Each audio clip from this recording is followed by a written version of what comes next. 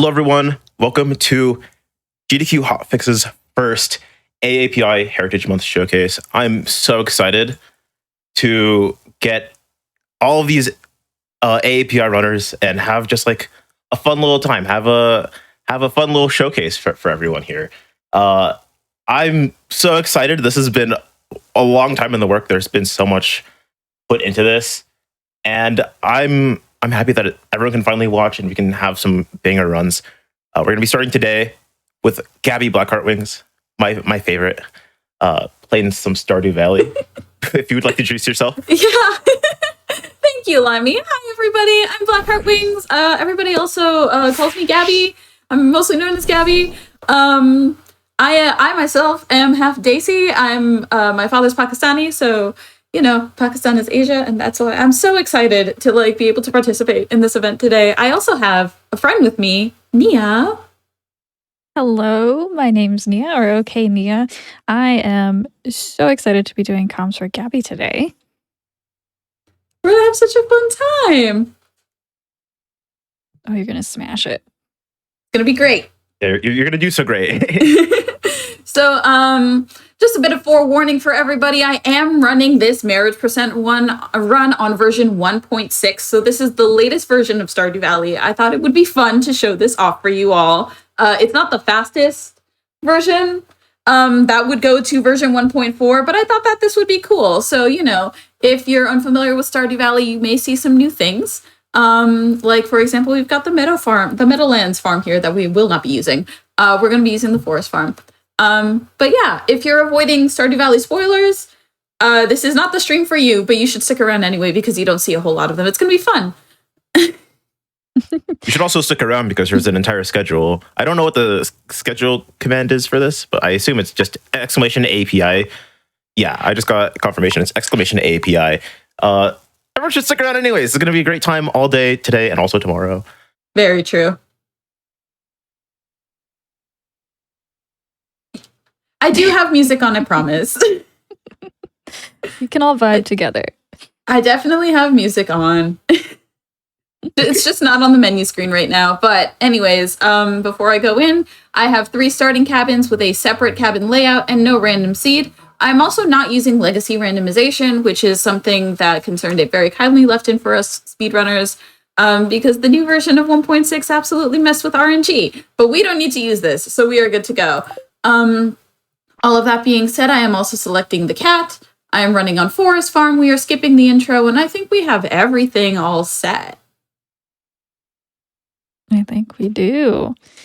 And I love that we're not using Meadowlands, even though it's got a chicken coop, which would be so on brand for Shane. It would be very on brand for Shane, but I don't think it's significant. Like, I don't think it's faster. So No. we'll have to go from there, I suppose. But Nia, are you ready? I'm ready. Are you ready? I'm ready. Limey, are you ready? I'm so ready. Alrighty, let's go. I'm going to be going in 3, 2, 1, go. Good luck. Thank you. So we lead day 1 with picking up our parsnips, moving our bed. Even though we don't spend a lot of time in this house, it's still faster. And we're going to be planting these parsnips. These are our first ever gifts that we give to Shane. And you know, since they're free, it's also a pretty good gift. Very helpful. We love saving money, especially in this run. There are a lot of moving parts to this run. Friendship routing is very tight. If I could animation cancel, that would be great. Friendship routing is very tight. Money routing can be tight. It's a very dynamic and fun run. I love showing it off. And we're gonna have a good time. So I'm only watering 2 of these parsnips and I'm immediately going to sleep and I'm gonna be counting brain days. So why do we only water 2 parsnips? We only need 2 parsnips to gift to Shane immediately. The rest can wait. That's 1 rain day. It always rains on the 3rd of spring. So we factor that into the run. I'm leaving on the 9th. But yeah, we only really need to give Shane 2 parsnips at the beginning of our friendship routing. Ooh, hooray, we got 2, so I'm leaving on the 10th now. Oh my gosh. So we did a practice run the other day. Can any of you guess how many days of rain we got in the entire spring? Given that Surely there's enough, right? surely, given that there's one guaranteed rain day, how many rain days did we get? I'm scared to guess. I want to see what Twitch chat says. Okay, yeah, we'll give him some time. Yeah, we'll give them a second while I water these guys. Animation canceling is hard, by the way. Not an easy It feat. is I'm seeing a 4 guess. a 4. A 4? Okay, A 1? A 2? A few ones. a few 1s. You guys are so right. It was 1. We got the one whole guaranteed rain day, and that was the only one that we got during the practice run throughout the entirety of the spring. I don't know that much about this game, but that does not seem very good. It was very bad. It's real bad. We don't want that. So you can see that I've made my way down to the bottom of the farm.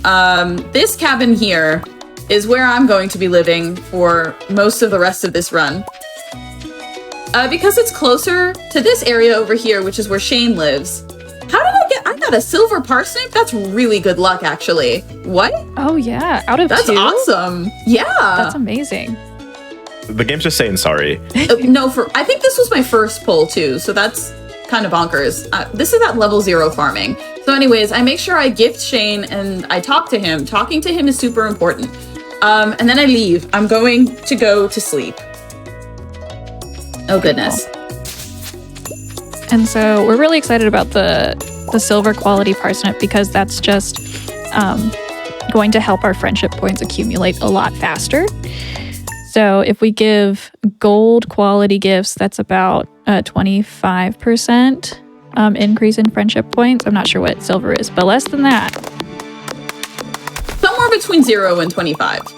Somewhere. It's still helpful. Yeah, it's still helpful. We like it. We like Especially it, on we a love first it. parsnip pull, yeah. Absolutely. That's really impressive, honestly. I don't know what the chances are, but that's it's something, all right. You'll also notice that I'm going to be taking a lot of time chopping down trees with Axe Go Burr. This is animation canceling, by the way. We can touch on that in a second, but I'm taking a lot of time chopping down trees between running my errands and talking with Shane. Wow, okay. 2 coal? 2 coal, that's amazing. I only need the 1, but I'll take it. I'll take it and run for sure.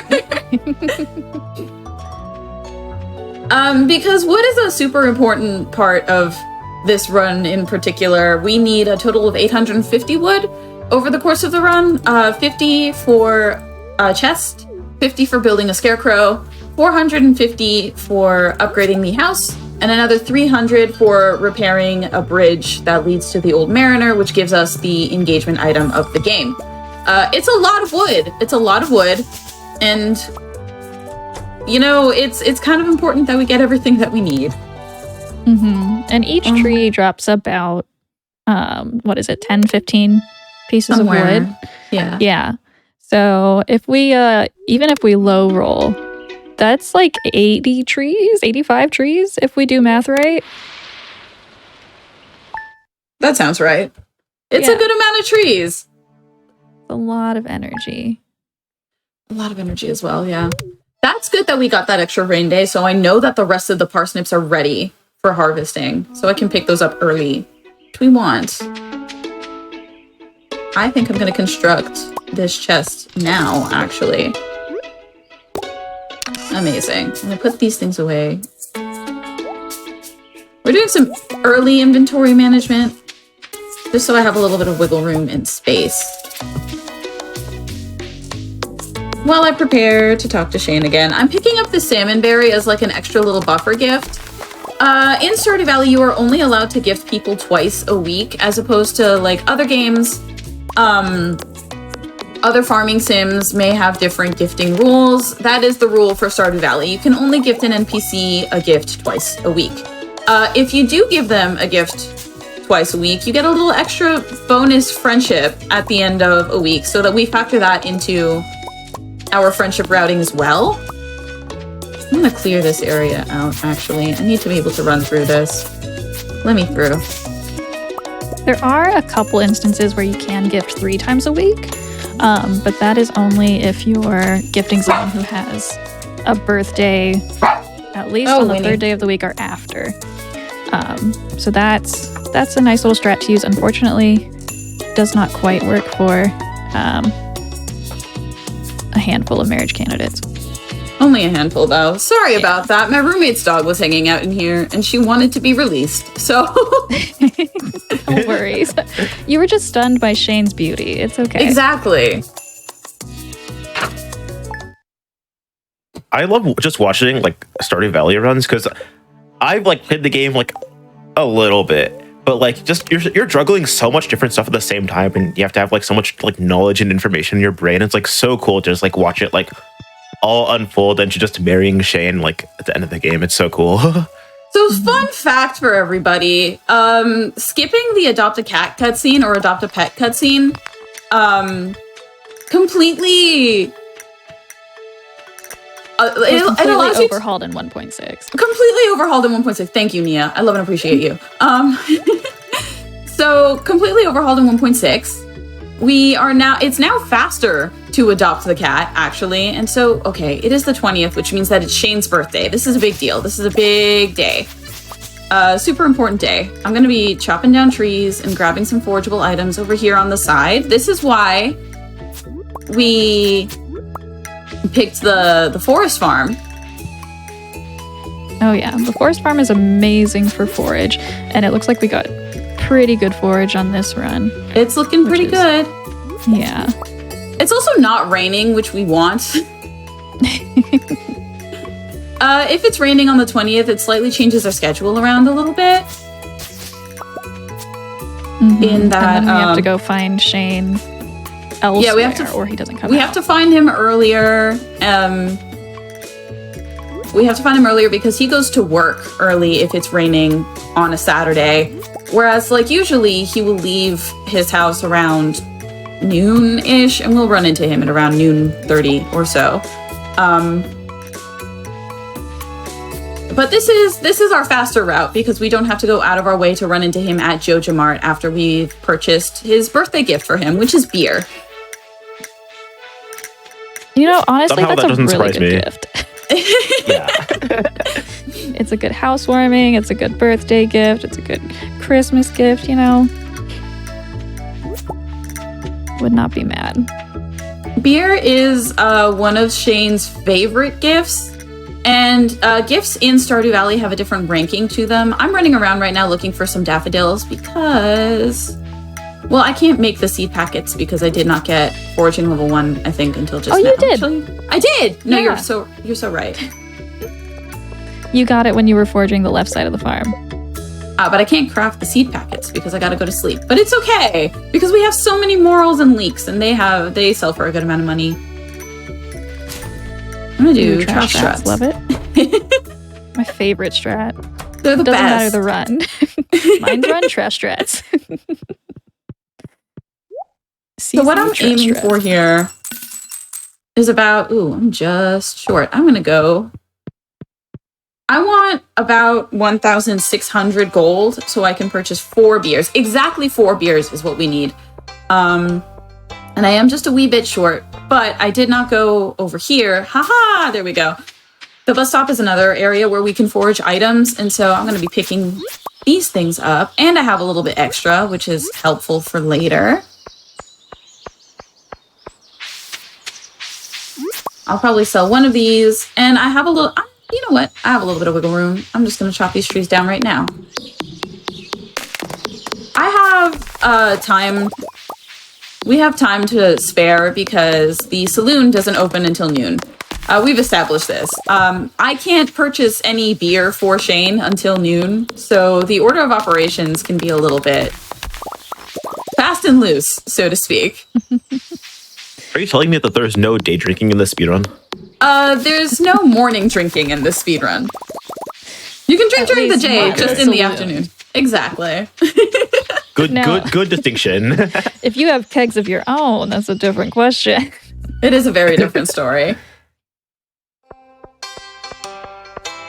I think I just found out that Stardew Valley is my favorite game.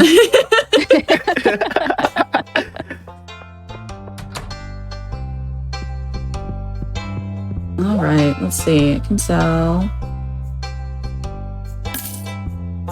Amazing.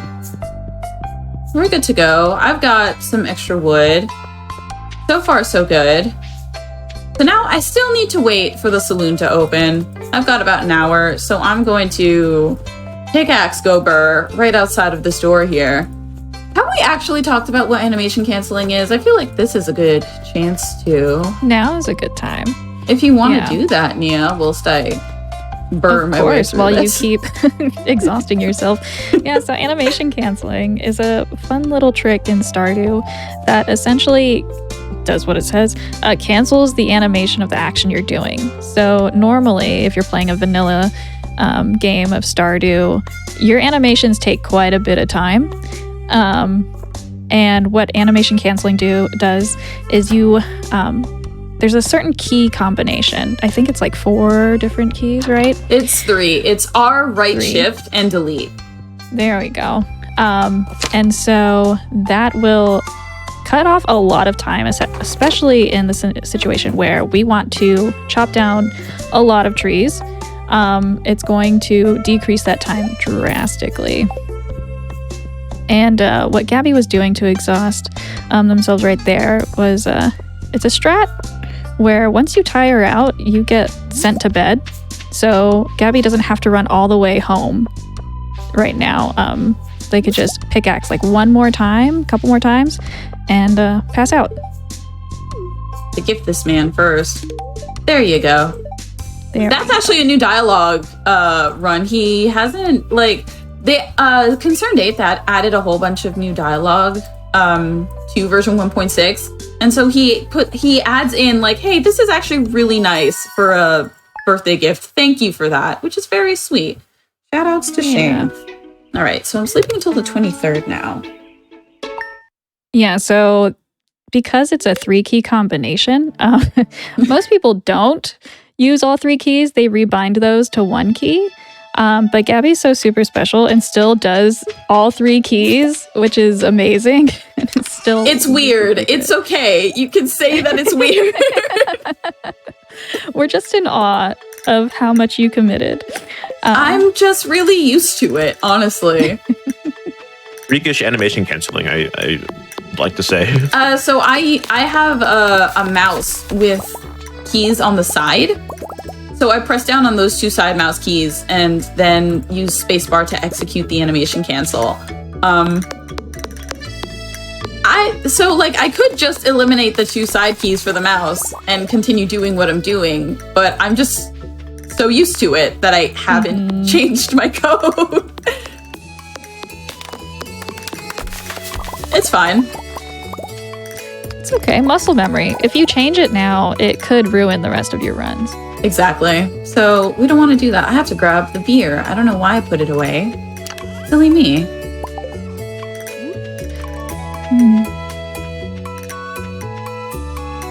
I got a little excited there. I thought you got another gold parsnip. Oh my goodness. And I was like, what did you just walk over? That's so funny.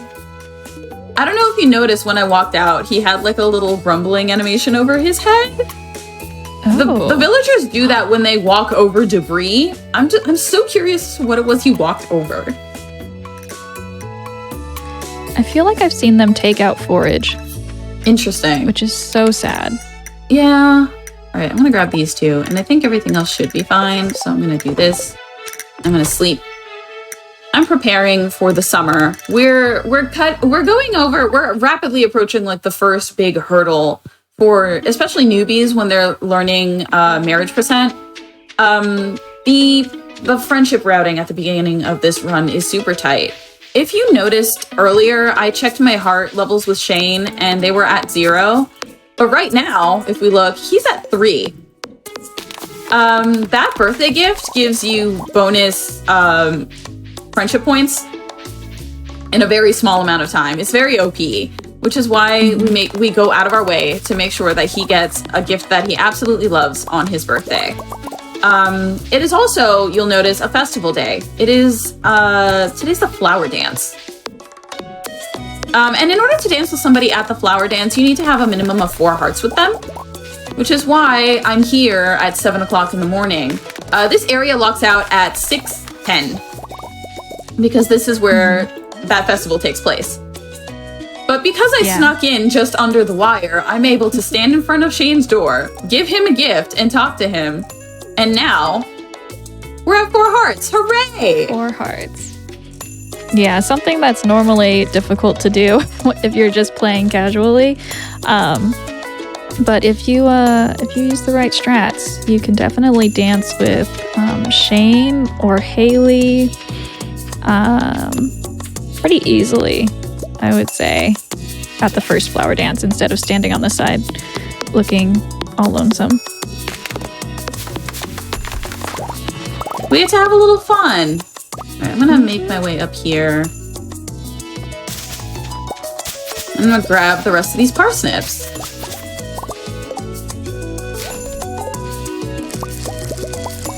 Manifesting gold. No, that's okay fine. though.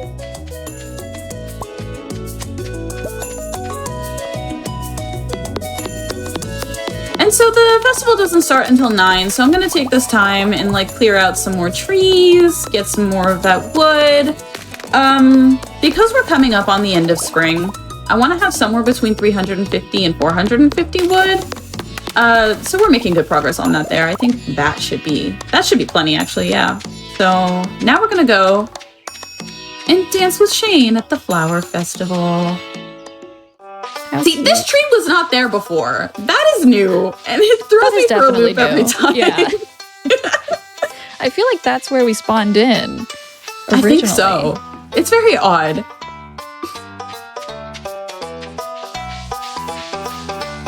Hi, Shane. Will you, very pretty please, dance with us? Hooray! And so this achievement means that we've achieved 5 hearts with Shane. We are zooming through these heart levels, and now we get a little dance break. It's we were flower speed crown running time. too hard. Yep. And 5 hearts is pretty significant. You need 8 hearts to be able to ask someone to be your boyfriend or girlfriend in Stardew, which is, you know, a good first step to marrying someone, which requires 10 hearts.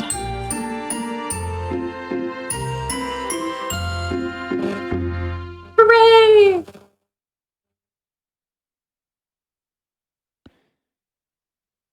So Gabby's currently playing on PC.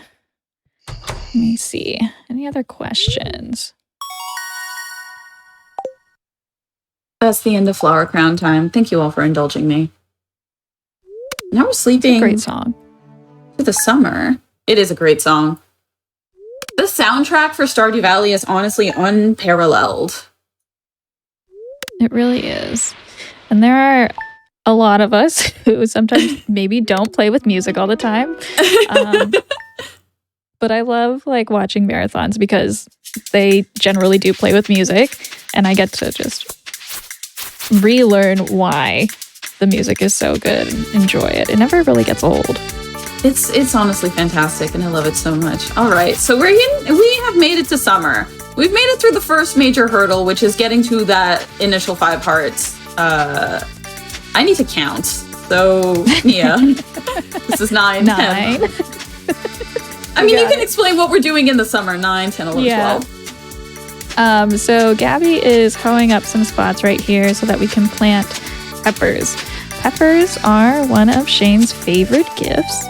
So we're going to get our farm prepared for that. However, to buy peppers, we need money.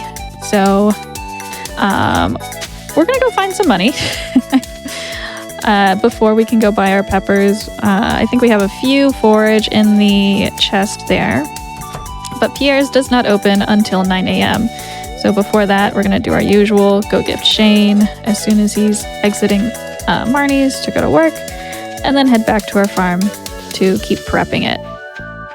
Because I think we're still level 1 farming, maybe level 2. We should be level 2 now.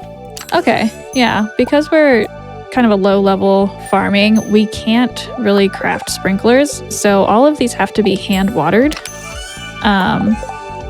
Which is going to be kind of our daily tasks throughout summer. we're placing the scarecrow down so that no crows come through. And then the last step to prepping the farm is putting down some quality fertilizer, because kind of like we mentioned earlier, the better quality gifts we can give to Shane, the easier it is to level up our friendship with him. And that's not bad. This is also like an extra little. Can I get a 3? Hooray! 3 is not amazing. Bad. Not bad at all. So we used mixed seeds there to kind of find free pepper seeds.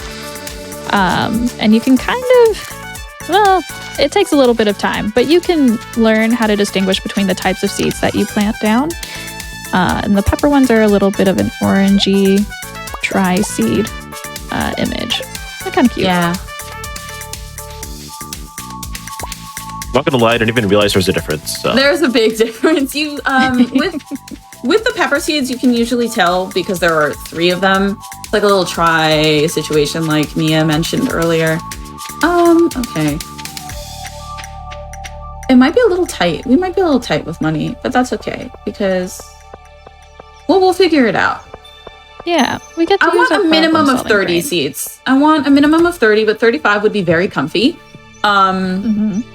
So we will see how it goes from there. All right. 21. 21, Close. so we're at 20 and 23. Trash rats. We're Sometimes looking you do in get the lucky. trash for food, or other things that we can sell. You know, a I'm gold gonna bar grab would be great. I'm gonna grab some grapes over from the bus stop, and I'm also going to grab the money from the journal over here. That's a fun little backup strat that we have. You get 200 gold from completing like tutorial quests. I'll pull that up right now. So like the advancement, so you create a scarecrow and you harvest your first crop, which is usually the parsnip. So that gives us an extra 200 math. gold. Ooh, man. That's like 5 seeds? Yeah, because they're 40 About. each. Yeah. So the other option is just look for forage. As much forage as you possibly can. Or if it comes down to it, find more mixed seeds and gamble. Yeah, it's a bit of a complicated little shot. I wonder.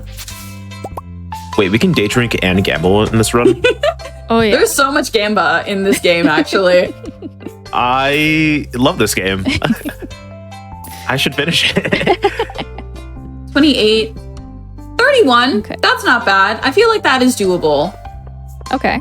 That is doable because that gets us up to 30. 31 is Yes. good. 31 is good. I am okay with this. I am hearing you. Believe yourself.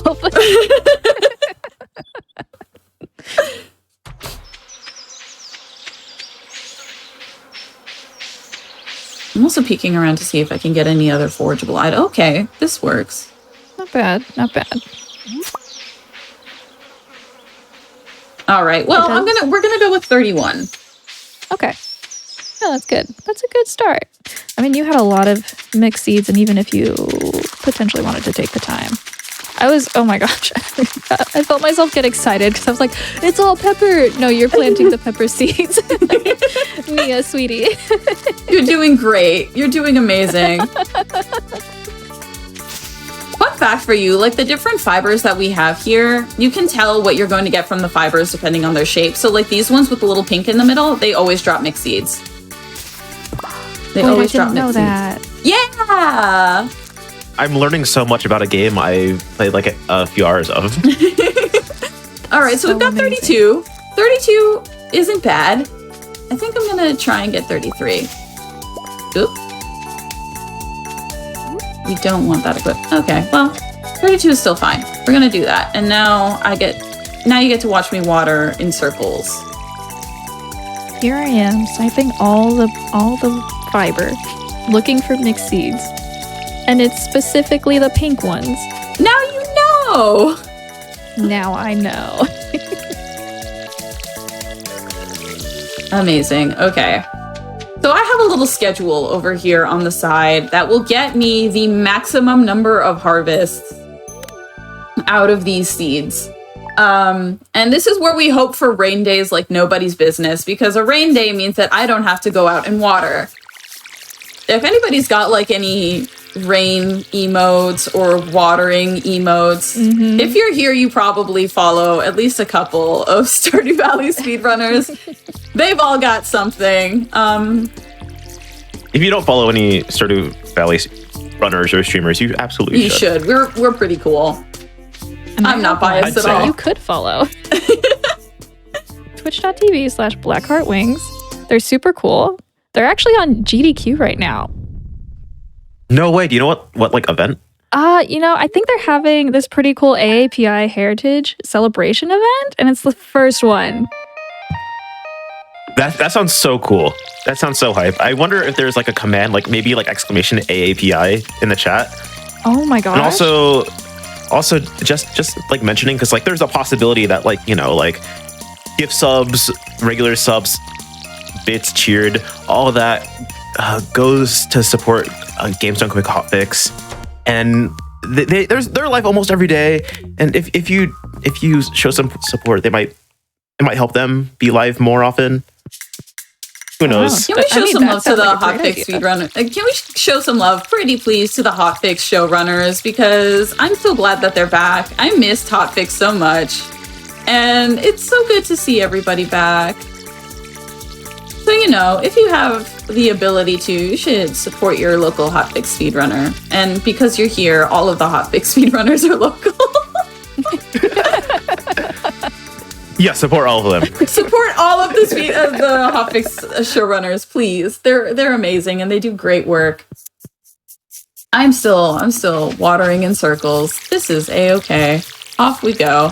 And yes, I am animation canceling. Every animation for every tool is different, so the timing is slightly different for each one. It can be a little weird to get the hang of, but it's just a rhythm that you have to get into. It's good fun. I like animation canceling with the watering can. Really? That one I have the toughest time with, but that's just a skill issue, so I just think it's because Blackheart Wings is a god gamer. That is also it, isn't it? So we're harvesting our first crop of peppers, and you'll notice that some of them have... Oh, one of those popped out. Hooray, we love a little extra. Part of the reason why we put down the fertilizer alongside the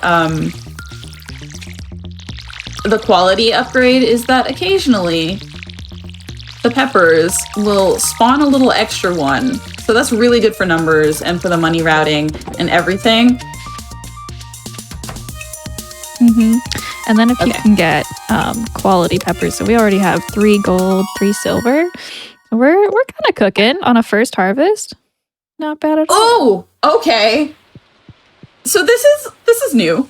I'm glad that this showed up now and not later. We love an early rain day.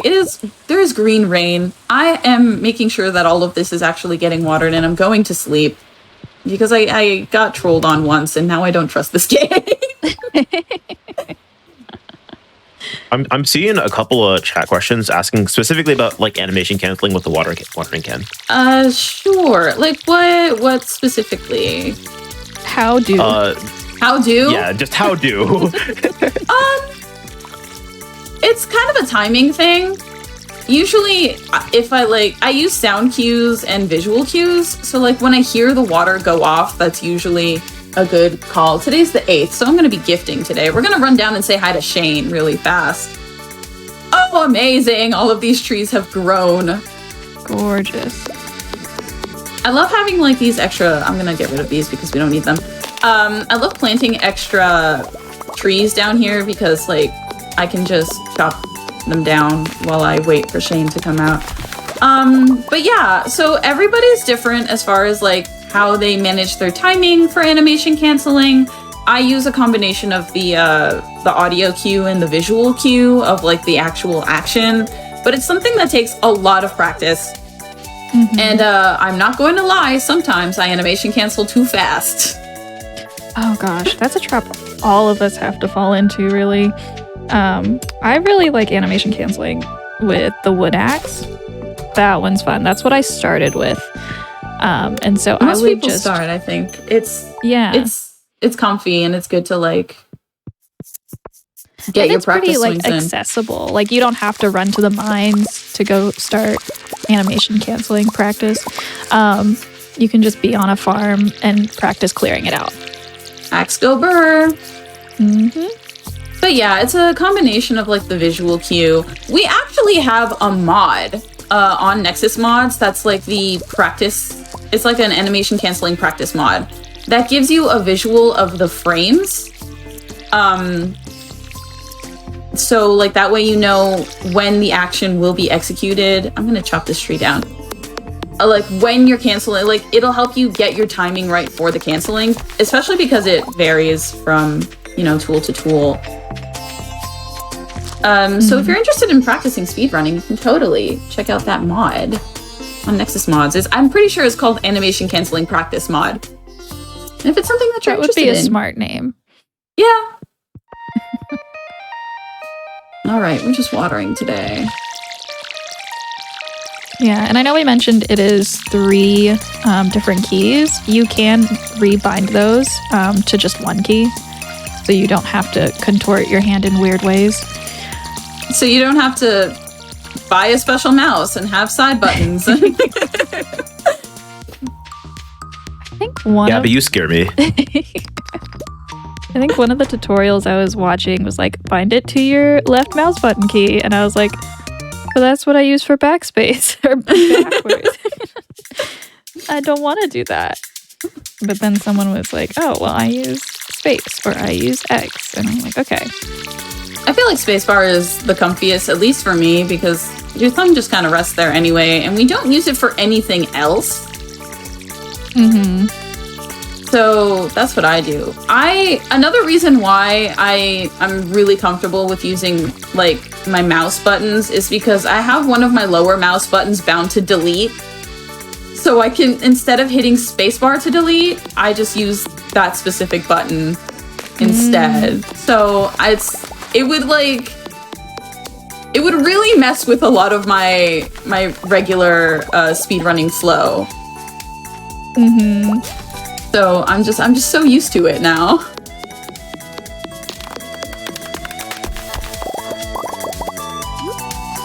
Yeah, that is like a good side perk of rebinding your keys for animation canceling, is that if you're in your inventory, you don't have to search for the delete key. You can just find the key that you rebound your animation cancel to, and it'll delete whatever is in your inventory. So.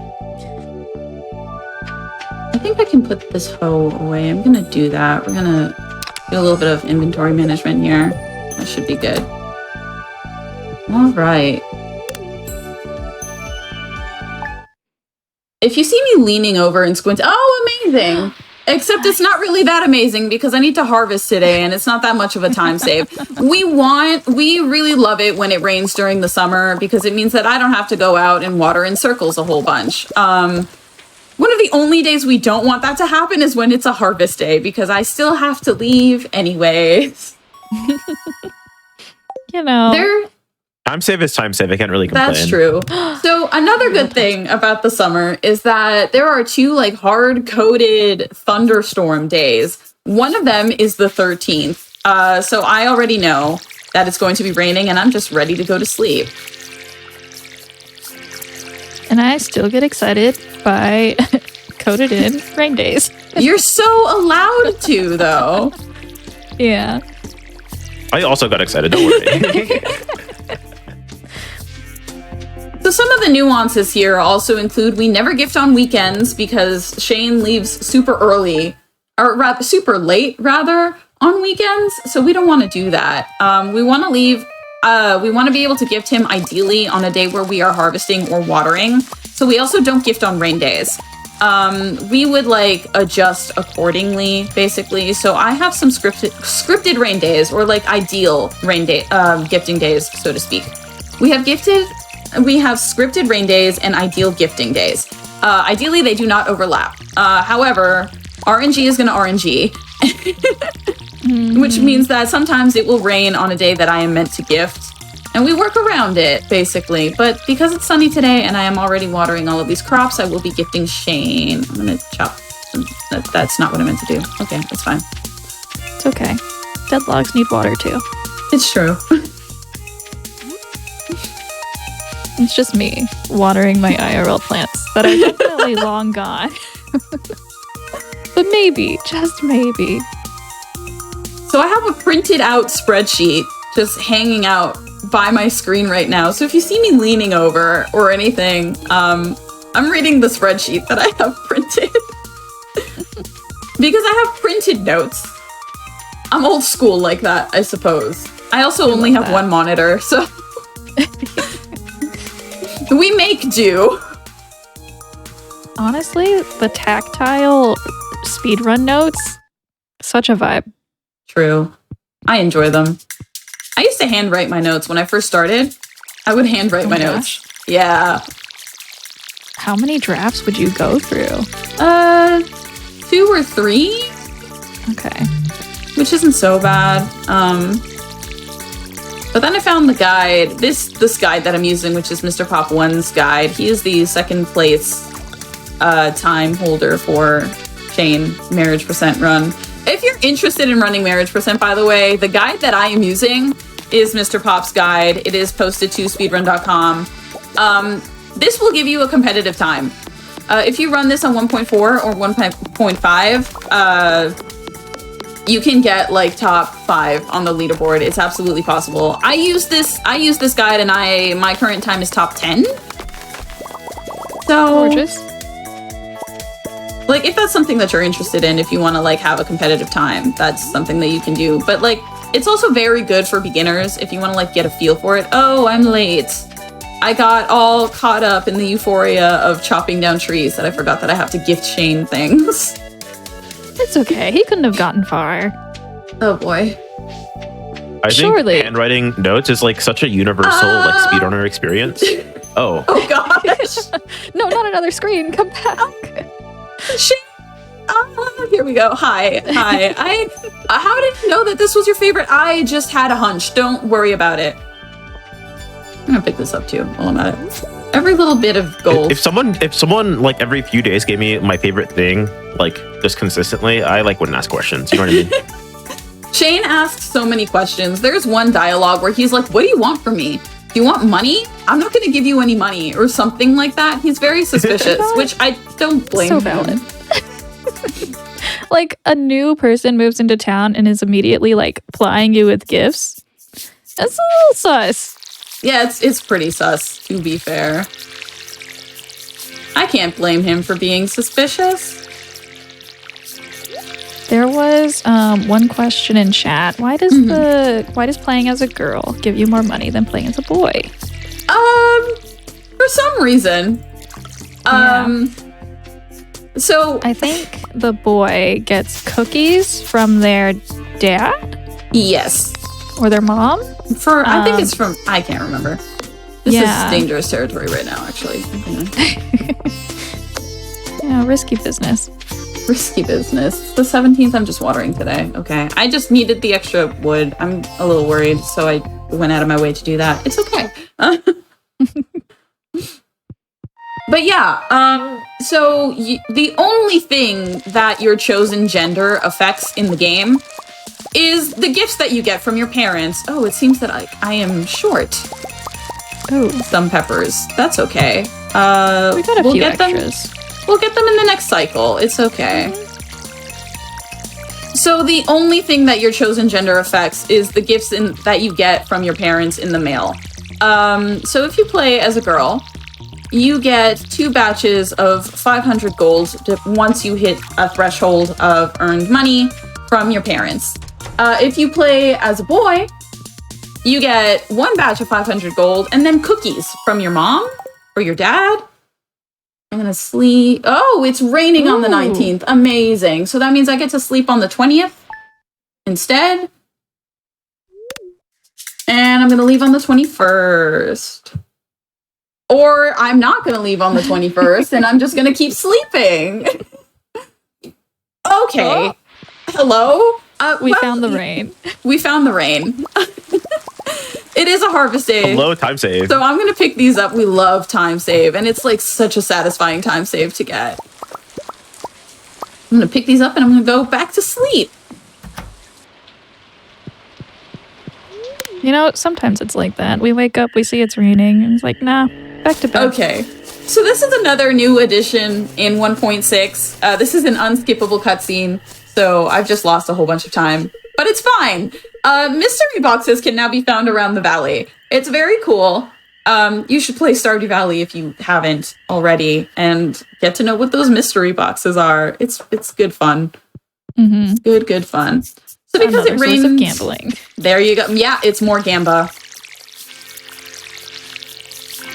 I've got to play Stardew Valley right now. You have right now immediately. Just like pull it up while you're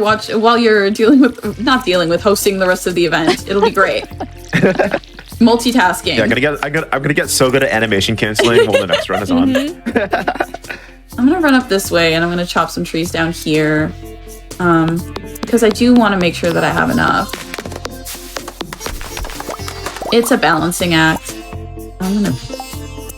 I don't need mixed seeds or coal anymore, so I'm just gonna delete those. Apparently you can press escape to skip the mystery box cutscene. Really? I don't know why I didn't try escape. I've tried literally every other way of skipping that cutscene. E.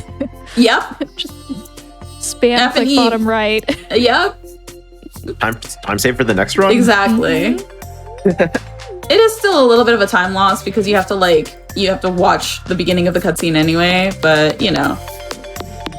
Well, would you look at that? Hello. There's one of the mystery boxes right now. You can stay there, actually.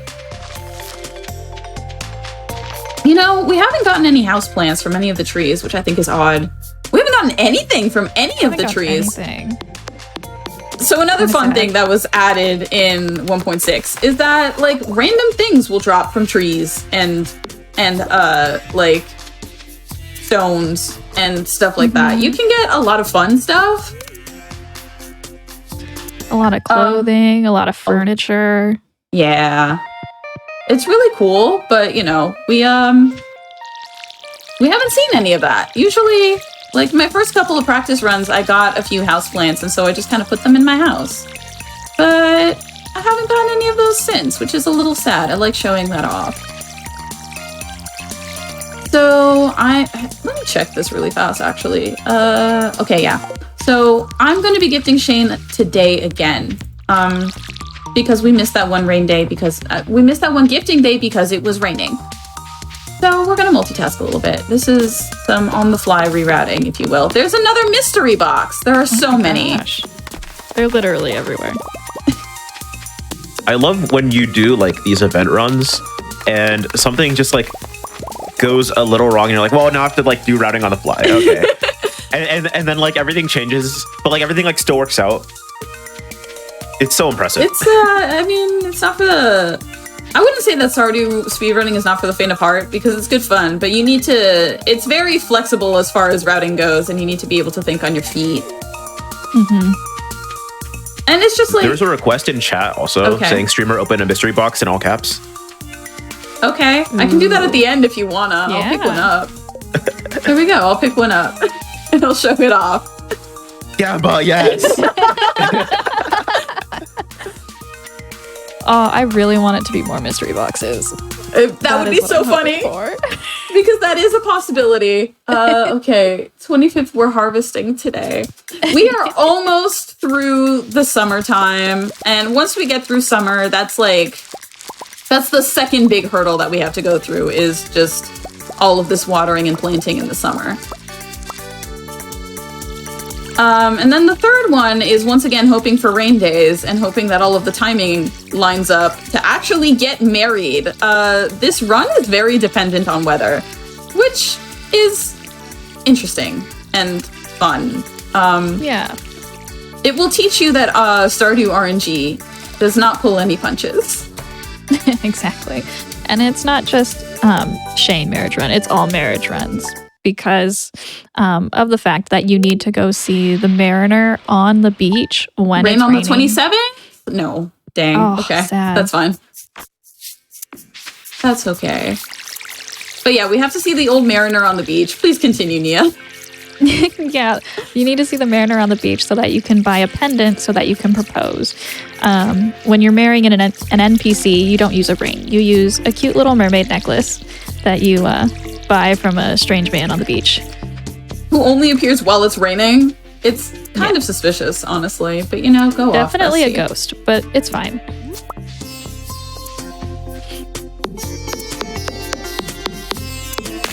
I'm only supposed to be watering today, but again, I really want to be safe with this wood situation, so I'm chopping down some trees. Yeah. Now we have about 250, 200 left. That's manageable. All right, so today's a harvest day. I'm gonna harvest all of these. I've leveled up farming. So that little dialogue that shows up on the bottom there, you've got some new ideas to sleep on, basically means that you've leveled up one of your skills. Because I'm harvesting, it means that I've leveled up my farming skill. And if I do this well enough, if I hit E, I can... Oh, wait, I need to pick up tiller, so I can't skip that. But under normal circumstances, I can skip that. If it's not like one of the important milestones. Choosing one, yeah. Yeah. So I'm going to sleep all the way to fall 4. And, okay. Let's see. I'm gonna put my watering can away because I don't need that anymore. And I don't really have much else as far as money goes. I'm not gonna sell the mystery box. Oh, right. We've got this other one up here. There, okay.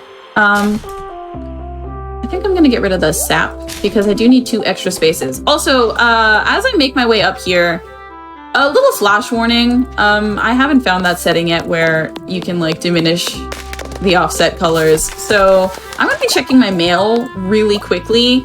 So, you know, if you are photosensitive, if you are sensitive to flashing lights at all, I will let you know when you are good to look, but you know, please take care of yourselves.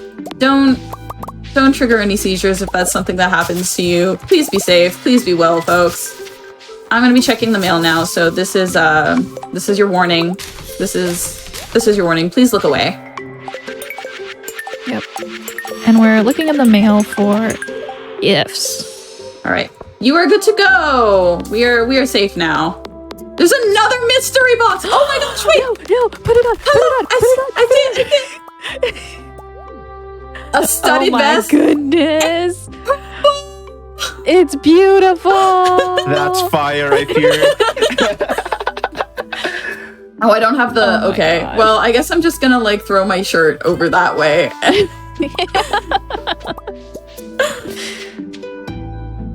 God, I love 1.6. Oh, 1.6 is so good. Where did... Okay. I need there to be... I needed that pizza, For those of you who actually. don't know, on like the GDQ YouTube, there's like shorts, right? There's like shorts of like different highlights from different shows. You should subscribe to the YouTube, by the way. I think for this show, it should just be like a us being excited about gambling and like day drinking compilation. It's like 30 minutes long. Yeah, we didn't talk about any of the mechanics of the run, just that you could gamble and day drink. Oh my goodness. Can you animation cancel like gambling or like what? I don't think so, but it's a nice thought. I'm clearing out this area here, just so I can navigate it a little bit later. Because today is it's an important day. Hi, Miso. Let's say hi to Miso. And we ignored her for like 2 seasons. we really did. We have to give her at least a little bit of love. I am probably gonna miss Shane. That's okay. I'll run and talk to him. Oh goodness. I'll run and talk to him and gift him, and I'll just keep an extra hot pepper on hand. That's a little important. Oh goodness. Because I gotta catch him before he goes to JoJo. He goes to work because it is Thursday. Oh wait, no! Amazing! I will not be losing friendship points. We love that. Another reason why we don't want to talk to Shane while he's in JoJo Mart is because we get 10 less points because we're talking to him while he's at work. We don't want that, so it's great that I caught him before he walked into that building. We'd love to see it. I mean, I personally don't mind if you bother me at work, but you know. I mean, same, but you know, some people have different preferences. 50K, let's go. Okay. That's not super bad. I'm gonna... Where is the bouquet? A little bit further up. There Got it it. is. Hooray. I'm a tiny, itty bitty, little bit short. Not the That's trash in the trash. We're gonna go find some forage for money. Ooh, maybe some beach forage. Is Willie's open on a Thursday? Hold on. Should Oh, no. be. Yeah. Yeah, that wasn't a whole lot. That's okay. We'll figure it out. For now, I mean, there's still a little bit of wiggle room. So what I'm going to do is I'm definitely going to go to Robin's. I'm going to go to Robin's so that way we can get the house upgrade. This is like the tail end of the run, by the way. This is where everything comes together. And we get everything all set. So I'm going to go say hi to Robin and I'm going to ask her to upgrade my house. This is why we needed all of that money and all of this wood. So 10,000 G, 10,000 gold and 450 pieces of wood. We're all set. So I'm just a little bit short on the money. Oh, I'm gonna grab that hazelnut. Nice. A little bit short. Do you know if the mystery boxes sell for anything? I could sell 2 of them. Oh, good question. I don't know. I've got a plum though. Forage while I think about it. I'm gonna grab this. I would be chopping down these trees, but I only have 33 energy. And this is why I was clearing out this area earlier. I need to navigate around here. So you could sell the mystery box for 0 gold. Maybe let's not do that.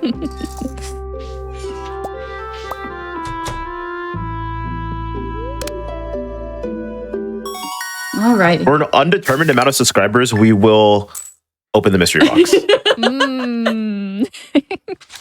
We'll open at least 1 mystery box. It does cost... Oh my gosh, we're so close. It's okay. Actually,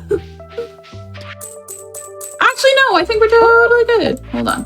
We could, yeah. No, we're still... I think you might have to do like a couple more things, but... We are well within the realm of finishing on time. Hooray.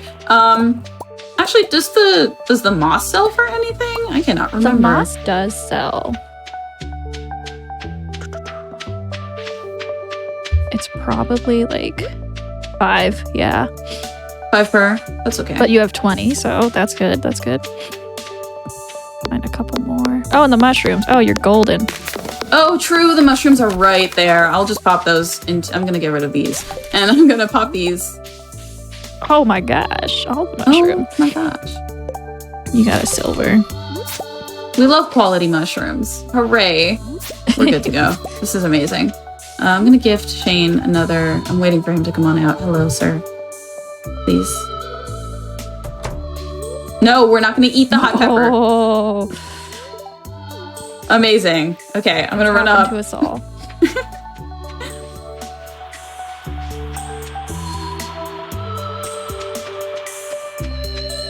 I'm going to run up north. We're going to toss these into the shipping bin, and we're going to hope for rain on either the 7th or the 8th. If it doesn't, it will be fine. But, oh, heck. I think I was supposed to gift him the bouquet today. That's okay. I will gift it to him another day because we're locked at 8 and I don't know what the weather's going to look like. Ooh. Yep. All right. Cloudy, not bad, not bad. Not bad, not bad. But we do have the money that we need. So that's good. We are good there. Yep, because that mermaid pendant is 5,000 gold. It's a pretty penny. It's pretty pricey. Look at us. I love what you've done with the place. Isn't it just fabulous? Hold on, goodness gracious. Weather report. Cloudy with gusts of wind. Okay, so on the 8th, because it will be Monday, I will gift our dear Shane for the report. Yeah, all right. So I'm gonna give Shane another. Mushroom trees? That's a whole lot of mushroom trees. Wowie. Wowie, that's so many mushroom trees. Mushroom trees? Mushroom trees. That's like Minecraft. If you chop down the tree, you get a bunch of red mushrooms, which is great for money if you're like in a scrape. There are lots of ways to like get the money that you need if you need a backup or something like that. It's also blueberry season right now. So if I were super short on money, I could run around the valley picking up blueberries and sell them. Right, hang on. Bouquet first. I'm not going to be silly and forget that this time. Shane, Yep. please. Bouquet, So we give him the gift. we gift him the bouquet to like officially be dating. Because you need to do that before you marry him. Hi, Shane. Know that I love you. Here, I have a special gift for you. And I'm gonna continue hoping for rain, actually. Well, I have to gift him again. But optimally, it will rain at some point within the next week. That would be great. We are once again asking you to manifest rain. This is just my life at the moment. Because once it rains, that's like the last 5 minutes of the run and we are good to go. If it doesn't rain tomorrow, yeah, I'm going to gift him again and make sure that we get him locked at 10 hearts. Because once we get him up to 10, they lock. Oh, okay. Well, you know, I have to gift him today anyways because of the decay. But it's fine. We just have to stand out there and wait, I suppose. I will go and do that. Actually, just to save ourselves a little bit of time, what I'm going to do is I'm going to eat these pepper poppers right the heck now. And I'm going to run over to the beach. And I'm going to repair that bridge. There we go. There we go. We're making the And we'll most of catch our 'em on the time way here, back. folks. Exactly. We're making the most of our time here. So that way I don't have to wait for too long. And so tomorrow, once everything is all set, I can just run straight down to the beach, say hello to the old mariner, purchase that pendant, and propose. It'll be super quick, as the nature of speedruns, I suppose. So, we're gonna repair this bridge. Hooray! We only have 12 wood left. Top tier on that that wood routing there. I thought about it.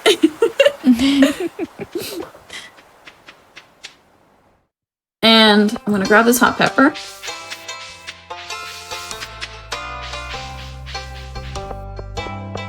Mr. Shane! Oh, come on. Okay, perfect. Oh, he was slow today. Hi! Okay. Interesting. He may need to sleep on it. Or I just waited one day too long. But that's okay. Okay. I'm gonna go up. Oh, hi, Willie. Thank you for the training rod that I do not need right now. Mm-hmm. I'm gonna check the mail again. Slowly this time, so you don't have to, like, keep an eye out. You will not be flashbanged again, I promise. And I'm gonna try and see if there's, like, any other gifts. Yeah, pepper poppers. Okay. And we got an extra and pizza, which is good. We want that. Aw, Miso. So where are you? Miso is, like, off in the abyss somewhere, I think. Help! There's a tree to my left and a tree to my right. And a tree above me and a tree below me. And I'm not sure how I got here. So I'm going to wait for Shane, actually, because we can't purchase the mermaid's pendant from the old mariner until we are officially at 10 hearts with Shane. So I'm going to talk to him and hope that that's just enough to get us over, because otherwise we're going to have to wait for another rain day. Oh, God.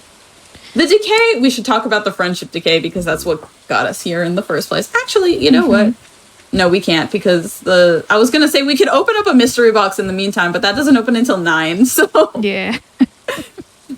That's post-marriage material. True. So we'll just stand here in the rain, wait, ominously, menacingly, waiting for him to show up so we can have a short conversation with him.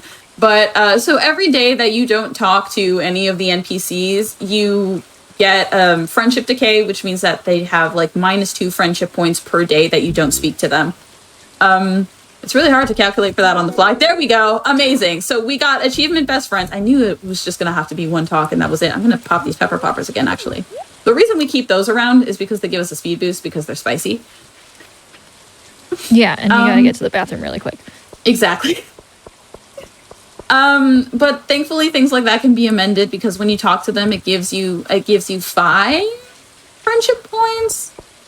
So if you talk to them after gifting them, it's a whole thing. So there's a lot of moving parts to this affection thing. Hello, Mr. Old Mariner. May I have the pendant? Thank you. Hooray. And we're coming up on the end of the run. We're pretty much done, I know. honestly. And you're gonna catch him like right there too. Yeah, the timing works out really, really well. Hey, Shane. Hello. Hi. Will you marry me? Yay! Oh my gosh, he said yes. He said yes. He said yes. So we're just going to sleep for 3 days. OMG chat, he said yes, I'm gonna go to bed indefinitely. Oh my gosh, he said Too yes. excited. So Shane says that he's going to take care of everything and we don't have to worry about organizing it. So we're just going to sleep for 3 days while Shane takes care of all of the wedding planning, and we were going to wake up and it will be our wedding day. And time will be when they kiss and the little heart appears over their heads. I will call it. And it'll be wonderful and very cute. Mm-hmm. And we'll go in our studded vest. True, the vest that we picked up from a tree. We are nothing but eco-friendly. Exactly. I gotta mash through this dialogue real quick.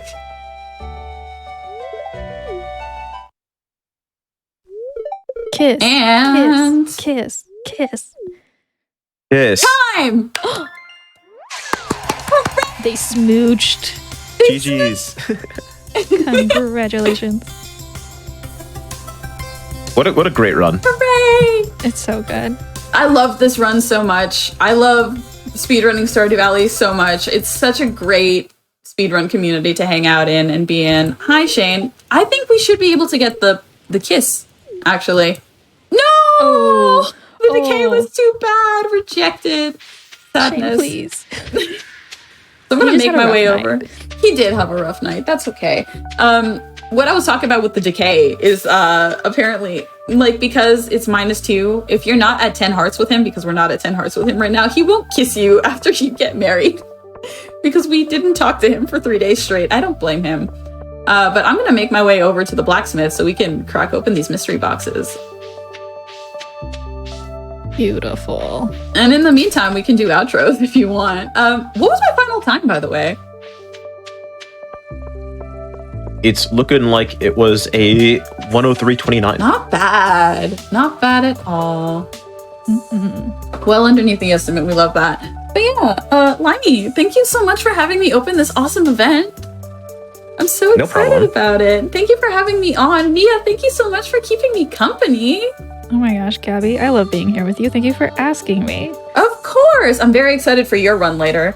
If you enjoyed Nia's lovely voice, you should hang out and watch her PlateUp run that's coming up later. Blink and you might miss it. Also, just hang out with all of the really sick runs we have going all day today and tomorrow. True. We've got like another minute here or so. But yeah, if you want to catch me elsewhere, I am on Twitch, twitch.tv/blackheartwings. I stream every once in a while. I'm dealing with internet issues at the moment, so they're a little bit sporadic, but I do stream. You can also catch me on Twitter, at blackheartwings, pretty much everywhere. If somebody is at blackheartwings on the internet, it is probably me. But yeah, that's where you can find me. I'm usually on Twitter or here on Twitch. So those are your best spots to find me. What about you, Nia? Where can the good people find you? Aside from Where can later they today. find me? they can find me here in like an hour and a half. And then other than that, you can find me on Twitch at okania_, or on Twitter at okania_. And yeah, that's really where I'm most active. Amazing. Let's crack open these boxes. So you hit process geodes. That's nice. That's pretty good. That's pretty good. I don't have enough space in my inventory. That's okay. We cracked one open at the very least. Actually, there we go. That should be enough. Let's process, because we have the money for both. More Gamba! Ooh. I've gotten so much speed growth from these things. More boxes! I love gambling. We're up, baby. I don't have enough money to process all of them, I think. But thank you all so much for having me and for watching this awesome run. Love and appreciate you all. And stick around for more AAPI goodness. Up next is Supersonic, right? Yeah, up next we have Sonic 3 and Knuckles, I think. It's gonna be amazing. Thank you all again so much. It's gonna be a great time. Yeah, thank you so much for running. That was so fun. And before we sign off for the next few minutes, while we get the next run set up, I just want to mention, because Hotfix is back, we have a new schedule and we have new channels in the main GDQ Discord. So if you want to join that and get notifications, just do !Discord in the Twitch chat, and then you can join. It's going to be so cool. It's a great time. Everyone in there is super chill. But like I said, we're going to be back in just a few minutes with some Sonic 3 and Knuckles. Stay right there, unless you're going to get up and stretch and then do that and stay hydrated. Do all that stuff. But stay tuned.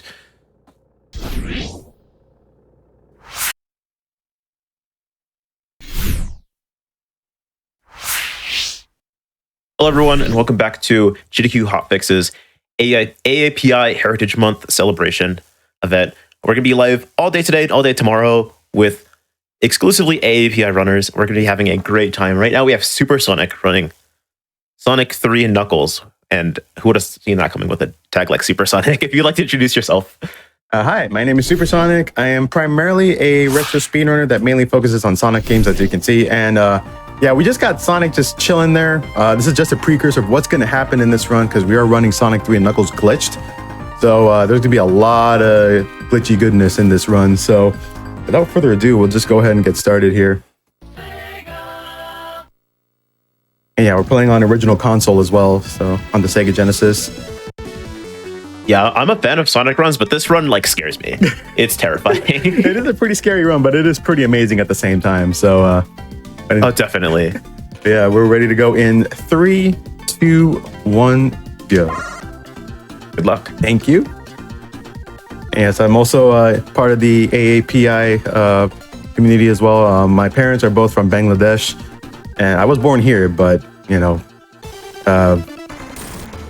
they've been in Bangladesh for a long time before they moved here, and then I came around, and you know, I mostly speak English and such, but you know, sometimes I'll speak Bengali with them, but very rarely, because like I've been speaking English for like the longest time. So, but yeah, it is an honor to be here representing my community and such. So, yeah, now we have Sonic 3 and Knuckles. We're in Angel Island currently, and it may look pretty right now, but in just a moment, things are going to go in flames. But we're totally fine, but I mean, the fire shield doesn't really have anything to do with it. It's just a kind of a nice little background here. So everything. I just want to mention real quick, like, you're representing your community in like the most realistic way of like being bilingual, because I like felt that so hard. Yeah, it's like whenever I talk to my folks, I'm always talking to them in English, but sometimes they'll speak to me in Bengali, but I'll understand what they're saying, but I just don't respond back to that language for whatever reason. But I guess it's just engraved in my mind that, you know, just speaking English to pretty much everybody. So. But yeah, so at the end of Angel Island 1 here, so we noticed the score countdown is going down. We normally time this with RTA minus TB, which is minus time bonuses. But in this case, you know, we don't have to worry about that because, you know, marathon setting. So in this game in particular, we don't have any screen transitions until after an Act 2. But usually with Act 1 and Act 2, when they're tied together, they just kind of continue. But there will be a couple of instances where I do have to take a death intentionally, just so I can unload Act 1 from Act 2 to set up a level wrap, which is the horizontal underflow glitch. We'll be seeing that once we get to Hydro City 2. But for the time being, in Angel Island and Hydro 1, we're just going to be seeing this glitchless. And the only other time we'll see a level that's glitchless is in Hidden Palace, because it's a very short level, and we're going to be seeing a good friend of ours, Knuckles. But in the meantime, we're just going to head into this quote-unquote cutscene section here. I'm trying to set up for a cutscene skip. So right as I exited out of the tube, when Sonic went off screen, I was holding right. And then by the time he landed right where the tree was, I did a double jump with the lightning shield. And that is to basically manipulate the game's memory in order to skip the cutscene where Knuckles is going to be pushing the button and the bridge will collapse. But we're making the bridge collapse a little earlier once we get there. 2, 3, 4, 5, 6, 7. Setting up a spin dash at the 7th tree here. And we're going to fight Robotnik. Okay, there we go. Just going to use our extra jump to get back onto the ledge safely. So yeah, this game has 3 elemental shields. We have the bubble shield, the lightning shield, and fire shield. Bubble shield we only saw briefly in the very beginning. But we're going to be seeing the lightning shield and fire shield a little more frequently, but not too much. But as you saw, we just did the cutscene skip there, so it saves about roughly 5 seconds. Now we're in Hydro City 1. Gonna take the water route here. Do a 2-tap spin dash to just barely get over the spikes. I'm just gonna head down here. So yeah, sometimes you'll kind of hear me say like 2-tap spin dash, 6-tap spin dash. So the maximum rev speed you get for spin dashing is 6 taps. But if you do it like in a slower manner, sometimes your speed will decrease. So it's in by percentage intervals. So as long as you like have like a really fast like A, B, and C motion and do it twice in a row, then you get like the faster spin dash that way. And also the instant shield, which I thought was the most useless move in this game, is actually very useful. But we've just pretty much found out like later on. So basically the instant shield will expand Sonic's hitbox, and it also protects him for a few frames. So this will be pretty beneficial for a lot of the boss fights that we do here. And this is the washing machine. We're just gonna get rid of it. Okay, so now I'm just gonna stand right about here.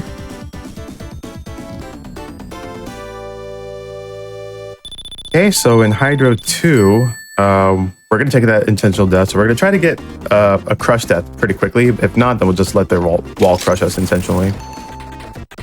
We'll just come here. Okay, we got the quick death. So now Act 1 is unloaded from Act 2. Should allow us to be able to do this, which I messed up, so we'll go for a backup here. So the backup is about 30 seconds slower, but it'll still allow you to do a level wrap since we did unload Act 1. If we didn't do that, then we would end up soft locking inside the wall, and we wouldn't be able to progress any further. I just barely missed that. That's okay. But at least we get to hear some of the jams for a bit. Okay, so now we're going to come over here and kind of clip into the ground, set up a few spin dashes to move a little bit, and then there's a level wrap. So now we're basically at the end of the level. We're just waiting for the camera to catch up. And here we are. Okay, it's going to stand right about here. And then even though we see Robotnik's propellers moving, the hitbox is actually towards the center. So we can pretty much stand on our tippy toes on the cyclone there. And there we go, that's Hydro 2. Yeah, a little bit slower than what we normally do in that level. I was trying to set up for a level wrap at the very beginning of it, but I accidentally jumped a little too high. So now we have Marble Garden, which is probably my least favorite zone in the game, mostly because of the boss fight here. What I will do is I will attempt it twice. And if I mess up the boss fight, then I'll just move on to Carnival Night on a backup save. But this is like the early run killer in Sonic 3. So what we're going to be doing is a screen wrap, which is a vertical underflow glitch. So this level is infinitely vertical. So we're able to traverse through other areas as well. So I'll be doing that a few times, just to object phase through various objects like this spring here. Should be able to get a jump right against like the wall. Whoops. Get a zip there. I'm gonna go ahead and grab a fire shield here to see if this will allow me to get the boss fight a little easier. Kind of drop down here. And now we should be in the loopback area, which is basically like the garbled mess that you see when you try to like go a little further. Oops. Okay, let's see if we can get this fight here. Ah, I jumped out of it. Yeah, we ended up getting soft locked in there. I'll try it one more time, and if we don't get it, then we'll just move on. Yeah, this is probably the one level I usually dread whenever I play this game. And this is my favorite game of all time and my favorite speedrun of all time. But mistakes like that can definitely happen. Yeah, we'll attempt it one more time. If it doesn't work, I will just jump to Carnival Night. No big deal. Yeah, regardless, I have no idea what's happening. Like, genuinely, it's just so much at one time. And then there's the boss, question mark. Yeah, so we're basically entering the Act 2 boss fight in Act 1 in the loopback area. So what we're trying to set up is to finish the level while we're in Act 1. And it's going to allow us to go into Carnival Night. But the only thing is, if we do that, the level select screen will not go up one because we didn't finish in Act 2. Like on the score countdown, we didn't see in Act 2 go. It's going to be in Act 1. So in order for the level to go up, or the zone to go up by one, we need to finish an Act 2 level. So that'll be happening in Carnival Night 2. So it sounds kind of complicated at first, but it'll make sense once we be able to get this skip here, hopefully. Okay, let's try again. I jumped again. Yeah, this boss fight's really rough, so I'm just gonna go ahead and bypass it. Okay, so we'll just use our backup save here to go into Carnival Night. What should have happened there is when you fight the boss, you're basically inside the wall. And you can't really see where Sonic is. So you have to spin dash and just kind of see where Sonic is hitting the boss. And then you kind of have to judge like where Sonic is inside the wall after hitting him. Because the platform or the capsule is going to be floating down. So we need to line ourselves up right against the capsule in order to hit it. And then by doing that, we need to pan the camera down. And then Tails will appear out of nowhere. And we're just kind of grabbing onto him, or we just kind of fall like all the way to the bottom of the screen. And then like on the screen transition, it'll show Marble Garden Act 2. But it'll just take us over to Carnival Night Act 1 instead. So now I set up a glitch called Wheel Glitch. So I had Sonic's head touch the bottom of the wheel. And this gives him a pretty weird property that when you're walking off a ledge, he'll just drop straight down really quickly. And yeah, it's going to allow us to do some pretty interesting things in Act 2. The only thing I cannot do is jump out of it unless I'm standing on the Barrel of Doom, because that's considered an object rather than like flat ground. So we'll be seeing that in just a bit here. And since I entered the zone from a completed file, some of the memory will be messed up for when I try to attempt a zip in the ceiling. But now we're just kind of walking upside down for a little bit, but we'll be fine right here. Okay, so we're just gonna line ourselves up here, go inside the ceiling. I'm gonna spin dash because there's tiny gaps that Sonic is going through. So by doing a spin dash, his hitbox is reduced smaller, so we can actually go through those. Now we're gonna get stopped intentionally right here. Now we're gonna go down. I'm gonna be pause buffering for a little bit to make sure I don't go all the way down. 2, 3, 4, 5, 6, 7.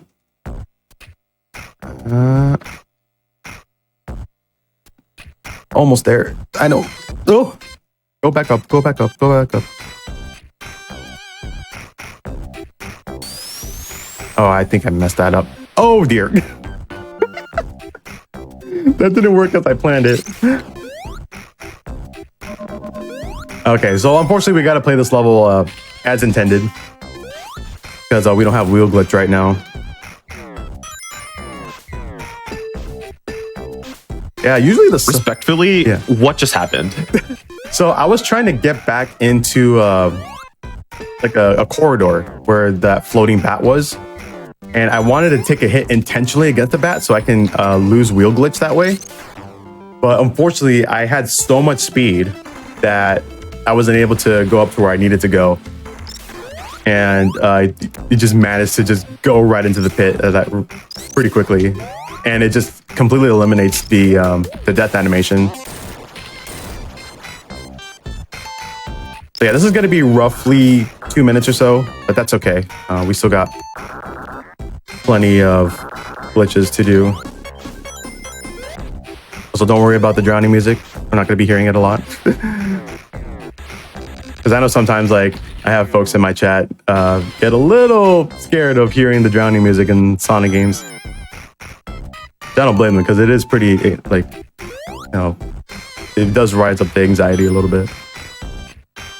Okay, and now going on, we will be seeing the Barrel of Doom. And I remember when I was a kid playing this game, for the longest time, I couldn't figure out how to get through that until someone showed me. And then I was like, oh, wow, that's actually pretty easy. So actually, I need that barrel to be in a specific spot. There we go. Okay, let's just get up here.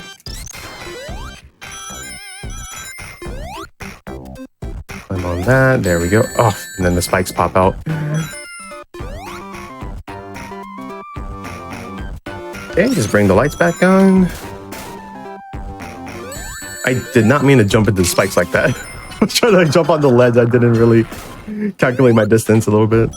All right, here's a Barrel of Doom. Just gotta push up and down, and then you just kind of see that it's going a little further. That's all you had to do here, and I don't think the game ever explained like how to do that exactly. So I'm sure a lot of us might have gotten stuck here, like if we played this game.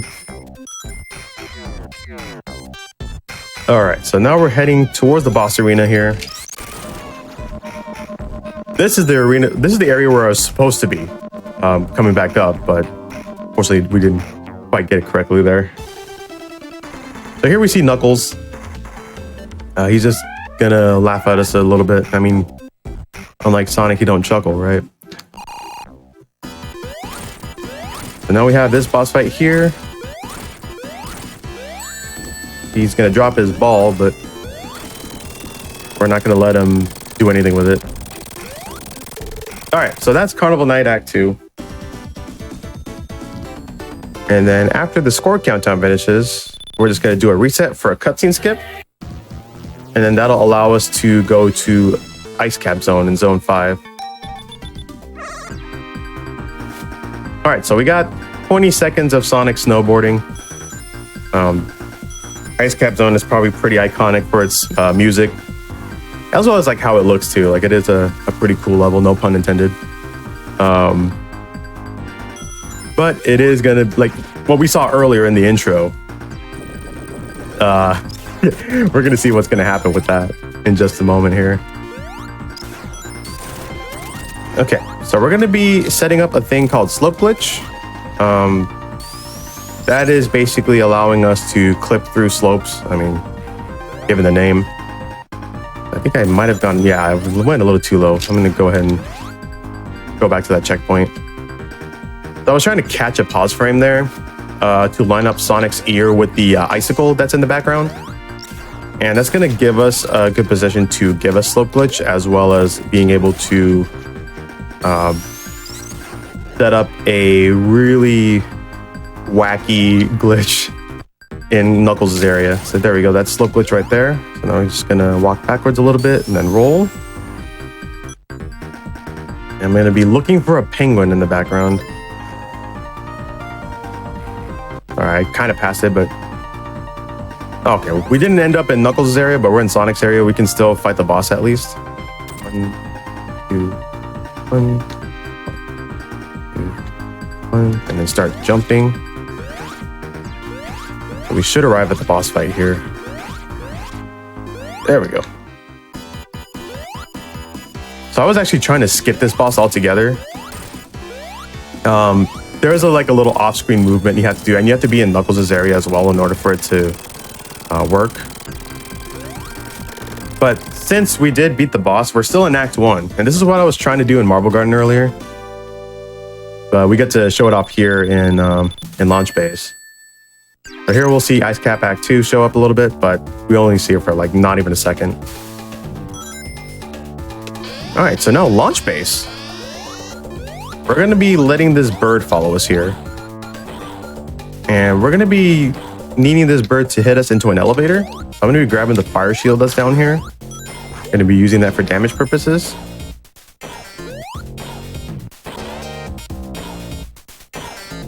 And then we're just going to line up right here. So we should have a spin dash inside the elevator. 2, 3, 4. Okay. So I was trying to look for a frame in which I could just hold right to go left, and then Sonic is going to zip all the way to Knuckles' boss area. So yeah, Sonic is not supposed to be here. And Sonic would normally fight one of these guys. But actually, I need to count this really quick. 3, 4, 5. And then I'm going to wait for 1 minute on the in-game timer. Leave this guy alive. And he's going to glitch out. Because we're going to be needing him for Act 2. Okay, so we intentionally kill that first one at 1 minute flat because that swinging arm on this guy could potentially hit us. So by timing it, that arm will not hit me. And then we're done with Act 2 and we get this glorious spring animation here. So after the score countdown... I'm in awe. Yeah. So once the score countdown finishes, like we can't really do anything in Act 2 because we're basically stuck in limbo. So we're just going to reset there. And then that's going to take us into Mushroom Hill. So we'll just go straight into Mushroom Hill. Yeah, this would have made more sense if I was doing it on my original file, but, you know, demonstrations. So now here we have Knuckles kind of deviously looking left and right, looking for Sonic. And now we're going to do a door clip here. And then I'm going to be jumping down one level because there are these air pockets that we cannot physically see inside the wall. So we can actually use that to our advantage to drop down a little bit. I'm trying to set up for a certain boss kill in which we will see some pretty funny mushrooms show up out of nowhere at the end. But we have to do this without any rings, so I got to be careful here. So this boss here spawns a little lower than usual. And this will allow us to kill him before he goes to the right side of the screen. And there are the mushrooms. So technically, we're inside a wall right now, but, you know, it doesn't look like we're inside a wall currently. But basically what happened there was part of the terrain shifted to the left since we killed him early. And by doing that, it'll allow us to drop into the ground here. And I got to jump down 3 times. 2, 3. Oh, I jumped an extra. Let me see if I can get out of here. Actually, no, I got to do that again. I accidentally jumped 1 extra, and what that would have done was I would get stuck inside the special stage door. So we needed to jump down 3 times there. That's fine. We'll try it again. A little unfortunate, but that's okay.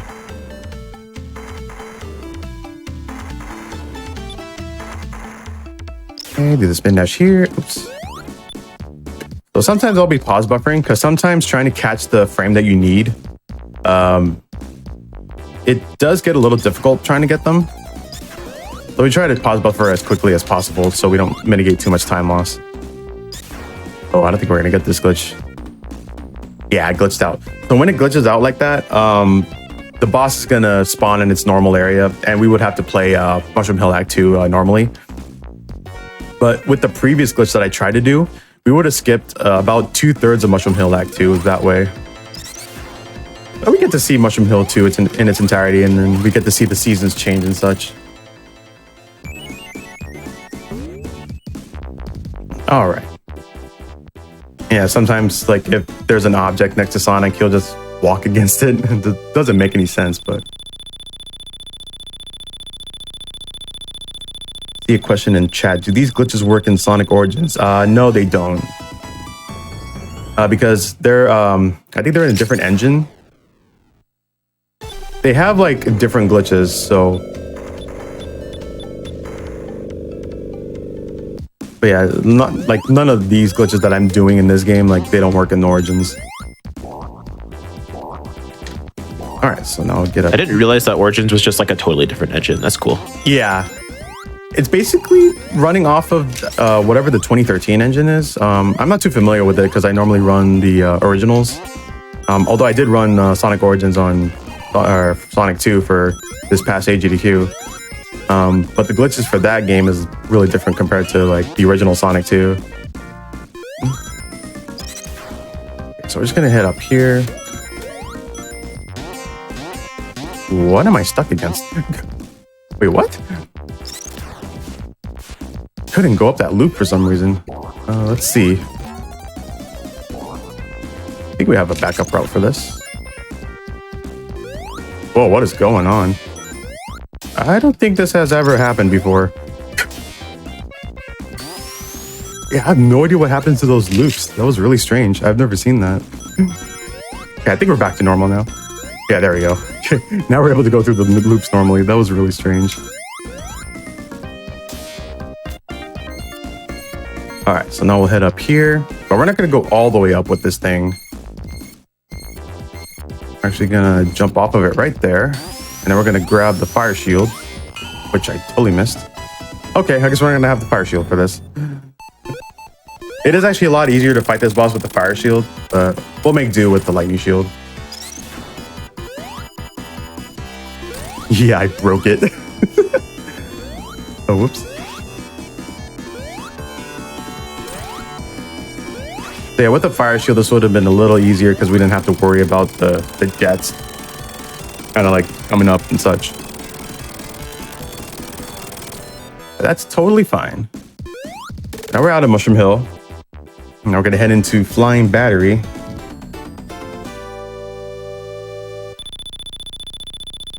Okay.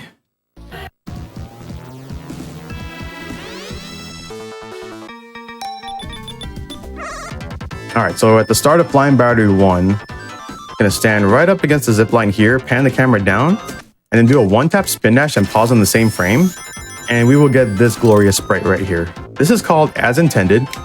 It's by design, and it's and intended. So we're just casually walking through walls here. Totally normal. And this will allow us to get to the boss fight really quickly. There's actually two different sprites that Sonic can have during this, so this is one of them. The other one, it looks like he's just kind of staring into your soul. And this here, the actual boss name is called Gapsule, but we call him Mr. Tickles because he has the spiky ball and chains in his arms. And yeah, those definitely look like he can try to tickle, and it's not going to be very pleasant, that's for sure. So we're just going to allow him to hit himself 6 times. Now on the last hit here, we're just going to stand on the corner of this to set up Slope Glitch. And we're going to be using this to either go to the top route or the bottom route in Act 2.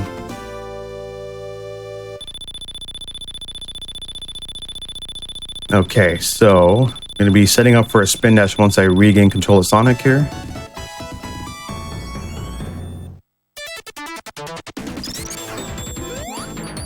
Didn't quite get that clip inside. All right, we'll go to the bottom route here. Sometimes this can be a little finicky because we have to try to latch onto that. 1, 2, 3. And then, yeah, we're just kind of walking in there for a little bit. And then we're going to clip inside here. And then we're going to jump. And it's okay if we lose our lightning shield. We don't actually need this anymore. So for this bottom route, we're going to try to go for a thing called Laser Skip. It is a precise spin dash that I need to do. And I ended up getting it first try, so that's pretty nice. So now here we have clear skies with some glitched out clouds. So if you're going outside today, be sure to have protective headgear so we don't have any debris falling off from the clouds. The weather will be back to normal in about a few seconds here. So just an FYI. So yeah, we Is this debris also intended, or Yeah. Yeah, so we weren't supposed to escape the laser pretty quickly like that, so the game couldn't really depict what we're supposed to be at, really. So now we see the clouds are back to normal just for like a short minute. Okay, so now we have Robotnik here. Gonna wait for him to swing over a little bit and start swinging around. And then we'll just kind of stand here. And then we're gonna intentionally lose our range just so we can have like a lower bonus at the end.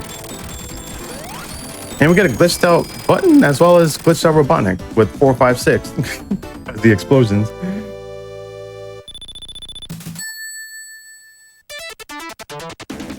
All right, so we don't have to do any cutscene skips until Sky Sanctuary. So now we're gonna head into Sandopolis.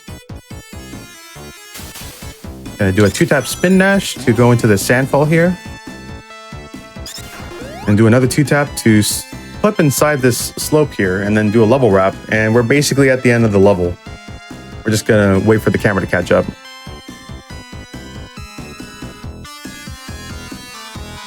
Okay, now we're gonna stand right here because this is where the boss will activate after spawning.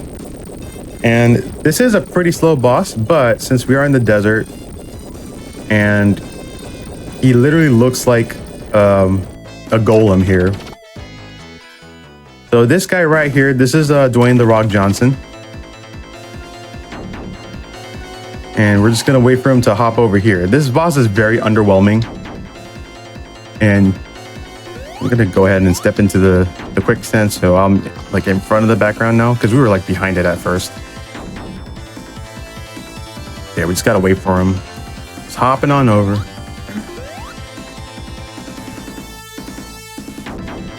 Okay, almost there. There we go. Okay, let's see if we can get the fire shield to pop up here. No, that's a little too short. That's okay. So I wanted to get the fire shield there because it is a little faster to do Act 2 of Sandopolis, but we can still do the lightning shield route, which isn't that much slower, but it's pretty neat to have like 2 different variations of this route. And I guess in the meantime, I could probably do something interesting in this level. Just gonna head over here, grab this lightning shield. I'm just gonna jump right here and then I'm gonna set up a screen wrap, hit the spring, and I'm not gonna hit this capsule here. That's where the ghosts are. We're actually just gonna leave them behind. But if I touch a checkpoint, it's gonna bring them back on the screen. So I'm gonna try to like not touch this checkpoint. There we go. Okay, and I'm gonna clip it through that ground.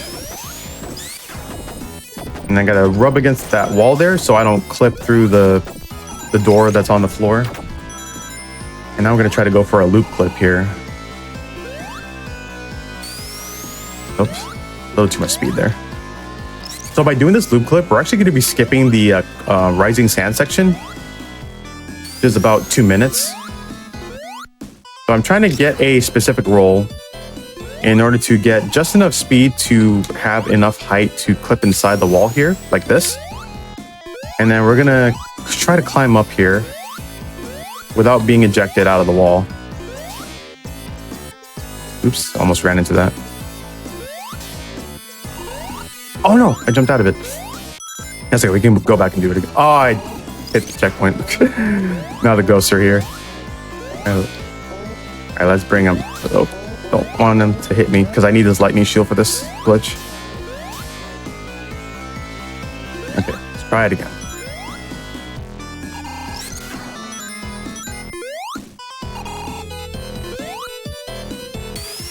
There we go. All right, that's fine if the ghosts are showing up. They can keep us company for a little bit. Okay, this is where we should have been. Now we're gonna do another screen wrap here. So yeah, another instance of a level being infinitely vertical. We're able to traverse through other areas in the level. So yeah, we didn't have to make the sand rise at all. So that's how the skip should look. And we're gonna go down this way, lose our lightning shield because we don't need it anymore.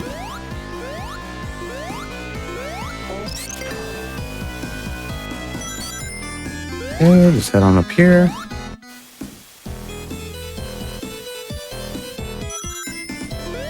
Oops. Trying to get like a slope jump there to get like vertical height, but that's okay because I needed to wait for the cycle anyway. So it worked out just fine. All right. So normally the game would want you to bring out the sand to push a block, but we don't need to do that. We can just do a spin dash jump into the door. Now here we have the boss fight. Yeah, no music needed.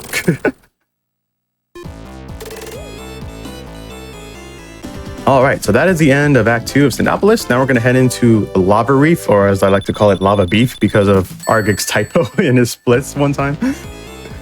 And come to think of it, like when I was playing this and I was looking at the level design and I was like thinking, maybe this could look like Lava Beef in a way.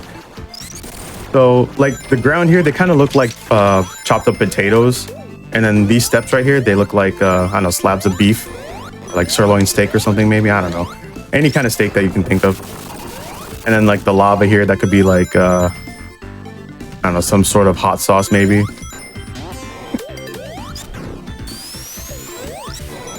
All right, so now we're gonna head down here. There is a level wrap you can do in this level, but I'm not gonna be going for it. We're just gonna play the level mostly glitchless. Even though I did kind of clip through the lava there a little bit. So we are gonna do another elevator clip. Right here, it's gonna do one quick tap spin dash, and that'll allow us to clip inside the wall pretty easily there.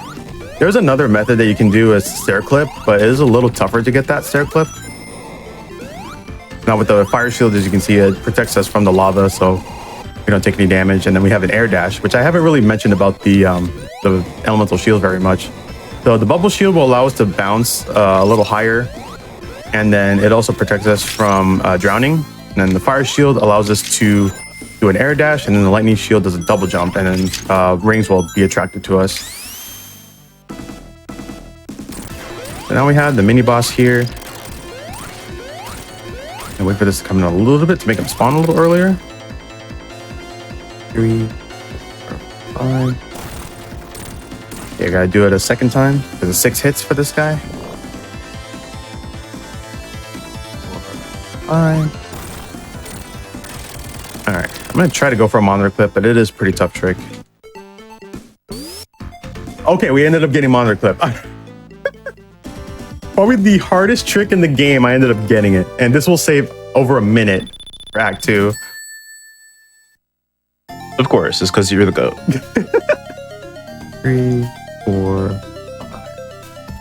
All right, we're gonna start moving.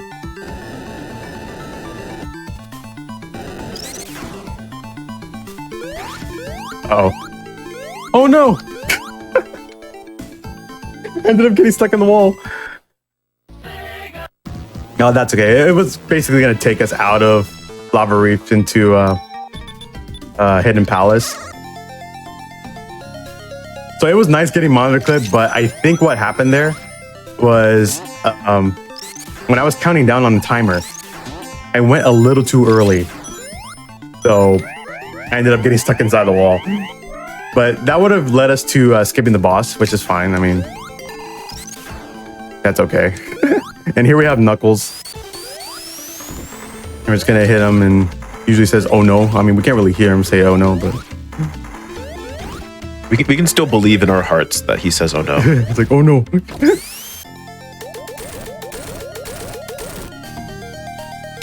All right.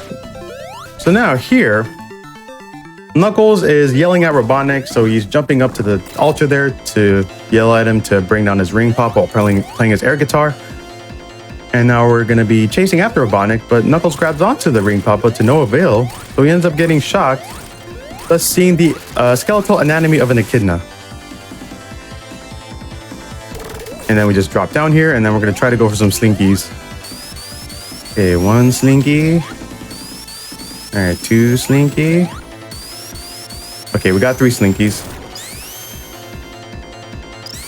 The run is still good. If we missed a slinky, then it would be invalid. Actually, no, it's not really a thing. It's just for fun. I love different communities that just have like different like in jokes for like invalid runs. It's like one of my favorite things. It's like this like random small thing. Like, oh yeah, if you don't do this, it's like invalid. Or like your world record doesn't count. Okay, right as Knuckles jumps off, I'm gonna do a spin dash here. And this will allow us to grab the vine a little earlier. Okay, so now we're gonna grab this lightning shield. And then this is another infinitely vertical level. So we're gonna start from the bottom and then we're gonna be all the way at the top. So we basically skipped 2 boss fights with Mecha Sonic. And I'm just gonna hit up here. And now we're gonna lose this shield intentionally because we want insta shield for this fight.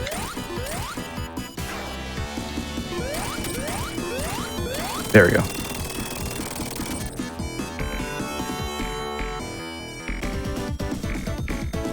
All right, so after this one, we're gonna be resetting the console one more time. So we just gotta wait for the time bonus to count down all the way to 0. Otherwise, if we do that earlier, then normally in our file select screen, it'll stay on that current zone. Okay. Off to Death Egg.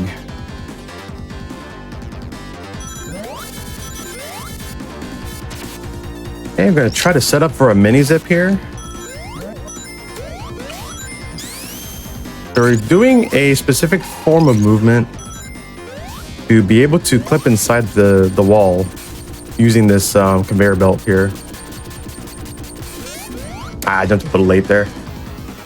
So you take damage from the spikes, and then like on the frame after, you do a insta shield to clip inside the wall, and then that'll save like about 30 seconds compared to like playing the level normally. Yeah, let's see if we can try it again here.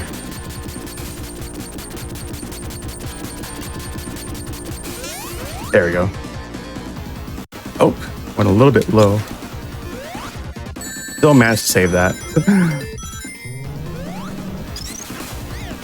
If you end up going a little lower inside the wall like that, you can do like a quick spin dash and then jump like immediately, and then you'll just be able to go right above it. Also, when doors are coming down, if you're like right where the door is about to go down, you can actually get crushed. And it's kind of weird how that property works. So right when that door is coming down, you just try to avoid it as best as possible. Okay, now we're going to be fighting a very annoying boss here. This is Red Eye, and he has 2 phases here. So first phase, just gotta hit him pretty much. Like you're gonna take damage no matter what. Unless you had the lightning shield here, it would have been a little easier to get past that. And then for the second phase, we just kind of manipulate Sonic's movement for the spinning platforms to kind of move a little slower. We have like a little bit of more of an opening to hit him easily. So now we got Act 2 coming up, and this is where another intentional death happens. Because conveniently, we have spikes at the beginning here. So we'll just use that to unload Act 1 from Act 2, kind of like what we did in Hydra City. And now for this trick, we're gonna need the lightning shield for this.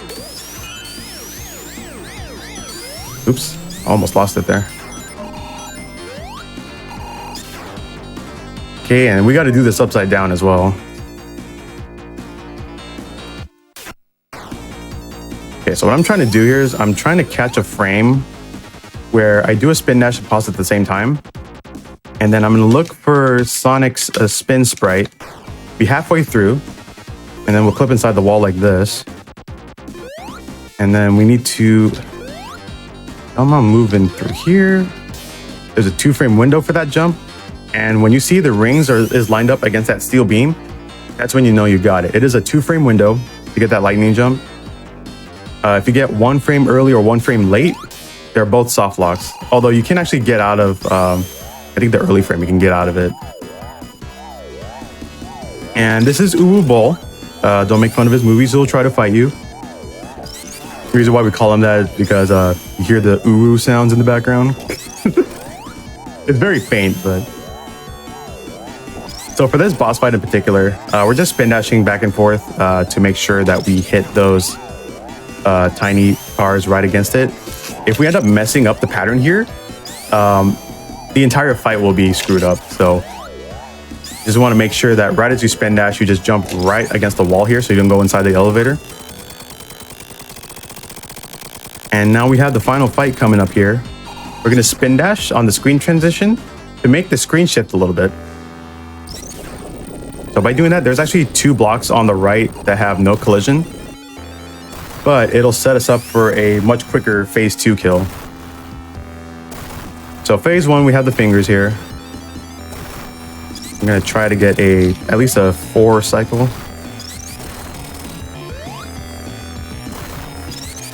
Oops. Okay, we're getting like 5 cycle.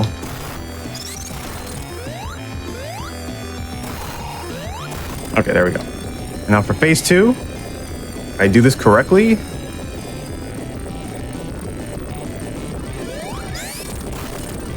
There we go. So yeah, that was phase 2. And now the final phase, time is coming up on fade out here. The final phase, we're just gonna hit him as many times as we can.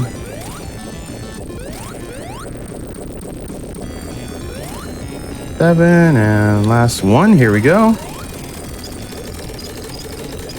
And that's time. GG's. Yeah, thanks. Kind of unfortunate with some of the glitches not going my way there, but that is pretty much Sonic 3 and Knuckles. It may look very intimidating, but it is a very fun speed run. Like there's a good guide out there that the classic Sonic community made. Like it's a written guide, and then there's also like visuals as well on how to do these. But yeah, huge shout outs to the classic Sonic community. Huge shout out to Joey Baby for showing me a lot of these tricks. And yeah, huge thank you to the folks at GDQ for having me on board for AAPI Heritage Month. And yeah, hope you all enjoyed the run. Yeah, we'll be back in just a few minutes with some Bishi Bashi. I know that some people here are a fan of that. And just wanted to mention before we go into just a quick few-minute break, everyone watching, I'm talking to you, directly to you right now. Your subs, Prime subs, gift subs, and bits cheered on the GDQ Twitch channel will help support Hotfix. So if you like come in here almost every day watching some fantastic runners and some fantastic hosts, consider dropping a few bits or dropping a gift sub or even just a Prime if you have it. But yeah, we're gonna be back in just a few minutes. So get up, stretch, stay hydrated, do all that good stuff, and then we're gonna be back in just a few minutes.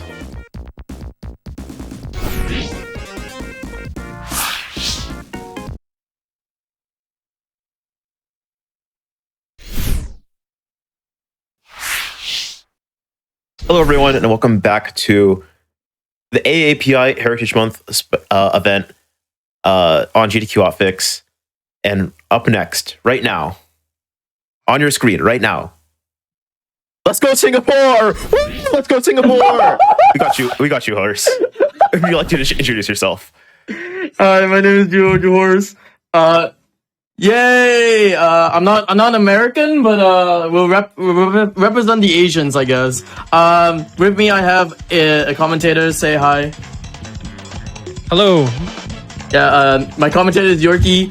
This is gonna be very fast. This is like 30 minutes of mini games. This game came out before WarioWare, so I'm gonna say that this is the Japanese WarioWare, surely. But yeah, this game was made by Konami. It has a lot of the arcade cabinets. If you ever go to GDQ and watch, and play in the arcades, you would know about Bishi Bashi, like Bishi Bashi, the Bishi Bashi, sorry, or even the new variant available for Wii U. I don't even know what it is, but this is the PS version of it, which this is the second one, I would say. Quick fun fact as well: this game hasn't been shown in GDQ for 8 years. First one was actually done by Tetsuya in SGDQ 2016, so glad to show this off 8 years later, so there's that. Yorkie will do most of the commentary, but for start, time will start when I actually choose the name. I'm gonna be choosing this name, which is called Manani, which is horse. Surprisingly, it's just called horse, and yes, there's that. Anyways, 3, 2, 1, go. Yorkie, you can start it off. So yeah, I'm Yorkie. I am Juho's go-to commentator for the weird games he plays. This is, as has been mentioned quite a lot, is basically just a bunch of mini games played in very quick succession. Unfortunately, most American people will have never seen this because it was a PAL and Japan exclusive. We over in the PAL regions got all the best games, I'm just going to say, from Japan, because we had a number of publishers over here that were very successful importing games that were very weird and a bit too weird for Japan. Bishi Bashi Special 2 here was one of them, and it was ported. The first and second one were ported into one game in the UK. As you can see, Juro is absolutely rapid at these. We're just going to be sorting some burgers out for people, some nice big orders here. Stacking them up because that's how burgers work. Burgers are like that, yes. Yeah, this is how Let's go burgers. If you want cola, apple, or coffee, you just go to Joe. He can sort you out. But you get 2 lives to basically go through and beat your opponent. In this case, the AI, and we just need to totally throw this cake a decent amount. The AI in this is pretty terrible, but knowing my luck, it'll beat Juho now. I'm gonna talk. Wow, this is very bad RNG. I'm gonna talk about a little bit of the premise of this game. Basically, you have 3 buttons: red, green, and blue, and you just have to like mash or just do stuff or match colors, memorize whatever it is in this game. It's very simple, and I already failed because this is very good. So I just had to match the colors. So yeah, I think it's 28 mini games into one. Let me actually take my time to do this real quick. I don't want the AI to beat me right now because I'm actually failing so hard. There we go. Cool. Yeah, so there are some mini games that are a lot easier than others, but most of them are basically just match color. So the colors that are on the screen do not match the button colors of the PlayStation 1 controller. Just to throw you completely off if you have muscle memory in any sense of the word for it. This is one game that I love so much, but I hate playing because my muscle memory kills me. Nice easy one. The clock is just basically you got to stop it closest to the hour. Doesn't matter how far away you are as long as you're closer than the opponent, which doesn't make sense, but again, weird game from Japan, that's all that matters. Yeah. I don't. Oh yeah, I was about to say this. Yeah, you can also use the bumpers as well for mini games. So this one other mini game, you had to use the bumpers, as you can tell, and it's faster than that. Cool. Excuse me, sorry. The game is jam packed full of just interesting things. Here comes the irony of this mini game. I suck at it. Sorry, focus mode. Yes. Alright, cool. I actually did it first try. Cool. Didn't get any hits, which is very good. But yeah. I was about to say that this game actually came out in the US, or in the PAL version, which is English. They call it Bishi Bashi Special, and they had both Bishi Bashi 1 and 2 on it. This is the second one, which is a lot faster because whenever the announcer says rules and congratulations, whatever it is, that's a lot faster than the English version of the game. So I'm playing this on the Japanese version of it, and it's a lot faster. Also, fun fact, this is actually one of the devs. The faces is one of the devs who actually made Bishi Bashi, which is pretty cool. Alright, we're gonna phone someone, and then we're just gonna say, hold on, do this, I love you. And then the other guy got an evil guy. Boo! But yeah, it's just jam-packed, fast, straight into your face, and that's about it. Here comes one that... Oh my god, I almost did that perfectly, but America. That's all I can say. America. All right, there we go. I was like really fast as well because there's a lot of button mashing. Gonna match these things real quick because we gotta make a soup. That's what I'm gonna be doing. We're making soup, Shirley soup, with like a whole chicken.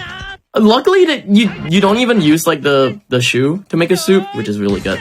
This is actually one of those mini games where you just have to go all the way down and that's about it. Normally, you're supposed to like collect all these stars or like collect as many stars as possible. But like, if you actually go all the way down without collecting these stars or like the myriad of stars in this board, because you just have to go like left and right and that's about it. You just finish the mini game. There you go. You're done. There you go. But yeah, there's a lot of RNG involved in this game. Which is probably gonna come out pretty soon as well. This is a bashing mini game. I'm gonna do this in like 3 seconds. There we go, cool. 3.5 seconds. So weirdly enough, you can actually use the D-pad to actually mash the buttons in this game, which is pretty cool. This is the worst one.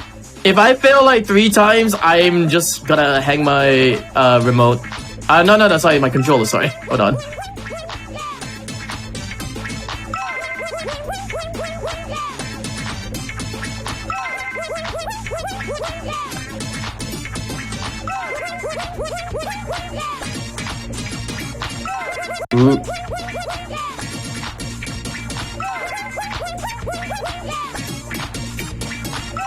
Ooh.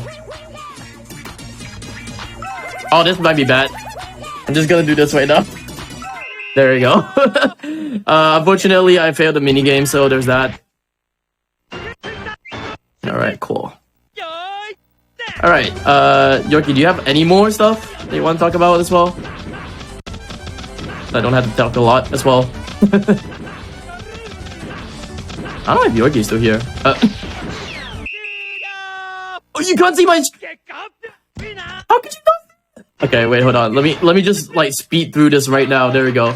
Oh yeah, by the way, now you can see it for sure. I hope.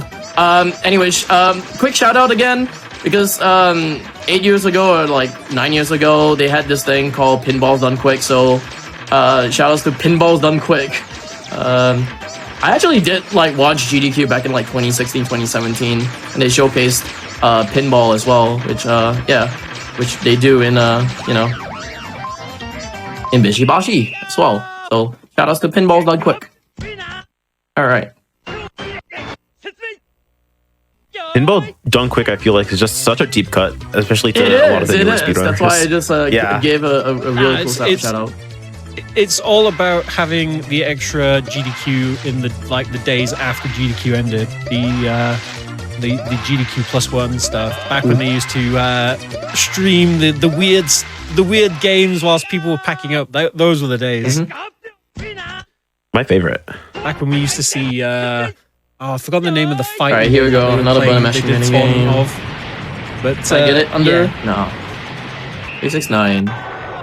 3 nice. All right, 8 more mini games to go. Hopefully, I can retain my 1 life. If I die off, that's okay. I mean, to be fair though. Best minigame. Best minigame. You can actually get back your life by just restarting or like pressing the start. Oh god, that's this way. I can't believe you didn't select Eggplant Girl. Oh, I love Eggplant Girl, by the way. Eggplant Girl.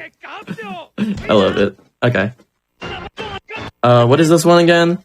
This one is the ladder, so I had to like, as you can tell, just have to mash as much as possible. Yeah, so you're mashing the buttons for each color again, which again don't match the PlayStation 1 face buttons, so good luck. But yeah, very good reason to. He was very urgent to go to the toilet as well. Oh no. All right, what is this one again? Oh, this one is best RNG in the game. You get 0.7 seconds nice of that. Easy, nice and easy. Easy. All right, piano mini This game. is piano. This is where you just gotta outrace the opponent to every This is key like- and just watch as they press the wrong one. No, but you can actually have it to co-op with you as well, as you can tell. See, Joe's nice. He lets the opponent have one. Just one you know, key. just Just the one. It's a weird strat that I love bad AI co-op. Yeah. It's my favorite strategy in all of speedrunning. it's a weird strat. All right, let me actually read the dots Oh yeah, on this die. totally normal dice. Totally normal dice. Only go up to 6. Don't. If you see more, you need to consult your eye doctor. Only go up to 6. Ooh, we both actually got it wrong. Okay, I need to actually concentrate on this. That was 6. That was also 6. That's 6. No That's way, also this bot 6. is actually cracked. I was about to say this bot is actually super cracked. Okay, That was a lot of 6. that's a lot of them, yeah. Alright, memorization. I really do not like this, but hopefully I can actually do all of them because they just that's all I can say. You're being really lucky here with what you're getting though. Like super easy turns. Like Alright, this is the last all one. the RNG you could have. Oh wow, that's a very good RNG right there. That was like super good RNG.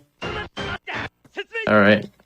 Here we go. This is the one that I actually practice, which is like really weird.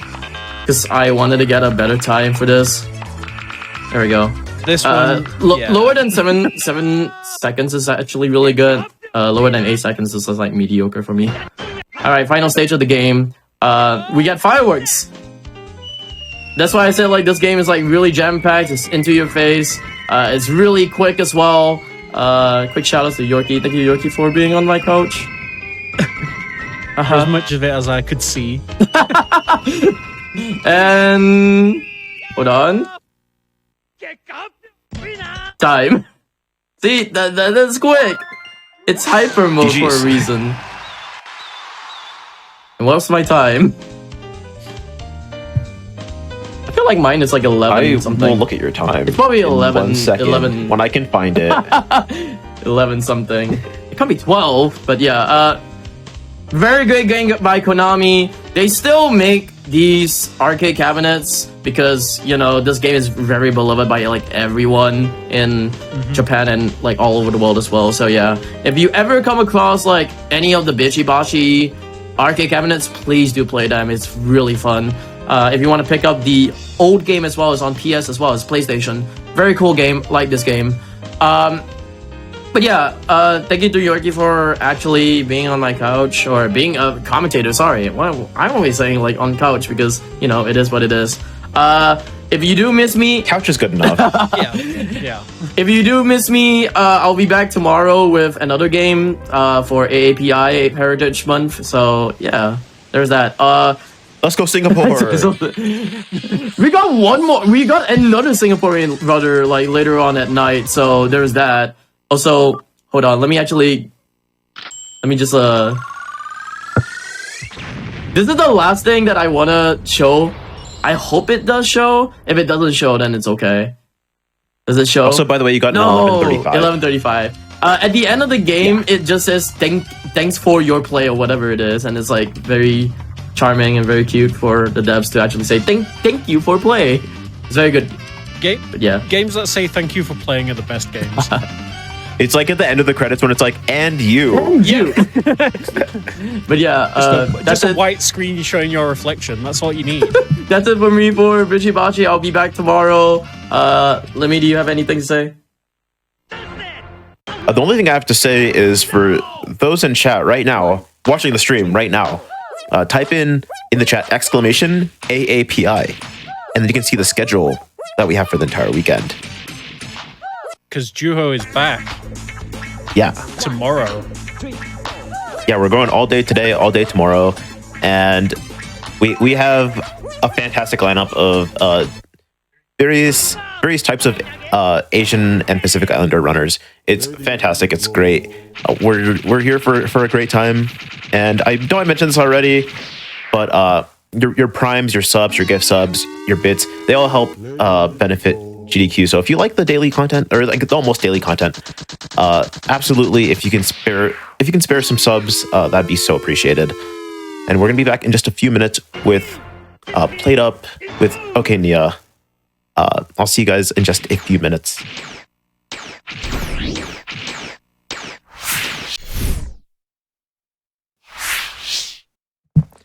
Hello, everyone, and welcome back to the GDQ Hotfix AAPI Heritage Month celebration event.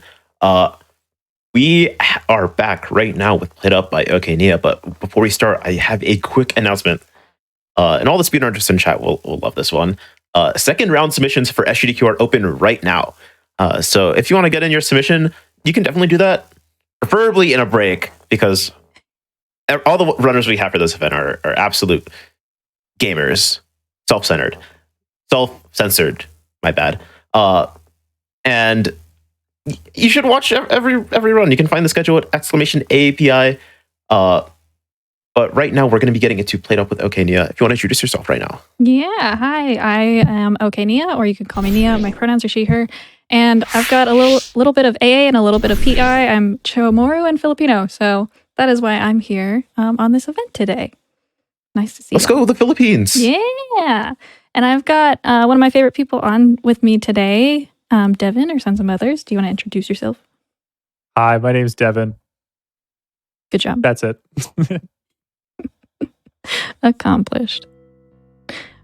All right, so today we're going to be playing PlateUp, and we're doing any % set seed coffee because PlateUp's a little wild, so we're trying to control it as much as possible. Are y'all ready? Yeah! I'm so ready. Okay. You have no idea. As soon as I start the day, timer will start, and it's, well, there's a little bit of a countdown. But 3, 2, 1, go. There's time. All right. So it's going to be a really quick game. The estimate says 20 minutes. My latest PB is like 15 some. So we're going to speed. We're going to go speedy. The name of the game is really order coffee, deliver coffee, and get these customers out as quick as possible. And so we use the booking desk to call customers a little bit quicker. And while they're taking their sweet time, sipping their cups of coffee, we'll make coffee for the next round. Yeah. Go fast. Oh, that is, yeah, go fast. The most important part. Now, I noticed that in PlateUp speedruns, the prep phase before you start, you can kind of maneuver things how you want. Did you maneuver anything during that prep phase? I did. So I moved all of my extra tables and counters and things over to the right side there. And then I moved my coffee machine right there and my table down in the bottom left. But I did something special to the table. Oh, what'd you do that's so special?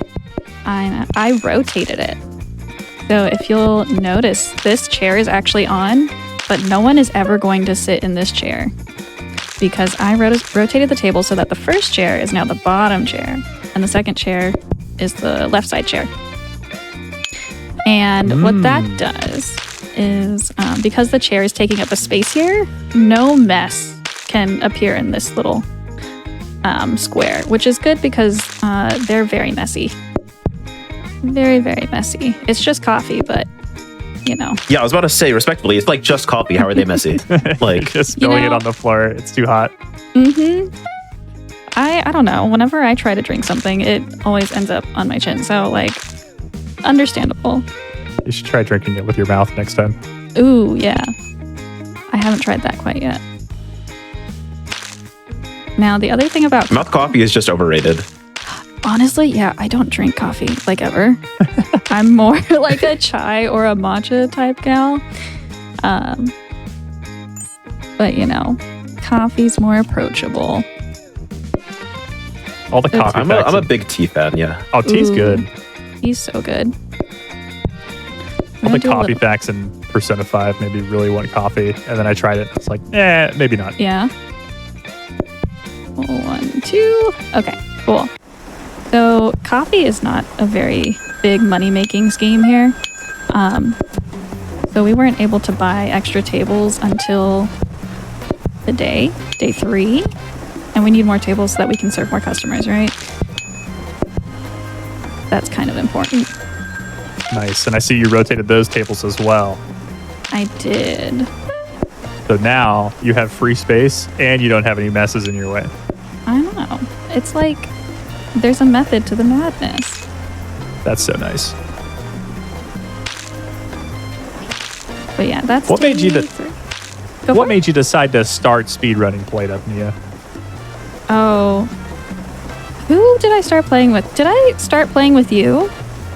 I think we did play together a little bit Yeah. in chess as well. Yeah, it was you and Jess. I'm going to remember what we're supposed to do here. All right, sick. We got some ice cream. I don't know. When I play this game, it's more so get to the end of day 15 for me than it is like, I don't like min-maxing very much. That's where we differ. That is where we differ. And that's okay. To each their own. But with coffee, I don't know. It's the simplest by far because you're just making coffee and serving it. And then with coffee runs, you also have the ability to get ice cream, which is a lot faster to eat. So you'll see these guys are not leaving. Yeah, the eating time for coffee is about 12 seconds, but ice cream's 3, Which which is is identical to IRL. oh, completely. I was about to say I can definitely drink like a cup of coffee in 3 seconds. I don't know what you're on about. Like a hot coffee? I can drink a cup of coffee in 3 seconds. I'll just say that. That's so wild. I could never. I'm like, Depends on how hot it is. yeah, that's the thing is like I'm really sensitive. And so I will wait till it gets to, we call it Nia temperature. It's warm. It's just warm. And then I'll drink it for like 4 hours. So To be fair, I'm more of a fan of iced coffee, so I just like inhale like iced yeah. coffee like whenever I get it. oh yeah. Oh yeah. All right. We've just been flying through these days so quickly that I can't even talk to you about cards and what I'm doing. So Yeah, with so this- go you for got it. I got it. Oh, you want me to do it? You want me to get it or you get it? I mean, you could get it. We can both do it at the same time. Oh, we could do. Oh, you're so right. All right, every few so days. every time- Every few days, you have to get a couple of cards, and Nia is using a specific seed that gets the same cards every time. And so to speed things up the best for coffee, because some of the cards are like a little annoying, so we've narrowed it down. By we, I mean not me. Have narrowed it down so that you have the easiest cards possible to just focus on serving the customers rather than dealing with food or messes or unnecessary stuff. So the first card is the ice cream, which they eat much faster than the coffee. So it's really not that much of a time loss of them having the ice cream. And then now we're doing an affordable restaurant because they order their food faster. It's an instant order, right? Or is that they later on? decreased eating and decreased thinking time. So they kind of Perfect. know what they want and they eat it faster. Big moves. Now, the ice cream's really important. I think we talked about this earlier, but it is a much faster eating time. And it introduces, even though it introduces like complexity of a different type of order, like the fact that they eat it in 3 seconds is much better than the 12 seconds. And with that affordable modifier as well, hell of a time save. Yep. Now we made it to day 8. Day 8's pretty special.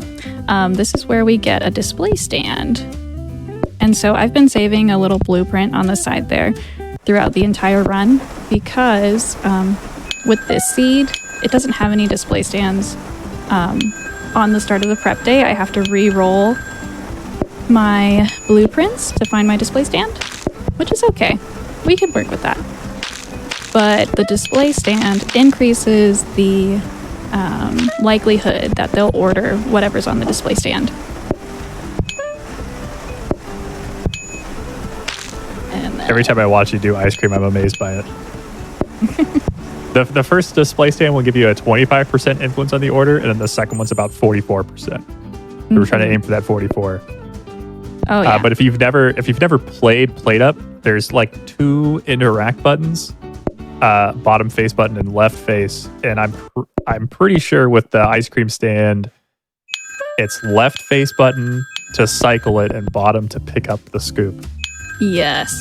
So Nia is flying through it. Like I cannot comprehend how fast you're doing that. It's ice cream was very hard when I first started playing it. Because you would get it like mixed up all the time because it cycles through, yeah, but you have to know when it's going to cycle through each flavor, and it goes boop. What's it called? It goes back and forth a little bit. Yep. Yeah. Understandable. I say things in my head when I play things like rhythm games to kind of help me for what's coming up, which I won't do now, so I won't mess you up. But I imagine there's something like that going inside your head too. I'm so happy that other people do this for rhythm games as well. Yes, it is, especially, or like when some games will be like, it's not a rhythm. Like, have you ever played, is it called Get Out? No, that's the movie. The one where the brothers break out of prison with the people that made A Tale of Two Sons, and I think I know what you're talking about. I haven't played it. yeah, they have like little mini games in it, and one of the mini games is like instruments, and the notes come down kind of rock band style. And I just like counted in my head like 1 2 3 4 1 2 3 1 2 3 4 1 2 1 2. Interesting. Yeah, I just like say phrases that like work out to like nice rhythms, or like that work out to like close enough. Like there was one that I was playing recently. I genuinely don't remember what game it was, but I said like skibbity toilet like 8 times because it like worked out with the rhythm. Skibbity toilet Riz.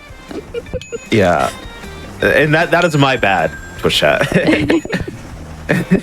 Hey, Oh whatever yes, you A need. Way Out. That's the game. Thank you so much. Yeah, Way Out. That's what it was. It's a good game.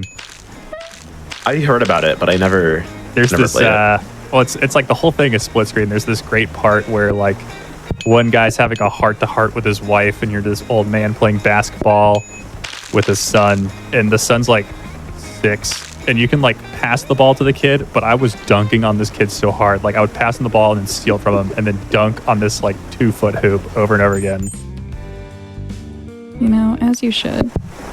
So we're gonna say vanilla is skibbity, chocolate's toilet, and strawberry is Riz. Riz. Yeah, so in your head you gotta kind of at home. Oh no. Toilet. Yeah, so a coffee. lot of Rizzes, but a couple toilets. Oh, I assume we're hoping for no skibbity toilets. Oh Yeah. yeah. We're hoping for just only double Riz. Yeah. We're trying to. Oh, we're there's trying to the Riz Max skibbity on stream toilet. Right now. Not the skibbity toilet. Not the skibbity toilet. Oh. Riz skibbity. Riz skibbity. That's it. Wish Jack, can we please clip this? Save it for later. You know, kids, we're pretty cool too. I'm hip. We're with hip it. around GDQ's parts. We say cool words too. Yeah, I know what a Riz maxing is.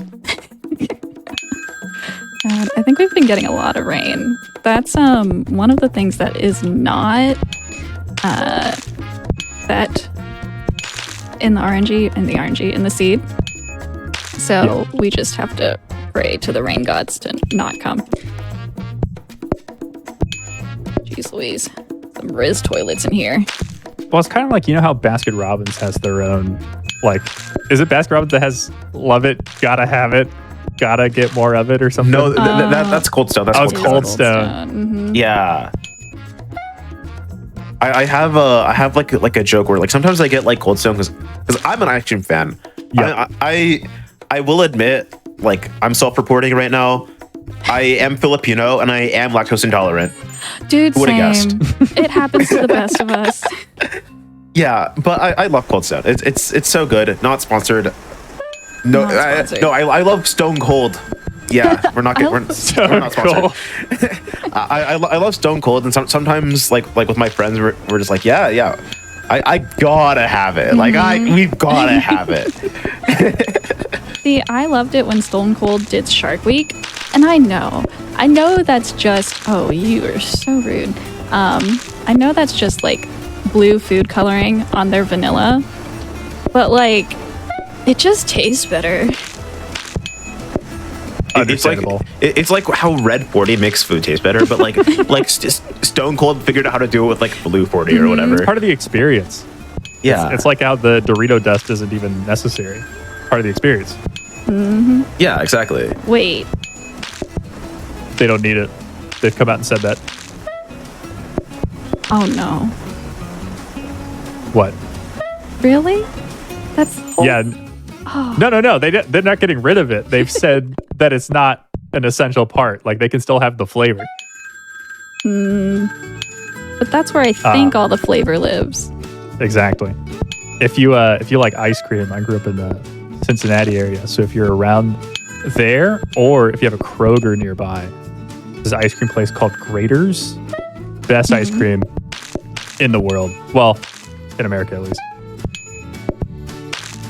Fantastic. ice cream. I'm a fan of this ice cream discourse.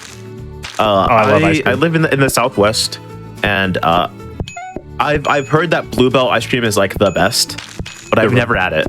Because every time I go to the store, I see it, I'm like, ooh, I should get it. And then like my stomach would thank me if I didn't buy this right now.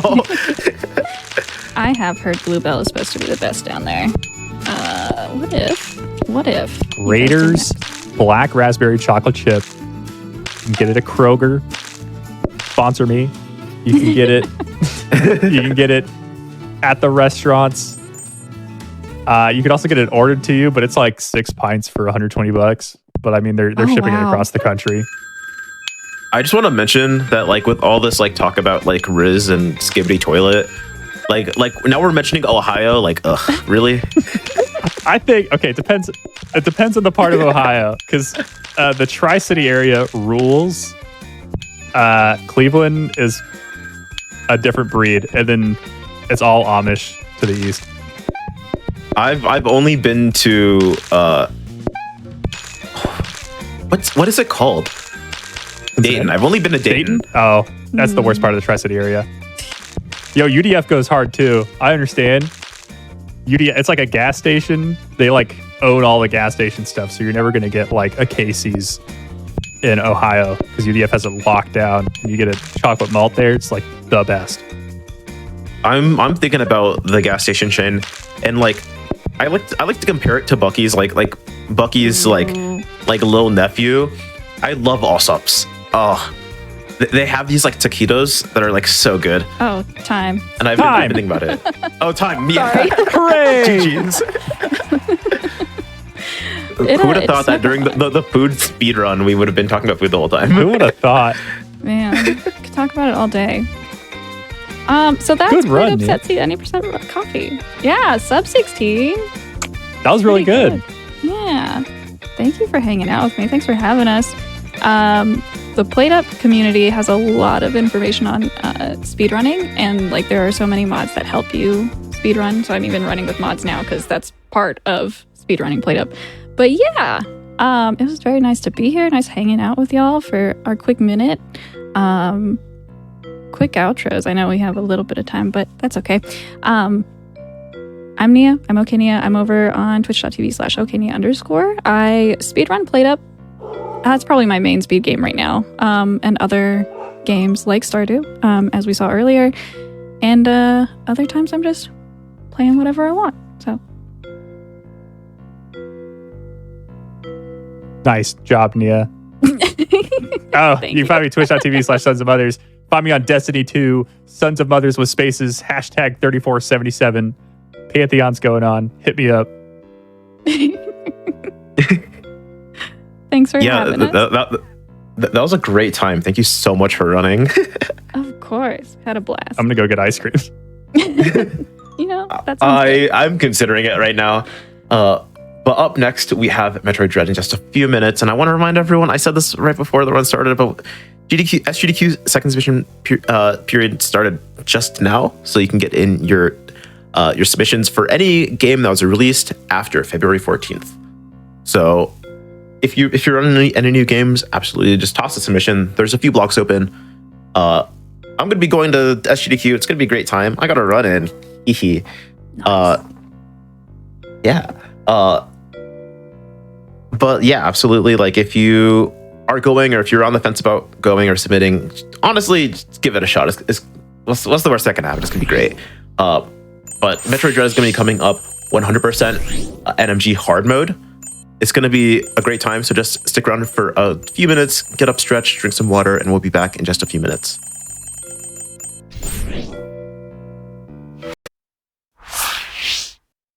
Hello, everyone, and welcome back to the GDQ Hotfix AAPI Heritage Month celebration. We're going to be live all day today and tomorrow as well. But before we get started, I just wanted to mention that with Hotfix starting back up again and like the new schedule, we have some Hotfix channels in the main GDQ Discord. So if you want to join that main GDQ Discord and get the role to see the Hotfix channels, you can just do !Discord in the chat. And to see the schedule for the entire event through the weekend, just do !AAPI.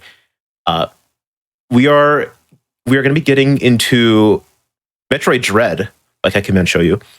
It's going to be so cool. I guarantee you that. If you'd like to introduce yourself. Hello. My name is Kukuman Shoyu, Tech for short. Before I introduce myself, I would like to also introduce my commentator, Fortify.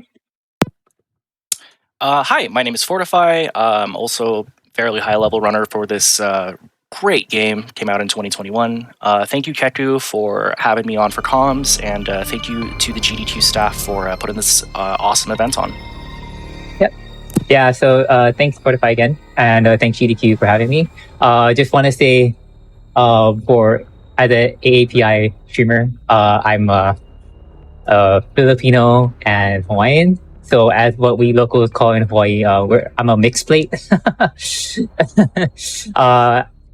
If a mixed plate is basically like if you go to Hawaii, it's a chicken katsu, mac salad, teriyaki chicken all in one plate, and rice. So that's what a mixed plate normally is. But for people like me, I'm a mixed plate. But anyway, Metroid Dread, you may have seen it before. Are you getting hungry? Just a little. So Metroid Dread is for the speedrun is a fairly quick-paced speedrun. 100% is a great category as well. The difference between the run that I'm doing from what you saw at GDQ is hard mode. So while I'm gonna get started, and then we can explain along the way. So countdown in 3, 2, 1, go. So hard mode. What it is damage is double to you. So the difference is that there are a lot of strats that I can't do. Different ways I have to manage my health, and I just can't take too much damage. But Fortify, would you like to explain a little bit more about how the game could work? Yeah, for sure. So basically, the game is done in... so a lot of these runs, especially in 100% and just in general, are done on rookie mode these days. Rookie mode not only reduces the amount of damage that you're taking, but it also increases the amount of drops that you get. So health, missiles, all that kind of stuff. Especially when you counter, that's already doubled when you counter, so that's like quadrupled in a way for on rookie mode. Oh. However, on hard mode, like Keku mentioned, everything damage is increased. However, drops are the equivalent as they would be on normal mode. We use this in a way for hard mode. It's kind of important to note because you'll see a lot more of the melee counters that Keku is going to be doing, and that's because again, double damage is doubled, so it's a lot more difficult to. Ooh, very nice, Keku. Thank you. It's a lot more difficult to do a little bit more of certain strats, damage boosts, etc. Another big thing to note is rookie mode is the only difficulty mode that starts you off with 15 additional missiles. So this boss fight, Corpius, you do on 15 missiles. So it's incredibly important that you're able to get this boss figured out quickly, able to identify the patterns that he's going to give you on his head, because you don't have those extra 13 or 15 missiles. You have to be going through phase 2 and 3. Where on rookie mode, you'd be able to take the boss out in phase 2. You're seeing Keku is kind of figuring out the boss a little bit here and drawing it over to the right. But you'll also notice that one shot that he took on his... ooh, very nice. The one shot that was a lucky shot, honestly. It almost killed him, and ordinarily that would not happen. So you're going to be seeing a lot more of those kinds of situations where like accidental taking damage here and there will bring him incredibly low or close to it. but that's just part of why hard mode 100% is a really cool category, because eventually it doesn't matter because you do have all of the energy tanks, but it's just until you get to that point where you can start comfortably tanking damage, it is a little tricky. But just want to note, keep in mind, the gold, Chozo Knight, and Ravenbeak do hit hard, so I can't just like dilly-dally. Yeah, and we can talk about those more when we get there, but like, yeah, the last two bosses of the run definitely hurt a lot, even on with all of the energy tanks. So Keku, by going to Corpius first, I'm sure that anyone who watched the AGDQ run will remember the Emmy is not active right now. So by going to Corpius first and avoiding the Emmy trigger cutscene, we're able to just run through the Emmy zone without having to worry about this first Emmy being there. This makes going through the room a lot more easy, or that zone, I guess I should say, a lot easier to do, but it also makes it faster while initially going through Artaria here. We're coming up to another big skip right here. We call this the water skip, or toilet skip, some of us call it. It's a pretty precise set of movement here with a jump. This is another reason we go to the Phantom Cloak first. What Keku is trying to do is bounce on a specific frame of this edge very precisely in order to jump in a way that he's able to land on the edge.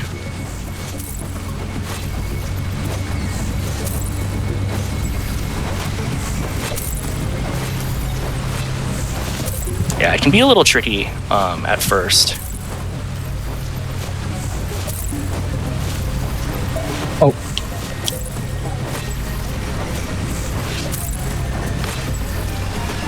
Oh, I hit my joystick. Okay. Oops.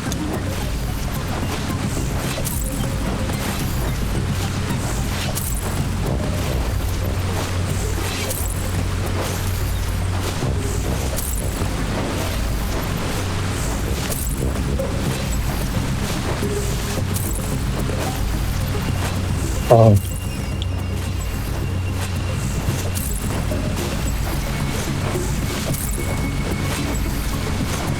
I'm gonna go down just to continue with the run. Yeah.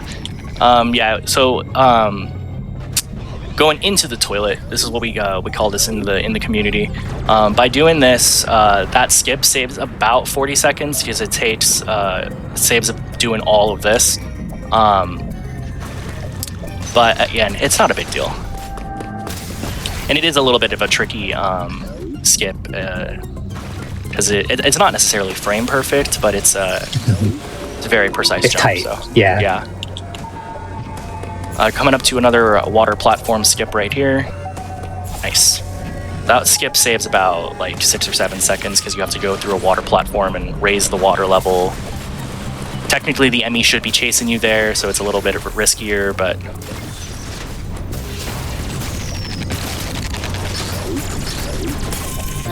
Remember in the early days of this run when we figured that out, and then like trying to get away from the Emmy as quick as you can, doing that trick was scary. Yeah, and then having to balance the Emmy out. Yeah. Yeah. So we're coming up on one of our first energy tanks of the run here, and you'll see again how that just accidentally taking damage there really hurt Keku a lot. This first energy tank is going to really make that accidentally running into stuff, being able to tank things a lot easier. One thing that I do want to make a note on is with the movements that he's doing right now. This movement is going to be pretty integral to the rest of the game, even though it's like in that first little area, because the quicker that you're able to like jump and dismount from those ledges, the easier the rest of the game gets, especially when you're playing on hard mode. Another thing that I want to mention as well with these energy tanks that he's going to be picking up. Everything that the game gives you, like all damage dealt to you, is going to be double damage with the exception of heated areas and lava. I don't really necessarily know why that's like that. Nice opening those doors right now. I don't necessarily know why it's like that, why lava and those environmental hazards are the only things that don't, but because of that, we're still able to go through the hell run in Cataris that's going to be coming up in the next section, and we're also still able to go into the lava at various points. Yep. We shouldn't need to, but if we have to, if we need to dodge an enemy or something, we're technically able to without taking additional damage. I've opened those 2 doors there just to help me out with the later part of the run, and then I'm going to open up this door on the top right. Yeah, and opening those doors, like what Keku mentioned, those doors are just going to be... We open them now, but we don't come through them again until the cleanup section in Artaria. Yep. So that's not going to happen until the end of the game, but opening them now ends up saving time because we're able to just go through them in speed boosters, so... Up to Magus Skip. This trick is what, nice, second try. This trick is what activates the Emmy. We never came through this door, and this is again the Emmy, what activates it. So by going through that door like that, the Emmy is able to be activated, and we're able to go through this this cutscene now. Mm-hmm.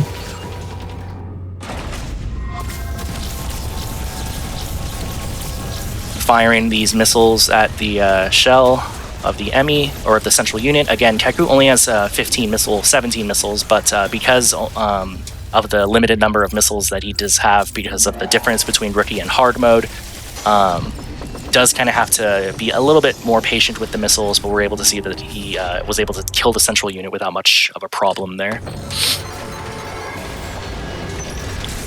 So this kill is a little tighter than it looks. I'm going to let Keku focus on it. I don't think I had enough time, but it's okay.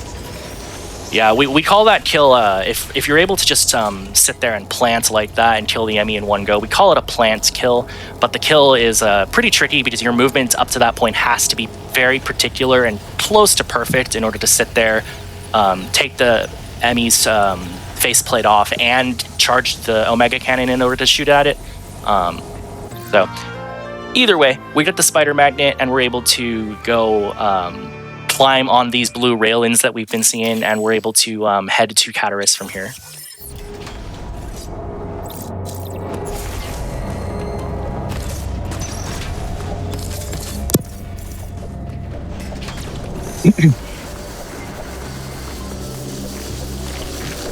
Just going to be picking up a couple of missiles here, like right here, and the missile that he opened up a little bit earlier. And then doing one more. Are you doing the damage boost on the way to Cataris? Yeah. So I don't have to take the elevator of shame or the lift. I don't know what to call it. I think it's called Elevator of Shame. I'm not necessarily sure. But yeah, there is the damage boost that's coming up here that is fairly simple to do on rookie mode. But again, on hard mode, you have to take into consideration that because things are doing double damage, you want to make sure that you're full health. Otherwise, it gets significantly harder. So I'll let Keku focus on this.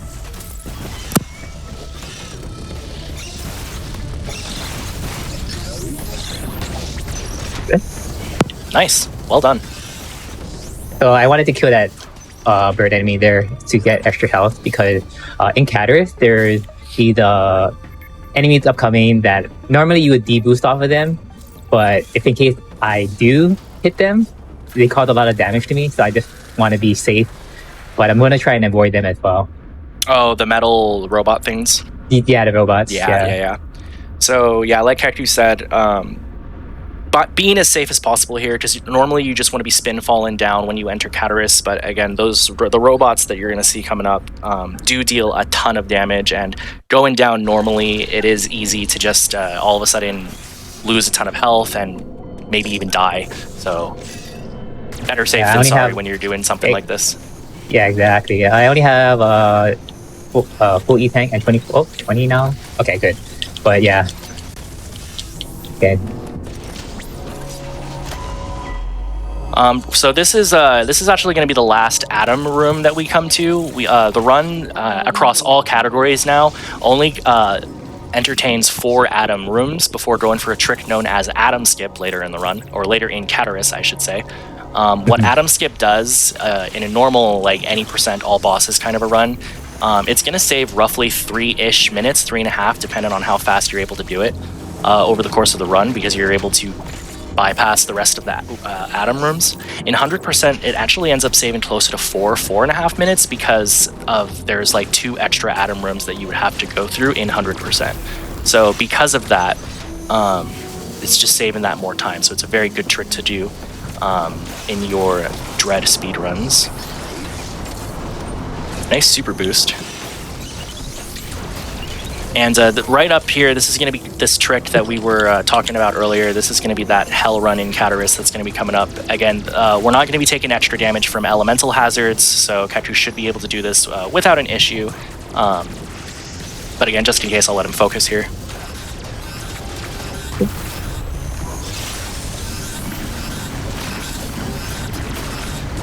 Whew, nice.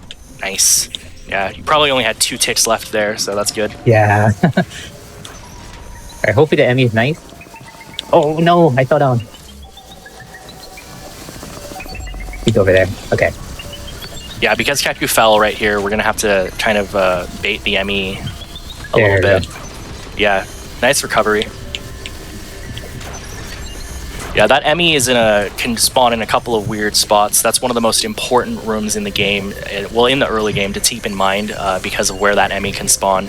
You need to be able to be super adaptive and have really quick reflexes there, because if you get a bad spawn or you have to jump over it in a way, yeah, it's just a really weird spot, or that one room. Yeah.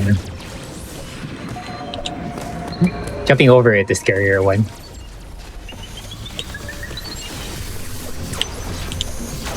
Opening that door later. There is a trick there. There is a pseudo wave shot that we can do there. We call it Hell Pseudo because this room underneath you is heated, and we're hitting it from underneath. But it is very precise, and you only get like 2 chances to do it. And you would ordinarily take a shot of damage from that robot. But again, hard mode plus the constant taking of damage, it makes going for that pseudo wave significantly more difficult than usual, and if you fail it, a lot more problematic. So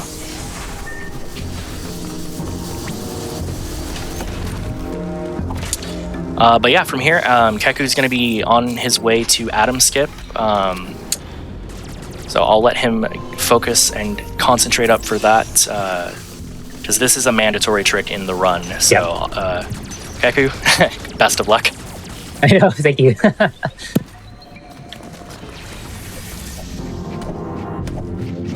Nope.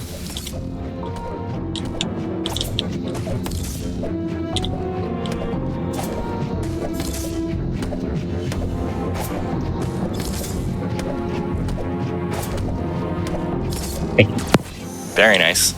Yeah, we call that in the community, especially when we're racing, we call that the Great Equalizer, because like you saw, that can take a bit, especially if it's you start panicking a little bit and your button's inputs are a little bit delayed. So good job, Keku.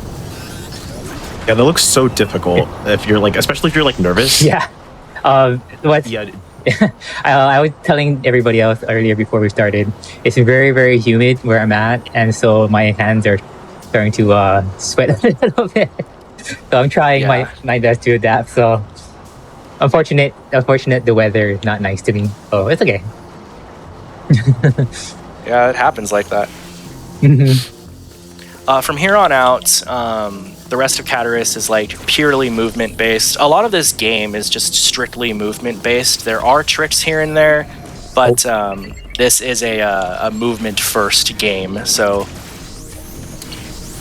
a lot of Catarus coming up is just going to be like leaving Catarus is just based on the player's movement. So optimal Catarus can be done in less than 6 minutes, and that's including Hell Pseudo, or even without Hell Pseudo, it can be done within under 6 minutes. But that's like perfect movement. You didn't get hit on anything, kind of a thing. So especially in this category, wanting to be a little bit safer because of hard mode.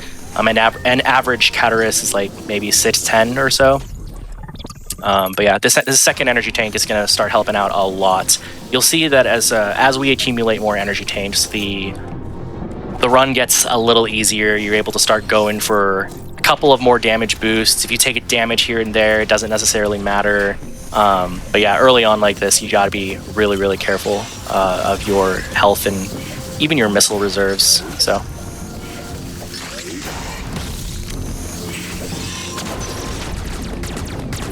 Yes, normally I'd be at 23 at this point, but because I skipped the early missile, I didn't get the water skip and stuff, so it'll be a little tougher at trade, which is the next boss, but or the next boss that requires you to shoot missiles and stuff. But I'm gonna make it work. Yeah, don't forget to grab that too after screw. Oh yeah, no, I was gonna grab it. Yeah, you're right. After screw, so then when we grab screw, gotta go through the whole cleanup of that little one cleanup. section. Don't just spark Yes. up. You gotta grab that thing. Yeah.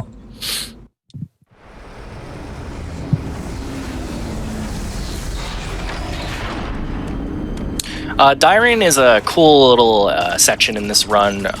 This is the kind of a middle section zone of the planet, kind of like a research facility on planet ZDR. Because of that, the enemies that you'll see here are a lot more mechanical based, firing lasers. You'll see these little blue robots, we call them Sonics. Keku is choosing to jump over them. You are technically able to shoot them with a charge shot and then a missile, and they are destroyed. But again, it's hard mode, so even with those two energy tanks, getting hit by both of them would put him in a bad spot. So nice recovery there too, Keku. First power generator right here to activate the rest of the areas.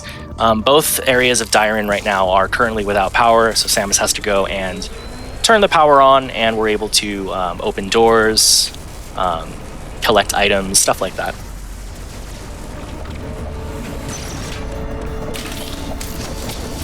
Oh, all right. See that the bird enemy just took like 80 health off of me, so like definitely. Yeah, as opposed to like 30, 40 or something. Yeah, again, you can't underestimate this double damage from hard mode. This is part of the reason why it's such a fun category to run. But we just collected the wide beam now. Functions the same as the Spazer beam from Super Metroid. It's just the only reason it's called the wide beam is because of continuity from Metroid Fusion. Doubles our damage, and yeah, it's a good weapon. This is going to be our main weapon for a good portion of the game up until we get Plasma Beam. So they also serve to open those boxes. The community calls them Pedros.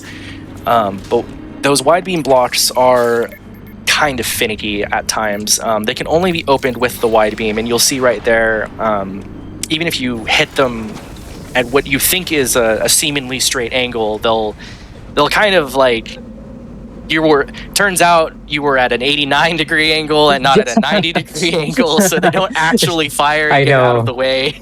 And you're like in the middle of your run, off. you're like, huh?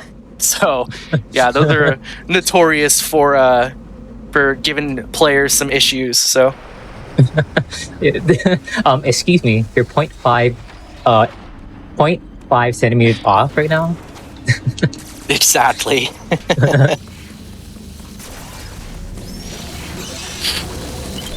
But from here, we're going to be, even like that, you'll see like those things are kind of irritating at times for the runners of this game.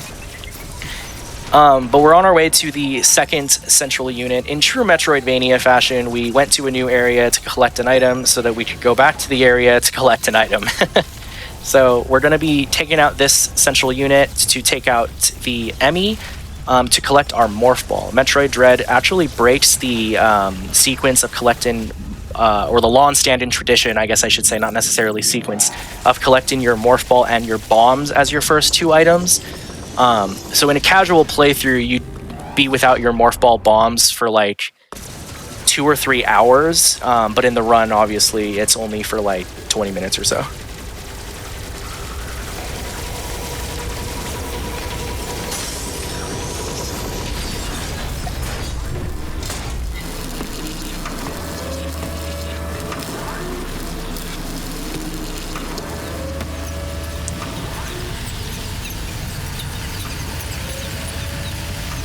Yeah, I've honestly never played this game, so this all just looks developer intended to me.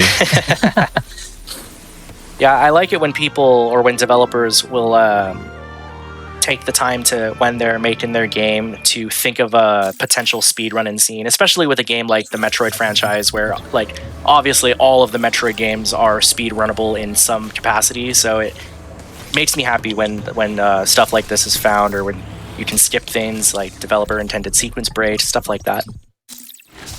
Speaking of developers, I'm wondering, like, first, of course, they intended the Shrine Spark puzzles, right? But like the speed keep movement, do you think they intended some of those? You know? Oh, I think so for sure. Yeah. You think so? Yeah. Yeah, because this speed booster that we'll be seeing later on is by far the best that the speed booster has ever looked at a Metroid game. The amount of movement that you have, the fluidity that it provides Samus, it's unmatched as far as Metroid Speed Booster goes. So the fact that we're able to do so much of it, we have a 360 spark degree with our Shine Sparks. Like, yeah, it's definitely intended to figure out a lot of different things. So. Not to mention, of course, that ball sparking is in the game as well, so we can just morph into a ball and go. But what's neat, they added you can slide, morph into the ball while still in speed keep, then unmorph and still be in speed keep. So that's the one of the other neat thing about it. Exactly, yeah. Like a lot of thought was put into the game right here, and it's always nice to find out cool little tricks like that end up working.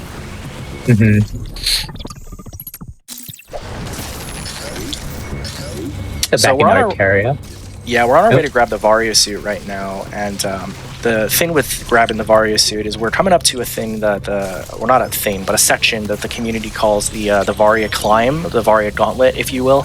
And it's just a super heated zone like this where it's quick to very easy, I should say, not quick. It's very easy to start bleeding time if your movement through this section is not really good. Also, because these fires that are coming out also do double damage to you, if you're not especially careful here, you can potentially die here. So you have to keep that in mind as you're running through when you're doing this on hard mode as well.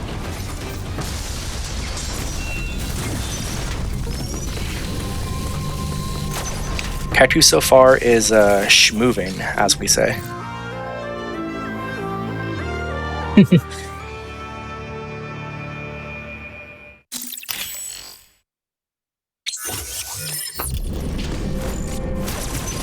So the Varia suit retains all of its functions from past Metroid games. It allows Samus to, well, most of the past functions. It allows Samus to survive superheated zones. It increases her defense. It also increases the damage of the her melee that she's doing. The only thing that it doesn't do is from Metroid Fusion, it doesn't protect her from cold. So her cold protection will come later on from her gravity suit.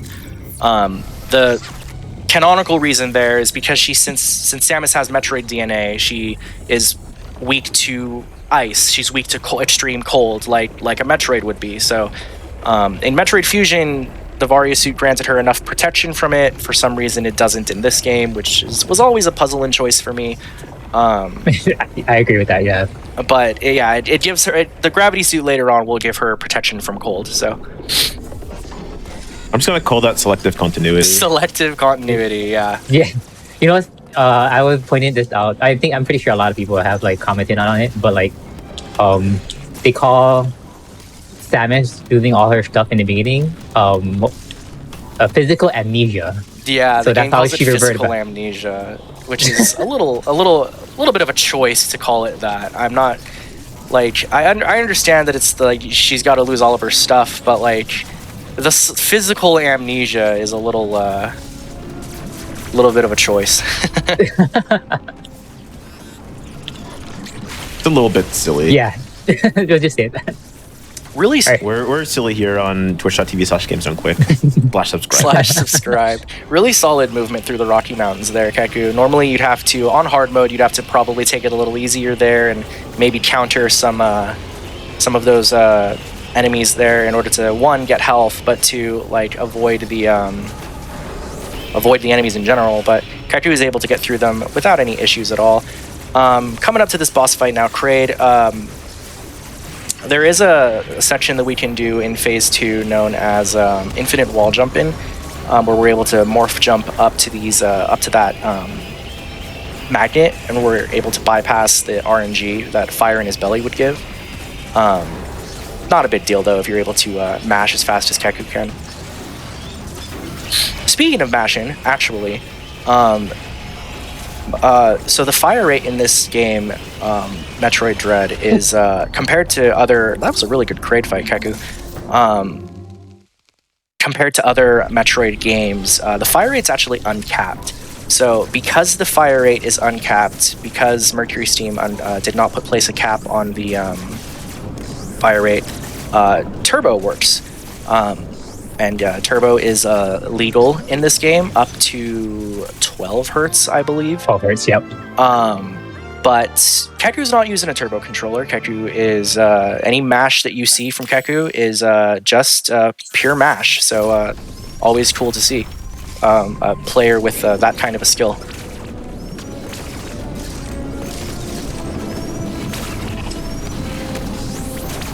Well, I don't know if you guys noticed. You all noticed about after the Kraid fight, I ended with 0 missiles. But that's unfortunate because then I had to farm missiles because the diffusion beam was blocked by the missile door. So you need a little bit of time from that. And that's hard. Go mode. ahead, Keku. Yeah. Because again, on rookie mode, you have those extra 15, so it's really easy to just shred through Kraid's health like that. Even those extra 2 missiles from the toilet skip earlier in Artaria would have prevented that. But again, that's how hard mode is. You have to be really careful with your energy management as well as your resource management. So.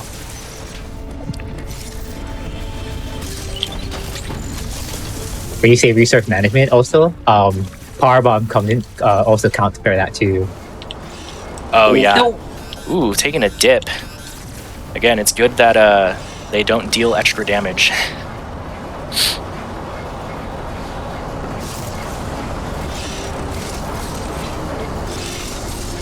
But yeah, like Keku said, power bombs also go into that resource management, especially during cleanup.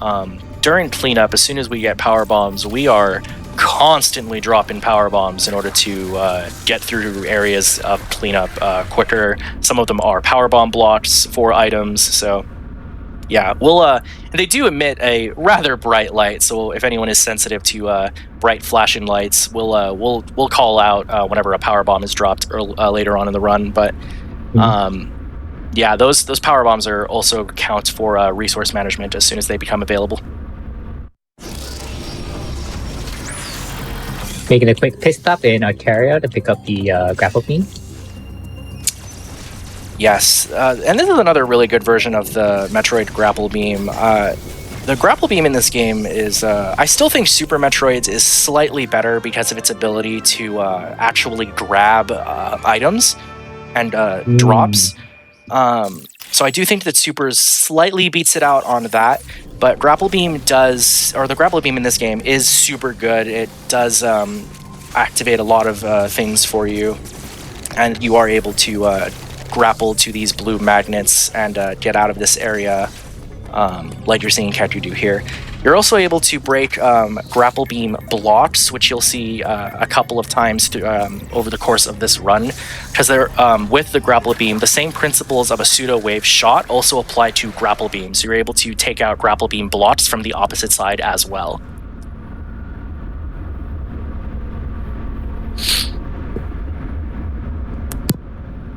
You'll see that once during the run, which is like kind of like in the middle. But then I think in randomizers, there's a lot of like places for you to do that, right? Say again? Oh, the pseudo wave shot, but with the grapple beam. Oh yeah. You can do you're more of those in randomizer rather than the actual game or the vanilla game. So Keku just grabbed the first Power Bomb expansion of the run. The main Power Bomb unit that we grab at the end of the game does give you 2 Power Bombs. Before that, we grab 2 expansions so that when we do have Power Bombs, we'll end up having 4 Power Bombs. So cool to grab that now and to make note of that. Something else to make note of, that Keku is coming up to an area where it is very difficult. It's very listening based on where this Emmy is going to be. And yeah, I'll let Keku focus a little bit on this. Just gonna take it out. Just gonna take it super safe. I completely understand. There you are. Okay, that's what's supposed to happen. Not me running away.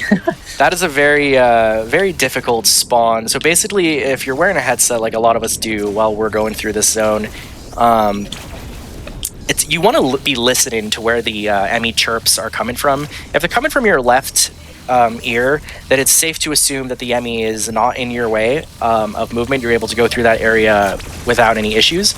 But if it's coming through your right, it's going to be above you, and that's when you need to make sure that you are getting ready to do the movement that Keku performed there, because otherwise you're going to run into the Emmy potentially catches you, you lose time because you're having to dodge it, you potentially have to counter it. So it's a lot of things that you have to keep in mind when you're doing that area. I used up all my missiles. Ooh, I think there is a recharge right here. Probably just gonna have to take that. But again, that's hard mode.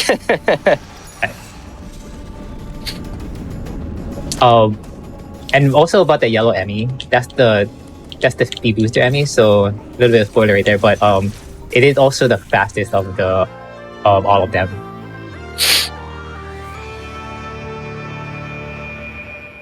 Yeah, it's a little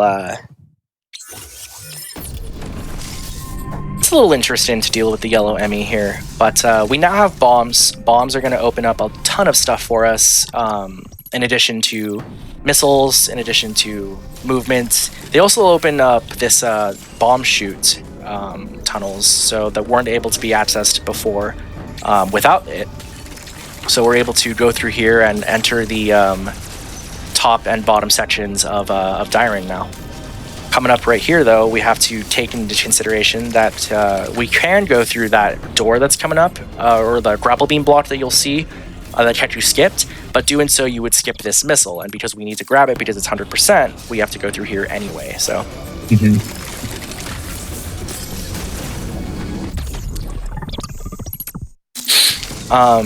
But a lot of this movement is just going to be on the way to the water section of the game, Bayonetta. And the reason that we're going to Bayonetta right now is 2 reasons. One, we need to be able to get back to lower Dyron in order to almost the hole-in-one Keku. Back to get to lower Dyron in order to get access to the yellow Emmy central unit. But the bigger reason is to grab probably the best movement item since Speed Booster, the Flash Shift. The Flash Shift is equivalent to anyone who knows Hollow Knight or Hollow Knight speedrunning. It's very similar to the Mothwind cloak in Hollow Knight, where you have that constant dash. In Dread, you have access to 3 consecutive dashes that you're able to use offensively, defensively, but speedrun-wise, as soon as you grab the Flash Shift, the general rule of thumb is that you never want to stop using it. So basically, if you can get somewhere within 6 Flash Shifts, you always want to be Flash Shifting. If it takes more than 6 Flash Shifts to get there, that's when you would want to be using your Speed Booster. So Keku is going to be going to grab the Flash Shift now, and it's just a lot more pretty decent movement in order to get there. So I'll let him focus up a little bit, and because it's not necessarily difficult movement, but it is a little bit intensive coming through Bayonetta the first and second times. So I'll let him focus up a little bit for this.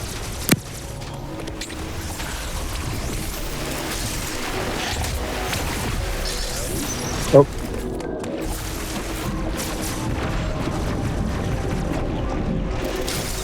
There's a neat little trick though to get fast shift. Oh yeah, backdoor flash. Sorry, I'm letting you focus and I haven't even explained No, the don't worry. trick. Backdoor flash, like Heku was bringing up right here. With our morph ball bombs, we're able to basically bypass going underneath. This shutter door, I'll explain it after you get it.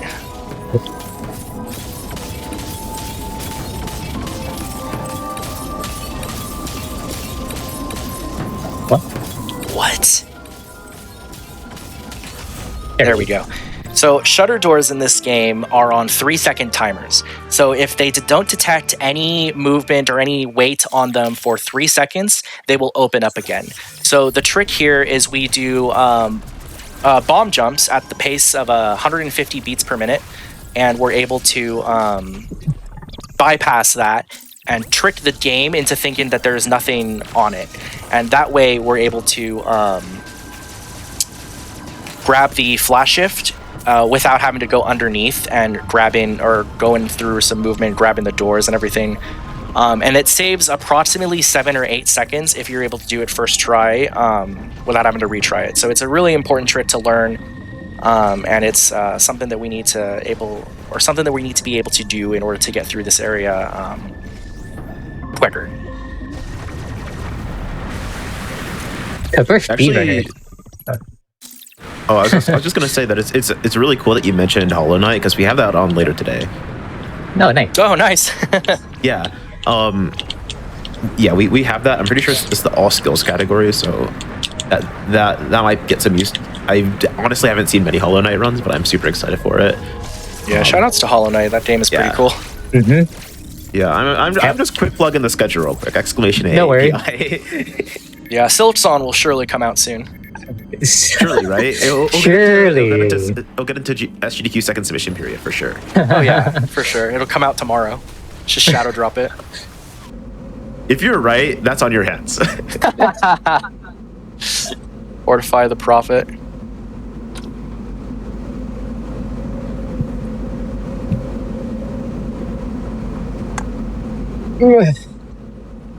So Keku, on his way back to Lower Dyron, gonna be going through to grab the speed booster now. The yellow ME is what gives you speed booster. And with the flash shift and the speed booster both in hand, that's where the movement of this game truly starts getting insane. As soon as you'll see that Keku having both items, that's when you'll start seeing a lot of cool movement tech, a lot of cool just in general movement that you wouldn't be able to do without both items. So, not to mention that you are able to do a trick later on that I know Keku is going to be going for in cleanup called short boost. You do need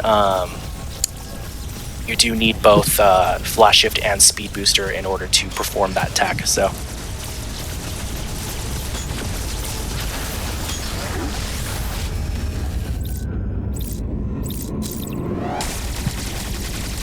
Normally, I'm gonna point out normally the hardest enemy kill, but now with this strat, not so bad. Yeah, that's exactly what I was gonna say. This is ordinarily a very difficult kill because of the Emmy moving so quickly. But if you get out here quick enough, you're able to just do a melee shot, aim your arm cannon, and take the Emmy out right that. So for anyone who struggled with this Emmy casually, I hope you feel validated. I think in my first playthrough through this, I was like, God, this thing is coming so fast. Where is it going? Where? And then, oh yeah, I definitely panic. died to this thing more times than I care to admit.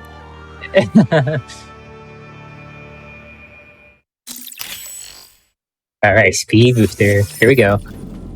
Yeah, I'll let Keku show off the speed booster right now because we're gonna need it for some tricks coming up. But this game's speed booster is absolutely insane. It truly is part of the reason why this game is so fun to run.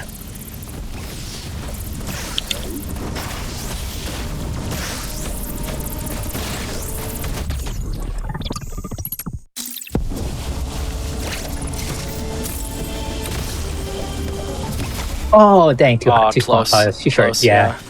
That's okay. Right here, we're going to actually do a ball spark. It's because right there, technically speaking, that would be the first time you do a shine spark. And that would be, there's a small cutscene there that is admittedly a little cool, but is going to lose a bunch of time because of how slow the cutscene is. Right there, we saw Keku utilize a trick known as spark jumping, where we're able to actually jump in a ball spark and actually climb, use the momentum from crashing into the wall to our advantage. So pretty cool little bit of tech there. Again, not possible without the speed booster. Oh, I missed. Dang it. Unfortunate, yeah. But again, you're seeing how amazing the game's speed booster is, just how fluid it is, how easy it is to perform a bunch of different tricks like that. It is, I know I might be a little biased here, but it is by far the best that the speed booster has looked in the Metroid franchise. It's also really nice because if you store a spark, you don't outright lose it if you take damage like you do in SM, so. Sure. But yeah, coming up to our one of our first major boss fights here. Obviously, we get called to ZDR for a reason. There's supposed to be a bunch of X parasites here, but we still haven't run into any.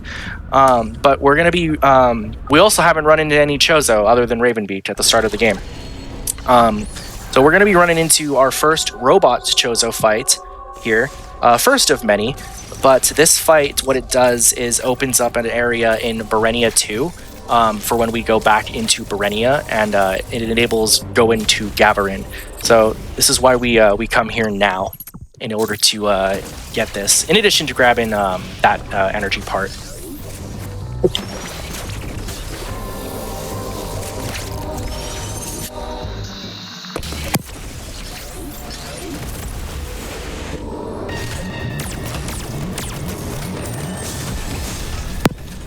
So Keku going for a fairly risky strat here. Going for the optimal strat in order to kill this robot fight, but again, it's hard mode. So by having running into that soldier gives you enough iframes to store your shine spark to spark into it. A lot of the enemies in this game, boss fights in particular, take double damage from the shine spark if you're able to hit them with a spark. The robot soldiers are no exception to that. But that area, that arena, I should say, has just enough room if you have your iframes charged to charge a speed booster. But you need to take damage in order to get those iframes, and by taking damage, you run the risk of, dying. So it's a pretty difficult thing that you have to, or difficult strat if you're playing on hard mode. So Keku nailed it. So great job, Keku. Thank you. I keep mentioning how the differences between hard and rookie mode, and you're having to keep in mind your health and your resource and everything, but I can't stress that enough, how important that is in a run like this when everything is doing double damage. You quite literally are playing the game on hard mode, haha, that's the difficulty, but you quite literally are playing the game on hard mode like that. A lot of the things that you're used to doing, especially if you primarily run rookie mode, you simply cannot do on hard mode. So you have to keep in mind resource management, health management, because it's very easy to be oh look, or even like that, Keku flashed a little bit too fast right there, and the robot ended up taking a full energy tank away from him. So he's gonna have to be careful moving forward, going into Bayonetta in order to get that health back. So again, stuff to keep in mind when you are doing a difficulty mode like this. Almost. Bayonetta 2 is probably some of the most difficult movement in the game. We do have a rather long speed keep here. Keku, are you going for the true link? I'm gonna try, but I don't think I can do it. For sure. If not, it's okay. So Keku's going to be going for a speed keep that we call True Linked Bayonetta, where you take one speed booster and you're able to take it all the way through the up until, well, in any percent it would be up until a grapple beam door. In 100% it's going to be up until that first of two grapple beam doors, because we have to grab an item. but it's a very difficult speed keep. I'll let Keku try to focus on it a little bit. So yeah, good luck. This is a difficult one. Yeah, I'm gonna try. If not, it's okay. Not that big of a deal. Ah, darn it. It's okay.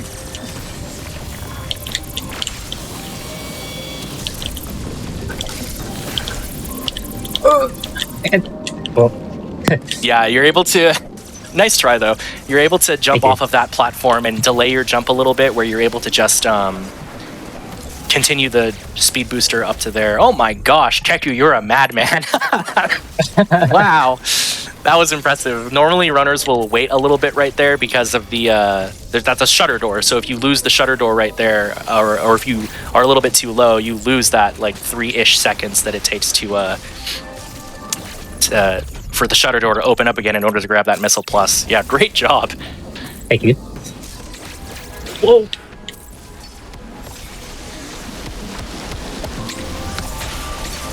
Oh, okay. Yeah. Better safe than sorry. I would probably wanted to, have done the same. Yeah, I wanted to get some health. Actually, you know what? Just for the safety sake, because there is a boss fight coming up. Yeah. And missing 3 tanks on this boss fight is a little bit sketchy for sure. Mhm. We're not going to be seeing our good pal Dragaiga here. That is all bosses / glitchless thing only. And that's Bayonetta too. So yeah, really difficult movement intensive section, especially when it comes to grabbing that other item. Because in any percent you would just skip it. But yeah, great job.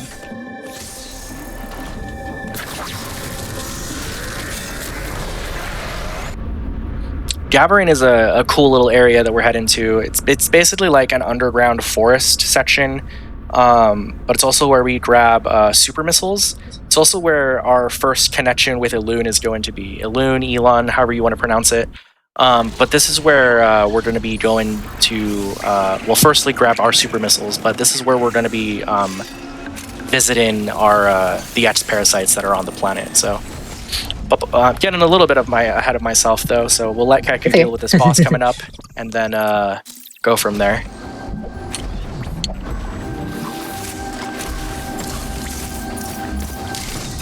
Oh, got it. Close. That's a difficult one. I'm glad that others go for it though, because I stopped going for it because I could never get it consistent.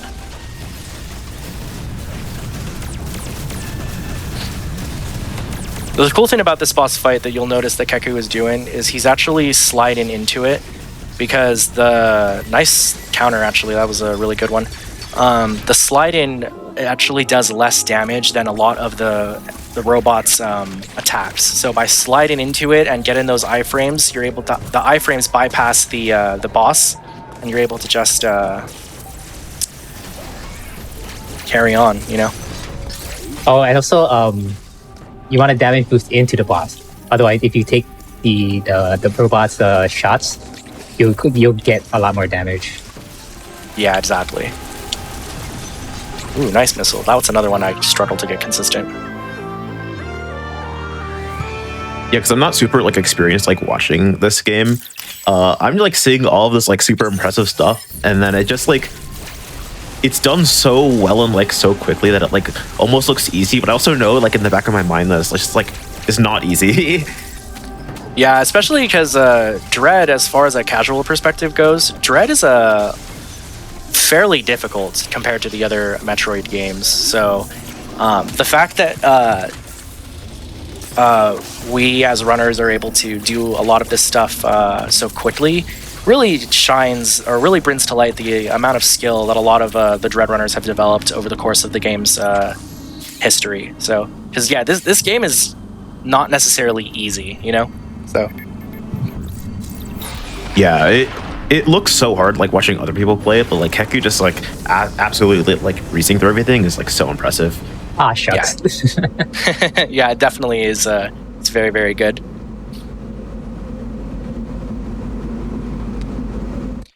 So this is now where we're heading into Elune. This is the planet's quarantine area.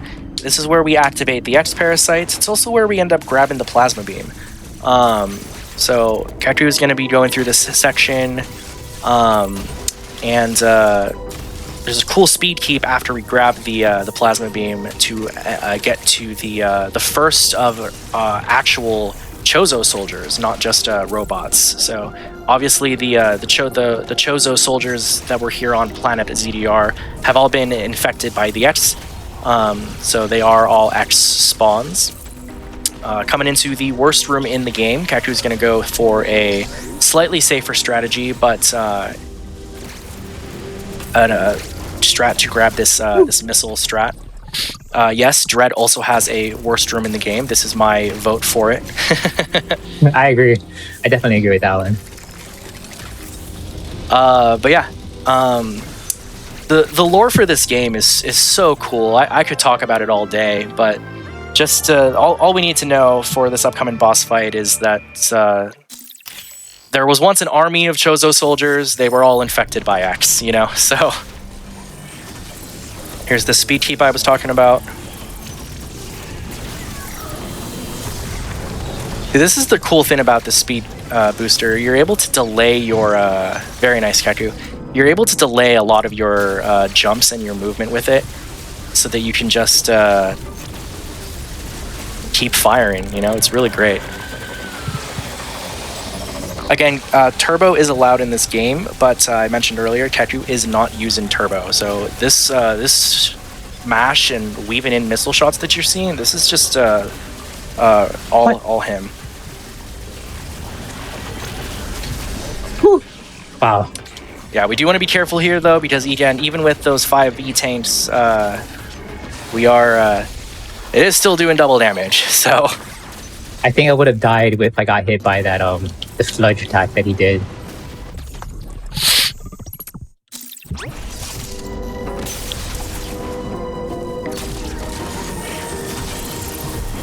Oh, okay. Missed the thing, but it's okay.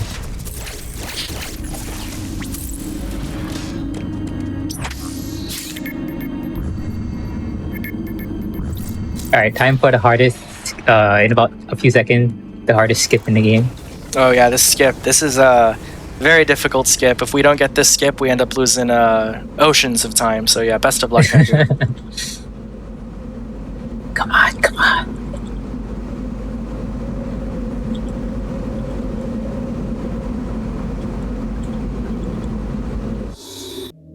Okay. Ooh, and he nails it. Nails the cutscene skip. First try. Great job. Yeah, it's a little bit of a joke in our community because like that cutscene obviously plays during a load-in screen. So if you're like taking a little break, stretching your hands, drinking some water, something like that, it's very quick to sneak up on you, and all of a sudden you're losing 2 or 3 seconds. So. Oh. 2 or 3 almost got that seconds. big. Oh, that would kill the run. Sometimes. Yeah.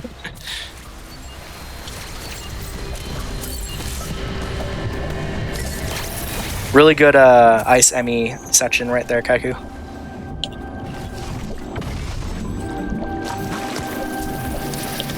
This is another room in consideration for worst room in the game. But as a Hundo runner, I still think the one in Elune is a little bit worse.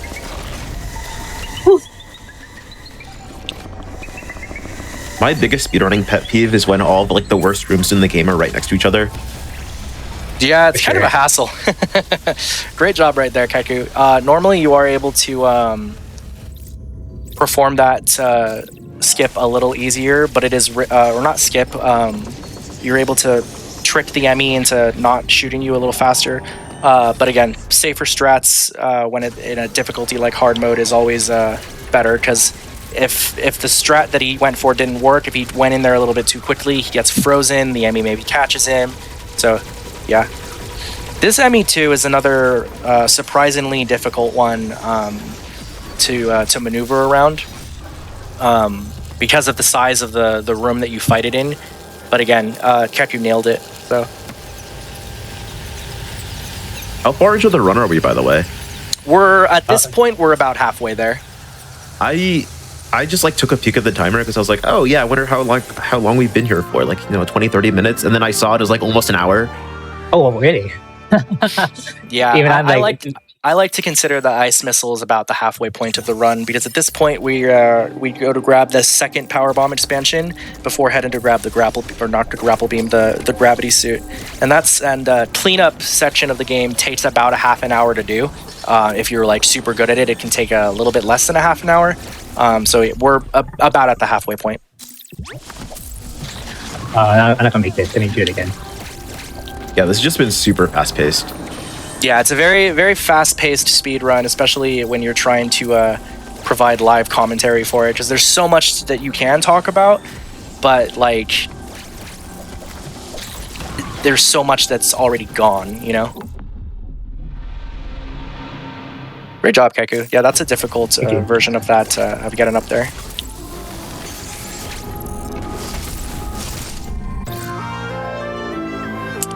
Oh boy, we got the pulse radar. Oh boy. The pulse radar is a really good item for casual players or newer players to the series.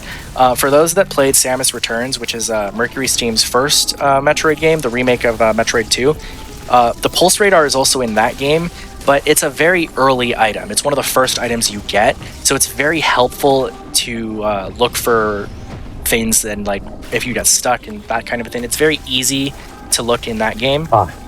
But you get it so late in Dread, it's kind of like, what's the point? So I tried to get that missile up there with a flash shift into the chroma block, but I missed it. So I just got to come back and grab it after. yeah, grabbing that missile now saves 2 seconds as a part of Gavarin's cleanup, but it's not a big deal. It's always nice when you grab it, but if you don't, it's like, aw, darn. Anyway. Yeah. One of my favorite speed booster puzzles coming up. Yeah, this speed booster puzzle is really good. Notoriously tricky sometimes, so I'll let you focus on it.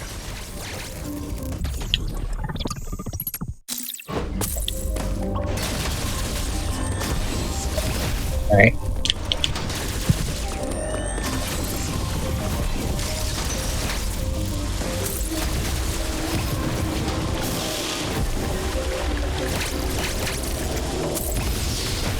Nice, Keku.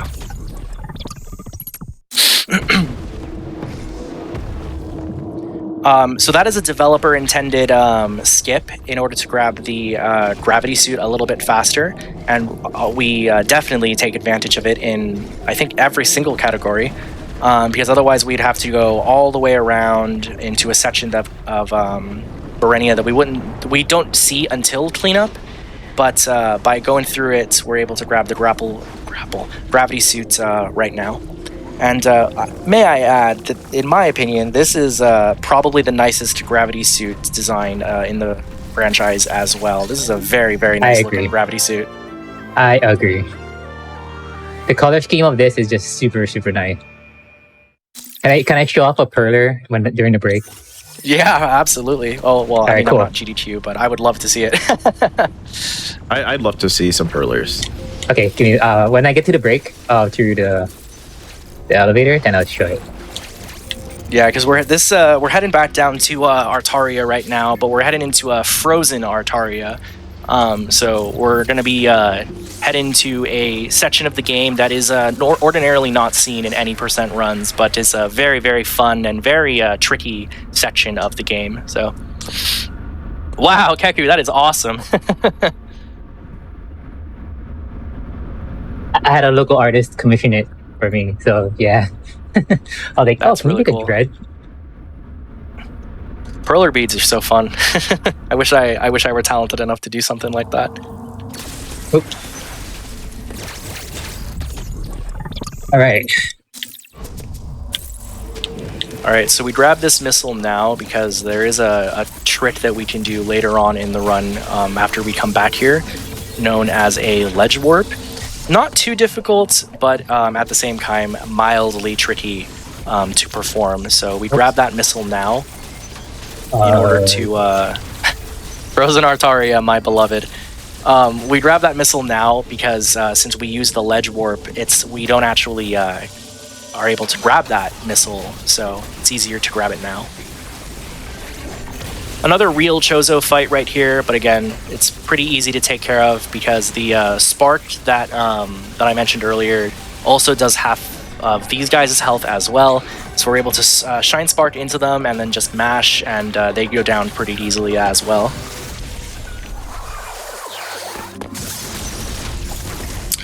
Very important thing to note that Keku did not do here. That door is important not to flash shift out of, because we come through that door later during cleanup, but if we flash shift through it, the game will still think that a boss is loaded into it. Oh. And by thinking that the boss is still loaded into it, we actually get the boss load. So it's very important to not flash shift through that door. It's also important to not do that with when it comes to Golzuna in a little bit as well, because we come through there at the end of our gathering cleanup. So,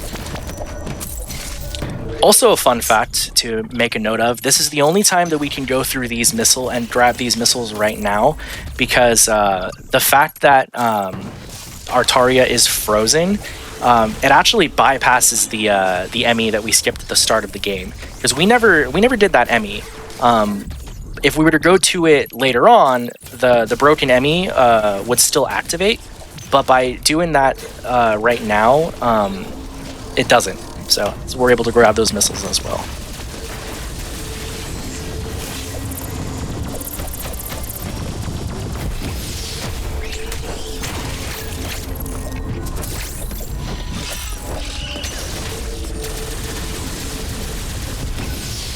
Oh, I thought I opened the door.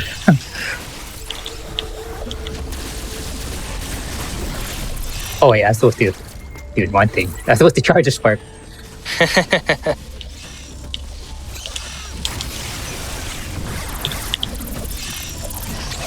Nice, Keku.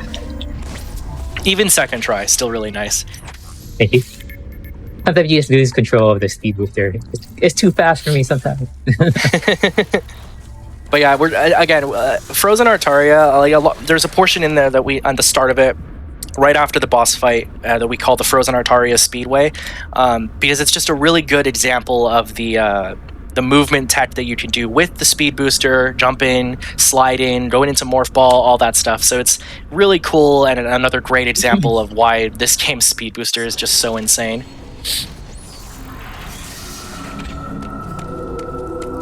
We're back in Catarus now, though, which is also frozen.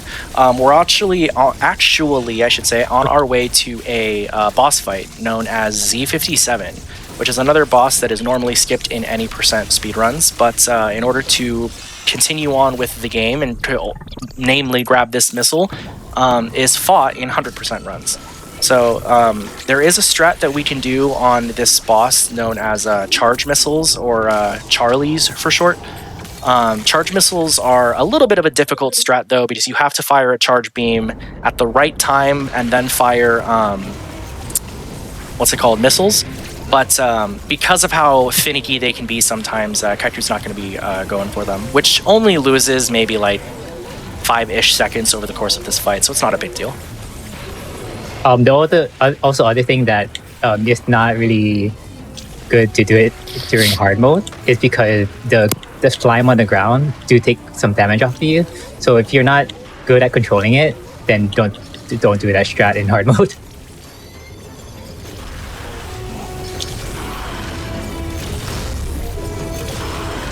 Oh, I missed. Do the thing. Oh, he's doing the thing. All right, cool. It's doing the thing. Yeah.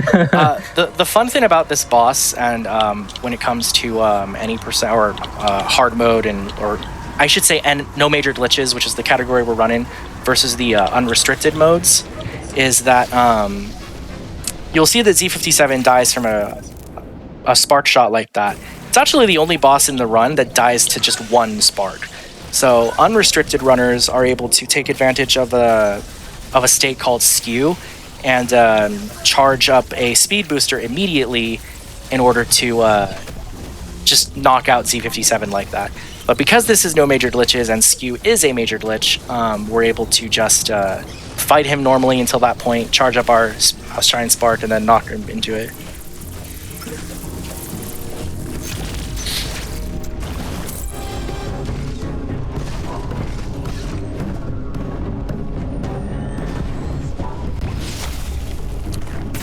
Nice. That it's not a hard speed booster shine spark to charge right there in the lava, but you need 14 tiles in order to charge a speed booster, and I believe right there it's 15 tiles.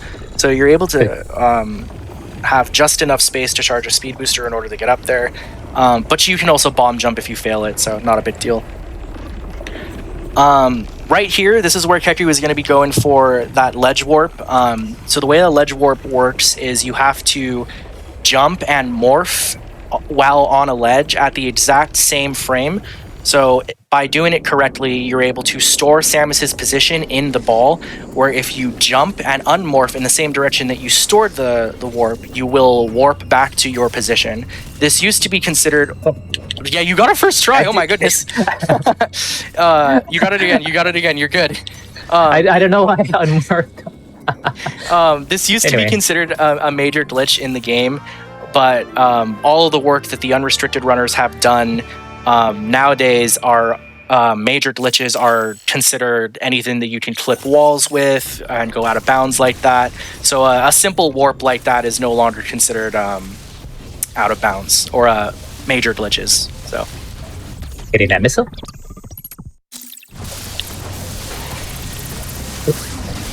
Almost. This is a good attempt.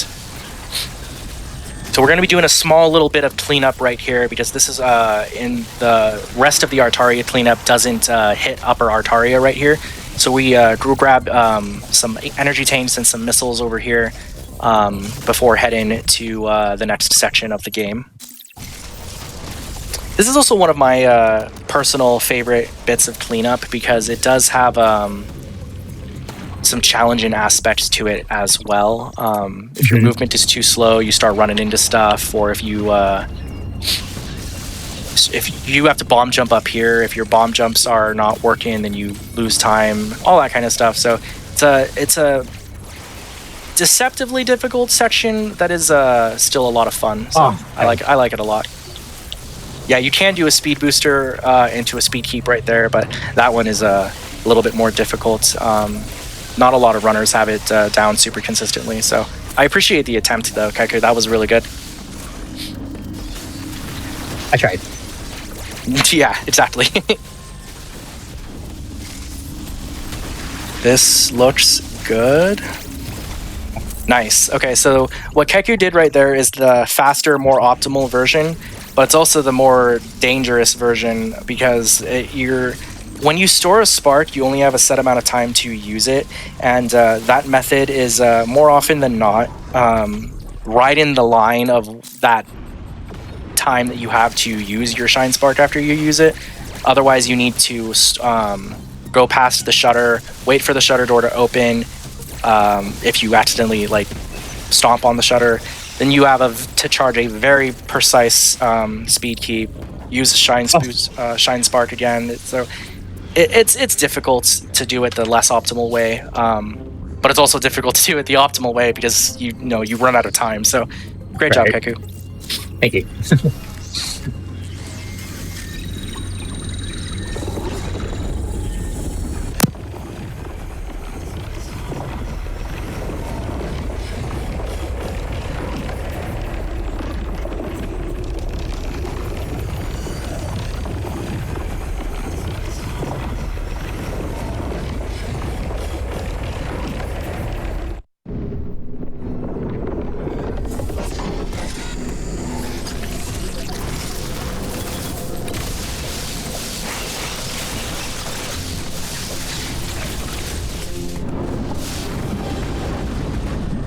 Another little cleanup here.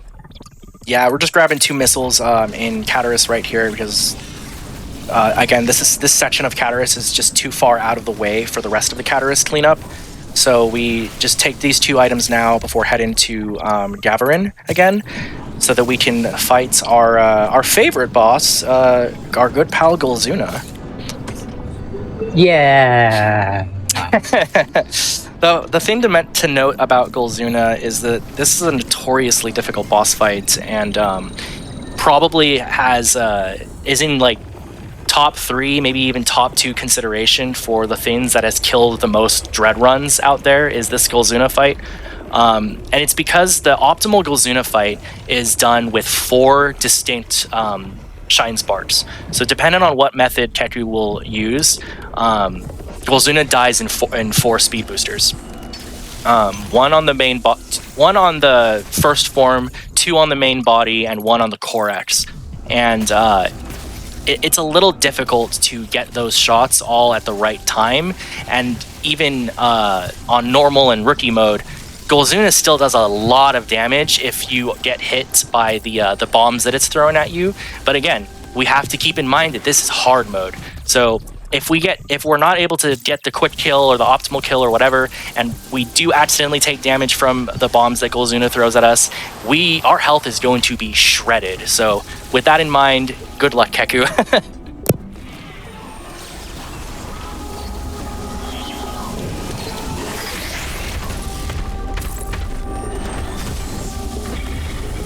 This looks good. Okay, got it. Awesome. Great fight, Keku. Yeah, that is the optimal Golzuna kill. So, nailed it. We get the cross bomb, which is an item of all time. Our favorite item of the game. Yeah. Our favorite boss giving us the favorite item of the game. Quite literally, yeah. Cross bombs work as intended, by the way. But yeah, this item is it's a really good like thematically designed item. It's just it doesn't always work in execution like you saw right there. The idea behind this room, we call this room the cross bomb puzzle. The idea behind this room is we want to be able to oh, that was an interesting way to open that door, Keku. That was cool. We want to be able to bomb through those doors with the cross bomb, and we're able to, get through the puzzle. There is a method that we can do that's called you can jump across with a flash shift. It's called cross bomb skip, but again, it's a little bit more difficult, especially when you already have cross bombs. You may as well use the cross bombs. So. Right.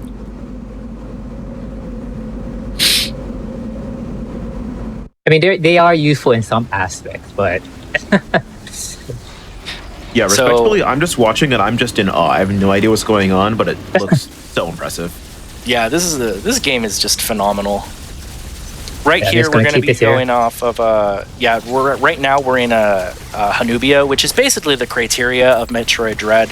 We're on the planet's surface, but we're not actually going to be staying there for all that long. We're going to be detouring on the surface for a very brief moment, because we're actually heading back to Ferenia.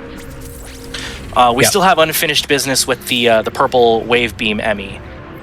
We also have another boss to fight as well before grabbing that wave beam, which is going to be give us access to the wave beam in general. So.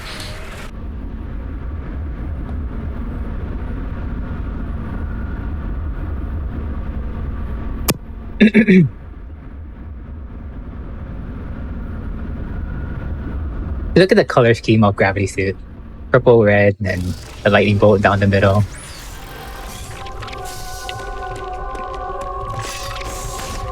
I'm just in awe of British suit. Oh. Okay.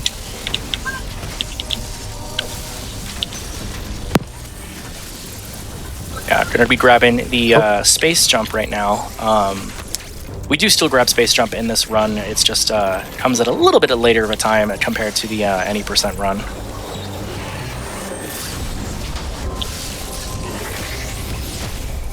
Nice. And then again, we're able to drop a cross bomb there because those are all bomb blocked. So by dropping a cross bomb there before sparking up, the cross bombs take out all of the bomb blocks, and our space jump, our shine spark does not get blocked.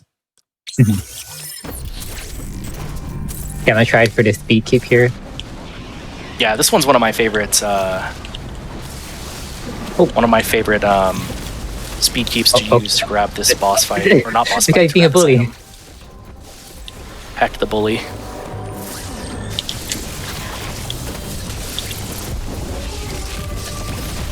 Nice, Keku. Yeah, that's a really impressive one. Oh, okay. Then it blocked me at the end. Keku, do you go for the? I don't remember the name of the actual trick, but are you going to be going for the freezing that the ply? No, I've tried practicing that, but I can't do it. So Sure. I would not be good for that. Yeah. All right. There is a trick, because I mentioned it. There is a trick that we can do here that I think that B-Dog found when B-Dog was still grinding this game. Basically, if you manipulate the ply that is up here, and you're able to freeze it, and you're able to charge your speed booster on it, and it gives you the amount of space that you need in order to get the item that's up here. Otherwise, you have to go do what Keku is doing and charge your speed booster all the way up here, which is not a bad thing, but it's just mildly slower. So.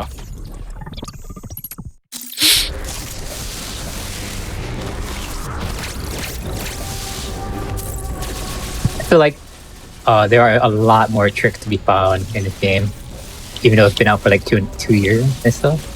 Something like that, yeah. I think so too. Like, I think as far as routing is concerned, unless another big trick is found, I think we're going to be good on routing for a while. But yeah, there's still a lot of stuff to be found. A lot of it still is probably in those unrestricted categories. So, actually, a trick was found not too long ago for the unrestricted categories. A trick called Emmy warping was found. Where we're able to actually use the Emmy catching us. We're able to like do a bunch of pause buffers and use the Emmy catching us and a counter to trick the game into spawning us where the Emmy's starting location is. So, by doing that, we're able to bypass a lot of stuff, and we're able to like get morph ball significantly earlier than normal. So. It's unrestricted is a super cool category. 2 round. Yeah. Yeah, nice 2 round on SQ. SQ gives us the storm missiles. For fans of the Prime series in the chat, this is basically the equivalent of the Seeker missile launcher.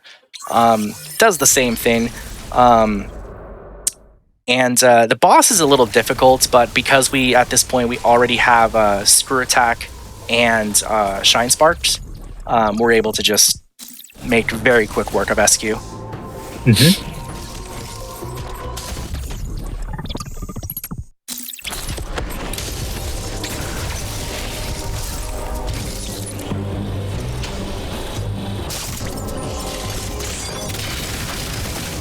Right here we see the storm missiles in action. Yeah, the storm missiles are really good. They use 15 or 3 missiles each on every single lock, so 15 total in order to get them all. But pretty good item, especially since it's 100%, and we clearly have the resources to use them. Yeah, at this point in the run, Keku has enough health and enough energy, I should say, and enough missiles, where we really don't need to, there's only a couple of more boss fights that are going to be coming up that really have to worry about your health. One of them is still upcoming, but this is not one of them. This one's just mash into the gold soldier and then or spark into the gold soldier and then simply mash. Quick work of the twin robots in Ferenia. There's another twin fight down in Berenia, but we're able to just power bomb those since we hit them in cleanup, and it's pretty funny because they just die to one power bomb. I want to make note too, the positioning that I was in for that the twin robots is crucial, because you want to, as you saw, the plasma. It goes through as you saw, it goes through the robots. So you're going to be shooting both of them at the same time by that aspect. Yeah, the plasma beam does piercing damage to enemies in general, but especially to robots. So that piercing damage does a lot of work on those robot fights like that.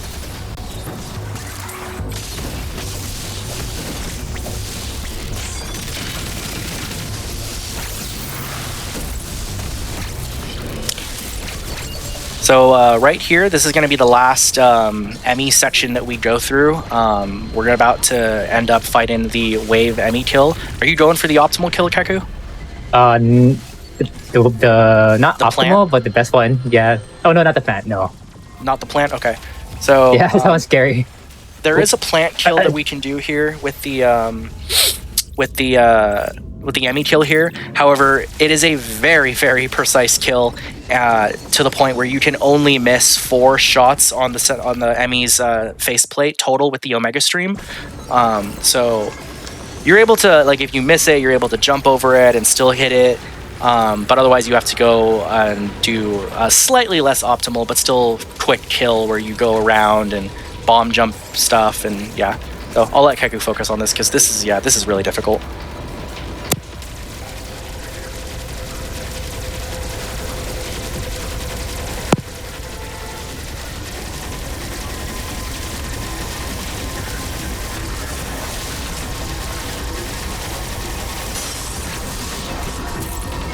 God, I think came so close. Yeah, that was very close. Good job, Keku. Yeah, that's about as like I said, if you don't hit those 4 shots and to just stay planted, you do have to jump over it, but that's about as optimal as you can get. So at this point, there's only one more Emmy that we have to deal with, and that's the one up in Hanubia to grab the power bombs. And at that point is when the cleanup section for this game can commence. So, yeah, cleanup's going to be coming up fairly shortly. And again, we'll let you guys know, again, for those sensitive to bright flashing lights, we'll let you know about the power bombs and anytime a power bomb is about to be dropped, because I know the people are sensitive out there to that, so. Cleanup in this game, though, is by far probably my favorite section of this run. I have put, personally, I have put a bunch of practice time, energy into cleanup, finding ways to improve cleanup, make it quicker, all that. And it puts everything that we've talked about with the flash shift, the speed booster, spark jumping, all of the above, stuff with the grapple beam, all of the above, it's on full display during the cleanup section of this game. It's partly why 100% is personally my favorite category of this game, and Keku will be entering it very shortly. So just one more boss fight. There is going to be a bright flashing light warning right now, so please look away if you are sensitive to it.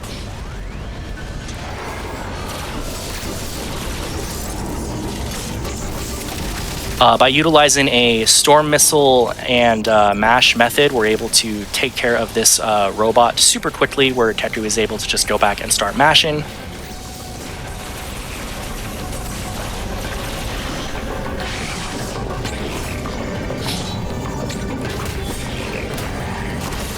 This is my favorite. How she just like, and then so cool. Oh yeah, at this point, yeah, Samus is finally starting to awaken like her inner Metroid powers. The DNA from the baby has finally she's finally processing it. It's finally waking up, and like she's finally able to start like becoming her true self, I guess, for lack of a better term. Yeah. But with this power bomb now, we do now have we are now at the start of our cleanup section. So again, power bombs are going to be very plentiful in this section, and Keku's going to be dropping one right now. And another one right now. I'm so excited for this cleanup section just because I love like Metroid, like 100% cleanup sections. Another power bomb right now. They're yeah, so like cool. we drop a ton of power bombs. There's going to be another one coming up shortly as well. But I agree. Yeah, the Metroid games are always very, very fun, especially their 100% categories, because of their cleanup sections. They're among the most fun out there, in my opinion. So there'll be another power bomb drop right now. Oh, I'm gonna miss this one, but I gotta probably. It'll be okay. Yeah, no big deal. All right, I have Power enough. bomb. I have enough for the next section too. So great. Yeah, because otherwise, if we don't have enough coming down into Ferenia, we have to do a small little farm. But we do have enough, so we should be fine before we go through the actual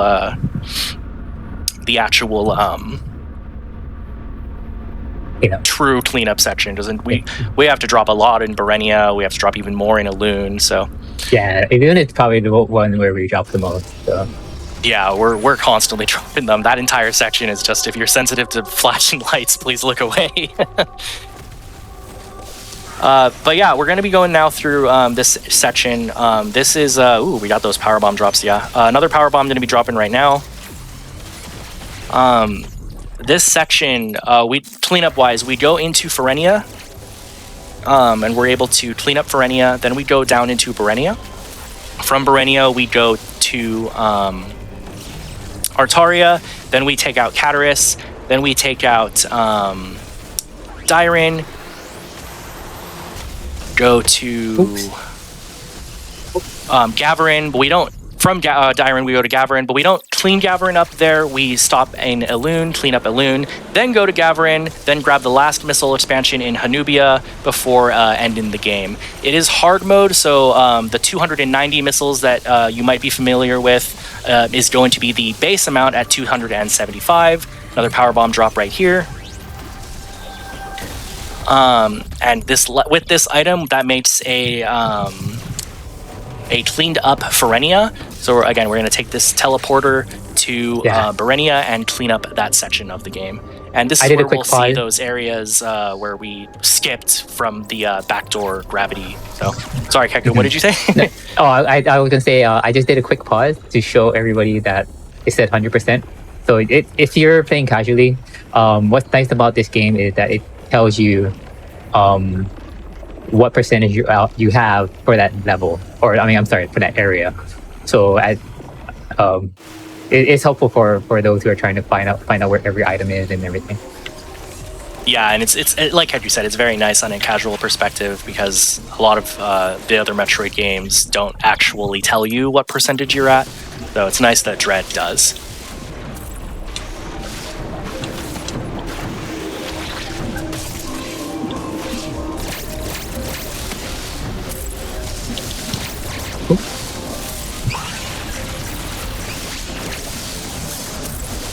Ooh, a power bomb drop, nice. Yellow acts like that are such a welcome sight in this run, especially in cleanup, because as soon as you start dropping a bunch of power bombs like that, it's like, oh, please give me more. I know 7 seems like a lot, but it's actually can be cutting close with a few things. Yeah, exactly. Because at the end of the run, you'll have 15, and even that seems like not a lot at times. I just saw that there's a mechanic for a power bomb. If you lay it in the previous room, it'll still affect the next room. Yeah, the explosion radius will follow you, so that's a cool little design choice from Mercury Steam. So shout outs to Mercury Steam. Also shout outs to Mercury Steam for just making such an amazing game. Like there are times where I'll be watching runs or I'll be playing Dread, and I'm just like, wow, do I wish I could play this game for the first time again. But it's another so shout good. out to Mercury Stream though, because of they're the category called Mercury Stream %. Oh yeah, Mercury Steam %. Mercury Steam % is a really cool, kind of a meme category extension, but Mercury Steam % is where you perform all of the dev-intended sequence breaks, even if they don't save time, and a lot of them don't. So, just a fun little, homage to Mercury Steam there. So, like for instance, you're able to grab bombs and flash shift before fighting Kraid, but like, why would you do that? So it rewards those players for going out of their way like that. So right there, we saw that the power bombs just one-shot the twins in Berenia. So just grabbing one more item here, and now Berenia is now at 100% clear.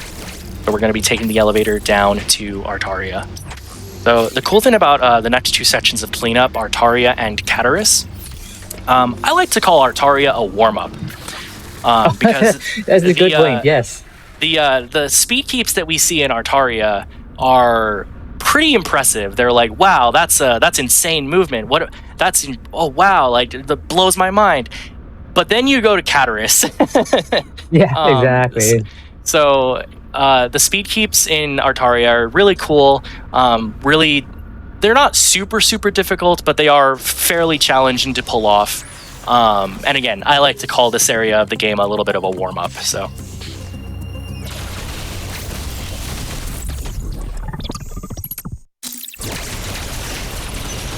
Another Power Bomb X. Wow, you're getting them all. I did ask for luck on my side today, so Another Power Bomb drop right here.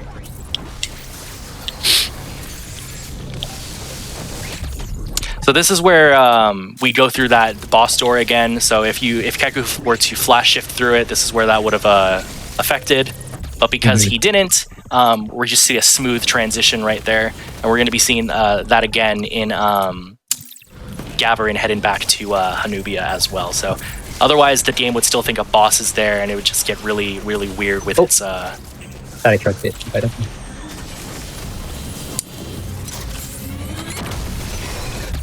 hate when that happened. Yeah, so the power bomb, technically you're supposed to be able to have enough room in order to get through there. Sometimes it's tricky like that though, so what I personally like doing is laying a while I'm charging my power bomb is I'll drop a normal bomb because charging that doesn't normally mess anything up. So with the power bomb charge, so I'll drop a normal bomb, lay the power bomb, the normal bomb will go off, and you're able to just go from there, and it normally works every time.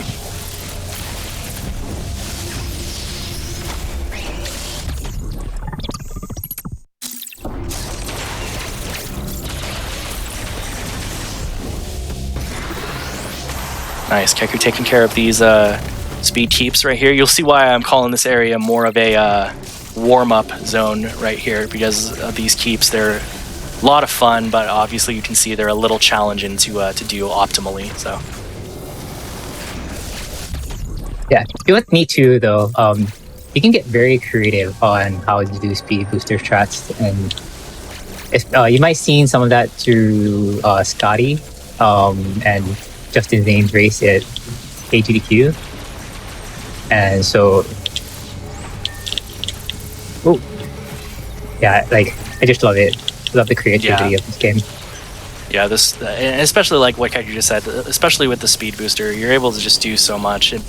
The speed booster is why this game is such a fun speed run. It really is, and like just being able to move so fluidly with that combination of the speed booster plus the flash shift, it really does put this game well over the top.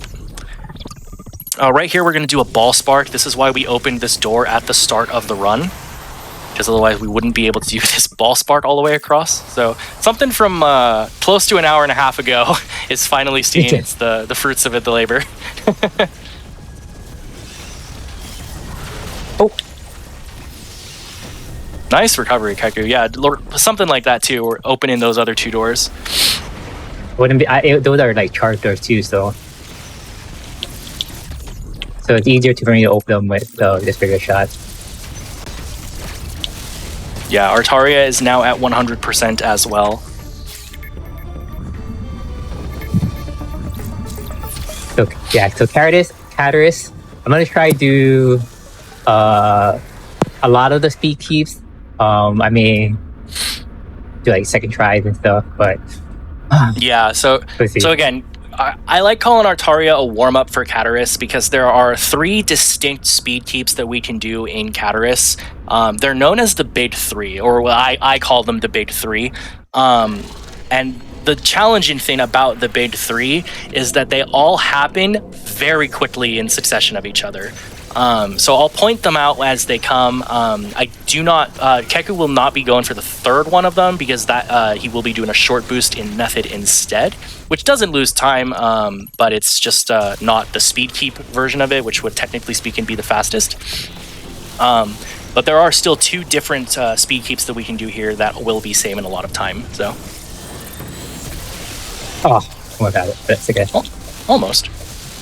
Yeah, almost had it at the end, but well.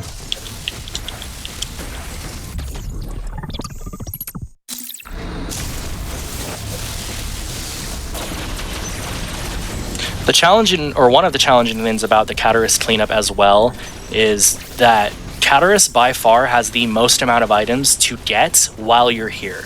Because the area is obviously full of lava when you're passing through here, for most of the times that you do pass here, and you don't really have that fluid movement from the gravity suit or that you can, access lava, move freely in liquid, all that kind of stuff. It makes cleaning Catarus up very, very difficult. So Catarus cleanup is pretty challenging because I believe you're only at a 28 or 27% of a cleanup by the time that you come here for cleanup, which is by far the least amount in the game. So just a lot of items that you're grabbing in Catarus. So as you saw with that quick pause, I'm at 47%. Nice spark. Oh, that's okay. There was a speed keep here, but that's okay. Oh, Yeah, we're going to be dropping another power bomb right now.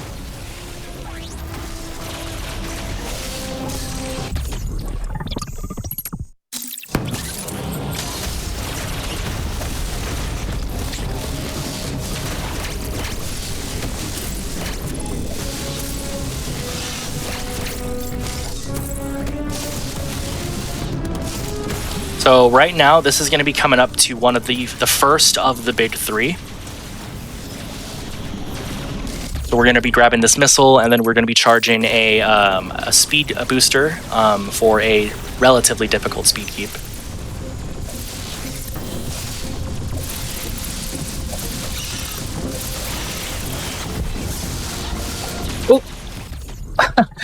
I mispressed, but I got it. Yeah, there's the first of the big 3. And Keku will be making his way down to the next one, which is coming up right now. Here's number 2. As soon as he leaves this Emmy zone.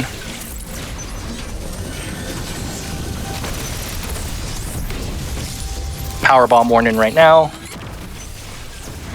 Oh, darn. Oh, that was unfortunate. Close though, Keku, close. So failing that strat or failing that keep right there doesn't lose as much time as the others because you're able to just charge the ball spark, I should say, right above you. But it is about maybe a 10-ish second loss compared to some of the other ones that can be a little bit more.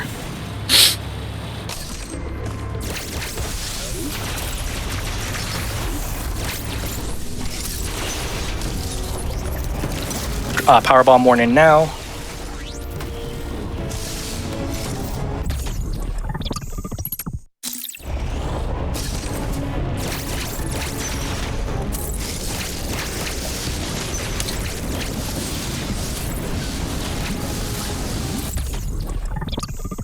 And then we're going to be grabbing a missile that's underneath us. And then ordinarily, this is where we would see the third and most difficult of the big 3.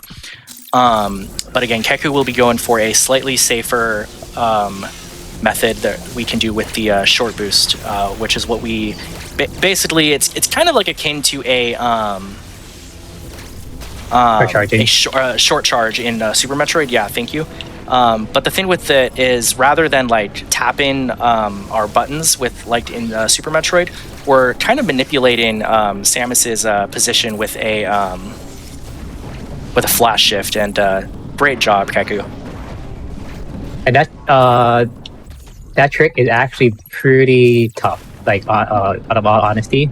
Yeah, short boosting is difficult.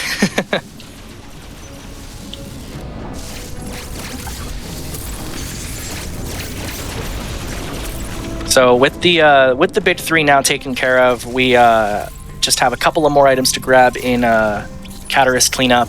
Power bomb warning right now. Oops, okay. Okay.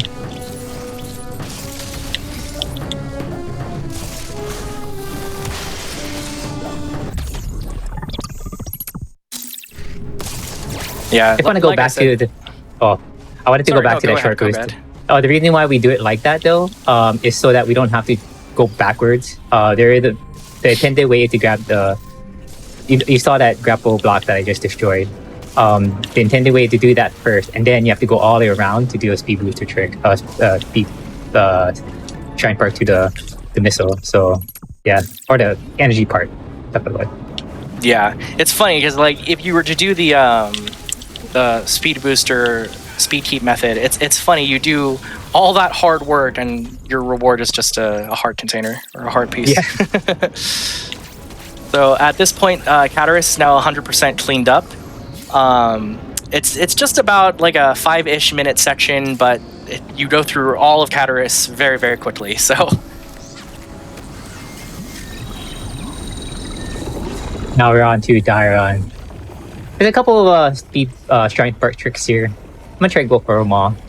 Or not all. Yeah, try to go for all of them. They make things go by really quick. That's why. So yeah, Dairon is a little bit of an easier section to clean up because a lot of it is already like you get a lot of items when you're coming through all of your times in Dairon. So it's a shorter section to clean up, but it still can't be slept on because it can still very easily lose time for you.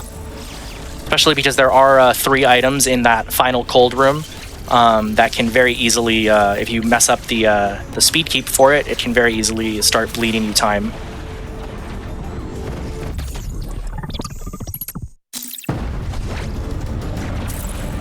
Again, our missile count to keep in mind for our max missiles is 275. So we're seeing Keku get ever closer to that magic number. We're going to have 15 power bombs as well, and then 12 energy tanks. So we're getting closer and closer.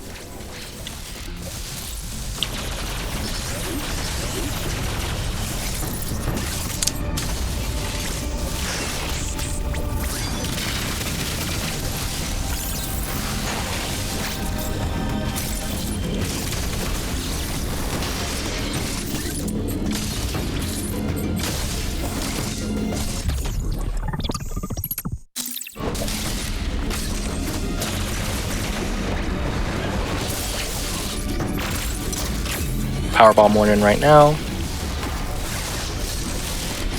Nice gravity ball.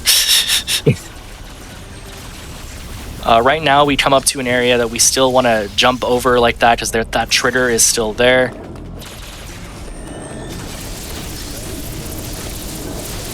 Another powerbomb one in right now.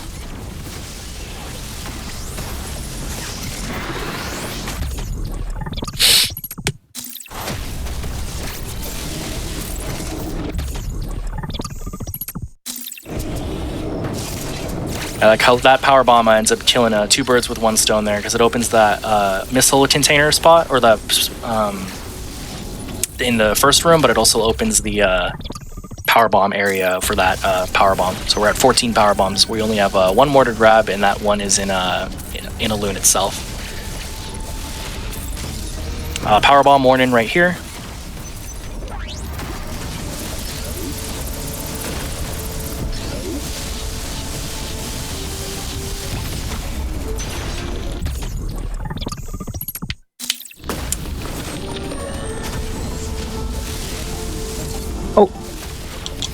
Oh, what the? Oh, okay. That's unfortunate. Yeah, that's the type of thing that happened. Yeah, sometimes the speed booster or the screw attack, doesn't want to break all of the blocks, and it's a little weird. It's happened to me a lot too. It's actually happened to me on PB paces where I'm like, huh? You're supposed to break, man. Come on. Exactly. With those items, though, Dairon is now fully cleaned up, so we're going to be heading to Gavarin. Again, we're not going to be cleaning up Gavarin right now. We are going to be grabbing 2 items that are a little out of the way from the normal Gavarin cleanup after returning from Elune. But we're just going to be grabbing these small items right here so that we can go into Elune and clean that area up first.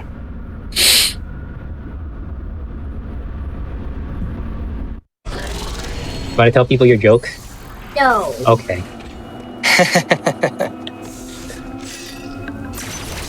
My son got some jokes, but he's a bit shy. Understandable. Jokes are scary.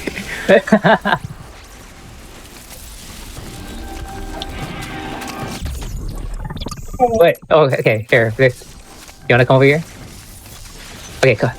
Here, say the joke at me. Okay. Oh. So knock knock. Knock knock. Who's there? Maya. Maya who? He. Maya who? Thank you. That's funny. What are you playing? What? What are you playing? Playing Metroid Dread. Hmm. Remember?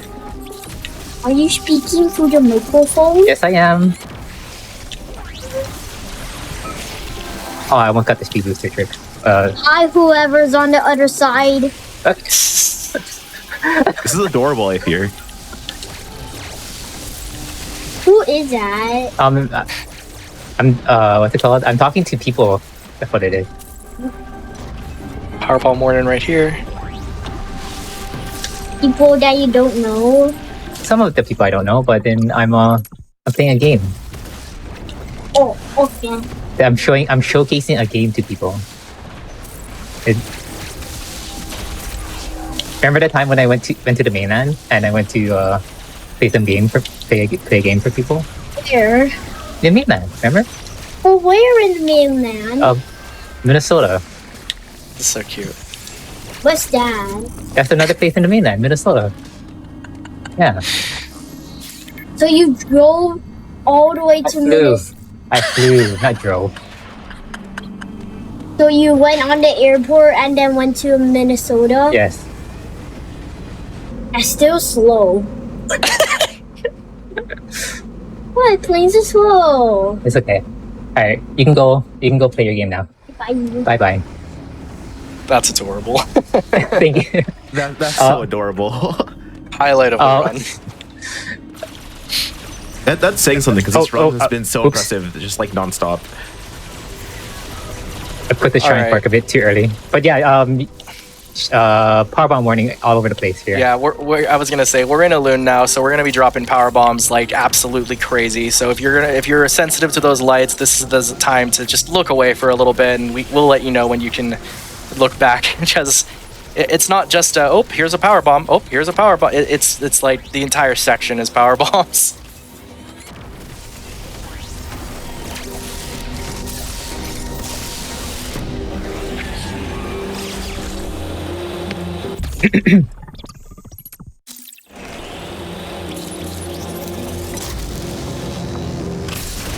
Dropping another one here. Yeah, it's a little bit of a unfortunate circumstance that we have to come back here for just 2 items, but we do grab a missile tank here and our final power bomb. So from this point on, we have all of the power bomb expansions in the game. We have a perfect 15. All right, and we are done dropping power bombs in Elune, so you guys can look again if you're sensitive to that.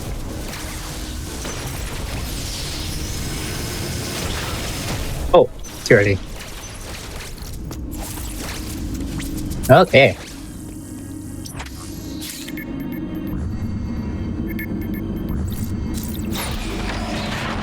All right, so we're going to be going up to the final section to clean up now. We're going up to Gavarin. There's only 2 items remaining. Yeah, so well, three items remaining. 4 actually. 4 items to grab. All right. In Gavarin, but after that we'll head to Hanubia, where we'll clean up, I should say. Grab that 1 item in Hanubia, and we'll be able to finish the game from there. Mm-hmm.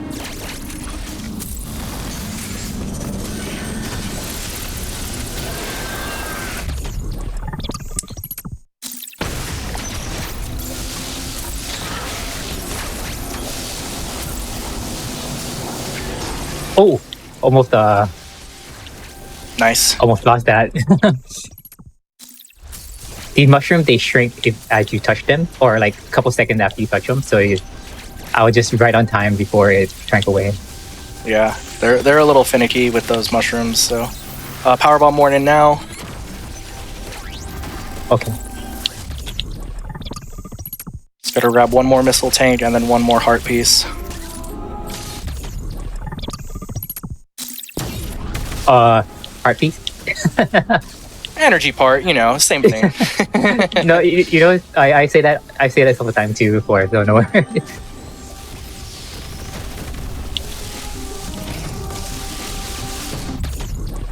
All right, so we now have all of the energy tanks in the game as well. We're just missing one more missile tank.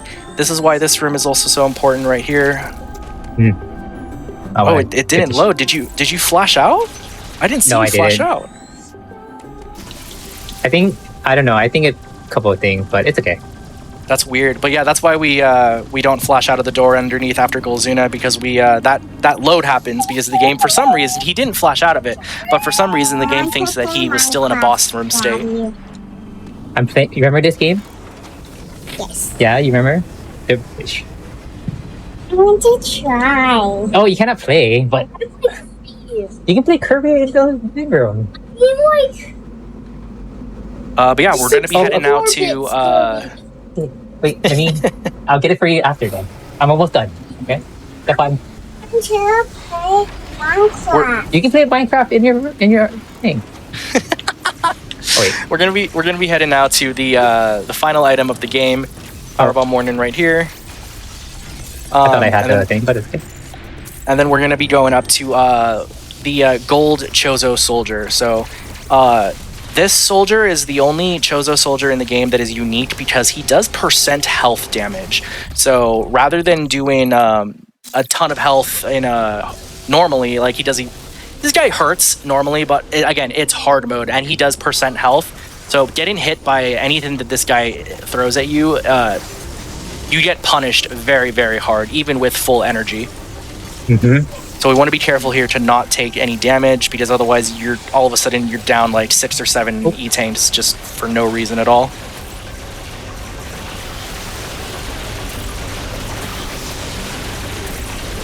Nice flash shifts from Keku here. What, dude? That was close. All right, and now we're going to be heading up to Itarash to fight Ravenbeak and then end the run from there. The thing about Ravenbeak, then, I'll talk about that before we get there. Ravenbeak has 3 different phases. The first starts off with, he's basically impenetrable to damage, and you need to get him out of that impenetrable state before you can start doing damage to him. So we utilize a trick known as Gold Skip in order to do that. So what Keku is going to be doing is, you can raw mash it, but I don't think you're going to be going for a raw mash. I think you're going to use the Storm Skip method, right? Yeah. Right. I can't mash. I can mash at 12 hertz. That's but 15 that's a 15 mash skip. Yeah. So by utilizing a combination of the storm missiles and Mashin, we're able to skip the gold armor phase of phase 1 for Ravenbeak, where he would be impenetrable to damage even longer. The thing with the gold armor phase is it saves it's a potential loss of like 10 seconds upwards to like 40 seconds, depending on the RNG Ravenbeak gives you. So by getting the gold skip and going right into phase 2, we're able to not only save time, but start doing actual damage to Ravenbeak. So this is going to be phase 1 of the fight. A little bit of unfortunate RNG there.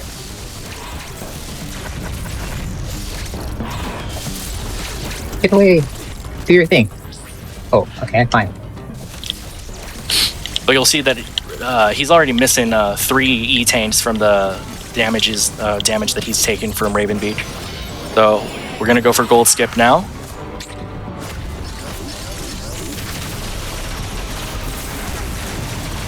Got it? All right, we got it. So now Ravenbeak's actually going to be doing damage. The trick for Ravenbeak in phase 2 is to bring him into one of the corners, either phase 2 or the left or the right corner, because you were able to manipulate some of the attack patterns that Ravenbeak does into only doing like 1 or 2 patterns, like this gun attack, or maybe he stomps down, or the slide like this. But you're able to manipulate them, and you're able to just like slide in or melee into the wall like Keku's doing in order to prevent a lot of damage that will be being done to you. But again, you got to keep in mind it's hard mode, so the health that he's missing starts to become a factor right now. Phase 3 Raven Beach is similar to Phase 1, only has a couple of different attack patterns. This sun attack gets destroyed just by the power bomb. Not going to go for the counter. The counter here is only fast if you get it phase or within his first 3 attack patterns that Raven Beach will give you. Otherwise, we want to keep doing what Keku is doing. Okay, that was close. That was really close. Oh, okay. And Raven Beach is now completed. So we're just going to go one more boss with Raven Beach X, which is just a glorified cutscene, to be honest.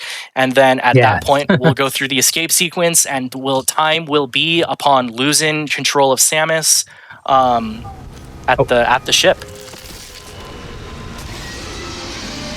I don't really know what happened, but that looks really horrifyingly close. Yeah. It very much was. 1, 2, 3. Keku, are you going for Arc Spark? I'm gonna try. Okay. So we do you saw me wait for Raven X to move a little bit. It's actually slower if you start shooting them at the beginning. So that's why we shoot at a certain point.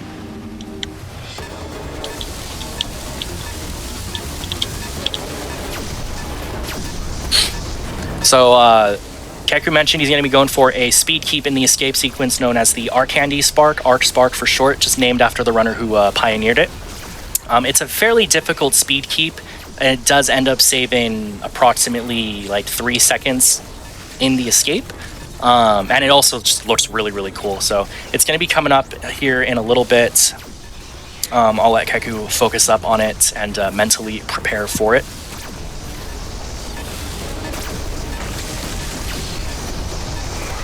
Yeah, going to be coming up right now. Oh, overtime.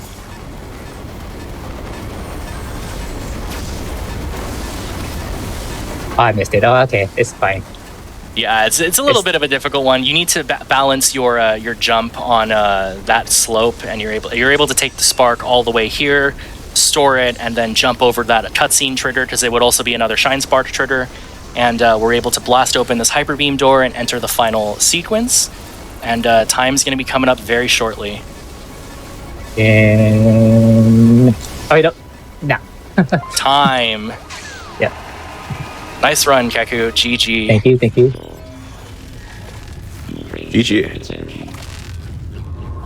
Oh, and all right, we're gonna go straight to the credits and stuff. Make sure we got the 100%. Which is nice because in this game you can just skip all the way ahead, whereas with the other game you kind of have to wait, through the credits and stuff. So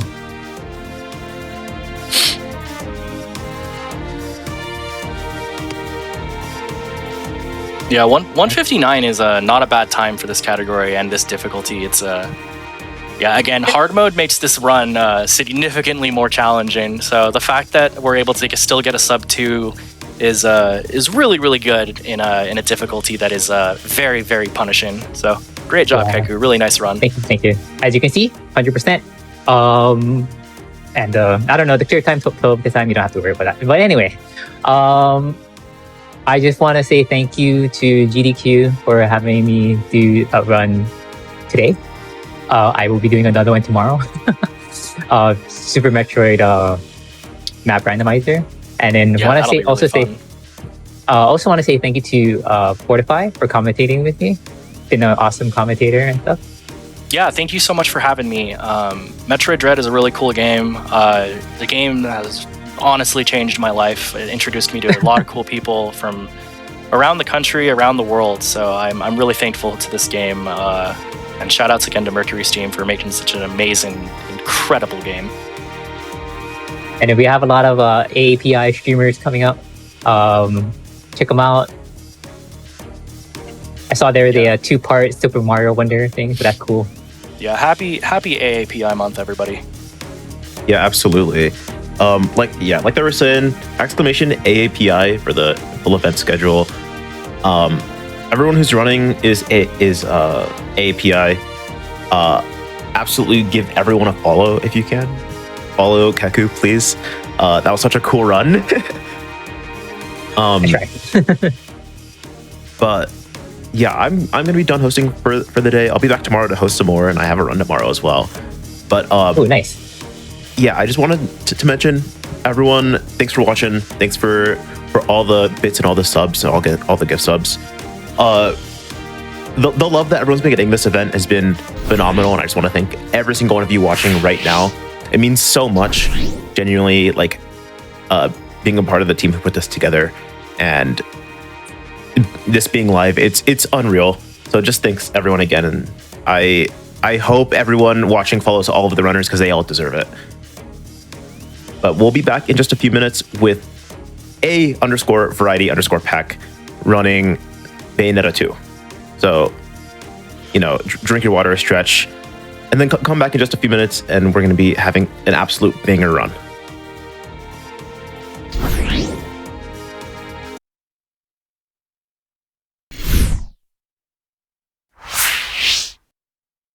Hello and welcome back, everybody, to our AAPI Heritage Celebration Marathon here at Games Done Quick Hotfix. I'm your host for the rest of the evening, Etchy, and we have an absolutely amazing Bayonetta 2 run coming up right now. A lot of cool runs for the rest of the evening. It's not over yet. Please keep watching throughout tonight. I'm really excited for all the runs we have going on, and I think I'll just go ahead and pass it off to the Variety Pack to set us into the run.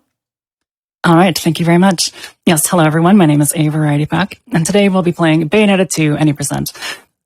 You might be familiar with the titular character, Bayonetta, but we're actually going to be playing a different unlockable character named Rosa today. I'll explain her characteristics as we get into the game, which should be able to start in 5, 4, 3, 2, 1. Let's go. So, Let's go. Any percent Rosa Easy. Now, what does that mean? That's sort of a mouthful of a category name. So we're playing as Rosa, who is canonically intended to be Bayonetta's mother. She has this really, really powerful ability that she just deals 3 times as much damage as Bayonetta and 2 times as much damage as Jean. There's an ostensible drawback to this. She's supposed to take 3 times as much damage as well. Although, we're playing on easy, so the damage is never really to be that much of a concern for us. We're really just going to be tearing through the entire game. It's going to be very flashy, I promise. It'll be super fun. If you've never played a Bayonetta game before, there's a couple things that you should know going into it, and we can demonstrate this at the intro prologue here. Basically, we'd like to combine a bunch of punches and kicks to get a bunch of different combos off. That's how you would normally play this game. Unfortunately, because Rosa's just super overpowered, there's really no reason to get all fancy with your combos. And see, as you can see, we even have this gigantic mech here that we're going to be using quite frequently. In fact, I would say that there's about 5-ish things to keep an eye on if you're not super familiar with how this run works. There's going to be a punch-kick-punch combo. That's the sort of our bread and butter combo. And there's also a combo that we can do with our mech here, where we do punch-punch and then hold this last punch out. Generally speaking, the guns in this game will do a little bit more damage on average, just DPS-wise than anything else. Just because, you have 2 fists going instead of just one at any given time. So, punch, punch, hold that last punch because we have 2 fists going. That's double the bullets, double the DPS right there. We're going to be stuck in this mech for a little bit. There'll be sort of occasional points where there's going to be a lot of small enemies around us, and we're going to do punch, punch, and then a dodge back. That dodge back obviously lets us dodge enemies, but it also lets us do this very important thing, which is restart our combo. If you finish that combo with that punch, you see there's like this gigantic delay before I can actually start moving again. So by dodging back, we're able to do 2 punches and then just quickly dodge back, so we don't have to wait for that last big punch if we don't really need it. Aesir pitied the humans for their naivete. There's that punch, punch, punch combo again. And you'll also see that I'm actually glowing purple. This purple is what we call Umbran Climax, and you can activate it when you're in human form as well as in your mech form. What that basically does is, as human form, it will turn you into the mech. And if you are in mech form, you'll get super mech form. So lots of damage is going to be tossed around today. There's a couple other attacks that we're going to be doing. One of them involves running around in this tiger form. We can do I don't know if you saw that on the screen. There's a claw slash that we do out of that transformation. That's really useful for getting really close into enemies and doing a lot of damage immediately. Humans could choose their own paths, There are, I would say, 2 other combos that we can really use throughout this run. One of them, if we can get out of this, is our kick, punch, punch, punch, kick, kick, kick combo, but we're literally only going to see that twice in the entirety of the run, so don't pay too much attention to that one. The other one involves a bird, and it involves some feathers. We're not quite ready to get there yet, but it'll be there soon. Alright, we've made it out of the records of time. Very common for the Bayonetta series, and we'll make our way into the prologue, the world of chaos.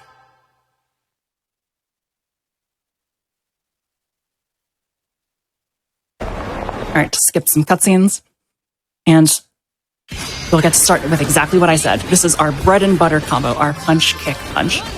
On this little airplane that we're currently standing on, all we need to do is do one of them, and it'll knock them off the screen, and it'll take them out. We will be doing quite a few punch, kick, punch combos as we go along. And you'll see me dance like that every so often. That's not just for show. It is actually a taunt. And what taunting does is it retains that combo meter that you see on the right-hand side of the screen. The point of that is so that we don't have to reset and we get to make this combo go as big as possible.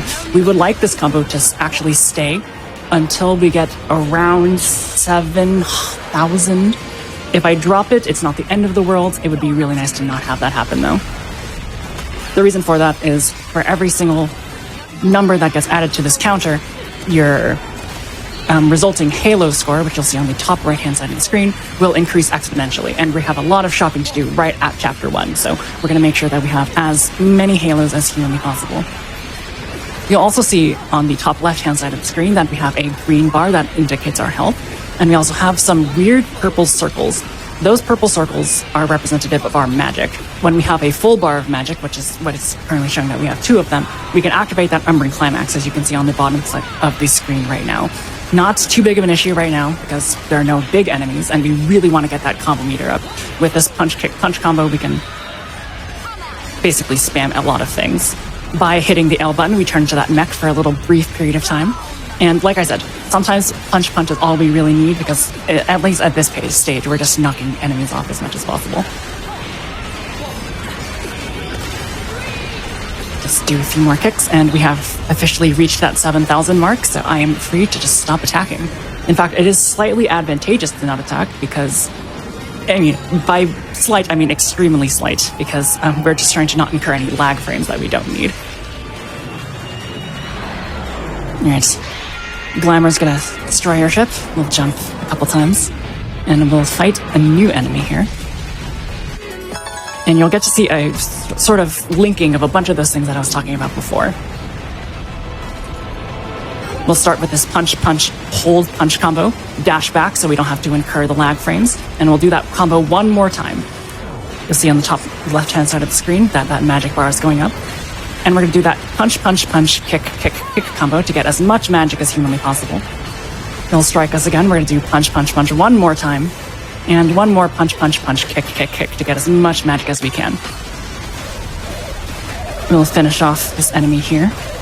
And we're going to actually hold the button longer than we need to, because we're going to want to have at least 4 or 5 magic orbs before we get into the next fight. We're going to want to activate Umbran Climax as fast as humanly possible, but we don't quite have a full magic bar. So by giving ourselves a little bit of a buffer so that we have enough when the fight actually starts, it'll be actually really advantageous for us. Do some mashing. And if you're familiar with Bayonetta 1, you might remember Gamora as your partner from Bayo 1, but in Bayo 2, we'll be fighting quite a few demons, and this is the first one. So like I said, punch, kick, punch. It gives us our Umbran Climax, and now we can absolutely destroy this boss. Normally there's several phases to this fight as he climbs up this building, but because we were able to deal so much damage so quickly, the Gamora simply does not have an option.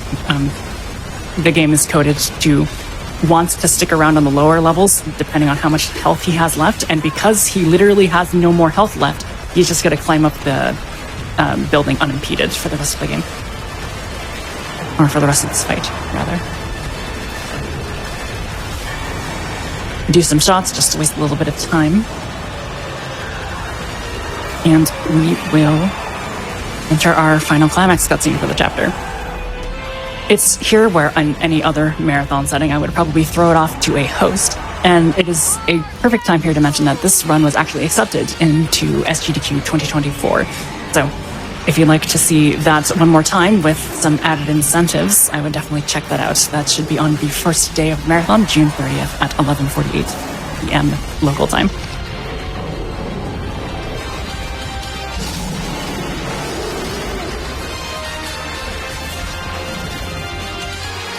All right, a little bit of story just to give ourselves a little bit of context. Our friend Jean here has unfortunately lost her soul through the Gamora attack. So we're going to spend the first rather large portion of this game trying to rescue her soul from the depths of hell. All right, and we get to start on chapter 1.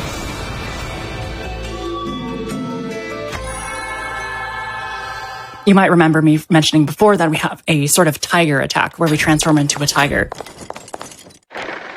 and then do a bit of a claw slash afterwards. Yes, that is true, but it is also just useful for just movement where we have long stretches of land to traverse.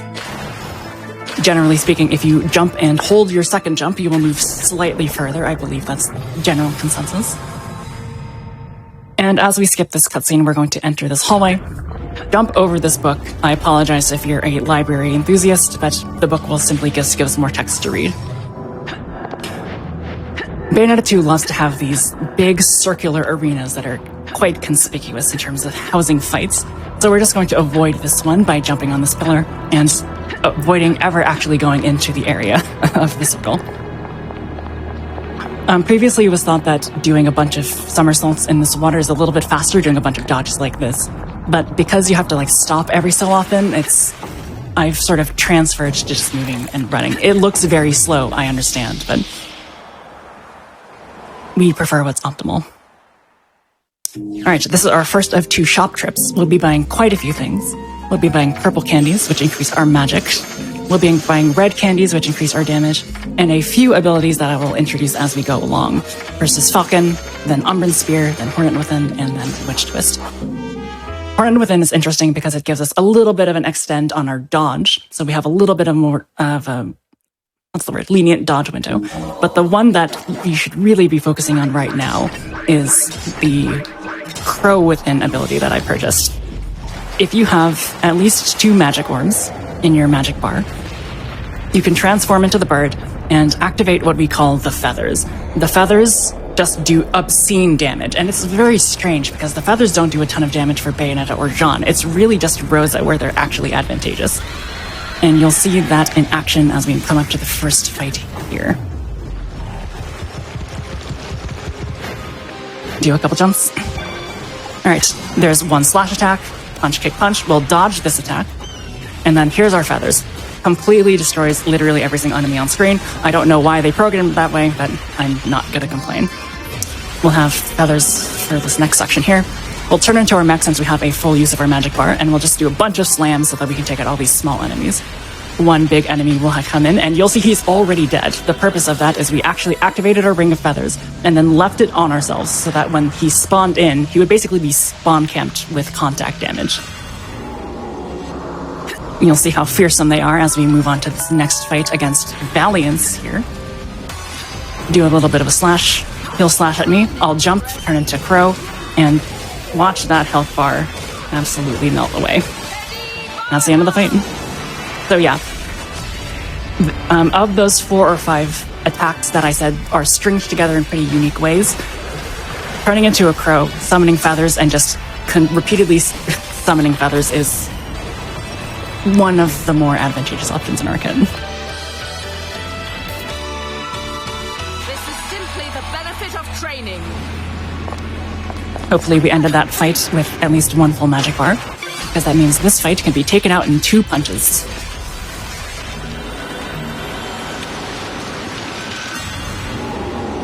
We are going to do a little bit of a weird maneuver there, and I might as well explain it as we're listening to this cutscene with Loki. Yes, the Tiger Within does give you a bit of a speed boost relative to just running on the ground. However, if in any scenario you have access to the mech, and you will not need the mech for future fights, it is advantageous to sort of turn into the mech and use that as your movement. It is significantly faster than the tiger within, and obviously that's faster. But even more importantly, it lets you bypass a lot of other things that the obstacles that the tiger would have to actually go through. One of the interesting things about the feathers ability is that you can sort of preload feathers into fights. So as we make it over here, we can activate our feathers and have them ready for when enemies do spawn in, so we don't actually have to wait for them. And we're here going to do that punch, punch, dodge back thing I was talking about all the way back in the intro. Lots of enemies, and we want to make sure that we're not actually incurring any lag frames or end lag frames from those punch, punch, punch combos.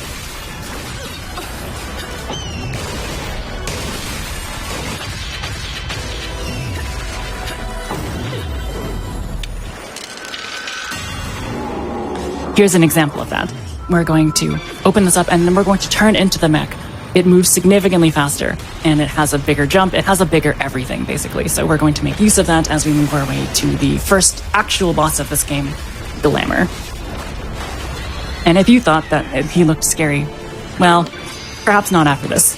You do a dodge, and because of our massive feathers ability, literally his entire health bar is gone in the first phase. The game is a little bit confused, it doesn't really know what to do. So it's just gonna sort of go through its attacking cycles. But once we make our way up to the second phase, we'll just shoot him a little bit, which will say, hey, why don't you actually knock this guy down like I already did? And then we can activate our climax cutscene, and that's the end of the chapter.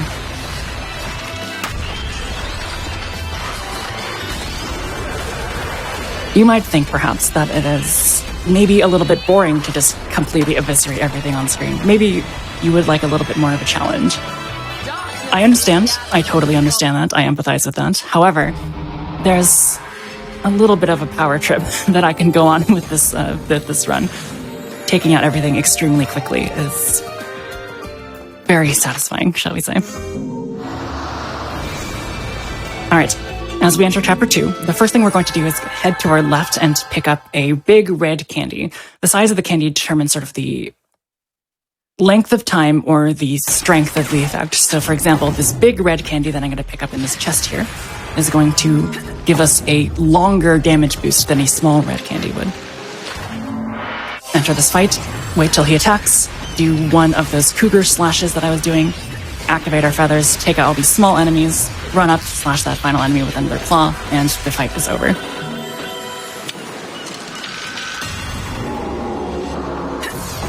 Do a couple jumps because we only have one of our magic bars filled.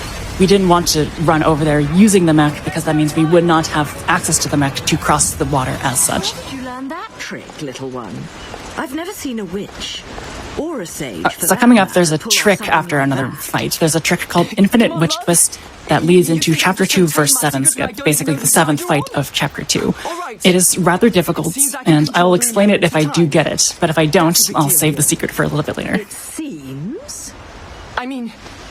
No. I got nothing else to say, love. Open door of the slash. Jump. Reload our feathers into this fight. And basically spawn camp these two large enemies that will come out of their portals. Not even a problem. This is simply the benefit of training. Alright. Skip a couple cutscenes, and let's see if we can get this.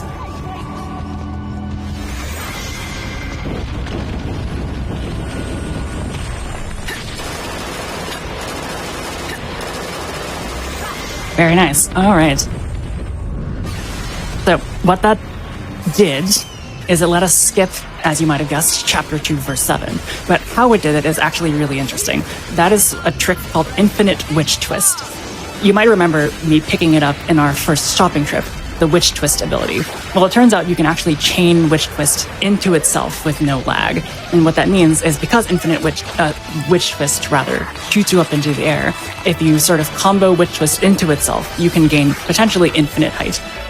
In that particular instance, using Witch Twist at just high enough for Loki to trigger the change in gravity, but not the fight, means that we can skip the 7th verse of the 2nd chapter because the game doesn't know what to load there. We got to skip to the 8th verse instead. The back page of the classified.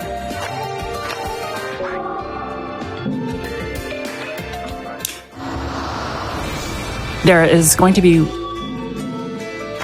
I guess there are going to be 2 more places where Witched will still be utilized. One of which is significantly more impressive than the other. Anyway, we are on Chapter 3 right now, and this is by far...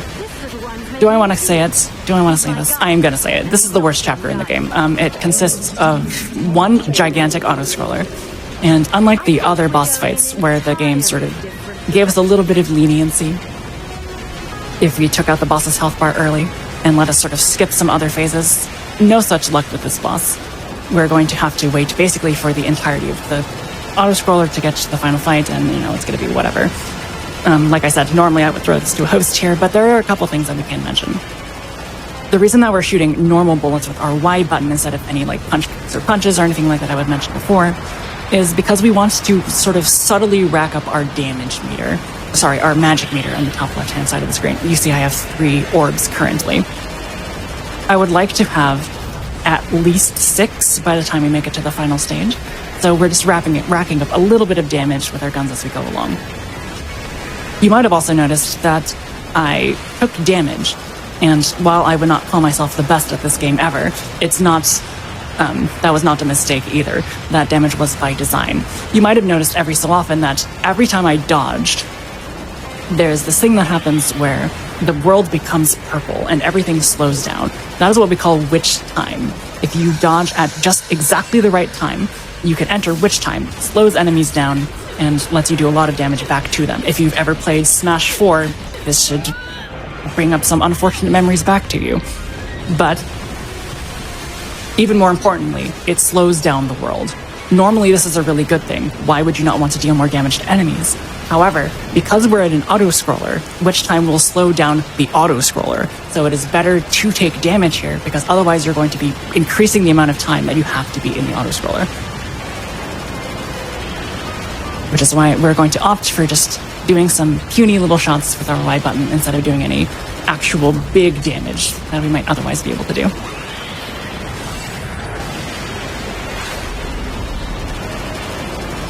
This thing also has a little bit of stormtrooper aim. If I just move slightly to the left, none of those icicles hit me, so I will take advantage of that, deal a lot of damage there. And you'll see on the top left-hand side of the screen that I do indeed have 6 magic orbs available to me. This means that when the final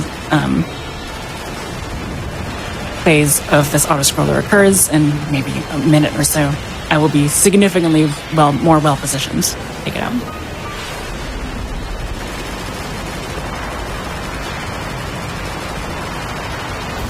He's gonna crash through a gate here.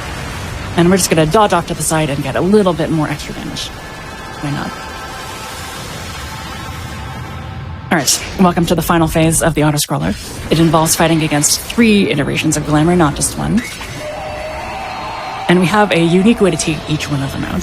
The first one's going to start with a punch-kick-punch combo, into a dodge, into a Umbran Climax mech instance.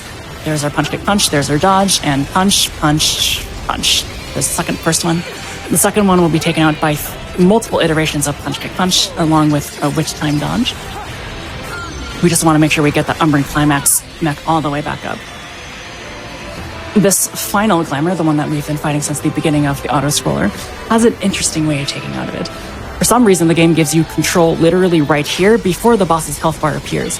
So we're going to activate one of our first red candies, the ones that increase damage, as well as our Umbran Climax. And we'll just shoot at him, regardless of the fact that there is no health bar there. The game will still deal damage to the Glamour enemy, and as you saw, we were able to finish the phase without actually having to fight him. The health bar was instantly reduced to 0.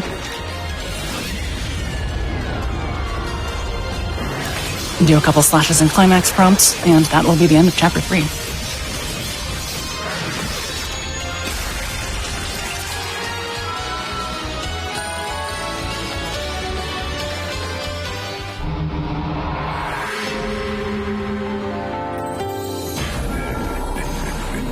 Can mention here too, if anyone has any questions about the run at all, feel free to put them in the chat, and ReadyPack can answer those for you.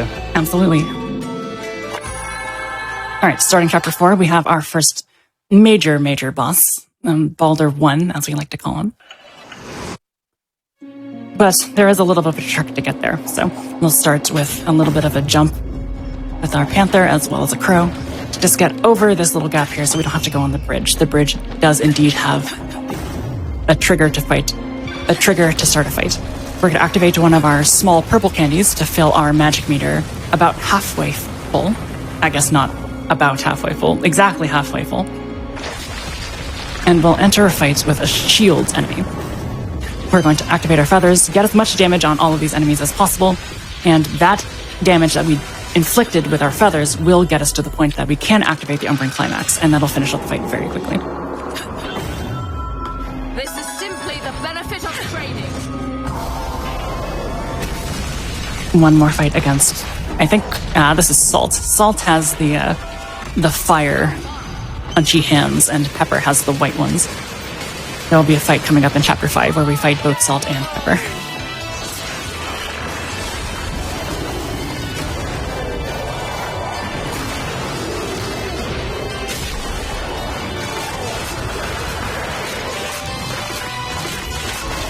Okay. So one of the incentives that I have submitted, although not quite heard back from, for the SGDQ iteration of this run, is that I will be performing 5 of the boss fights blindfolded. Now, in a game that doesn't really give you movement feedback, that may sound a little bit strange, but many of these boss fights, especially on easy mode, are quite scripted. And I'll give you an example as to why. This is Baldur 1. I do a little bit of a run, and with our big red candy, we're just going to essentially punch, punch, punch with the mech 3 times in a row. Do one small punch to get our Umbran Climax back. Do a couple of uppercuts with Madama Butterfly, and that is literally the end of the first boss fight. So doing them blindfolded can be a little bit tricky if you happen to get off course a little bit, but most of the major boss fights in this game are rather scripted.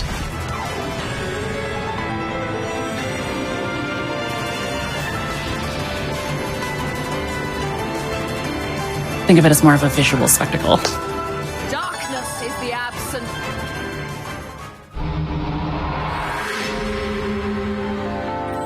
All right, end of Chapter 4.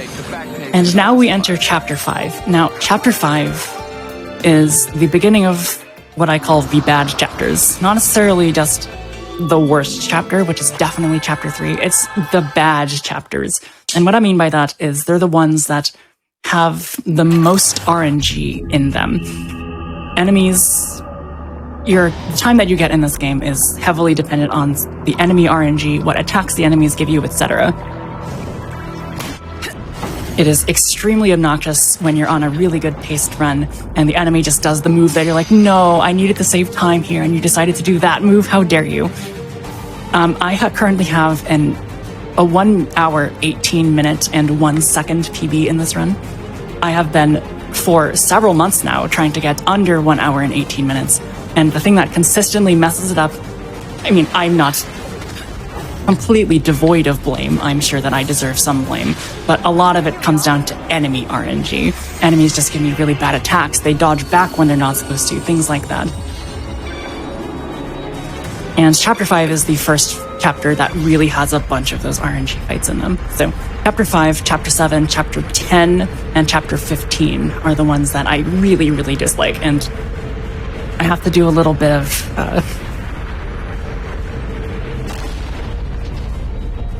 discreet hoping.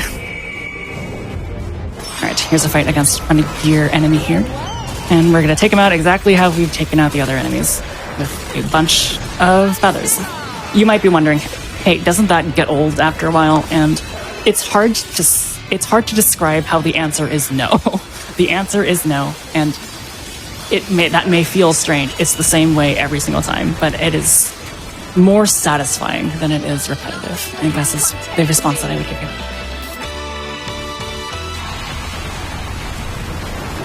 All right, you saw me transform into this little snake. I guess they call it Cobra within. And it is probably one of the worst things about the game in the sense that it's really difficult to control. Basically, you need to mash the B button to dash, but also your right thumb, which you're presumably using to dash, is what controls your movement in the water and your direction. So I'm constantly flicking my thumb back from the control stick to the face buttons, and it's just the whole thing. So we only have to use it a couple more times, most particularly in Chapter 7. You still don't know a thing about me. Let's just say I have plenty of experience with nothing coming to mind. We have a very long cutscene with Loki here. I'm manipulating the camera a little bit because the camera wants me to constantly focus on Loki and his really drab and boring speech. So what I'm going to be doing is focusing directly ahead of me and jiggling the camera every so often just so I can make sure that the camera stays where I want it to be, not where the game wants it to be. I'm the more important one here. We also want to make sure we get to this orb here as fast as possible so that we don't have any lag time for when Loki is done with the cutscene and when we start the fight. I think this should be good. I was off by just a couple seconds, that's okay. And so this is the first fight that I really, really dislike. This is the first of those RNG fights. Because something about the curvature of this battle arena makes it so that enemies don't really know where to spawn sometimes. And that's really obnoxious because sometimes enemies will just fly around like this and just not spawn, causing me to lose a bunch of time. That wasn't too bad, all things considered, but I definitely had better. Yeah, not too bad. 27 seconds is okay. I would prefer somewhere around the 23 range, but you know, what can you do? This will be our one and only time we play as Loki as we jump away from Pepper here. Do a bit of a dodge. When he gets close to us again, we'll use our, in quotation marks, Umbran climax at the bottom of the screen to knock him away from us. And we'll do one more dodge as he climbs away. One more time.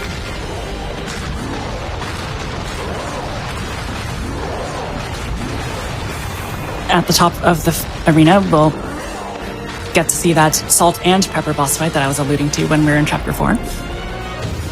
This fight is also a little bit of RNG. We want the enemy to do a slam with his fists because that's the fastest thing that gets us to whiff time. Rarely does he do it. Let's see. Nope. I mean, that's not too bad either. I've seen worse attacks too for him to give me. Then we want to run over to Pepper here, dodge this first attack, and start spamming those feathers again. Not too bad. Not too shabby. Nothing can contain me.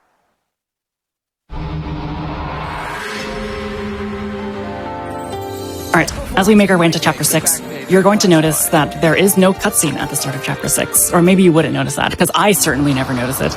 It is the only chapter in this game that does not begin with a cutscene, which is really obnoxious, because sometimes I go to, press the minus button to skip a cutscene, but there is no cutscene. So I enter the menu for 2 seconds, and I lose 2 seconds in my run, and I get mad at myself because it's very obvious that there's no cutscene. Whatever, who cares?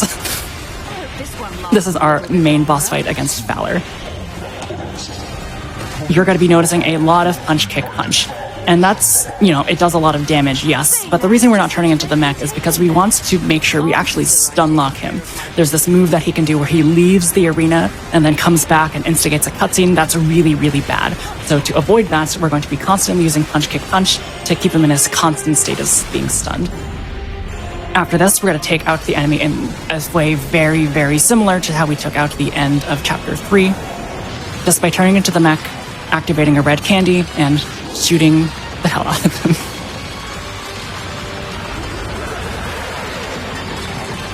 I don't think you'll be able to get a new one of those.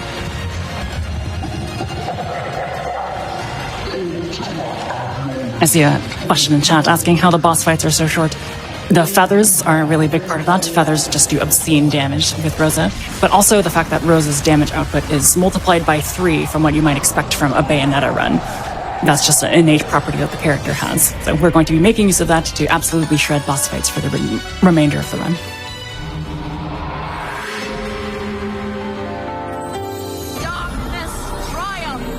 I think I also saw another question that was asking, how optimized is this run? That's an interesting question. We're not actually totally sure. There is one other ability that we could potentially purchase in that Chapter 1 shopping trip called Downwards Afterburner Kick. Basically, whenever we're at a high vantage point, if we need to get to the ground really fast, we don't really have a way to do that yet. But with a Downwards Afterburner Kick, we could indeed do that.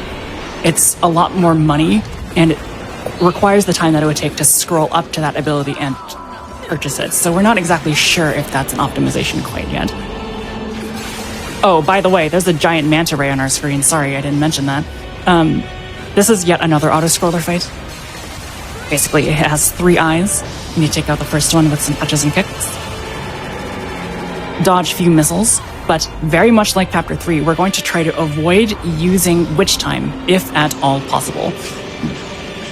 Again, because it's an auto-scroller, if we use Witch Time, it'll slow down the auto-scroller as well, and we absolutely do not want to see that.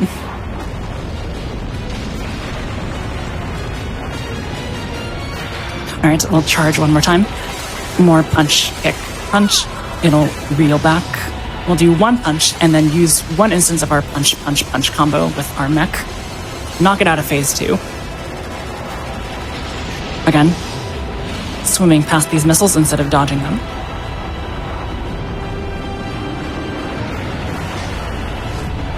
And then we're effectively going to be doing the same thing for the 3rd phase. What's really annoying about fights in which you are not grounded in any way is that you're not actually allowed to turn into the crow. Obviously, we would love to be able to use those feathers for any boss fight that we can, but this is an exception because we're not grounded. There's nothing for the game to say, hey, you are no longer on the ground, so you can turn into the crow.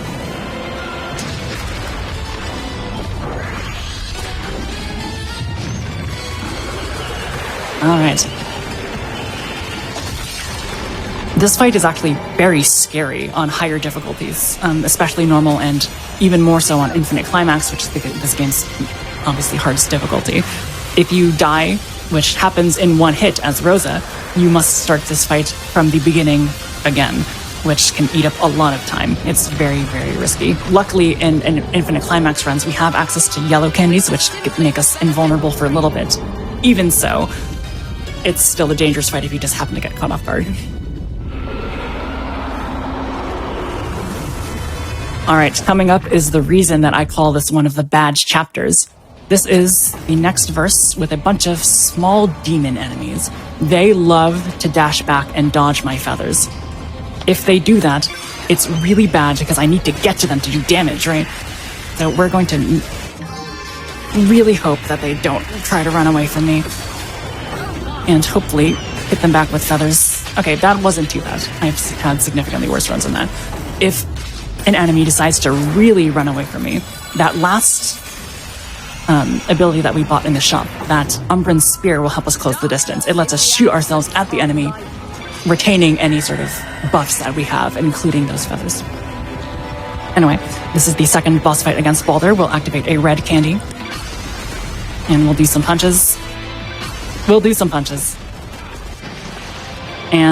do some fancy punches this time. You might notice that I held that first punch out just a little bit longer. I said that the 3rd and final punch of the punch, punch, punch combo for the mech does do double damage, but that's relative to a single punch damage. Both of those first 2 punches still do have guns if you do hold those buttons out, but we typically don't like to use those because they're less damage. They still do damage though. And if you were to simply just do a punch, punch, hold, punch combo for that last phase of Baldur 2, what would happen is you would be left with a sliver of health, and what you would have to do is just do like 1 extra little punch. We've determined that it is slightly faster to hold that first punch out of the combo instead of, having to wait until the end of the combo and then do 1 final punch to finish them off. This is simply the benefit.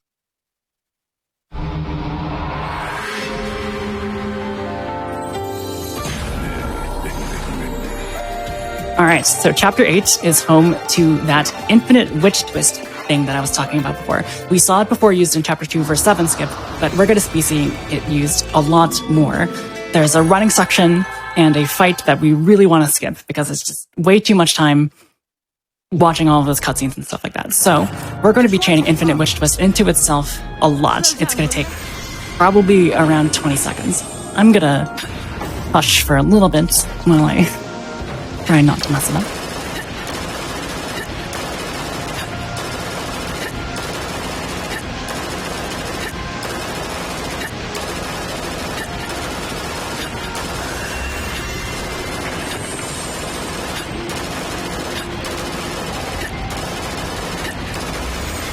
All right, we'll take it.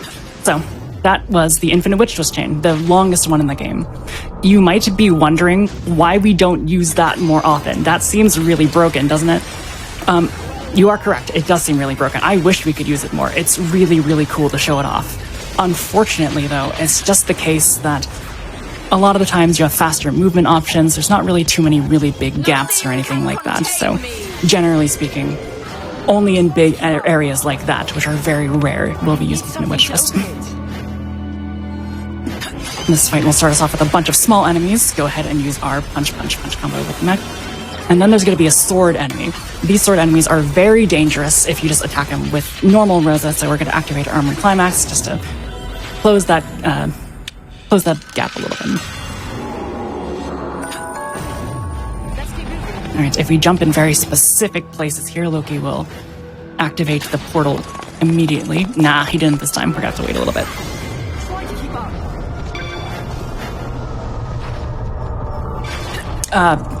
Please, thank you.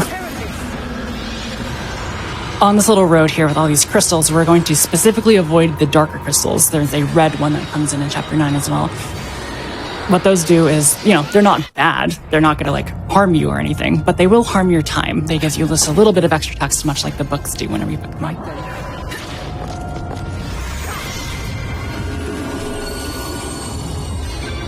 Activate this little switch. And Loki's gonna sort of reverse the turns of time or something to that effect. I'm not much of a lore buff. I know the story very generally, but it has been quite a while since I've looked at anything specific about this game's story. Alright, we're also going to preload our feathers into the next fight as soon as we see the saving prompt. Loki will open the portal, and we're going to take out these guys exactly the same way that we took them out in Chapter 2. Basically, spawn camp them. You might call that dirty or toxic. I call it efficient. Preload some more feathers, because we're going to have a little bit of an aquatic fight here. And like I said, when you're in an area that doesn't let you ground yourself, the game also doesn't let you turn into the crow. So we're going to make sure that we preload our feathers before we enter the water, so that's not a concern for us. I see a question about this game being Switch exclusive. It is not. It is also available on the Wii U. Although, let's be honest here. If you have a Switch, you might as well play it on the Switch. Alright, we have a little bit of a run from Gollum here. And we're going to be using that property of the mech that I said before. It just moves faster than the tiger within. So we'll turn to the mech. We'll have a little bit of magic left over for the final fight.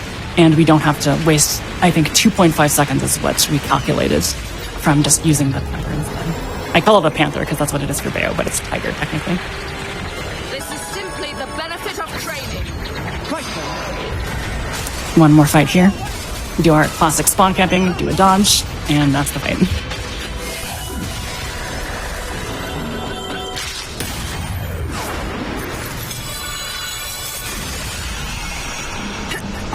Darkness is the absence. That was easy. Okay. The game just did not want to give me the prompt. There's that darker red crystal that I was talking about before. Definitely don't want to get that. Alright, pretty good Chapter 8, all things considered. That performance might make the back page of the classified. A lot of mashing at the end for the verse cards. And then we begin Chapter 9. Actually, I guess we'll have to find out. Alright, like I said all the way back in Chapter 1, a lot of the fights in this game are in very conspicuous circular arenas, and the next one is no exception. We're going to be doing something very similar to what we did before. We're sort of go around it instead of through it. That'll let us skip the fight and be on our merry way. Jump. Jump. For some reason the fight doesn't trigger there. Good jump. And we will make our damage even more obscene by picking up yet another big red candy there. You might remember that I said that these sword enemies are really bad when you're fighting against them with Rosa, and that still reigns true. Luckily, that fight is fairly scripted. He will always do that attack if you end before him. Sorry, if you end behind him, rather.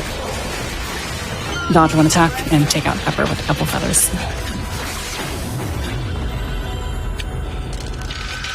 as speedrunners, we can do our best to make things. Are you actually serious?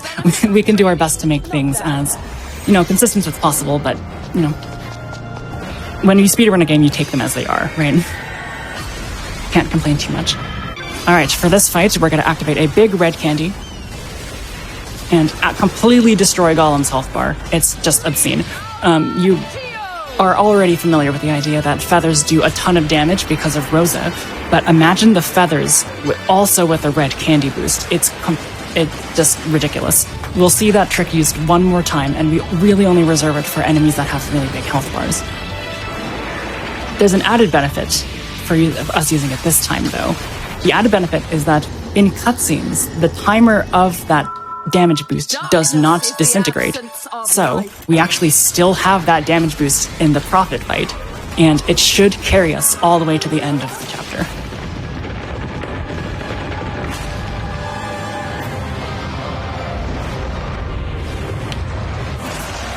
Do a couple punches, and then we activate phase 2, which is just phase 1 but repeated, at least with our string. Umbran Climax punch. Ooh. I don't know if you saw that. He dodged me. He barely dodges me. He's playing some tricks on me today.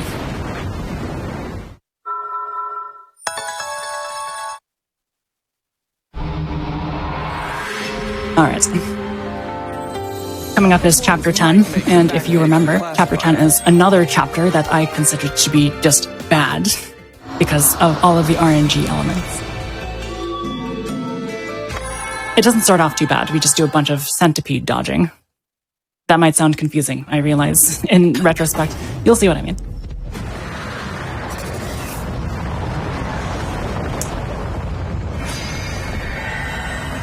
We'll do a couple jumps. And we enter a little bit of an auto-scroller phase with some centipedes. I believe that if you're playing as Jeanne and you decide to use the Cobra within that snake in the water, this is the form that she turns into. It's a little bit less palatable, shall we say, than the Cobra, but it's cool. I'll give it that. So, our first little bit of RNG in this fight, in this chapter rather, comes at the bottom of this little centipede well. There's a giant spider crab named Phantasmorne, and we would love to see it shoot a fireball or shoot a web at us. Either one of the two. Fireball is still pretty good. Lets us dodge immediately and give us enough magic so that we can start spamming those feathers. Very, very fast. Good. Shooting the webs is slightly slower, but not by enough of a margin for me to care. There is one move that he can do, where he burrows into the ground. If he burrows into the ground, your run is over. Or at least it would be for me.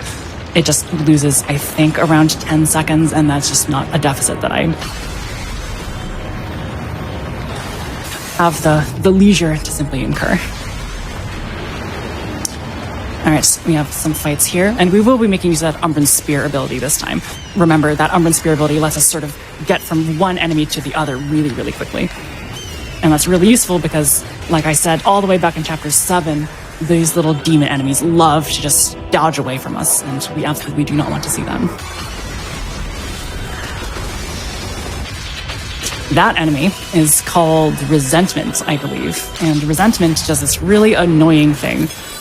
Not only does he one-hit kill you, he one-hit kills you, and also makes you, walk around as a child for 10 seconds before killing you. So not only is it a death which kills your run, it doubly kills your run, because it also wastes 10 seconds. Luckily, our Umbran Climax is so strong that his magical abilities cannot actually be activated on it. So we have effective immunity to it as the Umbran mech. Coming as the fight against Sloth, which is very ironically named. He's, I believe, the fastest enemy in the game. So we'll activate some feathers and do one of our classic punch, punch, punch combos. Take him out pretty quickly. Now, unfortunately, this is the reason that this chapter is bad.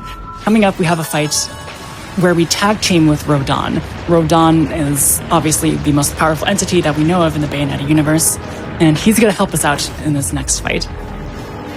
Unfortunately for us, the manner in which he helps us is extremely inconsistent from run to run.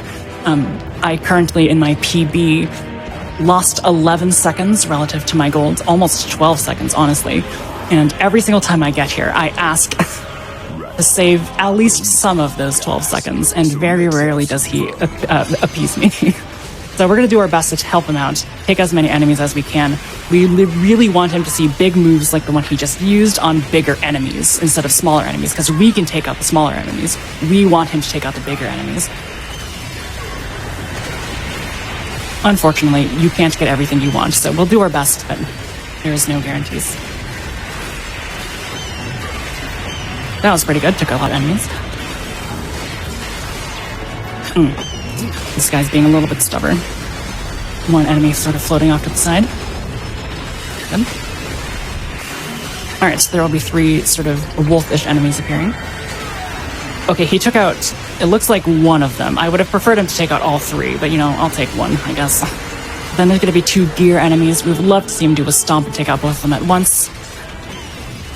Okay, he didn't do the stomp, he did a punch, but I will absolutely take that. That's really, really good. We're here, and so is my target by the looks of it. Alright. Got a little bit of a cutscene here. Take a moment to stretch. Hold up. You're not seriously thinking of getting between a man and his next payday. Chill, Bayonetta. Don't go shooting up my target, you dig? I need that one. So you run the other characters / categories too, right?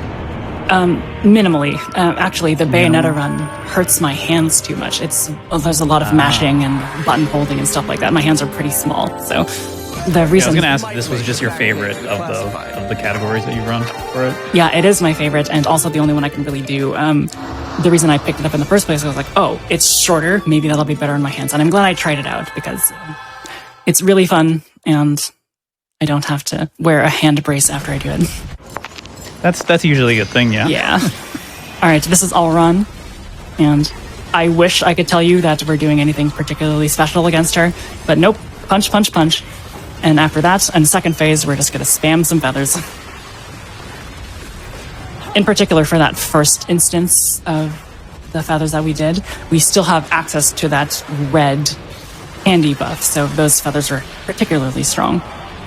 Not so anymore. Unfortunately, I know that I said that cutscenes make it so that the red doesn't actually deplete at all, but this is sort of an in-game cutscene where we still have control, so it's not quite the same. Alright, a couple more rings of feathers should finish her off, and we're moving on to Chapter 12.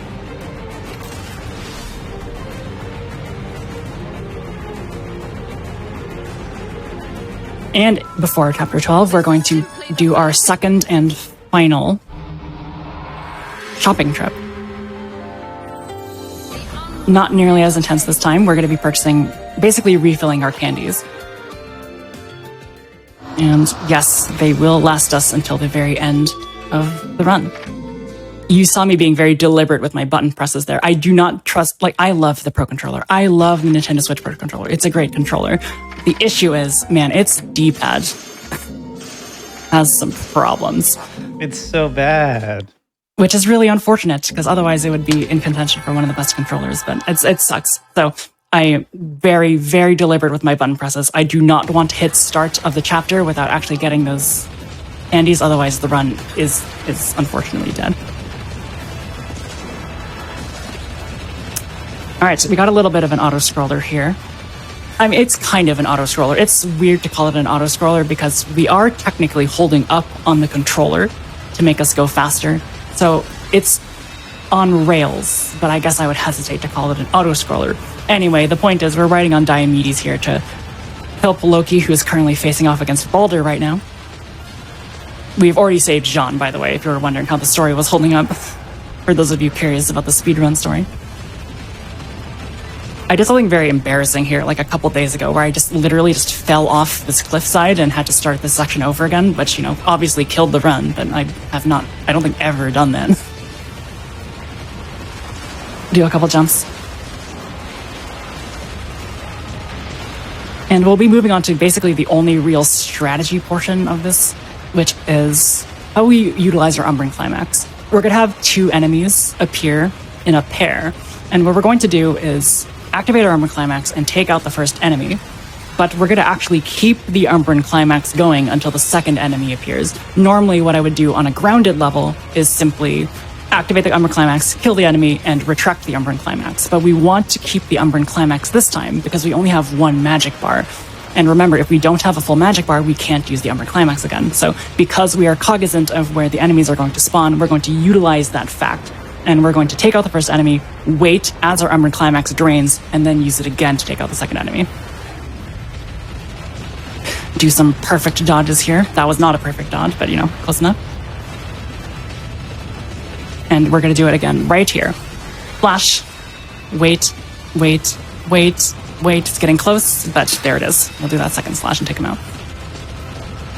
After this, we have our final fight against Baldur. And this one is a little bit tricky, but not for the reason that you might expect. I'll tell you what I mean in a second. Alright. Red candy, purple candy. Summon some feathers, and summon a mech. That's basically the strategy. What's hard about it is the health bar. We need to make sure that the enemy has a little bit of health at the very end of the first phase into the second phase. If you are a little bit too gregarious and you actually reduce all of the... oh, he's dodging me. If you reduce the health bar to 0 before the second phase will start, but the boss won't be there. The game will say, hey, you beat the boss, but not the arena. So you will be soft locked if that happens. Nothing you can do but start again.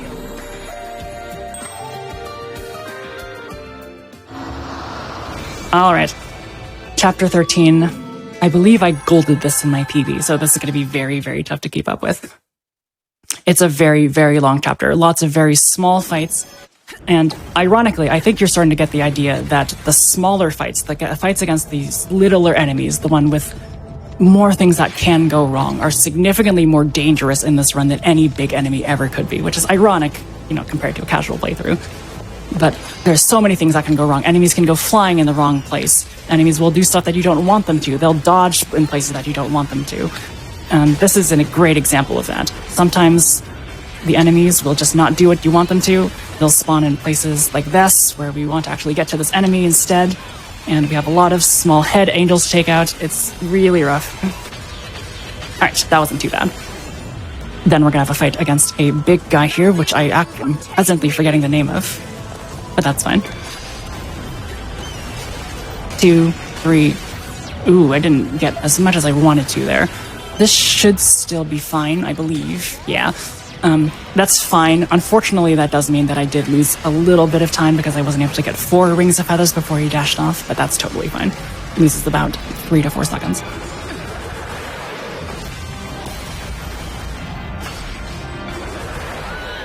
And that's the first fight of the chapter. Well, I guess not technically the first fight of the chapter. Weirdly enough, actually, this none of the Bayonetta games have a 100% category, one where you collect everything and complete all the verses. There's only speed challenges. That is to say, we only have to beat the game as fast as possible. We don't really have a category that is intended to complete everything. There have been runners that have tried this in the past. I believe Ace Krona is the most recent one for Bayonetta 2. But yeah, it would be interesting. I think it would be arguably fun, but it would definitely be interesting to see what different fight tactics we have to employ when you're so overpowered by the end. Alright, we're going to pick up yet another big red candy in this chest to the side. And coming up, I'm sorry to say, is going to be our last instance of the infinite climax, if that was your favorite trick in the game. To the right-hand side of this arena, there's a statue, and if you remember from Bayonetta 1, you can activate these statues to slow down time, so you can run across surfaces and whatever. We will be using one of those later in the chapter, but for now, it's just a little bit too slow for our blood, so we're going to make sure we use a couple witch twists to get us over there.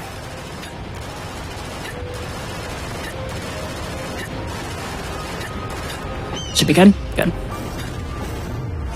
Some enemies will spawn. We'll take out the first set with feathers, and then the last one with a punch. Oh, he survived. That's rare. If he does survive like that, that means I positioned it wrong. Generally speaking, we want to make sure that we're positioning ourselves for the mech in such a way where we see both of them sort of linearly to us, instead of sort of at an angle. Coming up, we're going to meet our adversary here, and we're going to start with just his hand. We're going to jump in such a place where he hits all of our feathers, and we can do one more sort of expulsion of those feathers to take out that first phase. Very, very good. Here's that statue I was talking about. We're going to activate it a little bit, and we're hopefully going to have enough time to make it all the way across this falling bridge here. This looks to be okay. And then we meet our adversary for the second time. 2 rings of feathers should take out that hand. Just in the nick of time.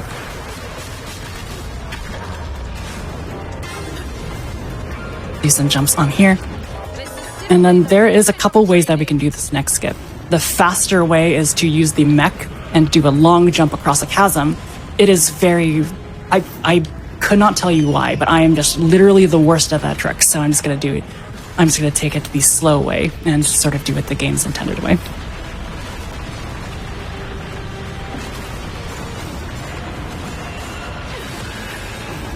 In this chest, there is a small a big purple candy, actually, which we'll use for the final fight of the game. And you might remember me saying a while back that it would be insane for us to use both feathers and a red candy. Well, here's another example of that. This enemy, our adversary, our final fight against the adversary, has just a ton of health. So to make it expedient, we're actually going to use an entire red candy to take him out quickly.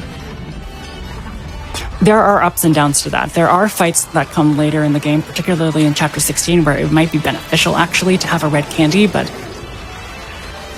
this fight can go so wrong, and it's worth using a red candy here, especially because he can do this thing like other fights in this game that he just leaps away from you for no reason. Very obnoxious. As we move on, we'll move on to Chapter 14. And you might remember me saying that if you had a mech and then you activated your Umbran Climax, then you would get Super Mech. And this is the only place we're going to be seeing our Super Mech. But it'll be a spectacle, I promise. You're going to see a bunch of big enemies and they're all going to go down like butter. You know, as fast as butter. All right, this is arguably the most difficult fight of the chapter. You need to make sure that you're trapping these enemies in the correct places so that they actually take all your damage. That did not happen that time, unfortunately. So we're going to pop our Umbran Climax just to really take him out with great certainty. Otherwise, things could get really bad. This should be fine, yeah. That was not the fastest I've ever done that, but it should be fine. We're going to rush over. And actually,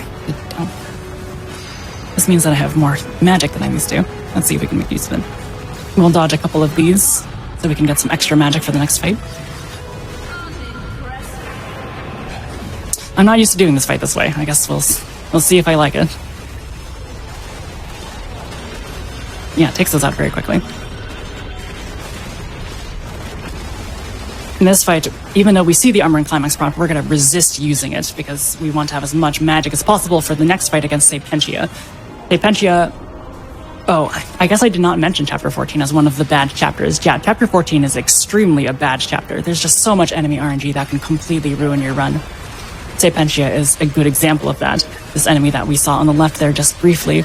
Basically, if he does this attack where he either dashes back or dashes to the side, your run is not over. There are ways to get back to him, but it looks grim when he does that because you need to rush over there to get him. That's not a great attack, because that means I'm actually going to be behind him, and I would rather not be.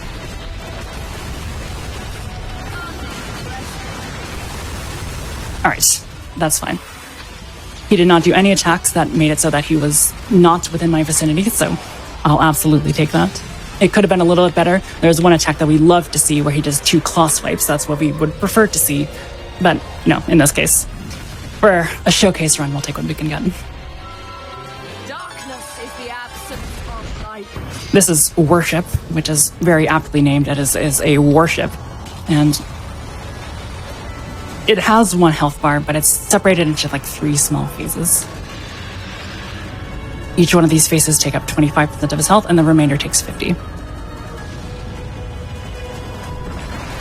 We're going to be extremely wary of any time the game wants us to sort of shoots us backwards because that means we can't do our punch, punch, punch combo.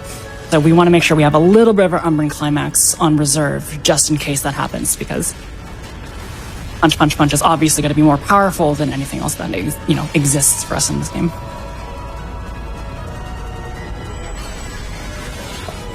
Do a dodge, punch, punch, punch, do a ton of damage with Umbran Climax, and we're hopefully going to be able to get enough magic. No, we didn't. That should be okay.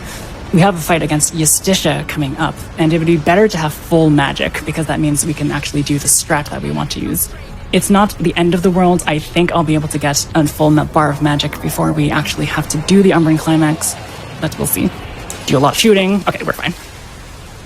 Spam the shoot button, as we have for a lot of other flying enemies in this game. And that's the end of chapter 14. Pretty good.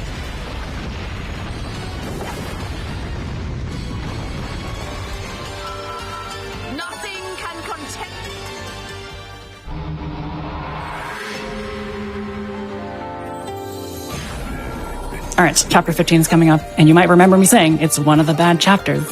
And that's not really much to do with a lot of the stuff until the end. There's this one fight at the end with Grace and Glory, who you'll definitely remember if you've played Bayonetta 1, and they like to dash back and do a bunch of terrible things, so hopefully we don't get to that point. This is the gauntlet that comes at the very beginning. I want to make sure we're as expedient with this as possible. The difficult thing about the gauntlet is that we actually need to not just take out the big enemies, but the small little enemies that come to the side as well. Taking out the small enemies is what actually gives us the ability to face the bigger enemies. So we need to be pretty careful that we're managing all of the enemies on screen. Like that one right there. It was just hidden away a little bit.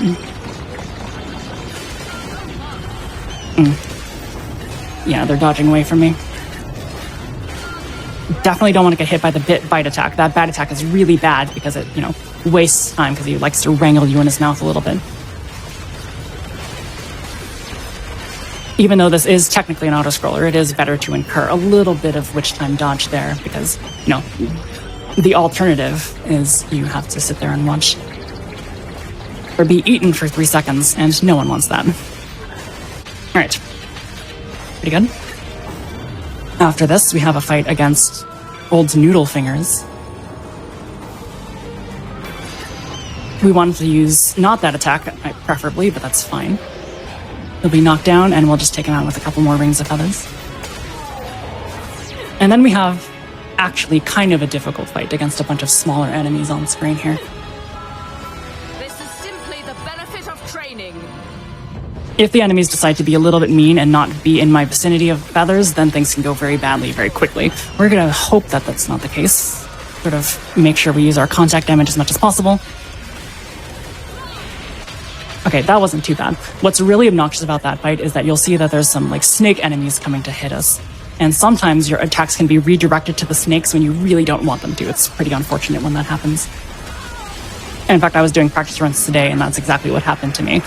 I was right there, I was a little bit ahead, and unfortunately, yeah, it just so happens that my punch kick punch attacks were directed towards the snake enemies far off in the distance instead of the enemy that was literally right in front of me.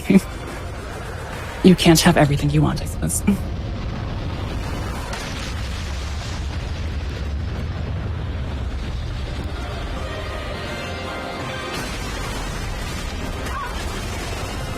Alright. Oh, that was the boss, by the way. I guess I probably should have said that. Yeah, bosses die very quickly in this game, and even though the cutscenes are big and flashy, it's no match for the 3 times damage dealing Rosa. So this fight that I'm coming up to is by far the worst fight in the chapter. If Grace and Glory decide to sort of dash away from me and run away from me, things can go bad really quickly. Like that. Okay, not bad. Okay, I've had worse. I'll take it. Yeah, them dodging back is really, really, really bad. Definitely don't want to This is simply the benefit of training. deal with that. Okay. That's the end of chapter 15, and then presumably you've been, following along with me. Yeah, feathers, I got it. Punch, punch, punch, got it. Punch, kick, punch, got it. I got all of those things. I'm going to completely flip the script on you now. This is chapter 16, which we start on a giant plane. Now, if you've played Bayonetta 1 before, this may give you some unfond memories, shall we say, because of the Isla del Sol chapter, where you're on a missile that does full barrel rolls when you try to dodge. It was very obnoxious in Bayonetta 1, but luckily they learned their lesson, and now when you dodge, the entire screen does not flip over. The name of the game here is we're trying to do these charged sword attacks with Baldur, who is also with us. That gives a little bit more magic than if we were to just simply destroy the enemies normally. Also has the added benefit of being faster. The reason that we want to make sure that we kill as many as possible is because there's a fight that comes after this glamour fight, and we would love to have 2 full magic bars. It's hard to get that, but if you can, it's definitely worth it. We'll activate one of our red candies here to take out glamour. And that might seem strange because, his health isn't that much. You clearly seem to be very powerful with Baldur.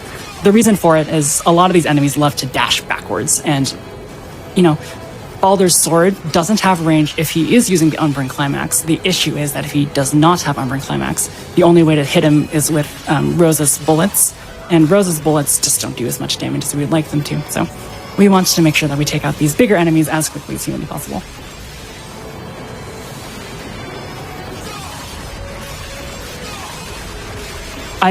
I've been asked if this is an auto-scroller before, and it's a hard question because yes, it is, but also it depends on how well you do on some of these fights, so it's a bit of an interesting question. Here's that fight I was talking about. We want to make sure that we have full magic so that we can activate our second Umbran Climax so that he doesn't, stay back there when we don't have Umbran Climax anymore. That would be really, really, really bad. Because then we'd have to match the Y button with Rosa, and, my thumbs are tired. I don't want to do that.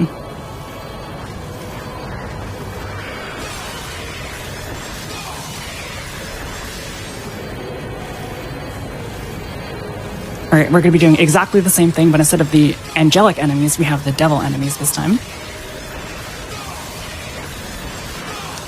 And the name of the game is the exact same. We're trying to attack with our charged attack because we want to make sure we have 2 full magic bars for the Insidious fight at the end of this chapter, or at least the end of the section of the chapter, which, as you might remember, is that giant sort of manta ray that we fought in chapter 7.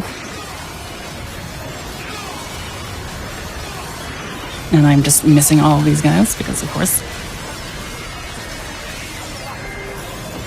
we should be good on magic, though. I'm not super concerned.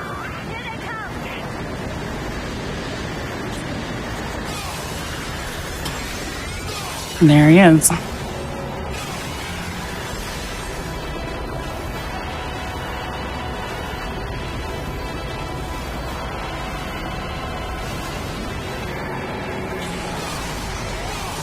Three, 4, 5. Do the same thing over here. 1, 2, 3, 4, 5. Deactivate the climax, and so we can finish that last little bit off of the health with a normal shot by Rosa. The reason being is that we want to make sure we have at least one full magic bar by the end of this little segment here. Reason being is that we're going to want to make sure we have 2 full magic bars before we get to the fight with Aesir, the final boss. And we definitely don't want to waste any space. All right, give us ourselves our big purple candies in our equip slots this time. Skip 3 cutscenes and make our way to Aesir, the final boss. Now, I wish I could tell you that we would be employing some really intense and important strats for this final boss fight. It is the final boss fight after all, but I think you're well aware as to what our strategy is going to be.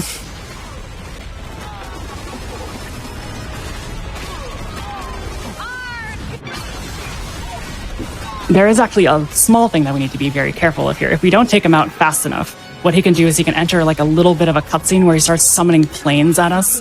That's just really, really bad. It just wastes like 10 seconds immediately. So luckily we took out his health fast enough to where that was not a problem.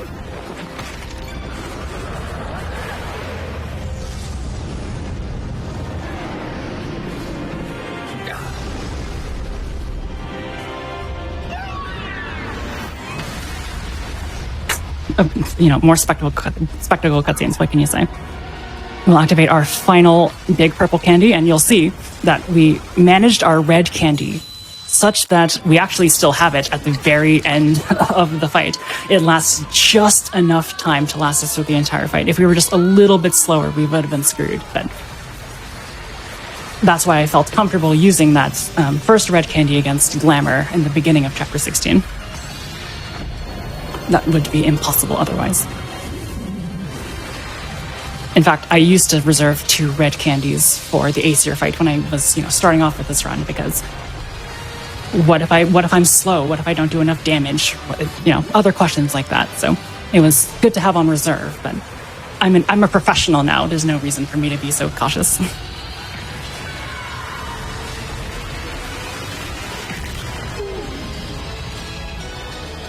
A note for tech as we continue along this run. We have completed the final boss, and you will see credits start to roll. That is not the end of the run. The rules of this speedrun, I think, are very natural. You stop the run when you lose control of the character, and you have control of the character in the credits. So we'll be playing through the credits. I might as well make my shoutouts and stuff then, and then we'll finish it off with one final fight to give us our final time.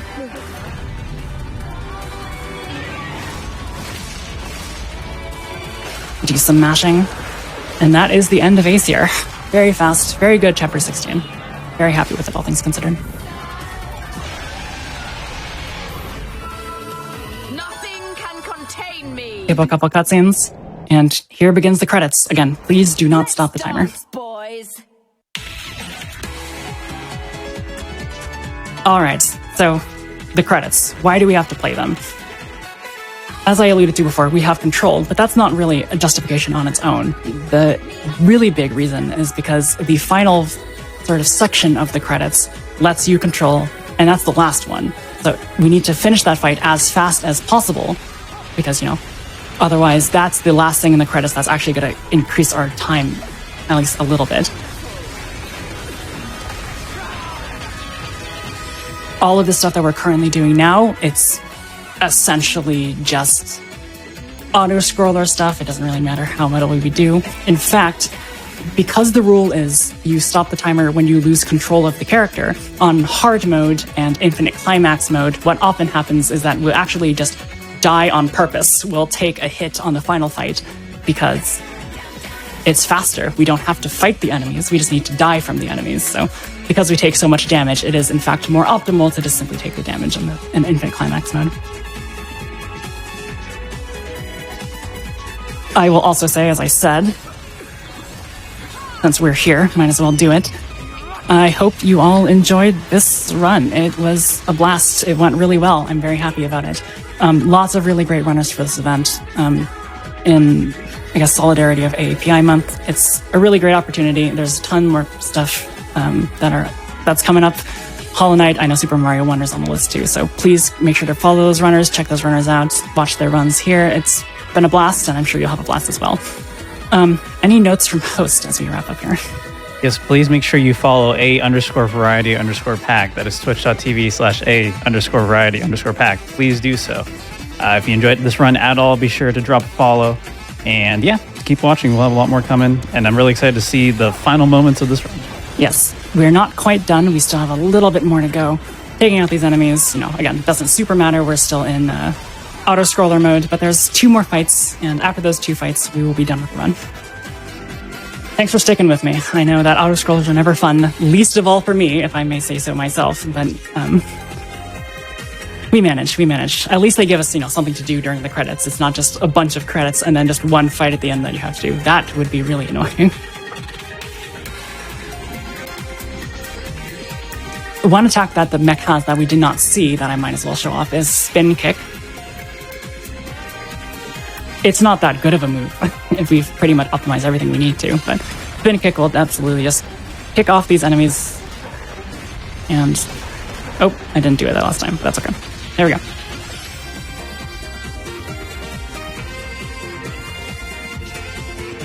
All right, one more fight to go, and that's it.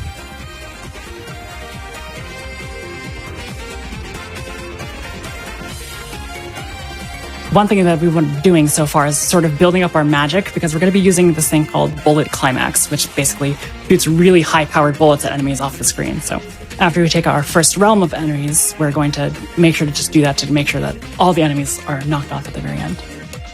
I'll let you know when time is. It's really hard to say, but hopefully you can stick with me. All right, here we go.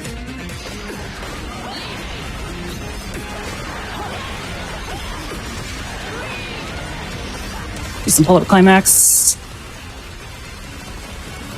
That time. GG. All right. Thank you very much. Looks like my time was just over my PB. That's exactly what I expected. It was a very good run. It would be foolish of me to complain, but thank you very much. Hope you enjoyed the run and stick around for more. Yeah, thank you so much, Variety Pack.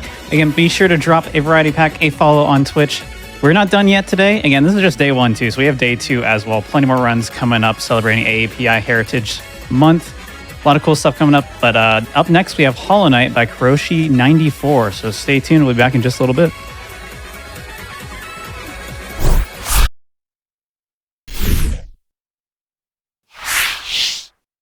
Hello and welcome back, everybody, to day 1 of our AAPI Heritage Celebration Speedrunning Marathon. We just saw an amazing run by a Variety Pack of Bayonetta, and now we have a Hollow Knight all-skill speedrun done by Kuroshi94. Kuroshi, why don't you go ahead and introduce yourselves and get us into the run? All right. Hello, everyone. I hope you've all been having a wonderful event. My name is Kuroshi94. I will be running Hollow Knight All Skills, which I'm currently 3rd in the leaderboard. And today with me is my lovely friend, Vexance. Vex, you want to give a shout introduction? Hello, I am Vexance. I am also a Hollow Knight speedrunner, and I typically run on the same patches as Kuroshi, which is the latest patch of the game. And I'm happy to be here. I'm ready to commentate. Ready to have some fun. Beautiful run. Yes. Beautiful game. All right. Okay, we're going to start in about... Gives me a moment. Okay, we're going to start in 3, 2, 1. Let's start. So Hollow Knight All Skills, as the name suggests, we're going to collect all the skills. So what skills are is kind of arbitrary. You can ask Vex about that, Vex.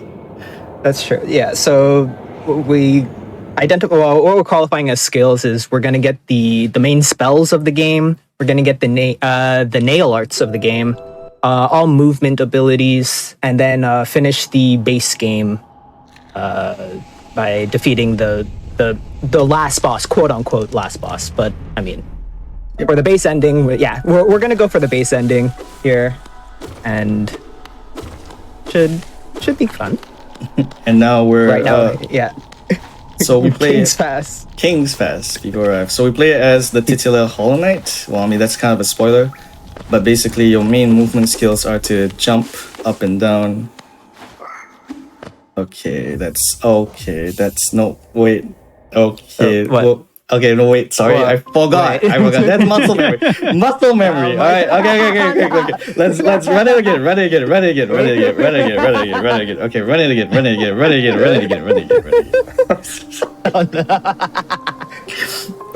nerves. Okay, nerves. Okay, let's do it. I'm so sorry. All right, let's do it. 3, 2, 1. Okay, for real this time. Good luck. For real this time. This is the run. Okay, hello everyone. I'm gonna be running Hollow Knight All Skills. All Skills, as the name suggests, where you collect all the skills. You know what I mean? And I think Vex can... Oh, this sounds like deja vu, don't you think so? I'm not gonna repeat myself. So, okay, as we have mentioned, KP people arrive. King's Fast people arrive. So arrive. Hollow Knight, as the name suggests, we play as the Knight.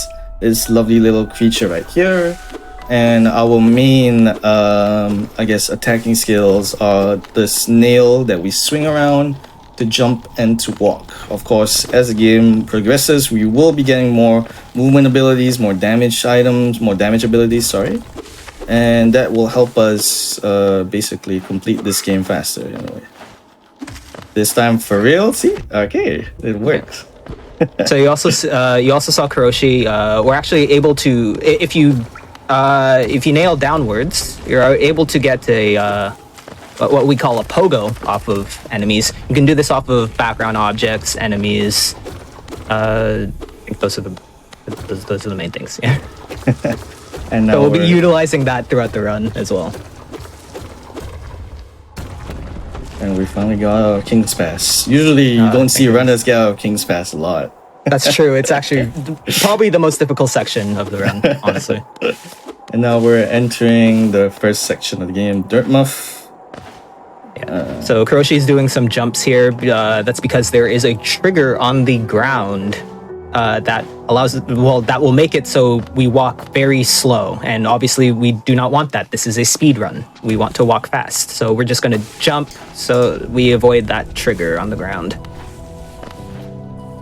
And we're here making our way through Hallownest here. Oh. Yeah, we are in the first section, Forgotten Crossroads. As you saw, Kuroshi kind of fell a little fast there. What? You're falling a little fast what there, happened? Wow. So there's a tech called inventory drops, where I believe it's 2 physics frames. If you open up your inventory right before you walk off an edge, you are able to get an inventory drop, which will uncap your fall speed, and you'll fall very fast. On earlier patches, you're able to do that freely in the air, but we are on the latest patch, so we are not able to do that. So we have to walk off the edge. Yeah, it's a bit tight. It's about, like Bex mentioned, it's about 1 physics frame or about 1/50th of a second. So it's not as tight as like a 1 frame thing, but it's still very tight. So that was a statue pogo. Again, calling back to the earlier part where I can pogo enemies and background objects. That usually is a small like time save, because we can get as much time save as we can. Similar here. And now we are approaching the first boss of the game. Although there's a special thing about this specific boss fight. So normally you would expect you can kill bosses, but Team Cherry, the developers, installed something for people to make their games easier. I can say that. Yeah, easier, and I guess so I guess it's intended to. Well, I mean, both ways are intended. Technically, they're both in the game. So we're gonna go to the left here. We're gonna wait for False Knight to finish their temper tantrum, and we're gonna break out of the arena.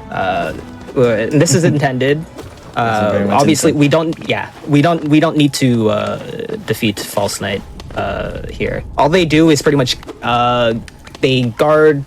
Pretty much, there's a chest, and they guard some geo, and then they also guard a way to get into one of the main areas of the game.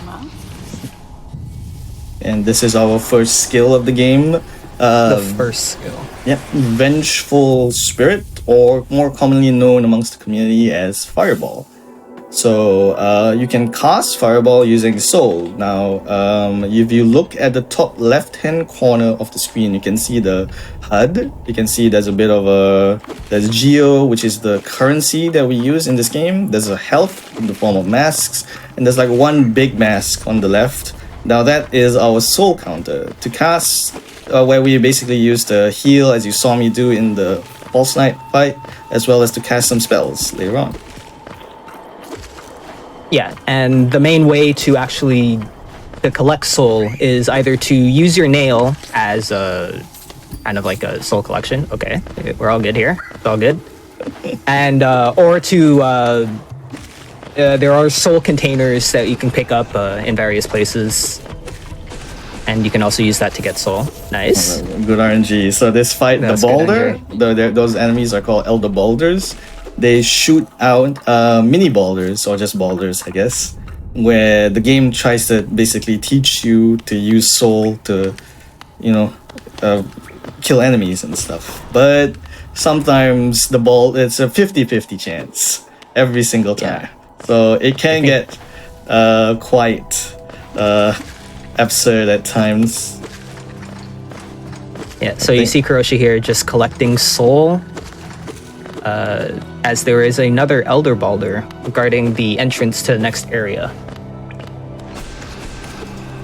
think the highest recorded bit is was it 25? Yeah, it was very recently recent. gotten. And we're So this is not great, but this can happen in a run. It's this just can 50-50. happen in a 50-50 every time. 50-50. You either get it or you don't. Yeah. And now we are approaching the next section, on our way to the first movement skill. We are here in Green Path. Very lovely place, although the early game is a bit annoying because it is very much the early game. You see me basically collect soul every time because we are going to perform, I would say, a very iconic skip in Hollow Knight speedrunning. Yeah, one of the most iconic parts about speedrunning. Pretty much all categories, if you come to Green Path, well, more or less, we'll do this. So I got it. Yeah, you want to explain, Vex? What I just said? So that was a fireball skip. We used that to pretty much skip the intended route of traversing through Green Path, which is very long. So obviously we don't want to do that. Can do another one here to save about 2 seconds. 2 seconds. Yeah. So you can use the fireball to push you backwards. So if you turn around, you'll get a bit of extra distance, which we use to basically make jumps we normally wouldn't be able to. This one is a quick kill on the Moss Knight. Not the fastest kill. The fastest kill is famously TAS only. TAS only, despite but, what some people might say. Despite what some people would say. But yeah, what we just did as well was to force a fireball double. You want to explain what a fireball? And yes, you can get. I guess I can explain here as well. So fireball double. If an enemy is moving backwards, it can actually hit the hitbox of our fireball twice, so we can get a double off the bat. And then one of the main ways that we'll actually be fighting enemies is using spells, obviously, and then using the nail to kind of collect soul so we can use more spells. And there's a little tech called nail cancels, where shortly after using your nail, you're actually able to cast like pretty fast. And you cancel the backswing of your nail. Yeah, of the nail. Hence the name nail cancels. Which is a bit difficult because nothing in this game, like nearly everything in this game, is not buffered, so you kind of have to be quite precise to get some nail cancel sometimes. For some reason, nothing in this game is buffered, but we still love this game anyway. And now we are making our way to the second boss. Yo, Silk Song. Silk Song one. One isn't coming.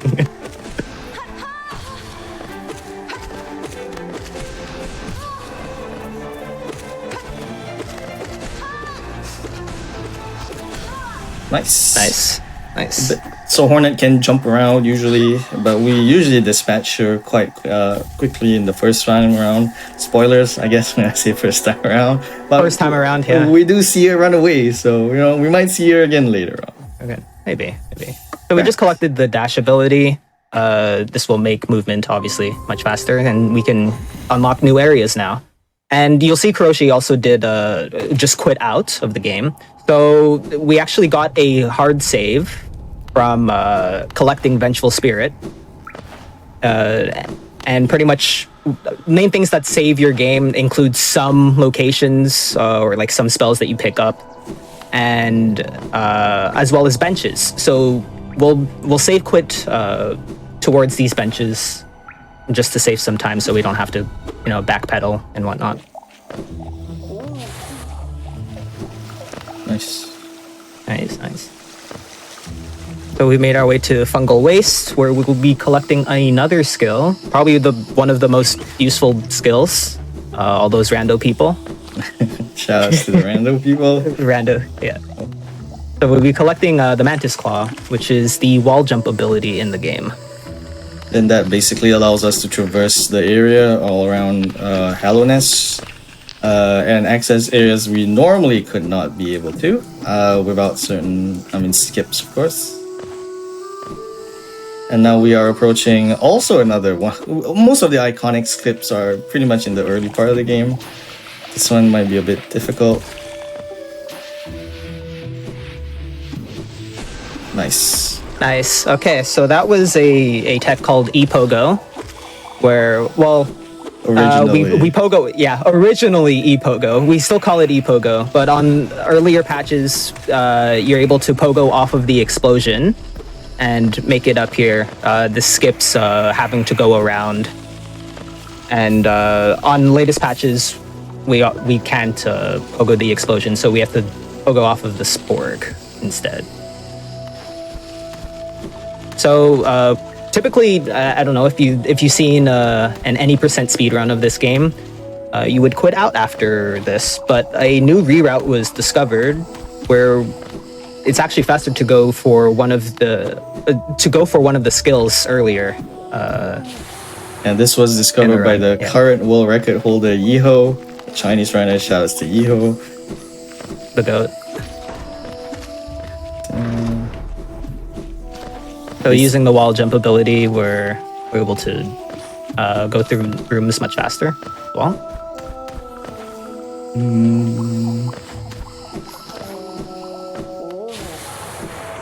So basically, this is the bulk of the gameplay in this run, you could say. Movement abilities, primarily collecting all the skills. And you get to see some cool movement here. Hopefully we get to do, Pogo, no! There are some, skips that I kind of, skip because they're a bit annoying, to say the least. They're a bit harder.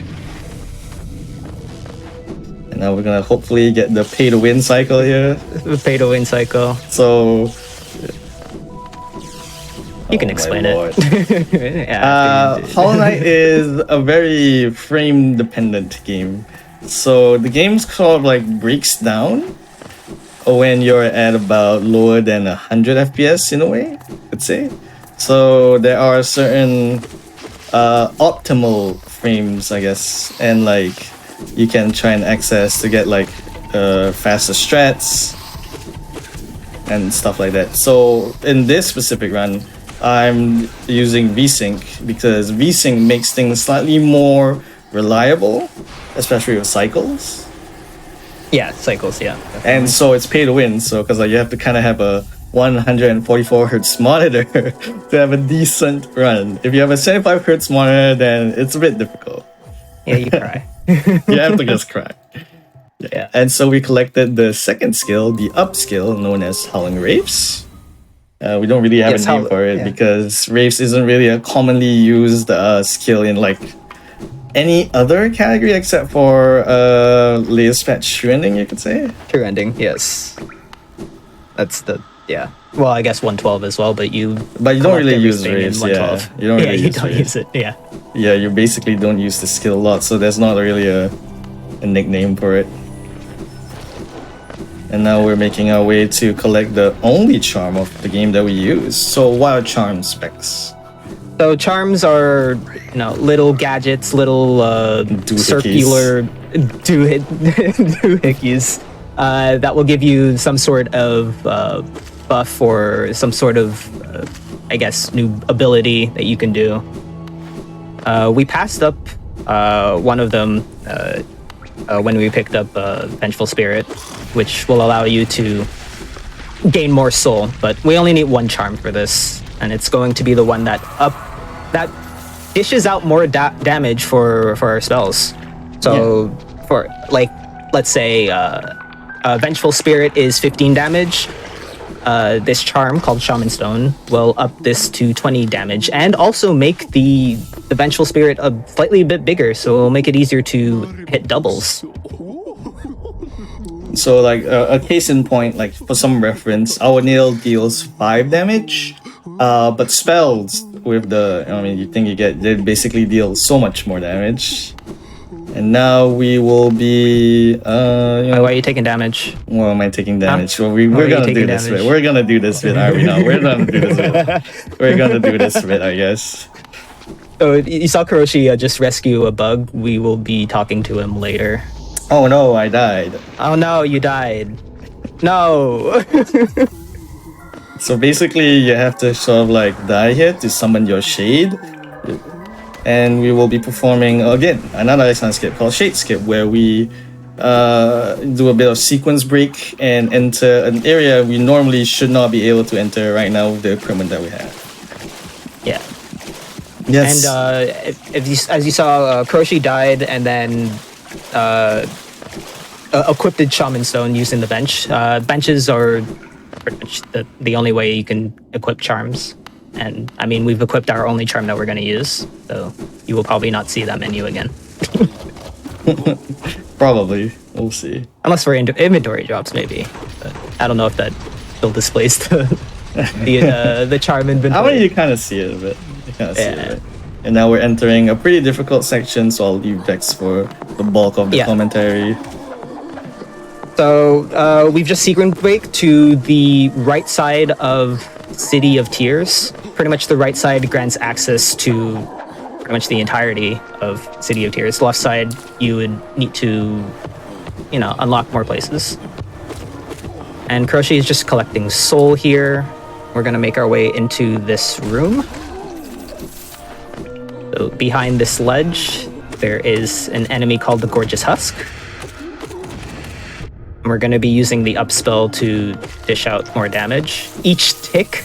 So we're also killing Gorgeous Husk for Geo.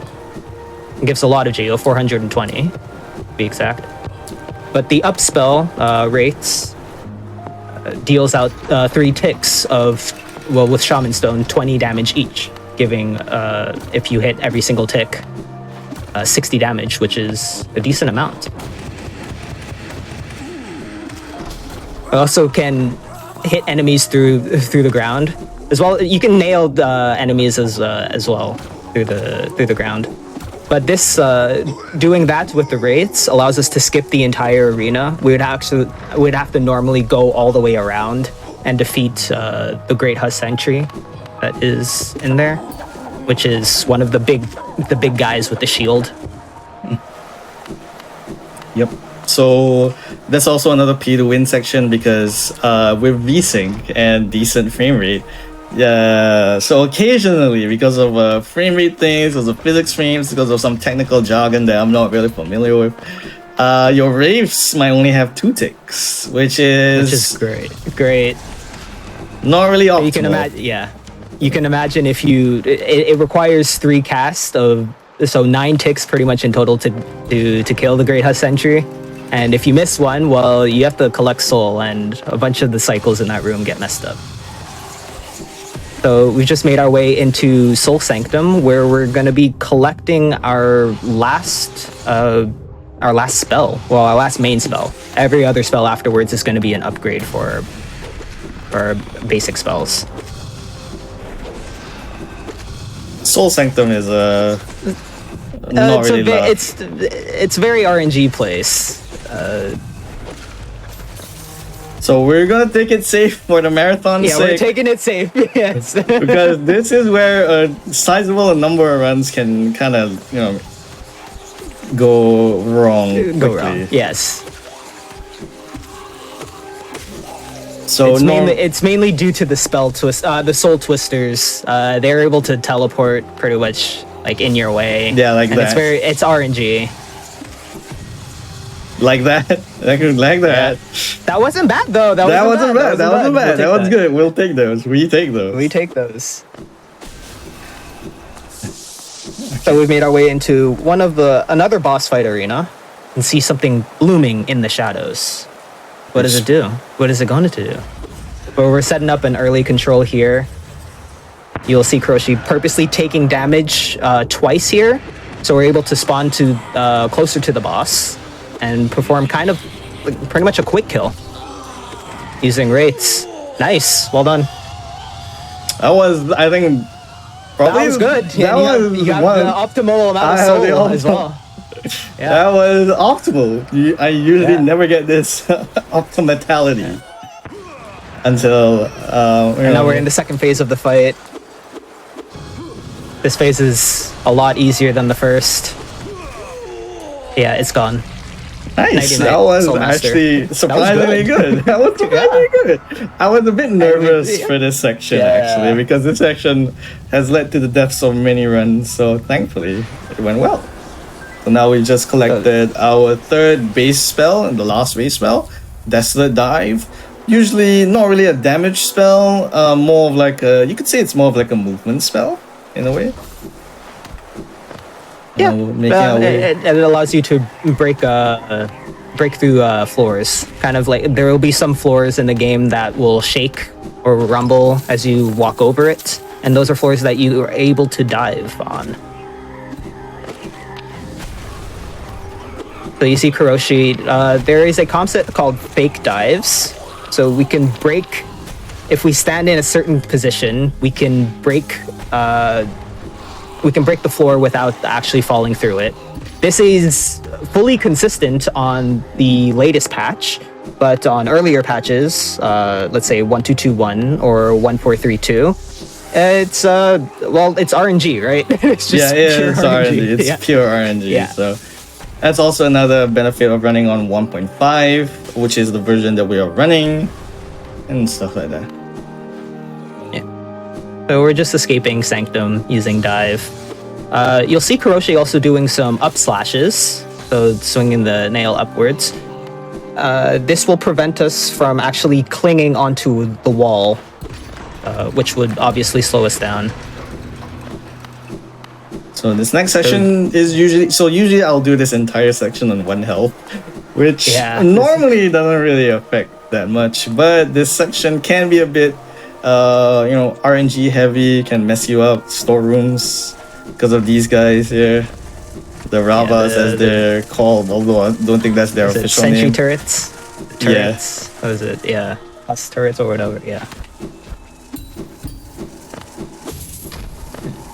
And then we'll make our way through another stag, the Storm Stag. So we've collected Mantis Claw and Dive. Now we can access a specific section of the game that is kind of locked between certain items, one of them being Dive. We will be collecting the Super Dash. If anyone is familiar with Metroid, because this is a Metroidvania, is the Super Dash ability where you can move very fast in a quick time. Yeah. So Kuroshi's just benching there as we will quit out after making our, after, running some errands. We'll be quitting out back there to save quit. We'll be quitting out there so we can go there after.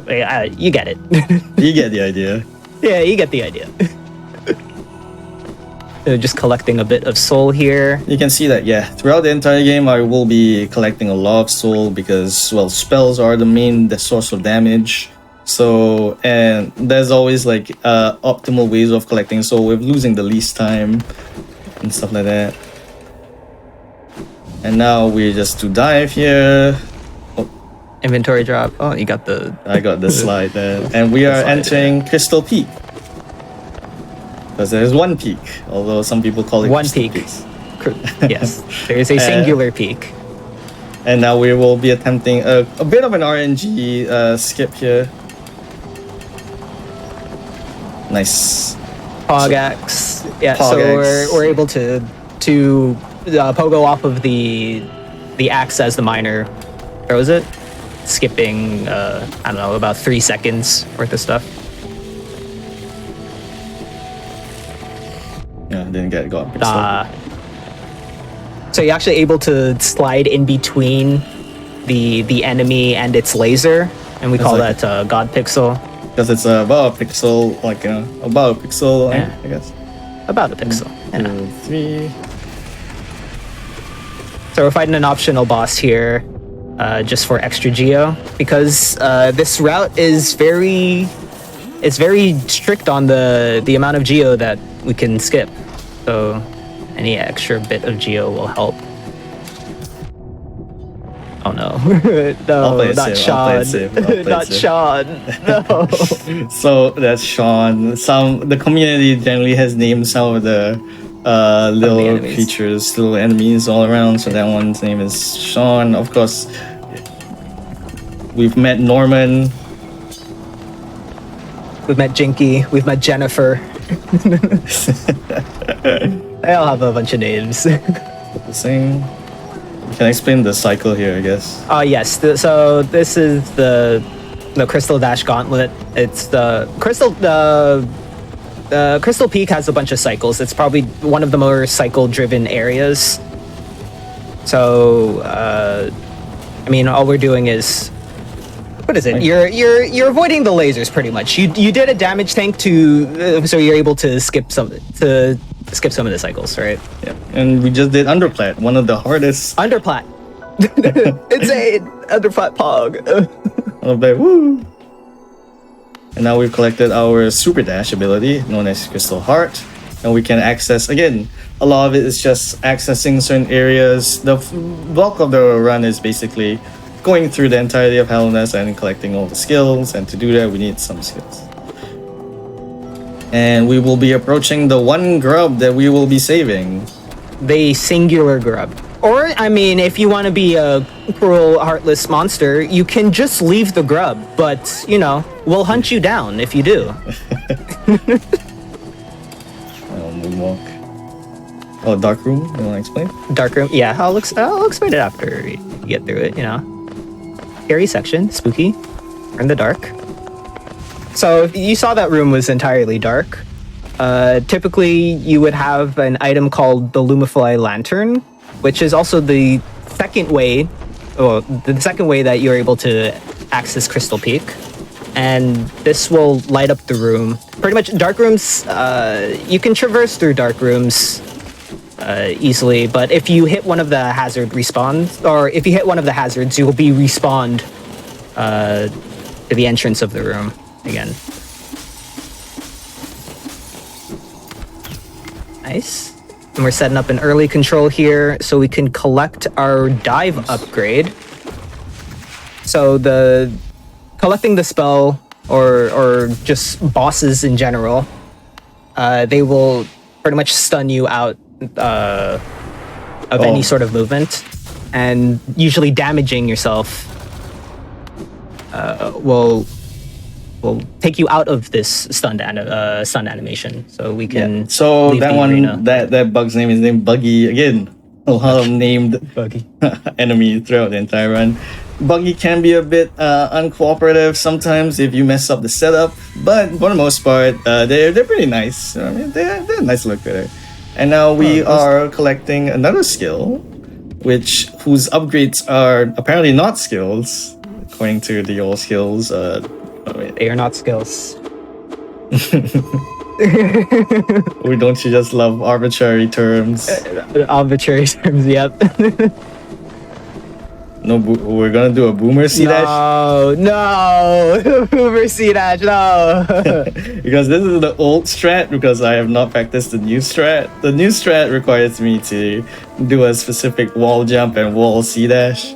So for C-dash, you can sort of like use it to stop your momentum down while you're wall clinging, because you can do a C-dash on the walls. So that's usually, depending if you're precise enough. And now we've collected the Dream Nail, which would allow us to get some soul, but also access areas and complete the game, because you need Dream Nail to complete the game. Now we return back to Dirtmouth. Yes. And we're gonna make a short short visit here to the friend that we saved earlier. Patomas Geo. Oh, did we mention that we collected the shopkeeper key? Oh, we didn't. I don't think so. Yeah, I don't think so. Yeah, so in Crystal Peak, after we fought the Crystal Guardian, we picked. Well, not even after. Before we fought Crystal Guardian, we picked up an item called the Shopkeeper's Key. Sly, the little bug that we rescued before shade skipping, it will accept this key. I mean, he is the shopkeeper after all, and it will allow us to buy another item, or many other items. One of them is the only one that we need, and this will allow us to access a arena, which will provide us the upgrade for our Vengeful Spirit. And now we are collecting the first nail upgrade. the nail there are master.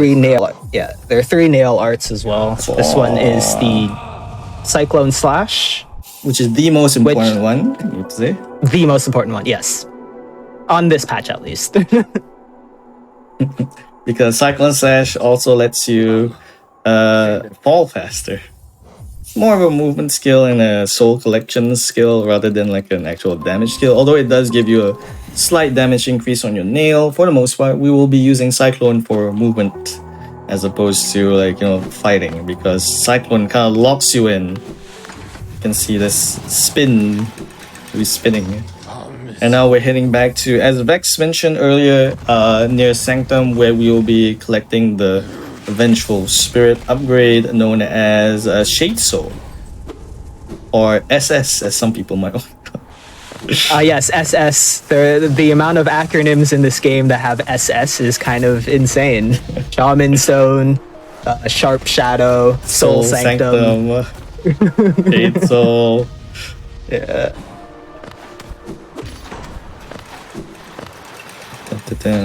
So this is Norman 2. We fought, you know, his cousin. Oh, this is Norman 1.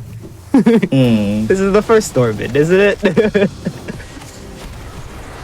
So I'm only going to be using Descending Dark here as main damage output. I think it does, 88 damage. There are 3 different ticks that can be hit.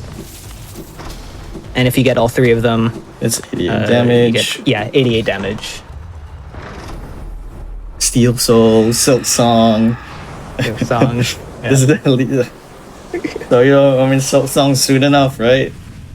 Alright. And now we've collected Shade Soul. Shade Soul. Also, if you realize now, the game is in Chinese, you know. You want to explain That's why? true. Right? It is typically in I would say probably every speedrun game, right? If you have a language option, there are probably some languages that have a shorter amount of characters than others. And obviously we want to go fast, right? It's a speedrun, so we're gonna use Chinese. You're ready to learn Chinese, buddy. Yeah. That probably explains why some of the best runners are Chinese as well. That is true, yeah. At least on LP, yeah, the latest patch. So now we are approaching the first. You want to explain the Dreamers? Yeah. Oh, true. Oh, elevator squeezes, right, as well. So on 1.5, we're able to squeeze through elevators, and it's only on 1.5, the patch, that is. And we're fighting our first kind of Dreamer-locked boss.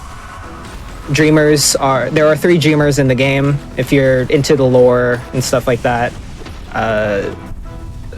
Not even into the lore.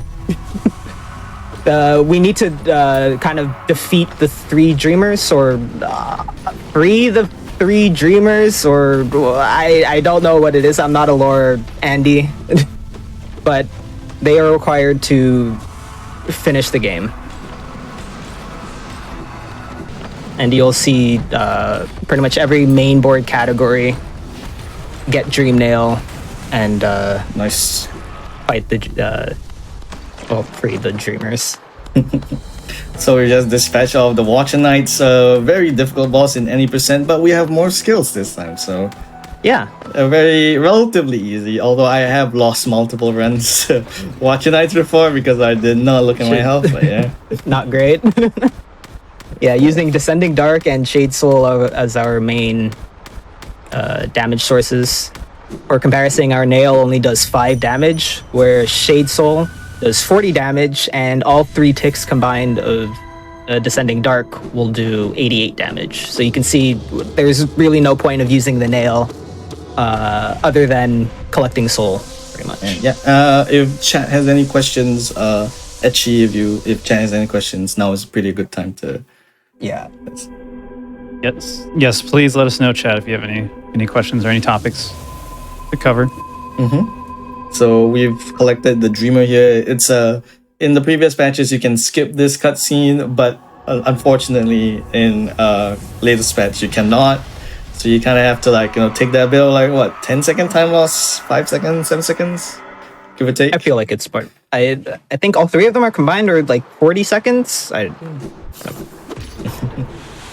And now we'll probably. I think this is probably one of the hardest sections of the game. Yeah, this is the hardest section of this specific run. This run, yeah, for sure. So you saw Kuroshi use the Cyclone to fall slightly faster, but this is some reroute stuff that not we, Yeho found. I have a chat question. Yeah, sure. What is the hardest category of Hollow Knight to run? Hardest, I think most categories are pretty much all the same. I think hardest category probably. Oh, that's not good. Main board, I would say 80% because 80% is so boring. Is pretty. 80% because 80% is so boring. 80%, so probably low percent. Yeah, low percent. Fetch, or low percent true ending. Although that's not really the typical. Yeah, it's not really a category. But low percent, you do not have the dash ability, which requires you to do some harder stuff. Okay, I'm gonna focus. We're gonna perform a pretty difficult skip here. Yeah, so we've made our way to Kingdom's Edge, and nice. So that is a skip called ACN skip. ACN standing for All Charm Notches, which is a category extension speedrun. We are able to perform acid skips. So there's some you'll see some pools of acid, and we are able to use the Crystal Dash ability to kind of pretty much cling to the wall right before dunking into the acid, and we're able to C-dash across. And you saw Kuroshi take a damage tank off of the primal aspid there. Typically, we can't access this area before getting the double jump ability. And oh my goodness, it's Hornet. It's Hornet. Yo, Hornet, when Silk Song coming out? Come on. When Silk Song. So this Hornet fight is, she's much faster. She has more health. She has more attacks. And overall, it's a bit of a harder fight from the first encounter. So normally you will take this fight at like 4 health, so I took the bench, aptly named Loser Bench, unfortunately. Loser Bench, yeah. So you see Kuroshi try to line up some doubles with Shade Soul, and if both of those hit, you get 80 damage instead of 40. Which is a pretty crucial. Yeah. And now that was a nice fight as well. That was a pretty decent fight, actually. Yeah. Because like in practice, I died to Hornet multiple times, so that wasn't that good. But we didn't know what we're collecting King's Brand. The mark that marks us as the king, the heir to the throne of Hallownest, which I have no idea what that is because I do not know anything about lore. Speedrunners don't know anything about lore. I do not ask speedrunners about lore. You will not get good ideas. And but for gameplay purposes, King's Brand allows us to access another area, which we'll be visiting shortly. Soon. Yeah, right after we get out of Edge, we should be fine. So just using Cyclone Drops, using Dive as well, just to make our way to another nail art, which is the only nail art we actually have to pay Geo for. Kind of getting scammed here. Yeah. The dude is kind of stingy. Yeah. So 800 Geo is the required amount to get a dash slash, which kind of creates a huge nail right after you dash. If you hold down the nail button. We have Cyclone Slash, Dash Slash. We got a Great Slash later on, but those are the 3 Great dashes. Slash is a lot later on, yeah. Yeah. And now we'll be usually in previous iterations of the route. Edge is the last part of the run, but now because of certain changes to the run, we move it earlier so that we get to do things faster and stuff like that. Because speedrunners constantly change all the time. And now we've collected a pretty bulk amount of the skills. We are now moving our way to a pretty important skill after this one, and I will try and perform a skip that's a bit difficult, I would say.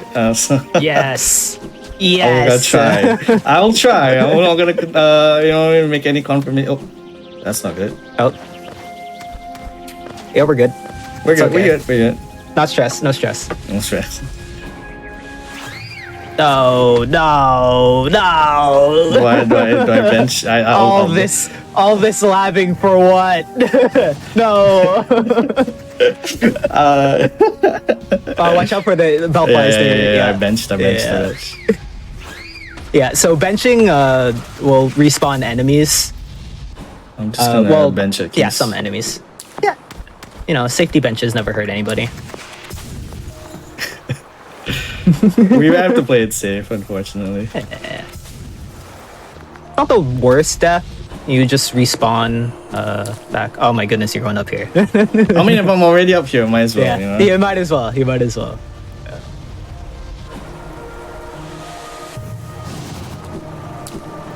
All right. Okay, let's see if we can do it. That's it's very difficult. I'm gonna try again. Okay. Nice. All right. Yes. Let's go. So that's the dash slash. So usually there are multiple ways of getting here over the spike tunnel, but the dash slash is a bit like I think it's the. I need to focus. Oh no. Yeah, we're performing more acid skips here to collect another skill. But as Kuroshi was mentioning, that is a pretty much that was a skip called Spike Tunnel, where you can either Spike Tunnel on the right side or the left side. Right side is faster, as you do not need to crystal dash. Like it's a shorter distance to crystal dash across. But you just need some type of air stall, I guess. Yep. To make it across, so you can use fireball as well as rates. Just don't use dive. So we've just collected Isma's Tear, which is a skill that allows us to swim in acid, which means we can't do any more acid skips, the fun acid skips. Everything is going to be, sad. No more cool movement tech. Oh, that's just rude. No, that's rude. That was very rude. But yeah, Broken Bridge is a bit of an RNG section, and now we will be making our way to Monarch Wings. Yeah.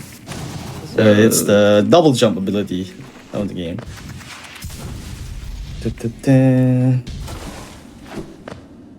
We're just going to use some of our Geo to buy the bench here. This will make just accessing this. Well, we need a bench somewhere, or else right now our hard save is pretty far away from here. Very far. Yeah. So this section has a bit of RNG, but for the most part, we'll be doing specific dashes to make sure that the RNG doesn't affect us as much. These Monarchs tend to have like semi-consistent spit patterns. So if we do everything correctly, we won't get hit. Except for this one, because this one is very RNG. Yeah. Oh no. That's fine. I mean, health is fine. And now the amount of spells that we have. Oh. Transdash. Transdash. I don't want to explain Transdash. Oh, it's pretty simple. Basically, I don't know what it stands for and everything. You can explain it. Go ahead. You basically transition your dash movement from one side to the other, and you basically get to like go further away or something like that. It's a bit like jargony. Ooh, is that triple? I think so. Ooh, baby. That was a triple. Oh, that's rude. Nice. That was a triple actually. So again, you saw it. It's very. If you get lucky, you can get triple. Okay, back to the Transdash explanation. So basically, you transition your dash movement from one side to the other, and you basically sort of like make a longer arc in your jump away from the wall, and you can basically skip certain like corners in a way. So that's like why it's called trans dash, but also trans rights and all that stuff. Trans rights, yeah. So we just collected the double jump ability Monarch Wings, which we're able to access more sections, I guess. Yeah. Sections, and now we are heading to a very annoying section of the game because I do mess up this movement quite a lot. All the slabbing. Wait, no. That's correct. All the slabbing for what? All this slabbing. I'm gonna follow this slabbing, alright? We're gonna get this. So getting Kingsbrand allows us to access this area, which is the Abyss. Oh no. Never mind. Yeah, it's fine. Never mind. It's fine. We fixed it. We fixed it.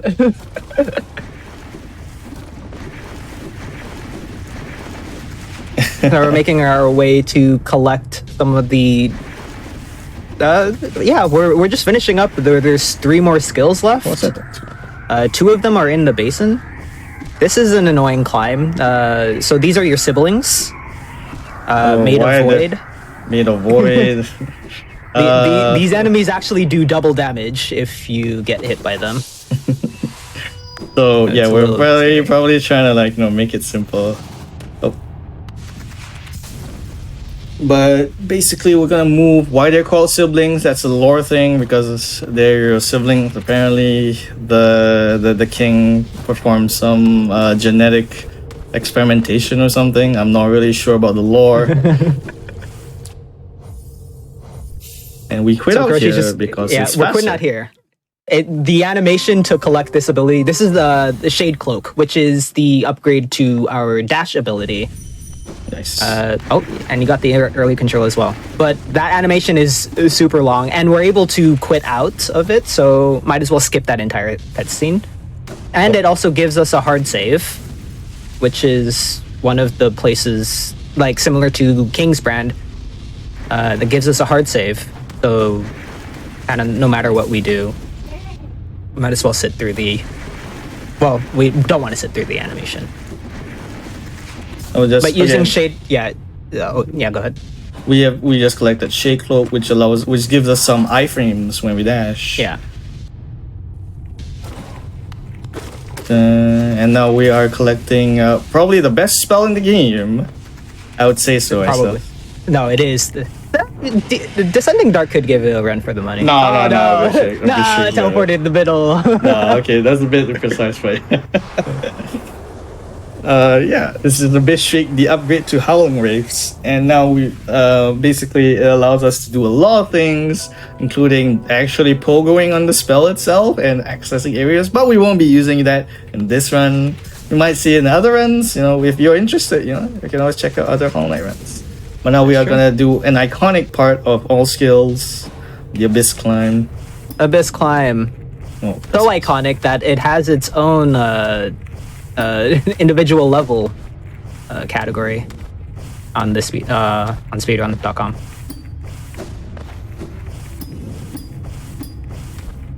So just doing some quick movement, going pretty well actually. A bit slow, could be faster, could have been worse. A little low on soul as well. No, we got it's this is like a we found soul. Yeah. That was about a 2-second time loss, I would say. That's alright. And now this is basically the home stretch, you could say. We're just doing a bit of cleanup. All skills are pretty easy enough to get into. You don't need to do some of the skips that I do in the way that I did. You can do it in much easier ways. So if you're interested, chat, or anyone really, you can always come and check it out. And yeah, right now we are collecting Great Slash, and is this the last one? This is the last skill. This is the last skill. After this, we would have collected all of the skills. But obviously, we got to finish the game. So I don't know if you saw Kuroshi also just leave the room of the stag and then come back in it. They used Shade Skull to form a type called Fire Bell. Kind of play on words of Fire Bell, Fireball, and all of that. The bell. But we can hit the bell with Shade Soul, and ring for the stag, and then go into the transition, and then come back in, and the stag will be there. Because we use loadless timers, then yeah, that's also a pretty important thing because Hollow Knight uses loadless timers. So some of the skips that we do are basically just tricking the live split timer rather than actually saving time in real time. A lot of the things that we do, like for example, the Sheet Soul Quit Out, Firebell, they all actually lose time in real life, but on live split, it basically we basically save time. And we met the last of the Nail Masters, lovely Shio. And we got great all slash. Yeah, that's all the skills. So normally you would think, oh, we collected all the skills, we're basically done, right? But no, we have to do a bit more. So because of that, we have to go through certain bosses which are, well, put it simply, not really well liked, a bit undesirable. No, they're great. It's a great boss. I have had no issues. No runner has ever had an issue with the boss that we're going to encounter. One of the best bosses in the game, you could say. Oh, that's so rude. I'm gonna. Yep. Yeah, that's good. So we need. All we need to do now is collect the last streamers. There are 2 left. There's a lot of just rules of 3. 3 dreamers, 3 nail arts, 3 nail arts, skills, 3 skills.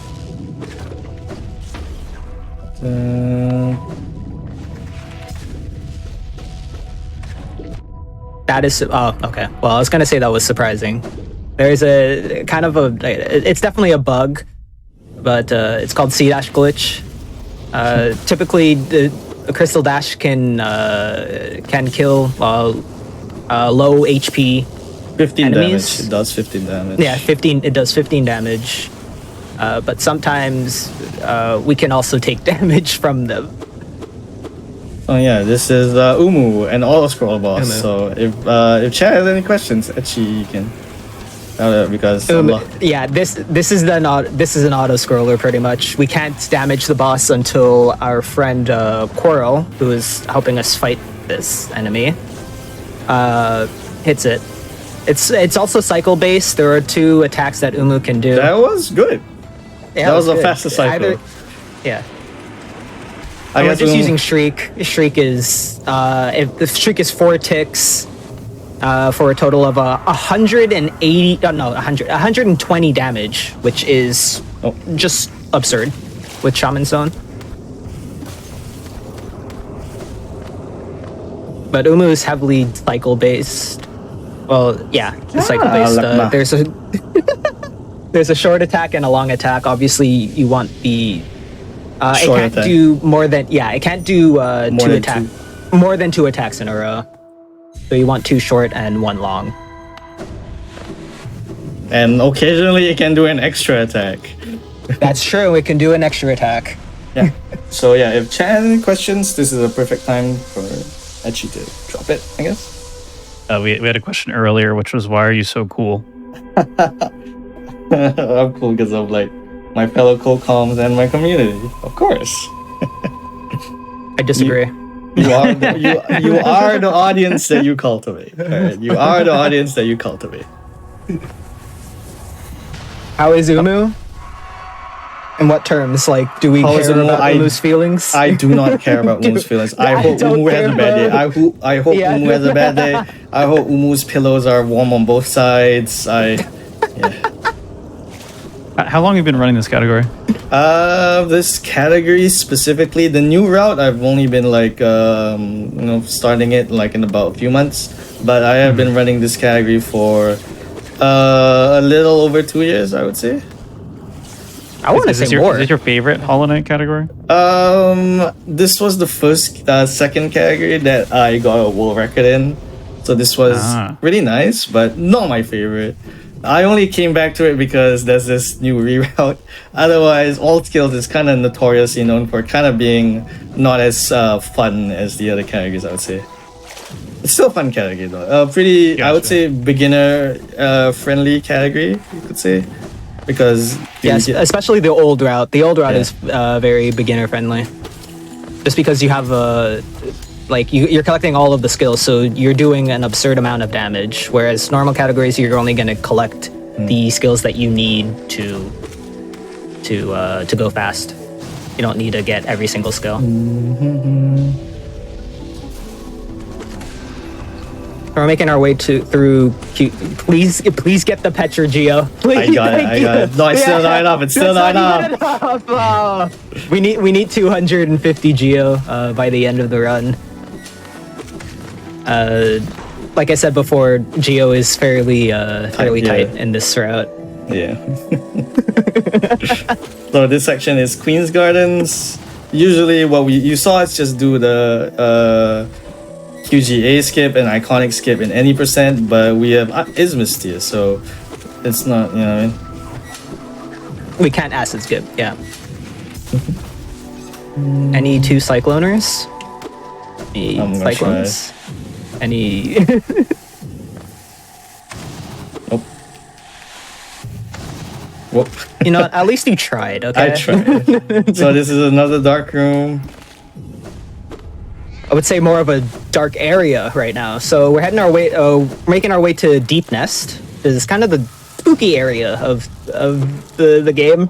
There's a lot of spiders and creepy crawlies, but the entirety of Deep Nest is dark because we do not have the Lumify lantern. Similar to in Crystal Peak, right before we were collecting Descending Dark, there is another dark room there. Just makes it a little hard to see, that's it. But yeah, you basically have to go through it. It's pretty easy enough as it is. Yeah. And with wings, we can kind of skip the section here. So normally you kind of have to go through what is known as the trap bench and enter from below, but with wings, we can access the secret area.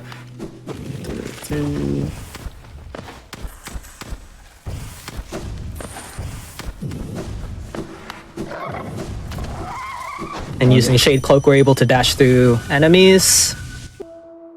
And this is the last Dreamer, and we are, after this, we're basically gonna be finished, right? We're gonna need one more thing, pretty easy. Again, if any questions or, you know, from chat, again, as always, the Dreamer is always the best time because I can usually just let my hands relax a bit. But yeah. So you can see me. I think we didn't mention about nail arts because the nail upgrades usually we don't really use them that much, but to do them you kind of have to hold down the nail button and charge it. So normally, it's a bit difficult because I do run on controller. Although some people do run on, most people I think run on keyboard. I think nowadays. People who like their hands, you need Geo as well, right? Yeah. Yeah. Oh, that's not a good movement. I'm way too much here. It might have been better to just kill the... But then you wouldn't be on full soul for the final boss. Yeah, but like this part is pretty simple. If there's any questions from chat, you can field them, I guess. What's your favorite? Yeah, good. Yeah. What's What's my your favorite favorite category? If not this one. My favorite category, I would say 112%. As much as it's a bit very difficult run because it's a full completion of the game. It generally is, I think. I've been in, I was running that before the new route of all skills came out, and that was very, very fun and difficult. Difficult, yes. Besides PC, what would be a good platform to speedrun Hollow Knight? Switch, I would say. Let me see if I can do this. Did you say Switch? No! No! I missed it. No! No! So we do have categories for consoles. So like Switch is PlayStation, good. Switch. We're on the home stretch yeah. right now. Just need to beat the final boss. The final boss.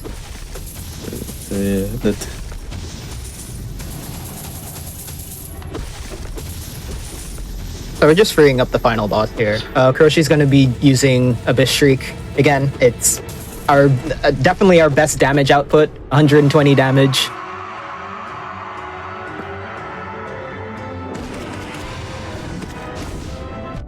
And Crochy's going to make sure that they're facing to the right as well, just because Abyss Shriek kind of, works weird. We can actually, when we shriek to the right, it actually goes through the Hollow Knight's parry attack. But if we face to the left, then it will activate the parry and you cry. As you see. One more shriek would have done it. Yeah, one more. No, 2 hits! Alright, nice. That's even worse. Alright, and we are approaching time. Just as it fades to black. I will call for time.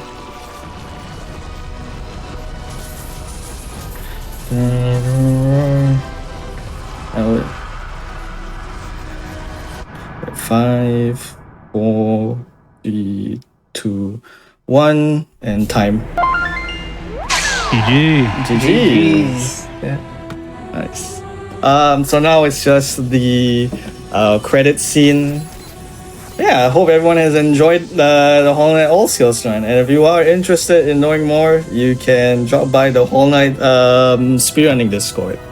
Or the community, I guess. Am I allowed to do that advertising for the community? Yes, please. Where can people both learn more about running the game and also yourself? Yeah, okay. Shout outs, I guess. I guess this part can shout outs. I guess shout outs to all my, my friends. Shout outs to Rex. Shout outs to my best friend Abril. Shout outs to my friend Birdie. Shout outs to the rest of my community. You know what I mean? All wonderful. Shout outs to my friend Marcy as well.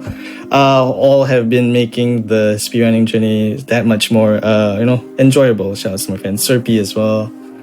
There's so many people that I want to shout out, but unfortunately I can't shout out everyone. Shout outs to the Hollow Knight speedrunning community. If any of you are interested and just saw this, it is a very, I would say All Skills is the more simple main board run. We have so many more runs that are far more simple, where there's even a run where we basically have to just die to the Vengefly King at the start, if that's what you're interested in. But yeah, so if you are interested, do drop by the Hollow Knight Speedrun Discord. You can probably check us out on SRC. The link is there. But otherwise, yeah, I don't know, Vex, if you have any shout outs. Oh no, you shouted out everybody. Everybody. Shout outs to. It was a to pleasure commentating. Yeah, shout outs to the run. GDQ Hotfix community, or GDQ, I guess. Don't really want to or just Hotfix and all that stuff. But yeah, shout outs to everyone here in GDQ for giving me the opportunity to run Hollow Knight on a short marathon. It's been great. Yeah, thank you so much for doing the run. Everyone in chat, be sure to drop Twitch follows for Crochy and Vex. Would really appreciate it. Thank you so much again, both of you, for being here, helping us celebrate AAPI Heritage with some cool speedruns. We're going to be back in just a few minutes with a showcase of Vivid Stasis by Sawayoshi. So stay tuned. We'll see you in a bit.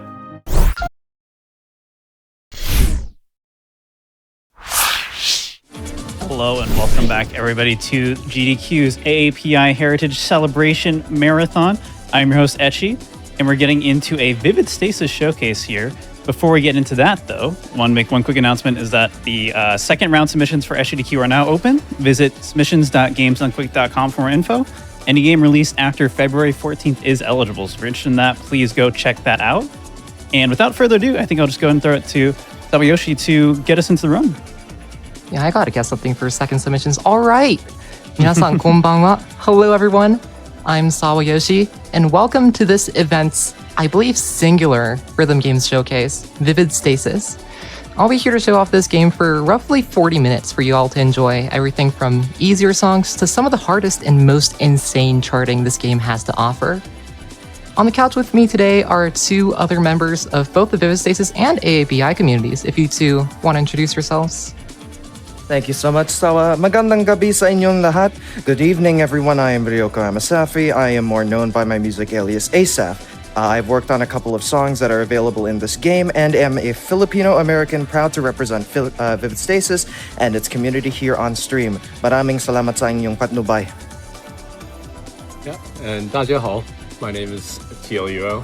I also go by Tom, and I am a top player in Vivid Stasis. All right. Absolutely splendid. We have, I believe, 10, maybe 11, I don't remember, tracks lined up for today's set. All lined up here in a neat little folder, if we can get to that. And be sure to stick around to the end. We do have a little surprise for everyone that stays to the end of this showcase. All right, yep. GDQ showcase for Hotfix. We'll start with Road. It's the finale 8, not a super difficult track. We'll get going. We'll set the scroll speed lower, just so y'all can see what's going on. And we will start on selecting begin song. Are we ready? Yep. We are absolutely ready. All right, let's get into it. Road by Dandalus, finale 8. So while Sawayoshi is playing this chart, I would like to introduce this game and how it differs from other 4Q rhythm games. So Vivid Stasis is a 4Q rhythm game which has a single gimmick that makes it stand out compared to other 4Q rhythm games. While Sawa's playing this chart, you might see blue and pink notes that occupy their own halves of the playfield. Those notes are called bumpers. So how do they work? Suppose you're playing the game with D, F, J, and K as your keybinds, the usual ones for 4K. Hitting either button on the left, D and F, hits the left bumper, and hitting either button on the right, J and K, hits the right bumper. You do not have to press both buttons, you only need to press one to hit a bumper. This is what makes Vivid Stasis a unique 4-key rhythm game. You have to strategize, you have to think about how you're going to be hitting the next patterns and stay alert. This will become more apparent once we hit the harder charts, but for now we're just going to take this slow because this is the first chart that you do see in the game, so... Yeah. The bumper notes are, we usually refer to like complex patterns involving bumper notes as like more tech sections, and you know, this is a pretty vanilla chart, so there's not a lot of tech, but yeah, I mean, as Asaph said, there's going to be plenty of that later on.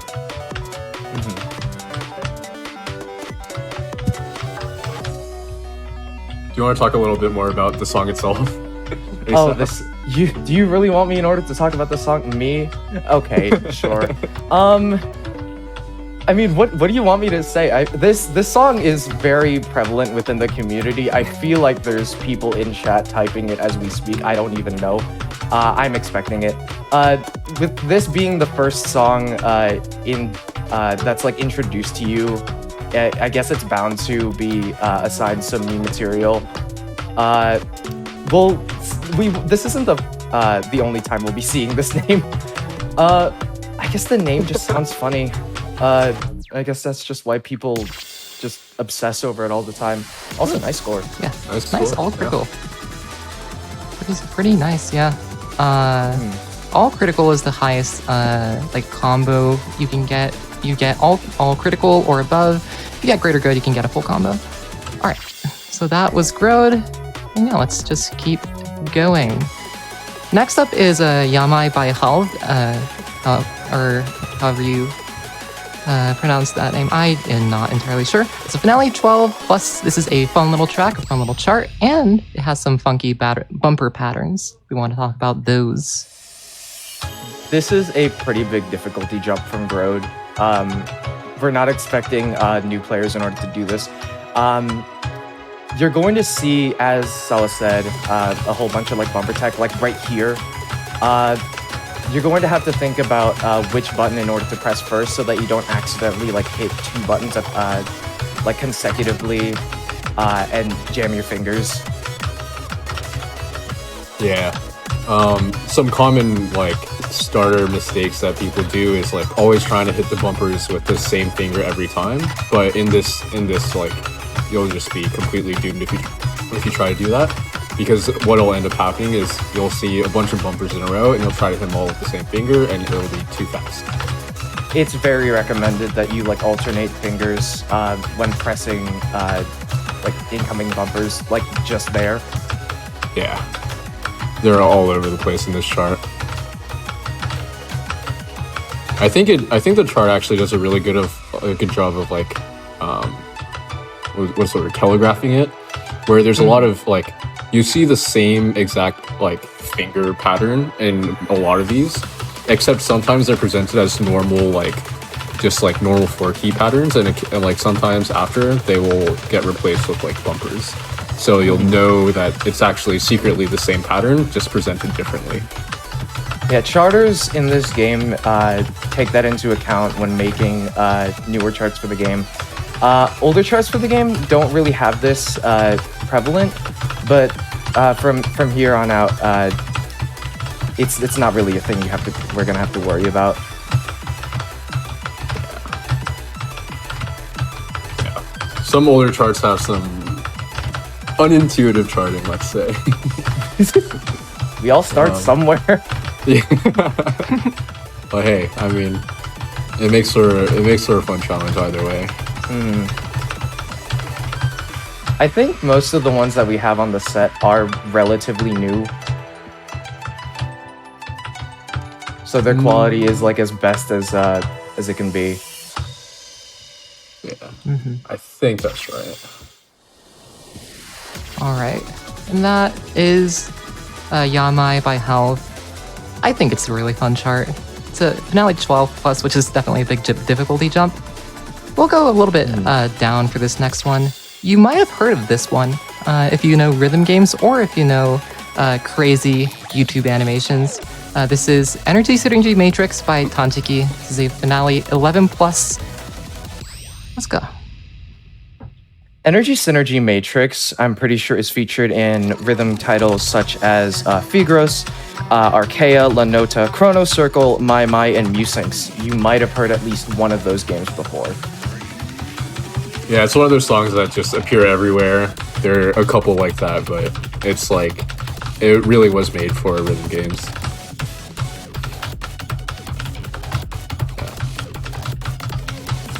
I guess we can take this chance to talk a little bit about the difficulty. So you did see the past 3 songs have been an 8, 12 plus, and an 11 plus. The difficulty scale goes up to 15 plus. And there are 4 difficulties, well, 3 or 4 difficulties for each song, which are opening, middle, and finale, and then optionally encore. We won't be playing any opening or middle options, like charts today, but if you're watching this and seeing the amount of gamering that is occurring and thinking this is too hard, there are always 2 difficulties below. So don't feel discouraged at all. Never feel afraid in order to just start out in the game. Yeah, for sure. BS is just really good, like entry point to rhythm games, I feel like. Like, it's not that overwhelming, but with the addition of those bumpers, it's a really great introduction to like critical thinking within rhythm games.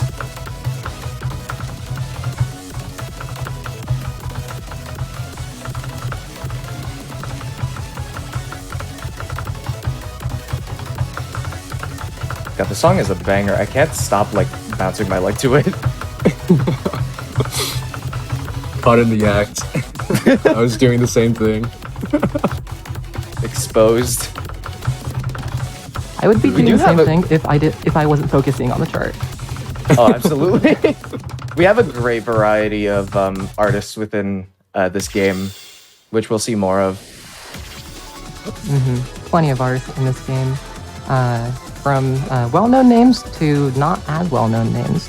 Next one is a little bit of a well-known name still, and then we'll get into a little bit more people that you might have not heard of. If you played rhythm games, you play them a lot, you've probably heard of this title, Elef Null. We're gonna go back to my usual scroll speed so that I can actually read what's going on. But yeah, if you know Elef Null, you'll kind of know what's coming. This is Elef Null by Leaf, finale 13 plus. To the low scroll speed enjoyers, I'm sorry. So this is the start of the chart, because why not?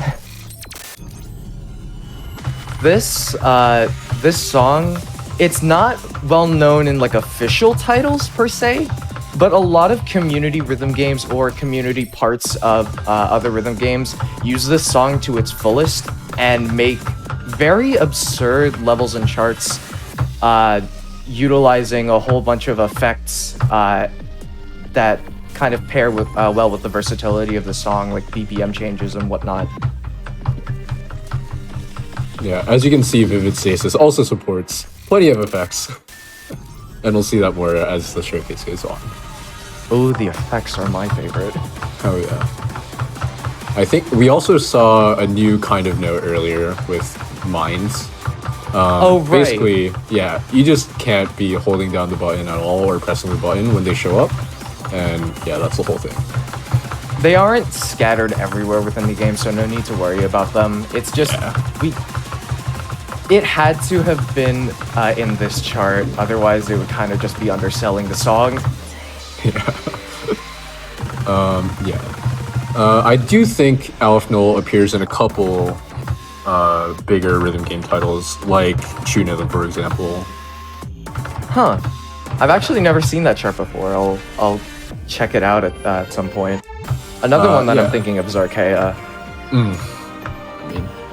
I have not played too many rhythm games before this, so I do not know very much other than Taiko and AAPI, and that's about it. Yeah. Leaf also has a lot of other similarly gimmicky songs, so even if it's not Alfnol itself, there are plenty to go around.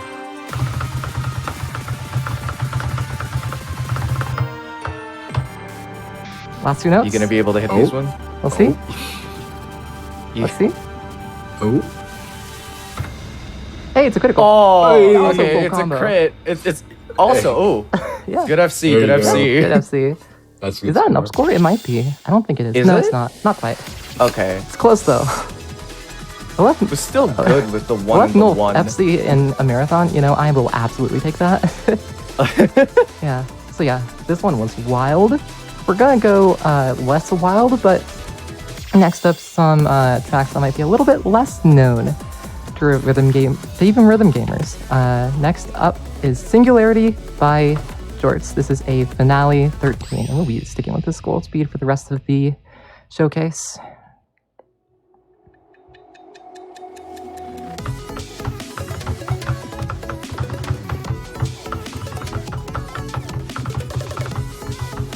I'm pretty sure this comes from a rhythm game that isn't well known at all. It comes from Club Fantastic Step Forward. Jorts makes a lot of good songs, and he's very he's very not well known. I would definitely recommend listening to his music if you're all about hyped up EDM.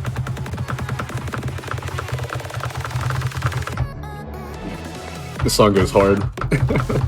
I can't lie.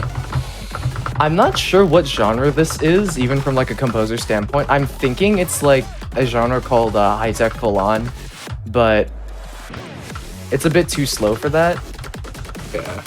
It still goes though. It sure does. I love the rhythm. Can we just say it belongs to the genre of bangers? Will we stand 30 seconds in a song?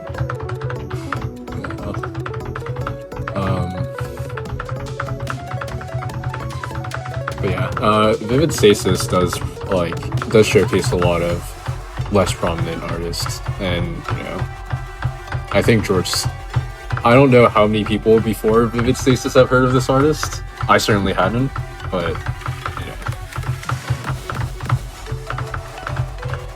The community is very not community. The team is very accepting of like new artists trying to get their name out there. Which is why you'll see if you start playing the game like a whole lot of names that you've never really seen anywhere else. Like the team isn't really a big name hunter. It's just all about like quality and just just if your songs are fitting to the game. There have been a lot of rounds of like public song submission as well, right? Which have closed, I think, indefinitely.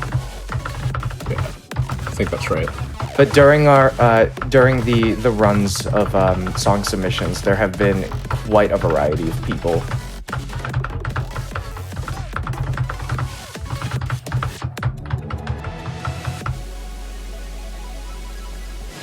One miss, of course. Oh, one. One. One fail. Still a V. The one. One. Oh, it's an up You score. gotta have. Oh, it it's is an up though. score. It is an up Dude, score by nice. exactly 100. By exactly 100 points. Yeah, you know, that's fine. I'll take that. I'll take that. And again, a marathon setting. Okay, so that was Singularity by Jorts. Next up, another one that you might not have heard of. This is Tormented World by Foodbot. Finale 13 plus. We're starting to get into a little bit more difficult charts here. I'm also getting into newer charts with Tormented World here as well. Yes, this comes from Chapter 3, the latest story expansion. This is, I think, one of Foodbot's couple of songs in here. It's, from what I can recall, like a hybrid between genres that just sort of happened. A lot of things that are great just randomly happen out of the blue.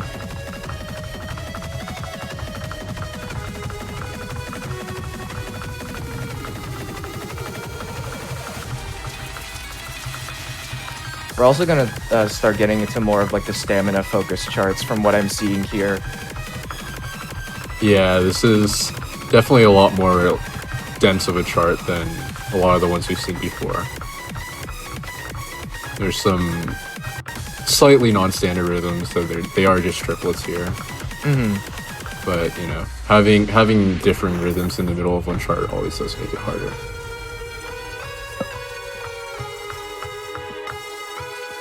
Do you want to talk a little bit about the story element of this game? Oh, the story element. This is not just a rhythm game. It is a rhythm game hybrid with mystery. There is a menu option called the node flowchart. That is where not only do you unlock songs, but you get to read the story of this game. It is a story about a girl named Saturday who is trying to look for her lost sister Suki, which spirals into a whole conspiracy theory and a half, an adventure in order to look for her sister with a couple of other characters in the game. You can read more into it the more you play this game. If you're in just for the story, there are also accessibility settings, so you don't have to just like keep grinding the game. But I mean, where's the fun in that? Yeah. Also during that, there were some more complex bumper patterns, let's say. Oftentimes in the middle of like, having bumpers in the middle of these just pure note runs can be pretty hard to read with, especially like which finger to hit the bumpers with. Yeah. Alright, yeah. Tormented World by Foodbot. I really like this song. I have it. I have it in like, I have a lot of these songs in just my playlist that I just listen to when I'm doing things like playing Tetris or something. Alright. So, coming up is a difficulty jump. Next up is Chrono Explorers by Takehirote. You see it's a 13 plus, but you also see that purple number in the top right. This is going to be our first of 2 Encore charts that we have today. This is Chrono Explorers 14 plus Encore. Let's get into it. It's a giant difficulty jump. I think this is also the first chart within the showcase that is a collaboration between 2 people, which also shows like the teamwork involved in getting these levels out there. This chart is very taxing. Yeah. So there are both like fast streams with these repeated bumpers, and also jacks feature heavily in this. So jacks are where you have to hit one note repeatedly, and those are notoriously stamina draining. Yeah, this chart is very much a pretty gigantic difficulty spike from everything we've seen. The song and chart do not give you a break. Not to mention the BPM, this thing is fast. I don't remember what it is, but we'll see it once we exit out of this, or rather just finish it.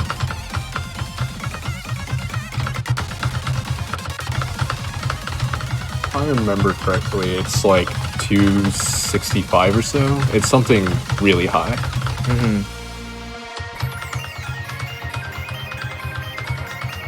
Even as like a top player, this chart must be very difficult for you, huh?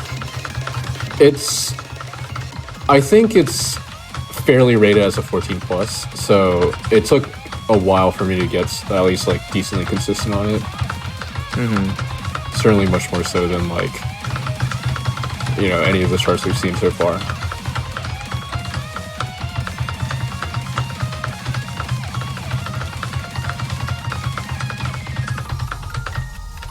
Wow, yeah.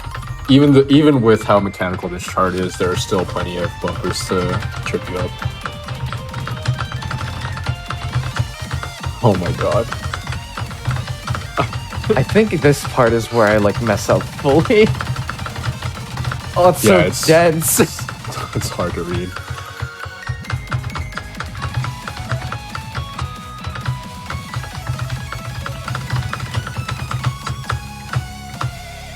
Hey, nice. You got a break here. Oh wait, the song's over. That was the whole thing. Yeah. Yeah, that's the whole thing. Okay, sure. Yeah, there are no breaks in this entire track. And it's like, why would you do this to yourself? Also, oh my god, that good up score. Ooh, good up score. That is an We're up score. getting rating. SS, let's go. Yeah. Well done. Million plus is SS. Live SS. Amazing. Woo! Let me take a screenshot of that for later. All right. So that was Chrono Explorers. We'll go back down to finale, but this is a finale 14 plus. You might have heard of the name Camellia before. Who? Yeah. You have to have a Camellia track. This is Terabyte Connection 14 plus finale, and it is dense. It has a lot of sounds. It has a lot of notes. Yeah, so if you haven't played rhythm games before, Camellia is a very famous, at this point, I'd call him a rhythm game musician. His songs have appeared in basically every rhythm game under the sun. Very well known for making like the most, the more if not most difficult tracks in each game. Yeah, and this is no exception. This is, I think, basically a pure mechanics check. It's very fast, and there are a lot of streams. And if you can't keep up with the speed, then you know you're gonna have a bad time.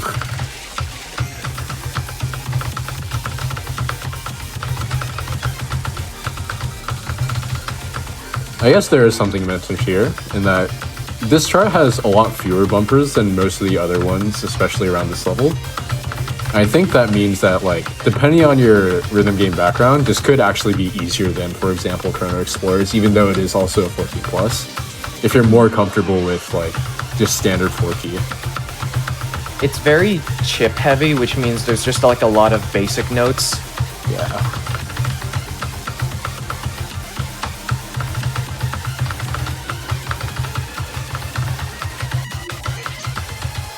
Keeping combo. 16th patterns. Oh, you're still keeping it. Oh. There is an indicator in the top right, in fact. It is going.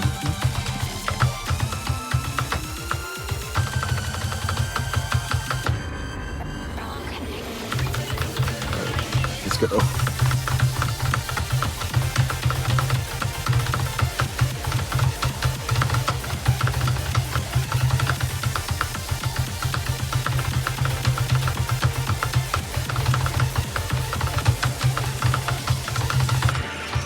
Not even here is there Still really going. that much of a place to rest. We're still going, yo. Hey, I don't want to curse anything, alright? Oh, good luck. Come on. Okay. Oh!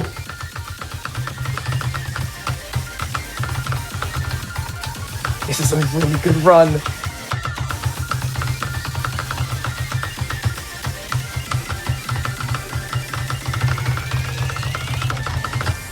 Oh my god! Oh, no! Oh, Guys. Oh, at the very end.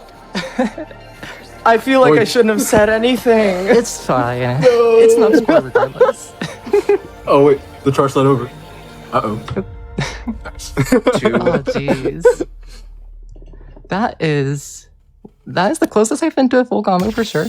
But it's still an up score. It's also I'm taking a screenshot of that.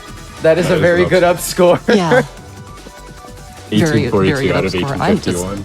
just bewildered. I'm gonna play this and full combo this after I'm done here. Okay. So, that was Terabyte Connection. We have one more song in this folder, but before we get to that, we're gonna go to a little special part of the game called Boundary Shatter. This area has a lot of meme charts, April Fool's jokes. It has a river for fishing, and today, so we talked about Grode. This is the Grode ASAP multi-genre remix. Shatter, 0 difficulty. It's a long one. I don't want to be here. This is your fault. No. So, why don't you talk about this a bit more, Asaph? As you know, your name is in the title. Okay, well, this is a really good opportunity in order to just talk about like how active the community is. This was my April Fool's joke this year. It started off as just a community joke. Like I was just going to release this like on my own and it just not be part of the game. I got people from the Discord server of this game to give me recommendations for like what genre I should compose Grode in. And then I think I made 7 genres by the point of where Cheryl, lead developer of the game, was just like, hey, if you could compose this a couple of days before April Fool's, I can get it into the game. I said, in full? She said, in full. And then I immediately got to work. 2 days later, I finished the song. We're gonna be here for 7 minutes and 36 seconds. This isn't an official chart because you can't like get any rating or like any score that counts here, but this in the game is the longest and also has the most notes. Oh. Yeah. As you can see, this is very much not a standard chart. These text boxes, I'm pretty sure, is exclusive to this chart. Oh, yes, that. Yes, I remember. You remember. In another location, I was just like asking team members, I was just like, hey, if you could give me random like vocal clips. I couldn't even control what they were gonna say. I just wanted to put them anywhere that that would fit. You're just gonna see a whole bunch of them scattered across this song. The title also changed, but I'm not gonna say them live because I feel like that's just gonna be way too much of me talking. Yeah. You may have also seen a bit ago at this point, there were some nice fruit prices on the left side, which is a fun little callback to Noise and Noise Starlight. Yeah, that's gonna be on the test, by the way. Yeah. Everyone in chat, I assume all of you remember those fruit prices, right? You better, because it's gonna be on the test. Yeah.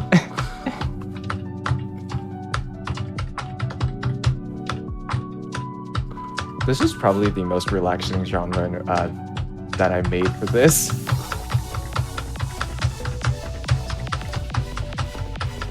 A rhythm game being relaxing? It would never. Dude, have you ever heard of melatonin?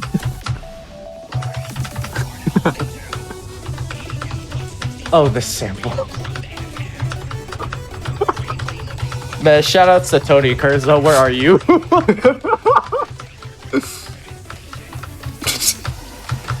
What? Oh my god. Hello, star underscore. Oh, we thought it would be so funny in order to just not change the size of the text box. Yeah. That epilepsy warning actually shows when you boot up the game every time, so why not put it in a song? Yeah, fair warning, this game does have a few like moments where there are like flashing lights, so like people very easily prone to epilepsy.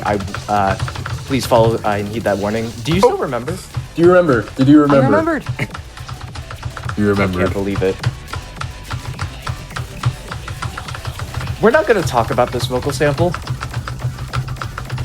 We'd be here for a while.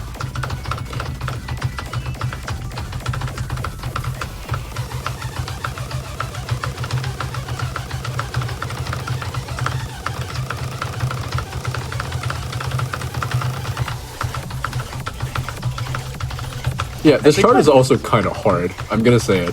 It is. It's a little hard.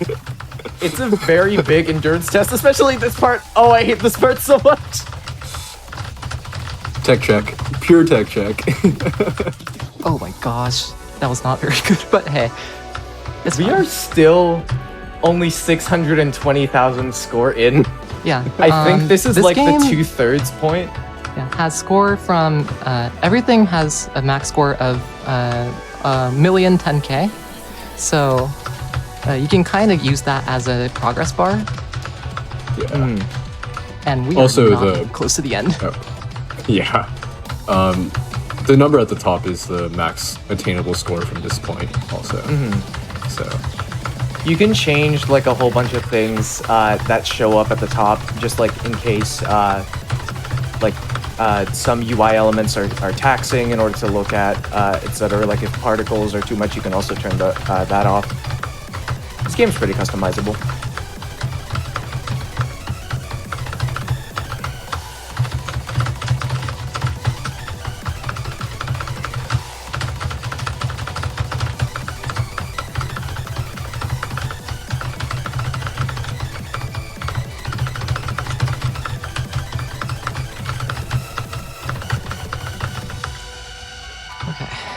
So, hey, isn't the song over? Surely, right? Surely, right? Surely. It's been so long. Okay, that vocal sample has got to be one of my favorites. I had to put it in here. Hey, if you play the game, you'll figure out the context behind that one.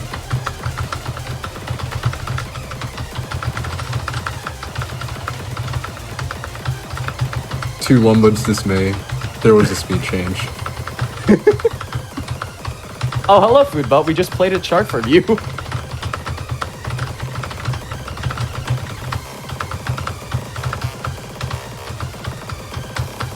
Wait, this is a sample from a different song in the game.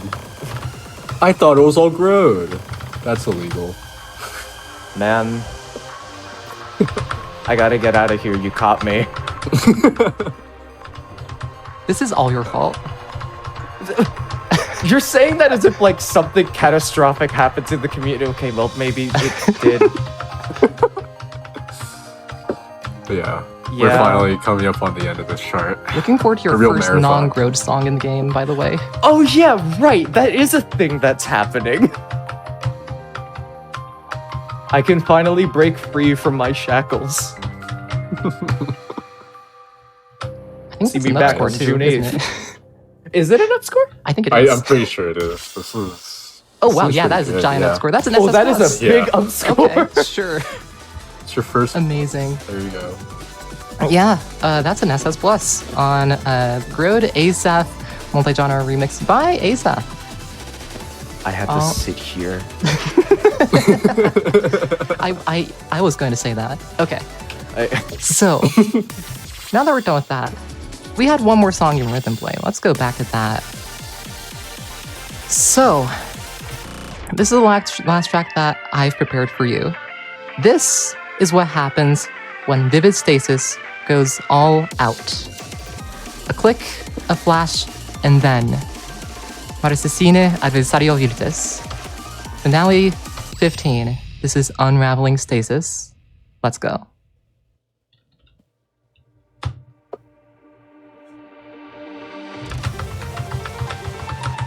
This is a song that highlights one of like the main like climaxes of the story, which is why it's so brutal. I gotta say the puzzles that you have to solve in order to get to this song as well is pretty brutal. Yeah, the song really catches you off guard because one moment you're just sitting there solving puzzles as part of the story, and then suddenly you are stuck in this. And not to mention, as you're playing through the normal story, you'll be hit with a health bar, so that if you end up missing too much too quickly, you will actually fail out. So it's really a high point in the tension. Speaking of the puzzles are they're very crucial to the game.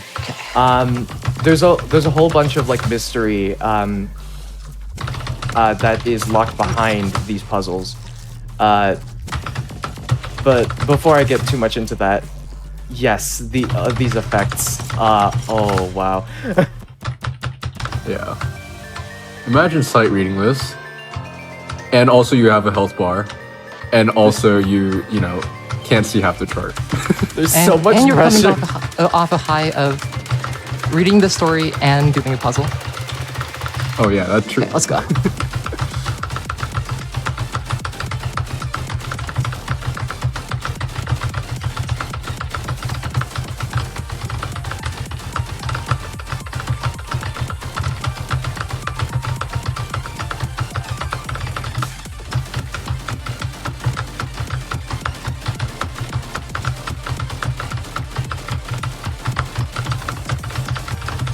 I love slightly offset notes, my favorite chart design.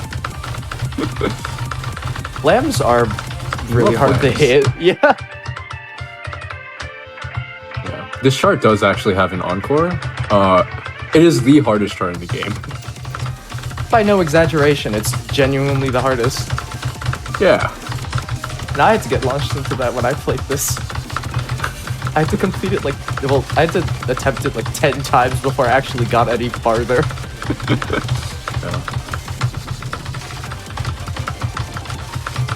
Oh man.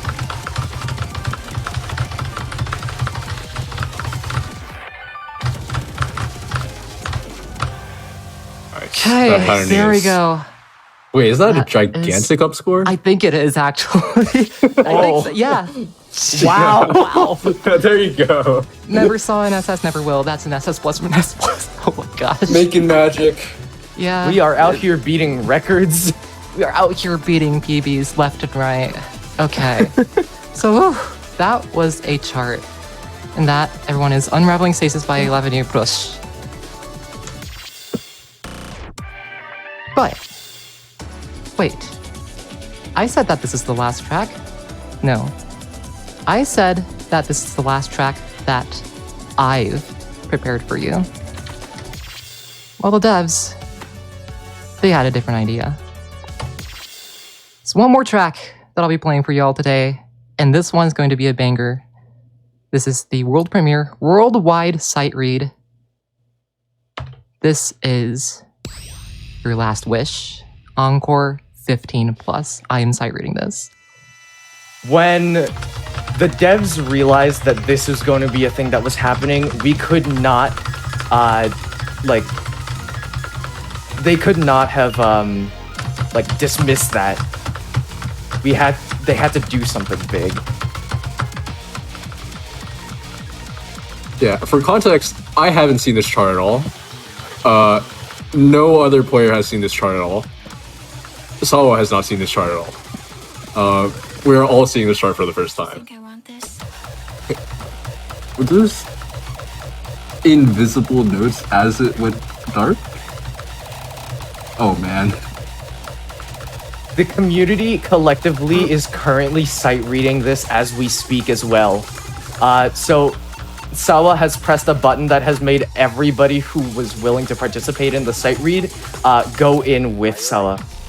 So collectively, the whole world is vivid stasising. Yeah.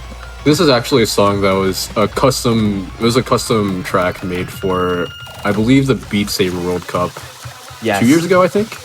I'm pretty sure it was 2 years ago. Yeah, I think it's by Cry, EXE, and Ice. And it does things. The song does things. Do you like the chart? It's difficult. Maybe we should make you talk during it. There is a reason why it's a 15 plus. Yeah, there are very few 15 pluses in the game right now. So If I remember correctly, there is only 5, including this one? My number was lower, so you might be right.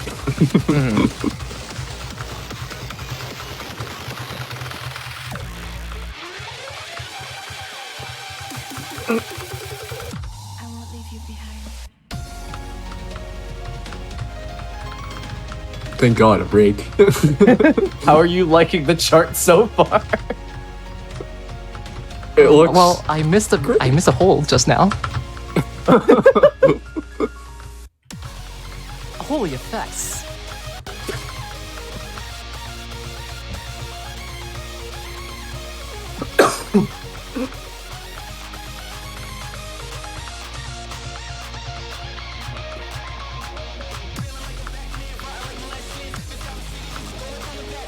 Such a good song. Love it so much. Someone watching that I know that has this as their favorite song. Is that right, Jamie? Oh, what? Whoa! Whoa! Wait, this is wild.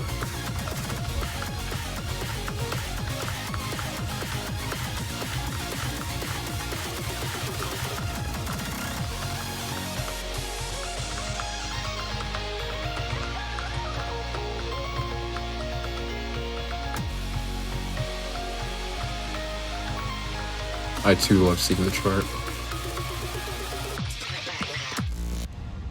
Not done yet. It's not over.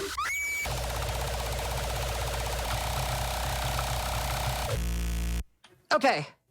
Yeah. That's it. Wow. That is Last Wish, and that's the Oh, last man. song that we have today. That would be kind. S? Sight read? I'll absolutely take that. GG. Good sight read score. That is a Good sight read score. I'm almost at 16 point. I'm at 16,750 almost. Okay. So that was the worldwide sight read of Last Wish Vivid Stasis version by Cry.exe. This was amazing. I'm absolutely floored to have been able to showcase this game at GDQ Hotfix in this AAPI Showcase event. Quick shout outs before I'm done. Shout outs first off to ASAP and Delio for being on couch for the comms for this. Shout outs to Cheryl, all of Hajimeli, the VS team, and community for being amazing. Shout outs to Funyan for introducing me to this game. Shout outs to AAPI, rhythm gamers, and speedrunners everywhere. And shout outs to all of you watching. Thanks for having me on, and stay tuned. We have one more run today, or it looks like half of a run coming up. Yes. Yep, gonna be great. So this was Sawayoshi playing Vivid Stasis, and I hope you all have a great rest of your day. Yes, please make sure you follow Sawayoshi on Twitch. Any other shoutouts from the commentators, by the way? So I'm pretty sure shouted out everybody that that was in mind. I would say the same, but I also don't want to crunch time, so. Yeah, Awesome. nothing Well, more for me either. Thank you all so much. That was an amazing showcase. What a banger way to end the showcase. That was awesome. Thank you so much. Like Sawayoshi said, don't go anywhere. We have one more run remaining for tonight, and then there's a whole nother day tomorrow too. So we're not even halfway done with this AAPI Heritage Marathon event. We have a Super Mario Wonder 100% speedrun. We're actually doing part 1 of it coming up right after this break. So stay tuned.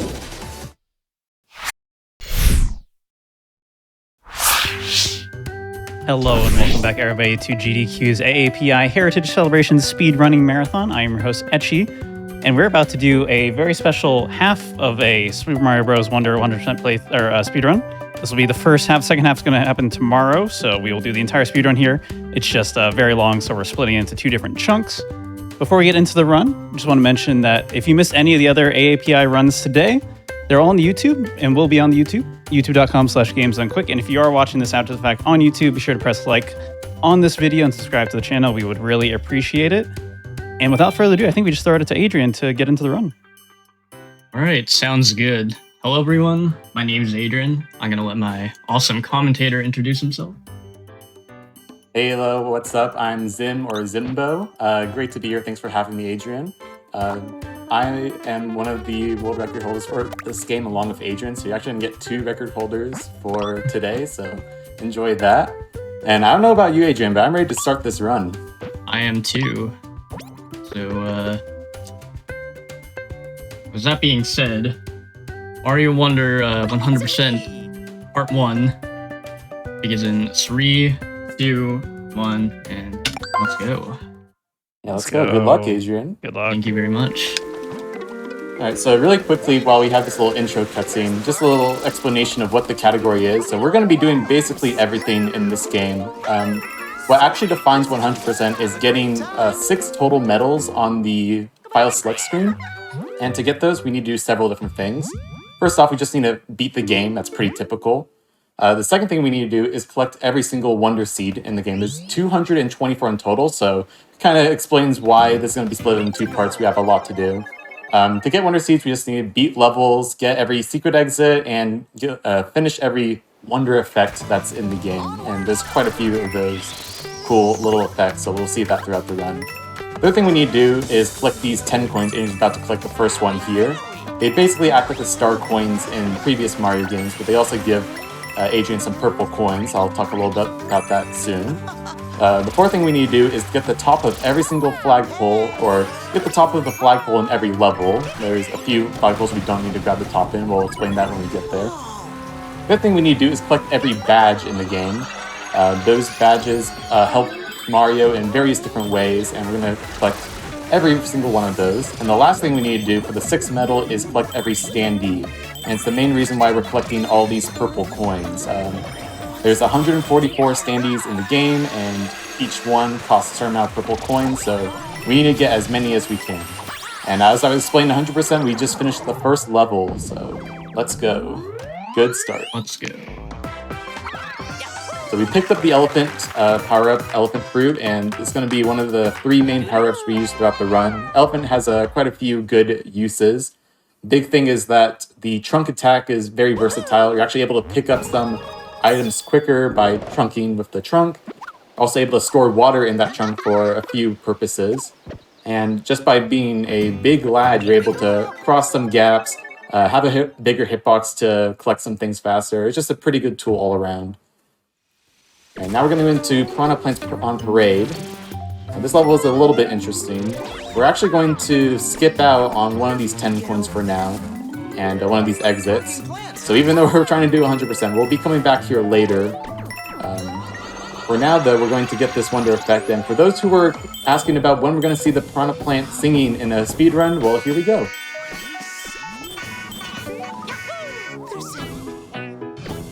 And there's going to be a lot of musical bangers in both parts of this 100% run, so enjoy them while you can. I'm going to try not to talk over it because it's just so amazing.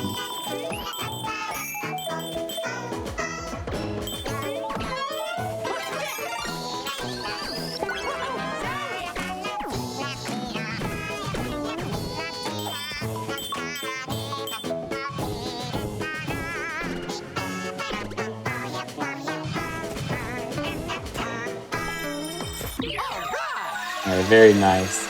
I'll quickly explain why we are not getting everything on this first run through, and I guess I'll segue into kind of the route of the run. Our goal right now is to get the Jet Run badge as fast as possible. If you are familiar with the any % route, they get a completely different badge in World 4 that's called Fast Dash. But here in 100%, we're going to get a badge in World 1 that allows us to run pretty fast. So we want to get that as soon as possible. The Jet Run also has a few other good perks. So we're just going to clear out all these levels and get there as soon as possible, and then we'll start to clean up the rest of World 1.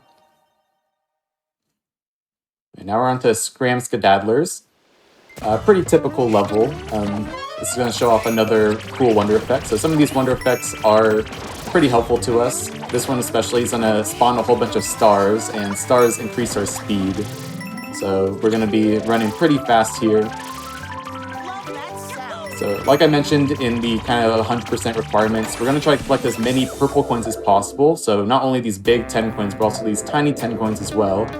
And Adrian's going to do things like collect extra power-ups, which gives us purple coins.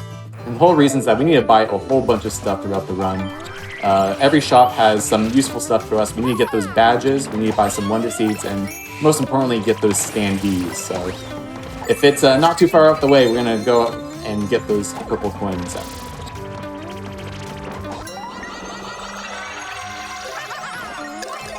And here's the wonder effect I was talking about, going extra fast here.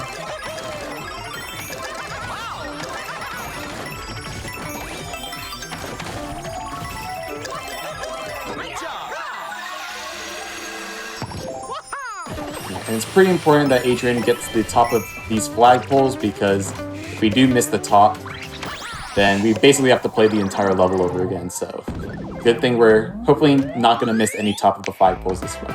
Fingers crossed. Knock on wood. Yeah, that's why you'll see me kind of overshoot the top of the flagpole on purpose, just so it doesn't happen. Yeah, better safe than sorry. Very true.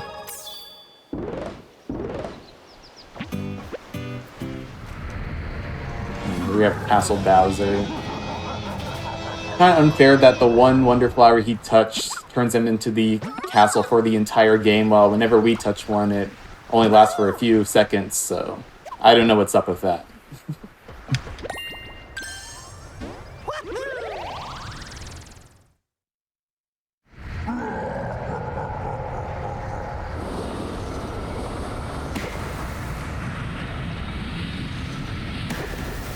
Yeah, coming up here, we're going to visit the badge house.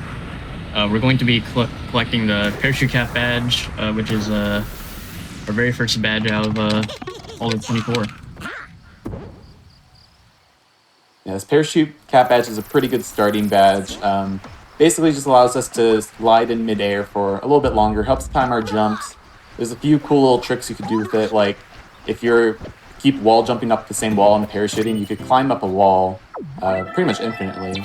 So we'll see a little bit of that up until we get the Jet Run badge.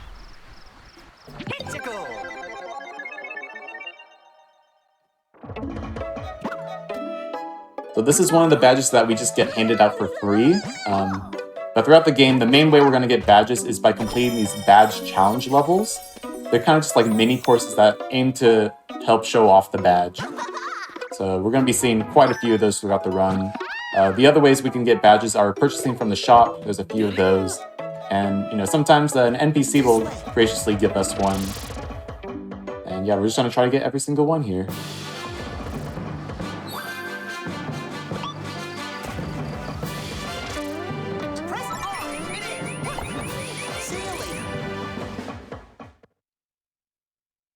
So if you're familiar with the any % run of this game, you might recognize this first part of it. This is where they would go out of bounds and completely skip all of World 1, but obviously here in 100%, we don't really want to skip anything. It's also a banned strat because it requires multiplayer, so we're not going to be seeing any skips this run, but probably for the best, because they are quite tricky.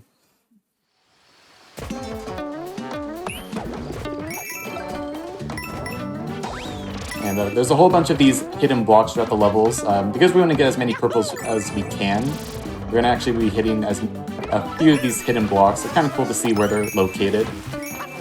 A big thing about these hidden blocks is that they have these character emblems on them. And each character has their own kind of hidden blocks that appear if you are playing as that character. But any character can hit these blocks, so we're going to take advantage of that here. You might notice that Adrian is playing as Mario. There are 12 characters in total, and out of the kind of the 7 main characters, there's no real differences between them outside of the mentioned invisible blocks. I don't know if you want to kind of get into why you're playing as Mario specifically. I can get into that in a sec. I guess we're just going to quickly grab this Wonder Seed, and it's already over.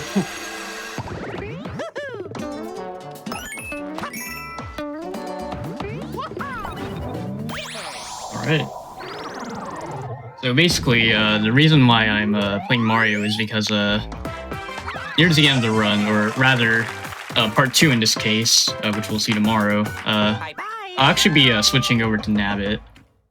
And switching over from Mario to Nabbit only takes one left press, which is obviously faster. So was is that? a little bit of menuing. All right, really quickly, we're going to be going into Wonder Token 2. This is one of the first break time levels of the run. They're quite short. Hopefully we get this strat here. Nice. Nice little double token grab. Saves a bit of time. And they're pretty quick ways to get some Wonder Seeds. But yeah, it just saves a little bit of menuing being Mario. But the cool thing about Wonder is that it doesn't really waste too much time picking any character. They all pretty much play the same, so you can pick your favorite. But there are 5 kind of easy mode characters. Those are the Yoshis and Nabbit. And they don't take damage, and the only way they could really die is by going into a pit or falling to poison. But we'll be using Nabbit very late into the run for his damage boosting properties. The only reason why we're not playing as Nabbit the entire way through is because they can't pick up power-ups, and it's actually impossible to get 100% with only Yoshi or Nabbit. So in order to kind of save the amount of character swaps we need to do, we'll just be playing as Mario the whole way through, and then at the very end we're switching to Nabbit. And right now we're getting into the first... Was that Fast Wiggler entry? I wasn't noticing. No, I didn't get it. Okay. There's a little strat there where you could, on the first frame of activating the level, you could enter it, but yeah, it only saves a second, so no biggie. I rarely ever get it in my runs. We're gonna start with the first Wiggler race here. There's actually a pretty cheeky strat here. We're actually gonna intentionally slow down to let Wiggler pass us, and the main reason is to let the kind of catch-up mechanic come in. These talking flowers are gonna give us a star, which boosts our speed, so it kind of slingshots us into get a little faster time. Saves about a second. And one of the more clever strats we have.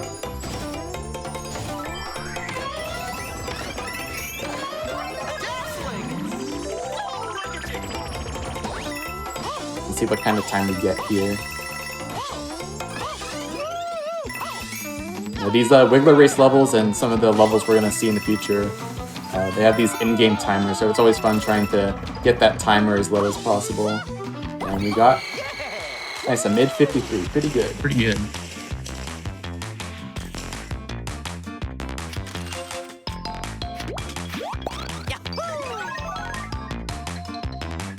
So now that we unlocked the Wiggler race, we did need 10 Wonder Seeds to get in here, so that's why we played a few levels beforehand.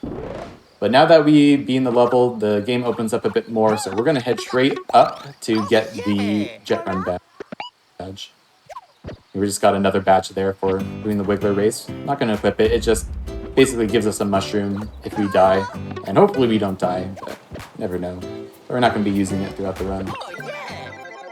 We're going to go this upper path, and we're going to be doing Bull Rush Express now. Kind of a semi-auto-scroller level. There's going to be quite a few of these throughout the run. I mean, that's 100%. You got to play every level.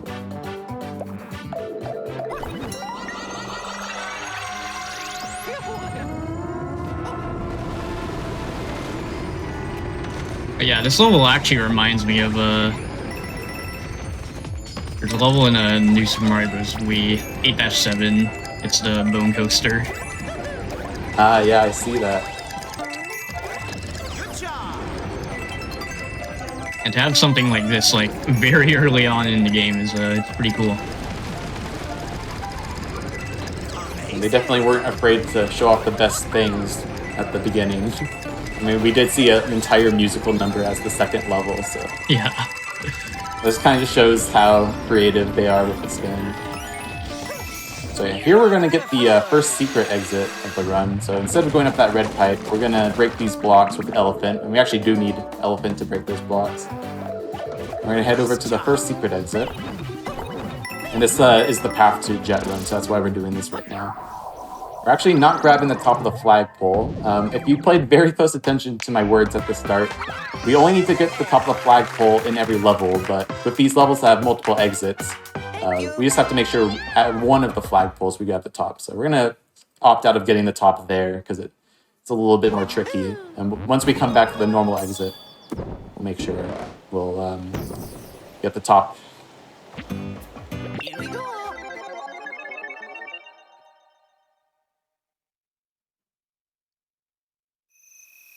And now we got this kind of shadow Twilight Forest level. If if you ever played some of the recent Donkey Kong Country games, this kind of art style is probably familiar to you. It's a really cool aesthetic. But kind of unlike those Donkey Kong Country games, there's this wonder effect in this level that's pretty wacky, so we'll be seeing that very shortly.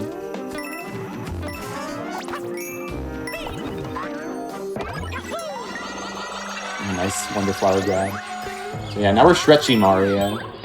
Whenever Adrian's on a crouch, the kind of level moves around as well, so I'm going to be doing that to get just a few more purple coins.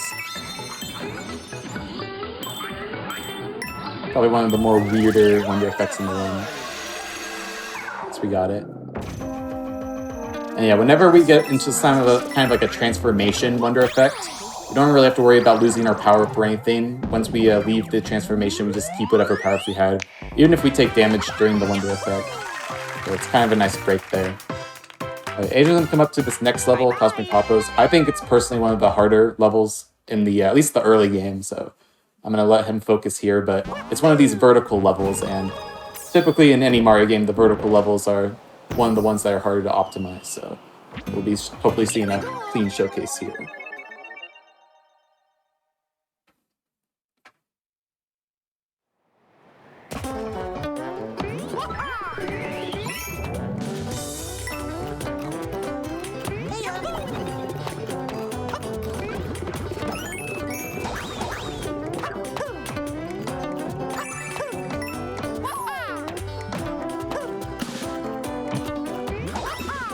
I'll just get the vine.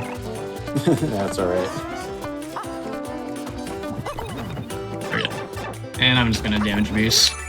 That is okay. No harm in damage boosting. Like I said, this is one of the more difficult levels.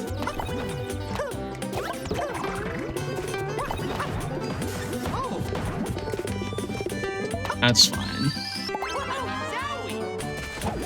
I will grab another elephant just before the next wonder section, so it's alright. Yeah.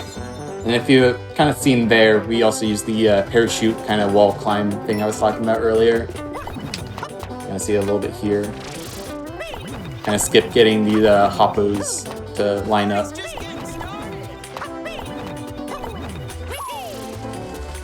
Yeah, this is one of the levels that kind of has a second part to it that's completely optional if you don't want to grab the Wonder Flower, so it's kind of cool. So now we're going to go to like the space, basically. Kind of reminds me of a segment in Super Mario Land 2, and actually quite a bit of this game reminds me of Mario Land 2. I think these actually hippo enemies are from that game, if I'm not mistaken. Okay, we're just going to be floating here. Going to try to collect as many of these small purple coins as we can.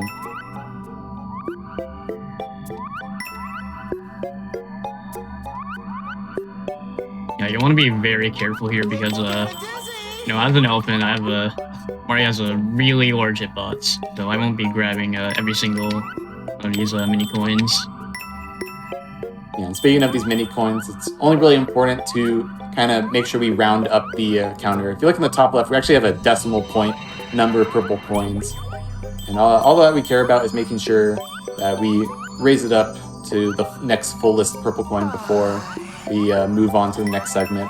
Because even if we have 0.9 mini purple coins, it doesn't count for anything until we get that 10th one. So that's why Adrian opted out of getting the few extras there.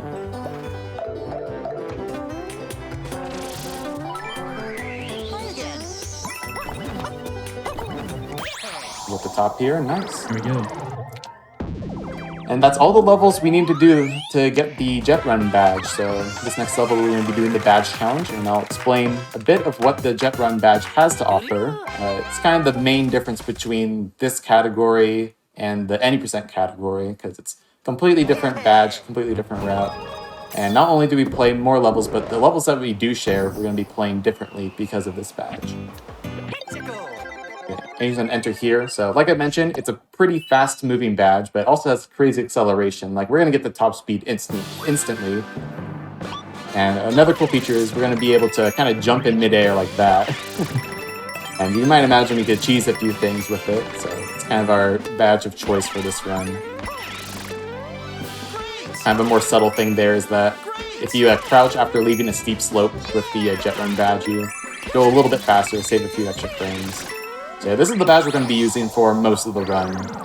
Unless it's too close to kind of matter, we're just going to be using this for every level with a few exceptions.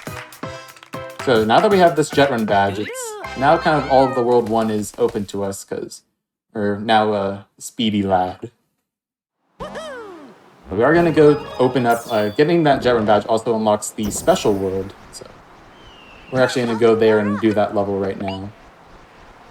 Another thing to mention is that even though I just said we're going to be using the jet run badge a lot, we just said no to equipping it. The main reason is because if we equipped it there, it was going to play a little animation of the badge being equipped, which loses it a few seconds.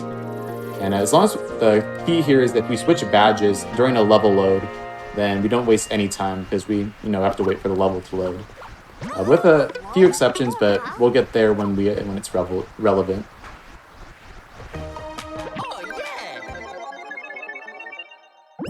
So yeah, we switch badges on this screen, wastes no time. In case you were wondering about that.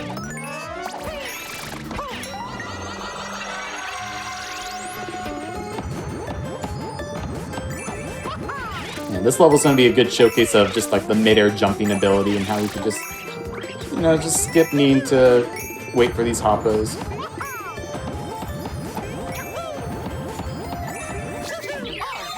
Very nice.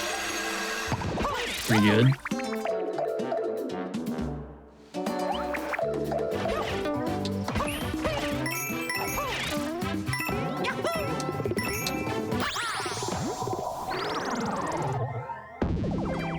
Clean.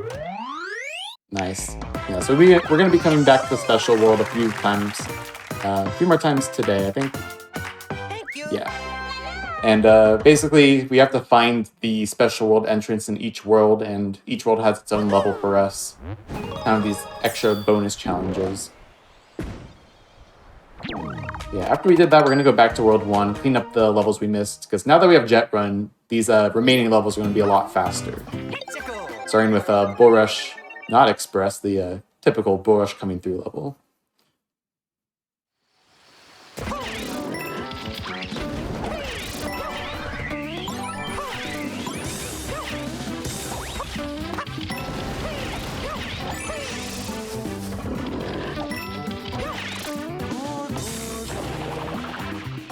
Yeah, with the Jet Run badge, these levels are ultimately a lot faster with them, which is really nice. Well, I guess one thing I completely forgot to mention, yeah, so the expert badges in this game, Jet Run's one of the expert badges.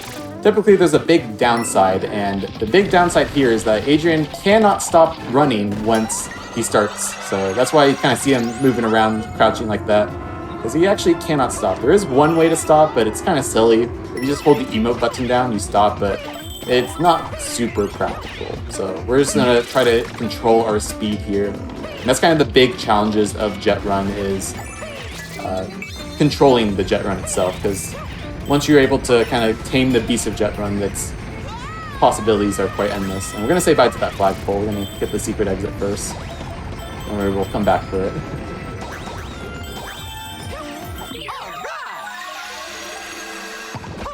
Got all of the purples there. So once again, we don't have to grab the top of the flagpole there, and it's a really good thing we do, because it would have taken forever to slide all the way down. Yeah, as long as we get the top of the flagpole on the normal exit, we're all good for the 100% requirement.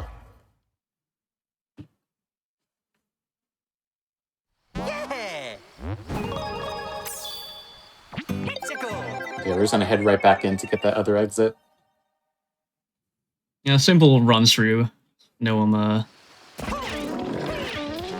nothing too complicated.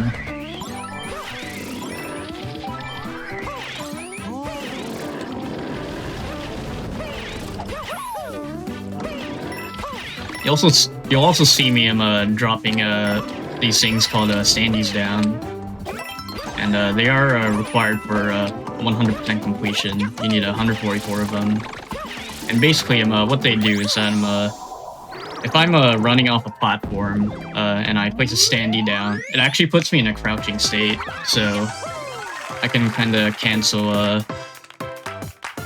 cancel the running down the platform animation and just kind of fall down normally. Yeah, I mean, they're really only supposed to be used for as a multiplayer thing, but it's kind of cool that it has a use in this single-player run.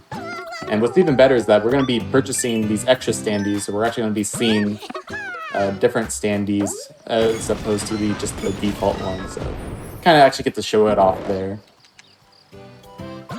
Here we just spent 10 of our precious purple coins opening this path. So yeah, in addition to everything else that we need purple coins for, sometimes we need to clear off something off the world map to progress. So that's why we're just getting as many as we can.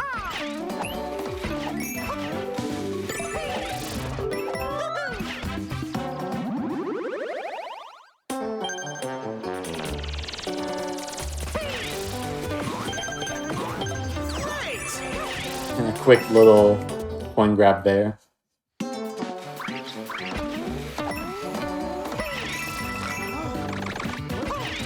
Yeah, thanks to the elephant being used a lot here in this World 1 cleanup, not only is it faster, but it is easier to access a lot of the other single coins that are going to be helpful for purchasing more sandies. Yeah, definitely. This Wonder Effect also looks pretty good. One of my favorites visually. But we're just about to finish up here.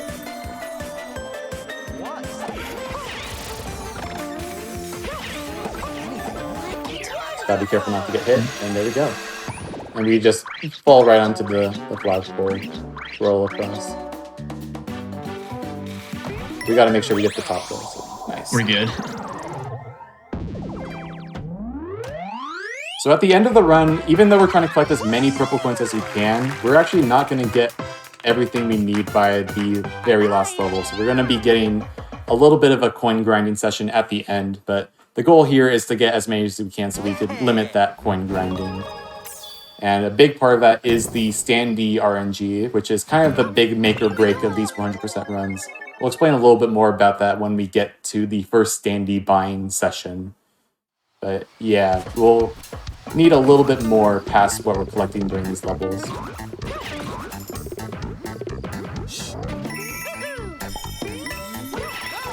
Wonderful! But very nice. Yeah, we're cleaning up some of these shorter levels. So something interesting here is that Adrian's actually going to switch over to Parachute Cap not during a level load. And the main reason is because these badge challenge levels, after you complete them, they kind of ask you if you want to switch badges after you complete it. But if we already have the badge and we have it equipped, then that text box won't come up. So it saves about 2 seconds, I think, maybe more, maybe less. But as long as we have the badge, it's worth switching badges on the overworld, even though it loses a little bit of time. Yeah, so we gotta make sure we get the top of every flagpole. That's one of the 100% requirements. Same with getting every 10 coin, every Wonder Seed, every badge, and every Sandy.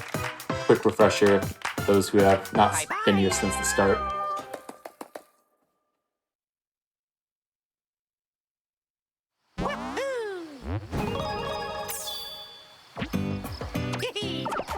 Now time for a little secret there. Captain Toad's found in a few parts of the overworld. They're actually not required for 100%, but they gave us 50 coins, which is very helpful. They're worth getting out of your way for them.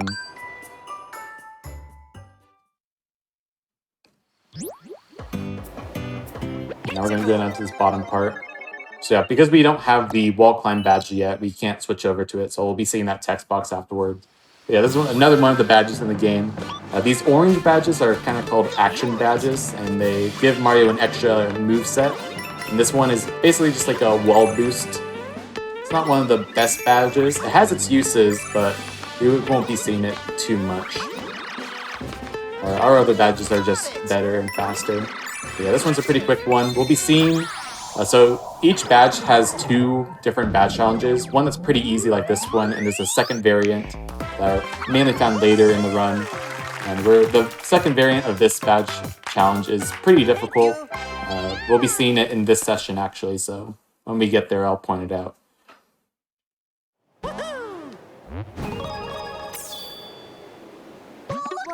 Yeah, there's the text box that we skipped in the last one.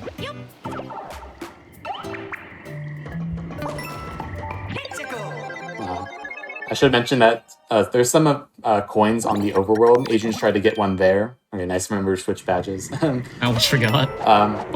Yeah. Oh. Well, I'll explain one thing at a time. We actually are able to restart the level there. So if we were in a dire strait where we're about to die, we could actually restart, saves our power-ups. Thankfully, we don't have to beat the level first to do it. So a nice little feature for Wonder. Save our behinds there. And yeah, the overworld coins, they have a random chance of being purple or yellow. And unfortunately, we got a yellow coin there, so no extra purple coin there. But if they're close enough to us to kind of check to see if it's purple, then we'll go ahead and grab it. Nice little skip there with the jet run badge. I'll have to push that pipe. You have to push this one though.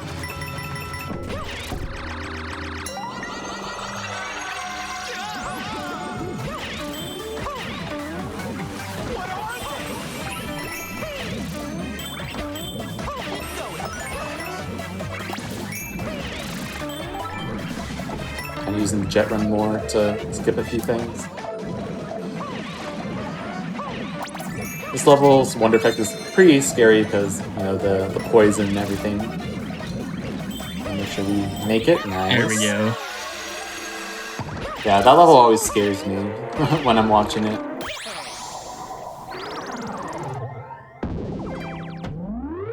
Yeah, I was a little bit slow in grabbing that last 10 coin, but thankfully I did make that jump, so...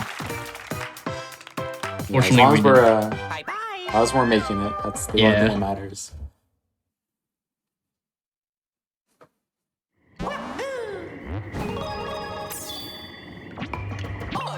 Okay, we're gonna play the first KO Arena level of the run. These levels basically just task us of beating a whole bunch of enemies in each room. They're pretty cool levels, but kind of annoying in a speedrun setting because there's just a whole bunch of enemies everywhere. Pretty easy to take damage, so hopefully we get through this pretty clean. This first one's not too bad, but there is a section that could be troublesome. Nice start.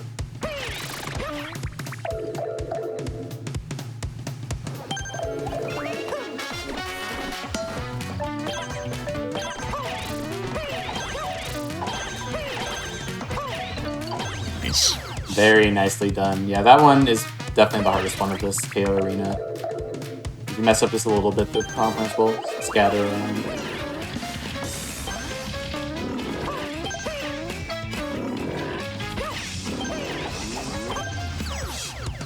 Sub 30 yeah, maybe? That was a very clean KO Arena. Nice.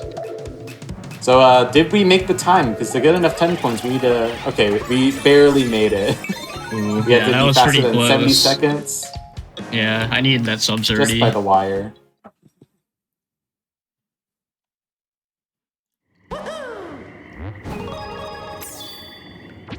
Right, finishing up the last few levels. Once again, got unlucky with that overworld coin.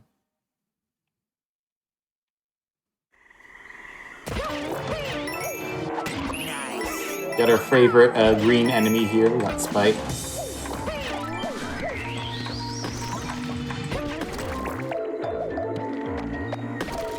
Always love when the game puts you into the background or the foreground. Reminds me of Kirby's Triple Deluxe. That game featured a lot of that mechanic. Pretty cool to see your character in the background all tiny.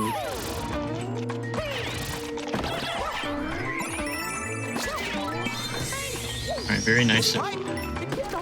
Yeah, that was very clean. So if you enjoyed that first musical number of the Piranha Plants, we get another one here. One cool thing about the Jet Run badge is that normally if you're constantly running, you can't stop, but whenever there's a little cutscene, either by getting the Wonder Tokens or by triggering like the Wonder Flower, you actually get a little bit of a break here, so yeah, but the moment you start running like that, you're now on auto run, so you have to manage that.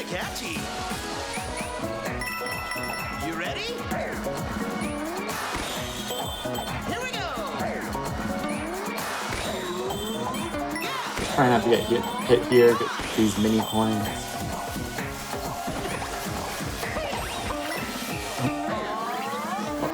That's okay. You have to let the song finish out. Oh, there we go. Yeah, the elephant's bigger hitbox can sometimes help out with grabbing seeds and stuff early.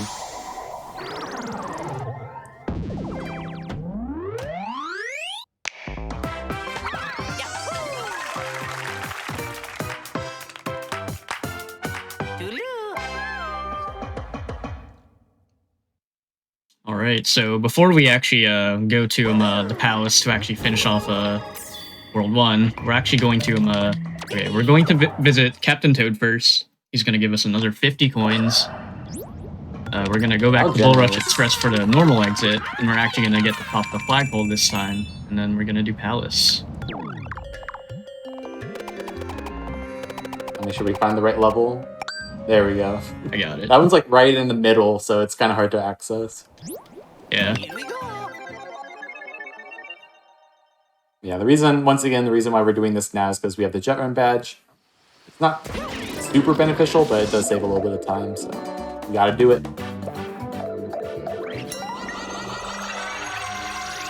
Yeah, you'll see that. We have to manage our jet run during the auto scroller, which is a bit of a tricky one. You'll see the time save at the end of the level.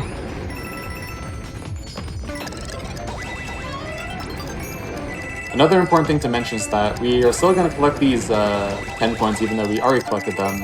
On the second go-around, they give us 3 purple coins instead of the big 10, but, I mean, 3 is better than 0, so... just to get a little bit more purple coinage.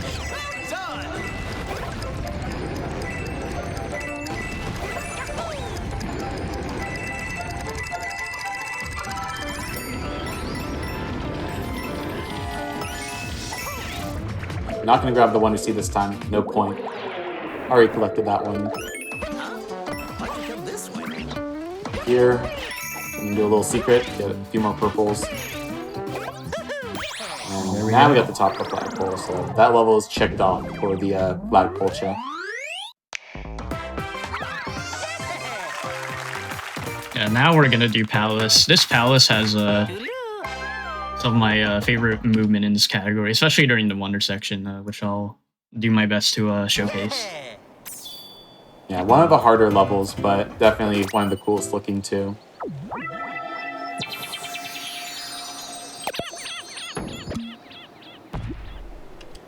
Hopefully we get a clean run through.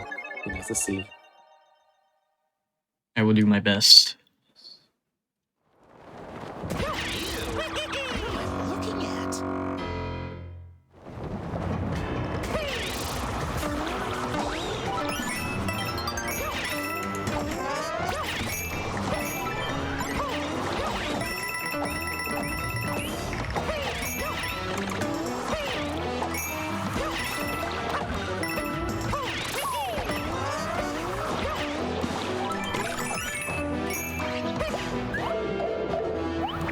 Alright, here we go. Good first part.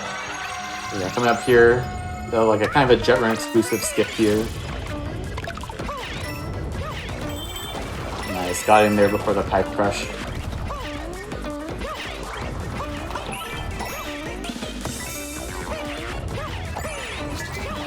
That was so clean. Yeah, let's I go. love getting that That's not movement. cool, then I don't know what is. Very nicely done. Beautiful. Yeah, all we have to do now is fight Bowser Jr. for the first time of many throughout the entire run. This Bowser Jr. is kind of a pushover, especially because we have the elephant. We actually could do a few things to kind of mess with him.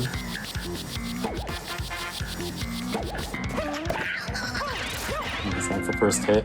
Second one's pretty interesting. We're gonna jump 6 times and then trunk him when he's running away, which gives us the fastest pattern, basically.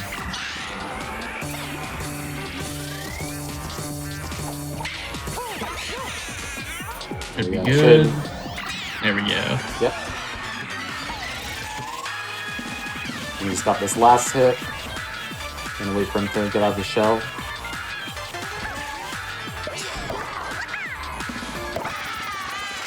Queen. Very nicely done. Very good palace all around.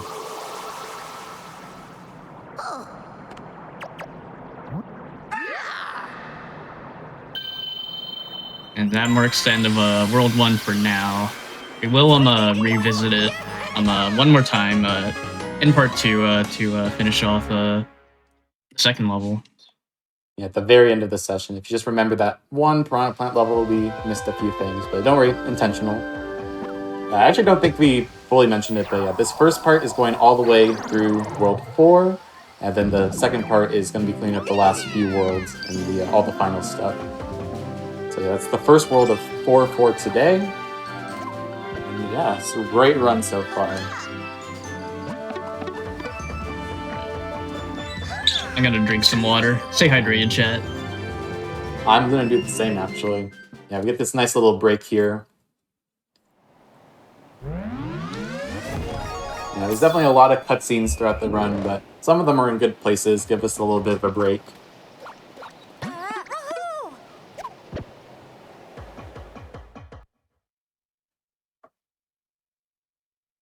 So now we're gonna, before entering World 2, we're actually gonna enter this Petal Isles segment. It's kind of the hub world of the run. Or of the game, rather. And there's a whole bunch of levels scattered around. So we'll be playing a few of these smaller levels before truly entering World 2.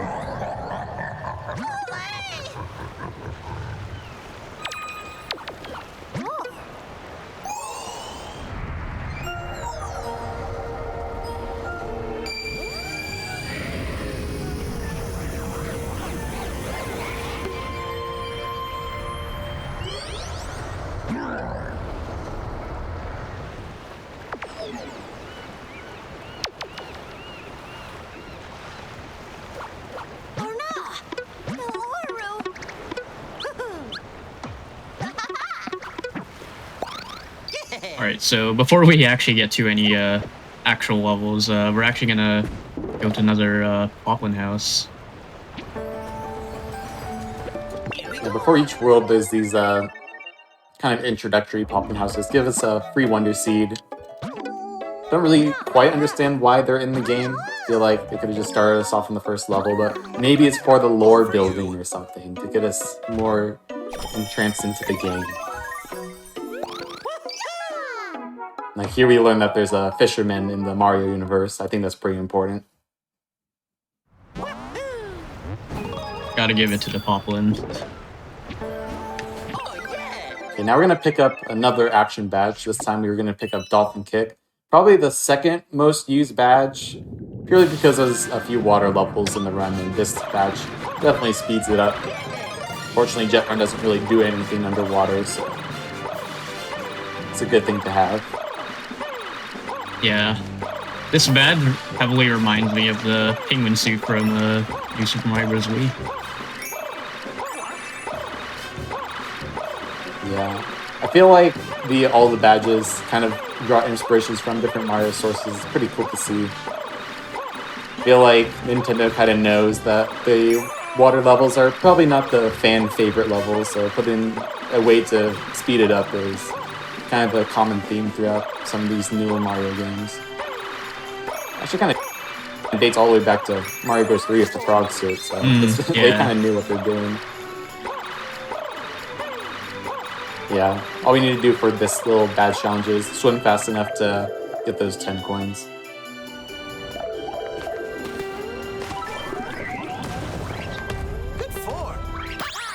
There we go.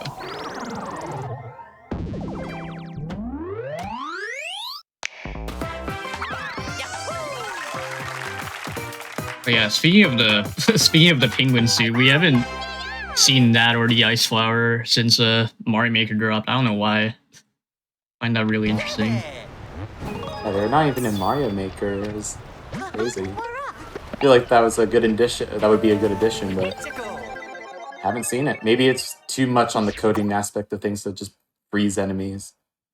But yeah, now we're on to the Leaping Smack Roll. Let's do this. I understood that reference.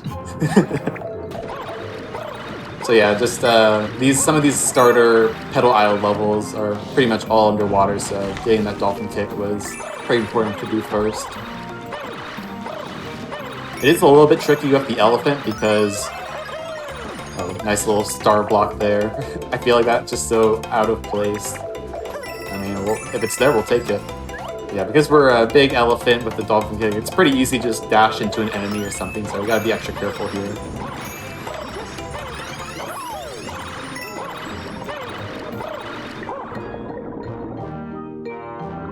But yeah, we can use the dolphin kick's ability to just kind of get past all of these currents. I'm gonna swipe all of these guys just so I don't get hit by them. Really hard to I find think an you angle. could barely get through it without getting damaged, but you have to be at a weird angle, and it's just not likely. Especially if you're like using a stick on a pro controller, it's very easy to just box onto like one of the dead zones and dash you straight into an enemy. And now we're into this wonder segment, a little bit of a slow one. We have to wait for the Leaping Smackerel to chomp through. The agent's going to be going to these very specific spots to limit those chomps. Should be good. There we go. That's nice. Once you get the first one, the second one isn't too bad. You just gotta line yourself up with these blocks above.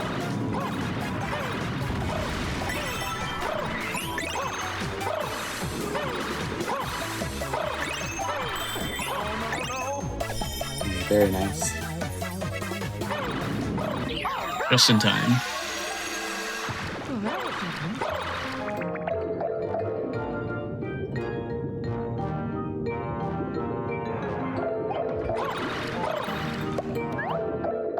Just gotta get the top and we should be on our way. Nice. Nice. One little extra thing to note there is that Adrian emptied out his trunk before grabbing the flagpole. There's a very small animation that plays if you do have water. You kind of like spray the poplin blooms. But that cutscene is like, I think it's like 0.6 seconds or something longer than the typical cutscene. So just a little bit of a time save there. Pretty easy one to do as long as you remember to do it. And now we're on to Robert Cove. This level is pretty interesting in some of the other categories. In the All Royal Seeds category, we actually play this level with Jet Run because it's just a little bit faster. Even though it's partially underwater, there's a way to kind of manage being above water enough to make Jet Run worth it. But here in 100%, we have to do some of this extra bonus stuff, which is underwater, so we're going to stick with Dolphin Kick for now. Yeah, swimming against the currents is like basically impossible with Jet Run, so I had to completely relearn the stage once I kind of finished my ARS grind.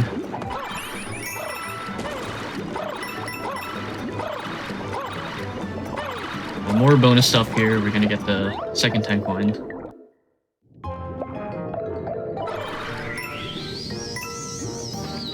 We gotta wait for the Wonder Bulb to move around here so we can. Oh, and great.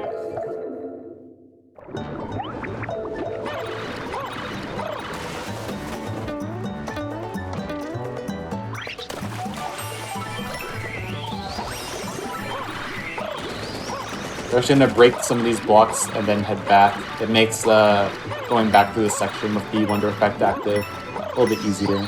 Because we do have to wait for the Wonder Flower anyways.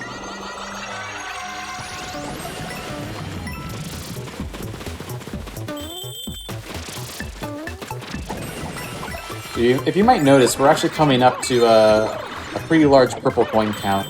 It does cap us off at 999, so we're actually going to make our first shop pit stop to buy some standees right after this level. I barely missed the full coin there. That's alright. That's alright. There is one extra coin in here, so it's all good. Nice.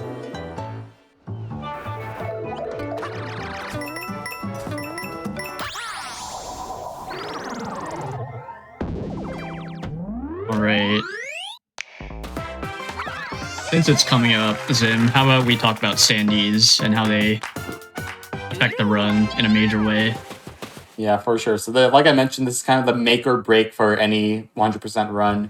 It all comes down to the standee RNG. So in these shops, you could purchase a random, like, kind of standee goodie bag that gives you a standee for the cost of only 10 purple coins. But the catch is that they can give us duplicate standees, and we want to try to get as few duplicates as possible. And the reason why it matters so much is that the more duplicates we get, the more purple coin grinding we need to do at the end of the run. So here we go. We start with 12. How many standees are we trying to look for right now? We It's want a good number. just under 50. I'd say 47 is a decent. I'd say 47 has a decent RNG. All right, let's hope. Hope for 47.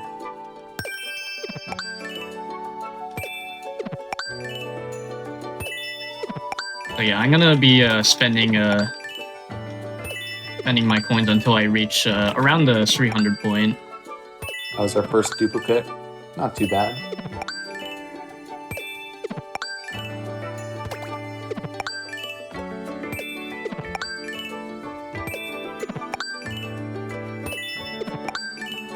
But depending on standee RNG, they can either save you minutes or just lose you like so much. Yeah, a little bit of shame that the first standee RNG segment is pretty deep into the run. You could play all the way through up to this point and just not have good luck, which makes the run kinda unviable. Yeah, the luck heavily varies. Like, in my first run that I've ever done of this category, I got 53, which is insane RNG, but when I was pushing for the sub 5 mark, one time I got like 44, which was an instant reset, so a little bit annoying. We got up to 47. I think that was our 4th bubble Luigi we got. And we've been getting so many of those for some reason. 49, pretty good. That's pretty good, yeah, let's go. We'll see how the other standee buying sessions go, but yeah, it's definitely a great start. Yeah, I Make sure we believe switch I back. believe that is tied with my actual PB, so that's pretty cool. Okay, now we're on to Bluebird Roost. Definitely another hard level because, you know, it's vertical again. This time we're actually going to be using Jet Run. You know, we do have other badges that help us out. I'm just going to wait there, play a little bit safe. Yeah, we do have other badges that help us out vertically, like the wall climb badge, but we're able to just do a Jet Run, and there's a few horizontal segments too, so it ends up being faster. Yeah, the Wonder segment in this level specifically is very cool if we can get it done, so I'll let Adrian focus on that. Hopefully we get a clean run through it.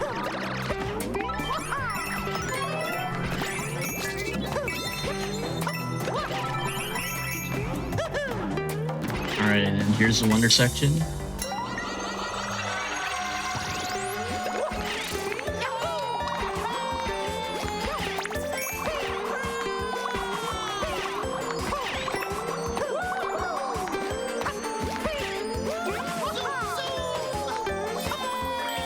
Aw, that's okay. Oh, The rest was almost. pretty But I clean. mean, that was very clean.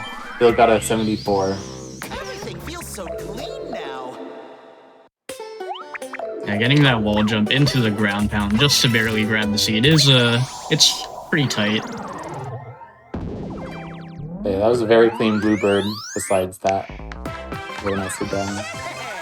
So yeah, now that we're done with some of these like Pedal Hours levels, it's time to actually head into World 2. And I think regardless of the category, World 2 is definitely one of the hardest in the run. There's just so many levels and each one seems to have its own little trick to it. Ooh, I got a coin there that time. Finally That's what paid you want to off see. for all the ones you didn't get before.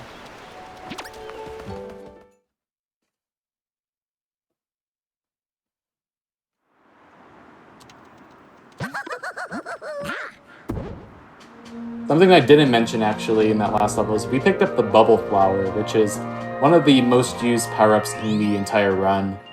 We got to see a little bit of it in Bluebird, but you're able to kind of blow these bubbles that act as platforms for us. We're able to bounce off of them. And if you're able to chain them in the right way, you can actually get pretty high. You actually go as high as the screen allows you to go.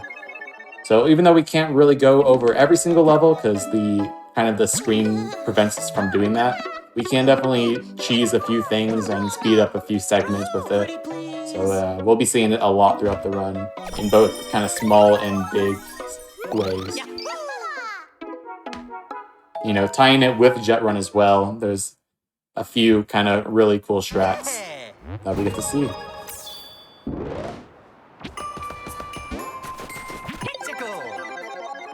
Yeah, starting off with Out My Way Valley. This level used to be in the kind of any percent and any percent glitchless categories back in the day, but there is a kind of a auto scroller segment to get a Wonder Seed in this level. So it was kind of slow and it eventually got outdated, but we get to see it here in 100%. That's fine. That's why we got the backup one in reserve.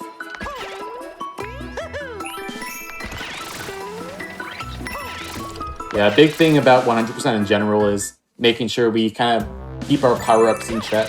Some of these levels are a lot faster with certain power-ups, so kind of crucial that we try to take as little damage as possible. In a few cases, we can back it up, it's fine, but that's a big way of trying to go as fast as possible.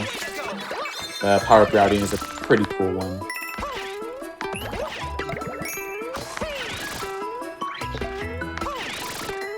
Alright, so the Wonder Flower is actually hidden in that big ice block, but we're actually going to get the normal exit first, just so we can secure the top of the flagpole.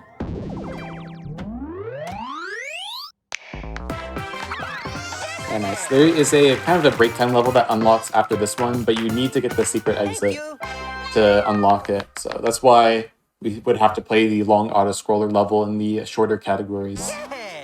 And the level unlocks is really fast, though. Yeah, we do need to get the secret exit first.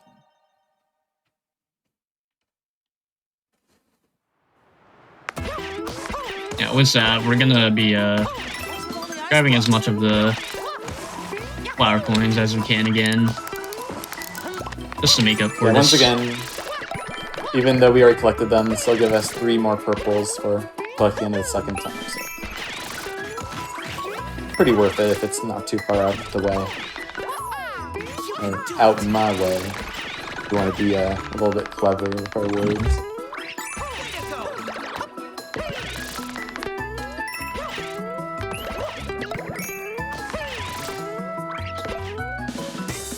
This time we are going to do the secret exit and the Wonder Flower.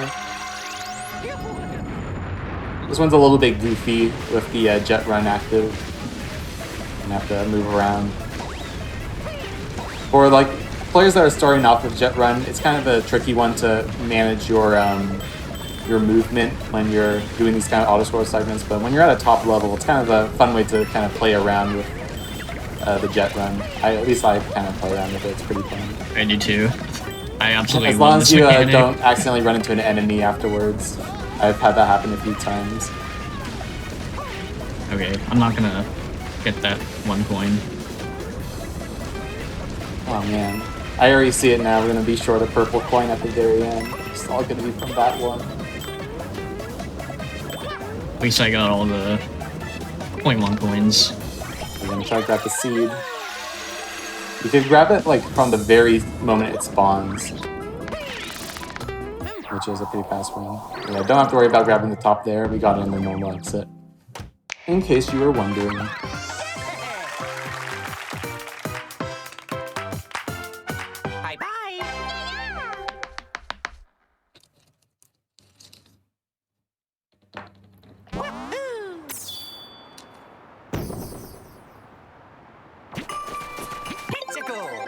Yeah, here's the short little level that unlocks.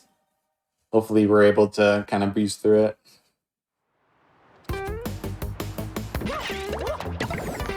There we go. Nice.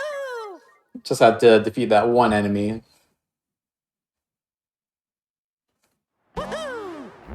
Yeah, very fast seed, but it does require a secret exit.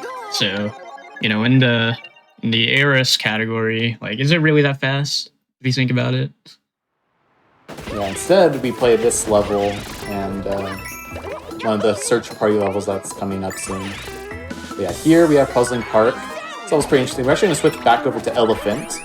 The Elephant saves a little bit of time, especially in this level because of all these snow blocks. We're able to just kind of trunk them.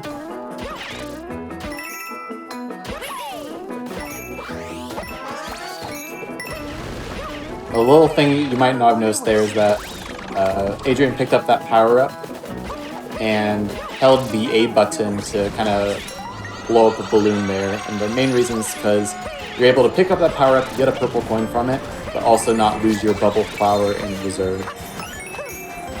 Yeah, this level's pretty cool. Let's hope we get some good Snowblock RNG. Oh That's well. okay.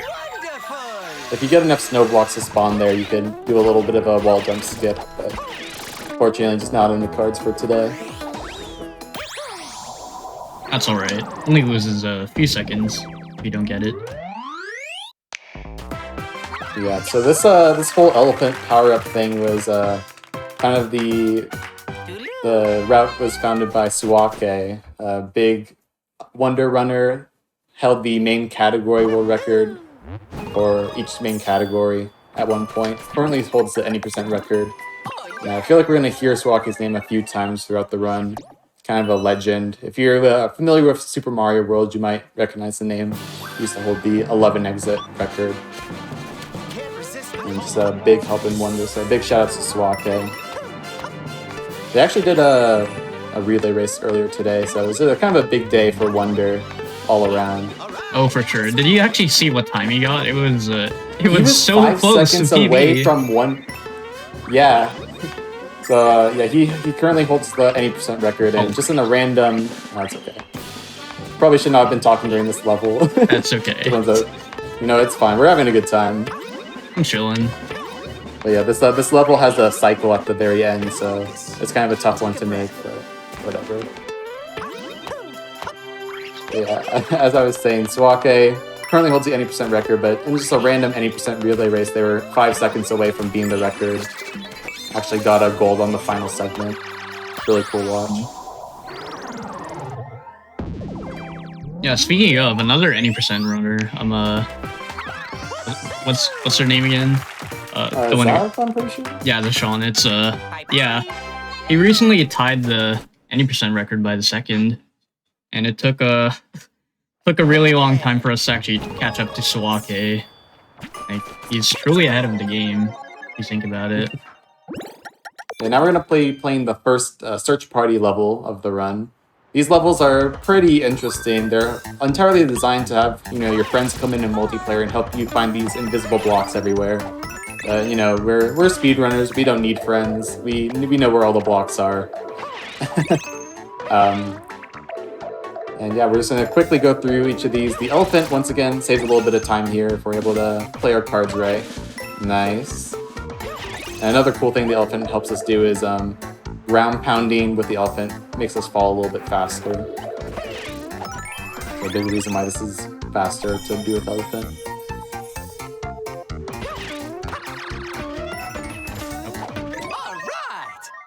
Alright, nicely done. Yeah, that level can go pretty poorly, pretty fast if you miss a jump or anything. So nice that we got it. And yeah, now we're on to con darts. This level is once again a pretty tricky one. Like, I was not joking when I said that this world was one of the more difficult ones. There's always the next level's just as hard as the last one. I'm gonna let Adrian focus a little bit here.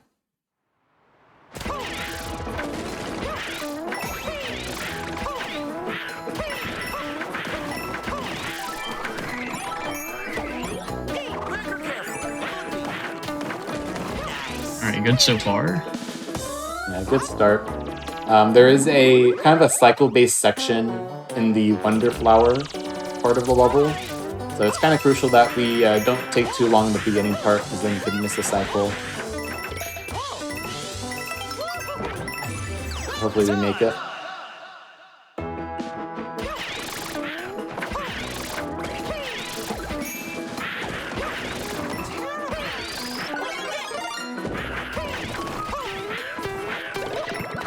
Nice. Very nice. Yeah, finally switched back over the bubble for that one jump. Definitely made it a lot. Had time to spare there. Just gonna wait a little here just so I can break both ends of those brick blocks, just so I can collect all these coins here. And there's the stand you placed earlier.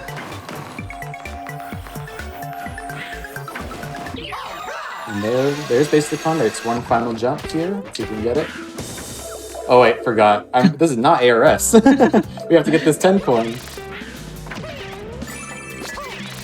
That's all right. So yeah, in the ARS, there's a kind of a cool jump there with the bubble, but very clean. That was a very nice con darts.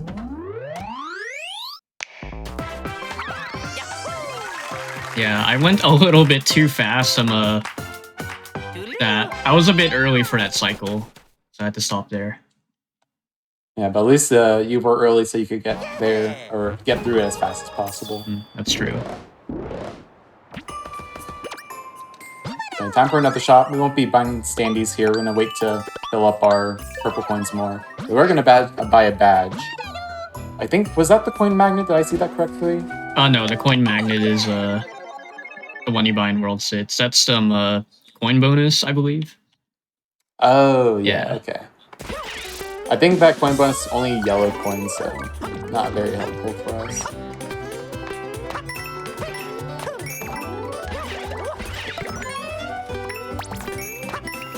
Yeah, small vertical section, but gonna become horizontal in a moment. And once again, doing a jet run in the vertical section. A little bit tricky.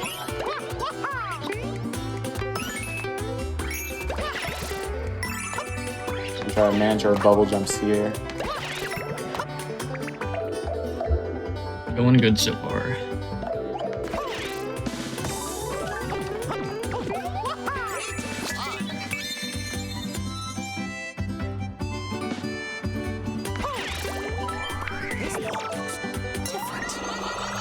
Okay, we have a kind of a goofy wonder effect here. These pole blocks are just gonna go all over the place.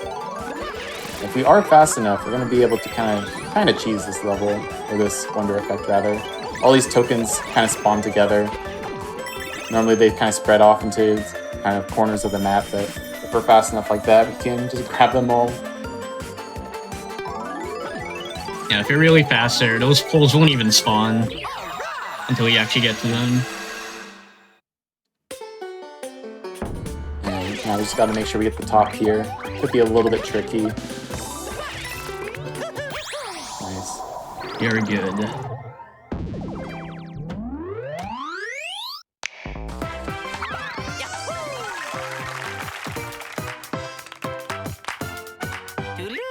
I'm liking this run so far. Yeah, this is really good. 'Cause not only do we have some good playing going on, but we also got some good standee RNG. Hopefully, keeps up that way. I'm not expecting anything. I don't want to ruin it. Yeah, me neither. I'm just trying to go with the flow of the run, you know. It's like when you're like waiting for a loading screen, you have to pretend you don't care to make it load faster. That's so true.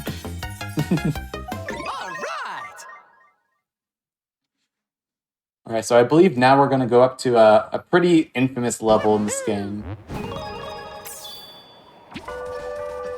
So this is Jump, Jump, Jump, and this is one of the few levels in the run that doesn't really have a ceiling cap, or at least a very high ceiling. So now we're actually able to kind of jump over the entire level with the bubble, so let's see how this works.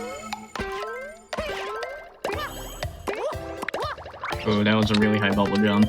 I'm just gonna wait this out. That's totally fine, yeah. So you could chain these bubble jumps together, and you could kind of bounce infinitely with it until you get to the ceiling. But there's a little bit of bubble RNG. It's nothing crazy, but you could every now and then get a bubble that goes a little bit too high, a little bit too far, and can mess you up. I'm just gonna continue it out here. Oh, okay. Those were super high bubble jumps. So the fastest way to do this one is very tricky. You can get the Wonder Seed by 26 seconds on the timer, but to do that, you not only need to do the bubble jumps cleanly, but you also need to do a very specific height of bubble jumps to get all 10 coins. So obviously not going to try to do it in a very long run like this, but in the ARS category, we're starting to implement it, and it's definitely a run killer if we either get some bad bubble RNG or mess up our bubble jumps.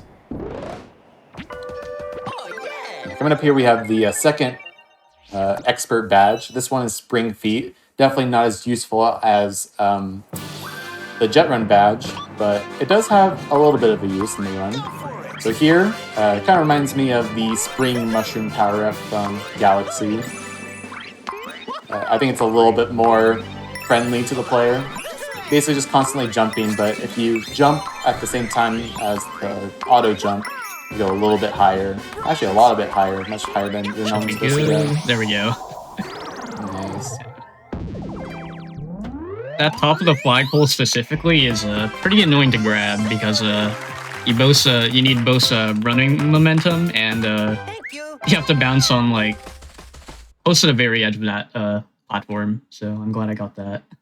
I don't remember. I think this was a level in the practice session that was a little bit tricky that we messed up. So glad we got it here.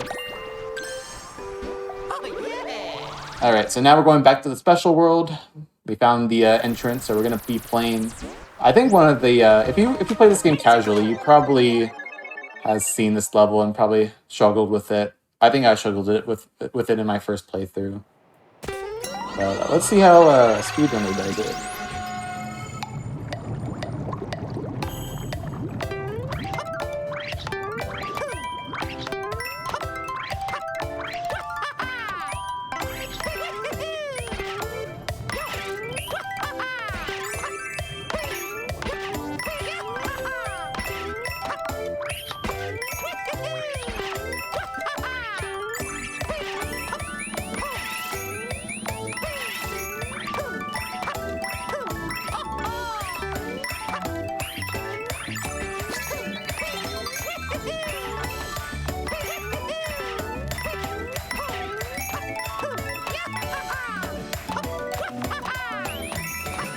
Alright. Very nice. I think it's kind of funny that with the jet run badge, we actually go too fast and kind of have to wait for the game to catch up to us.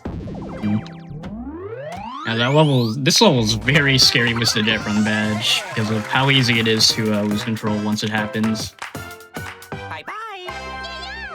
But nice, we got it done with.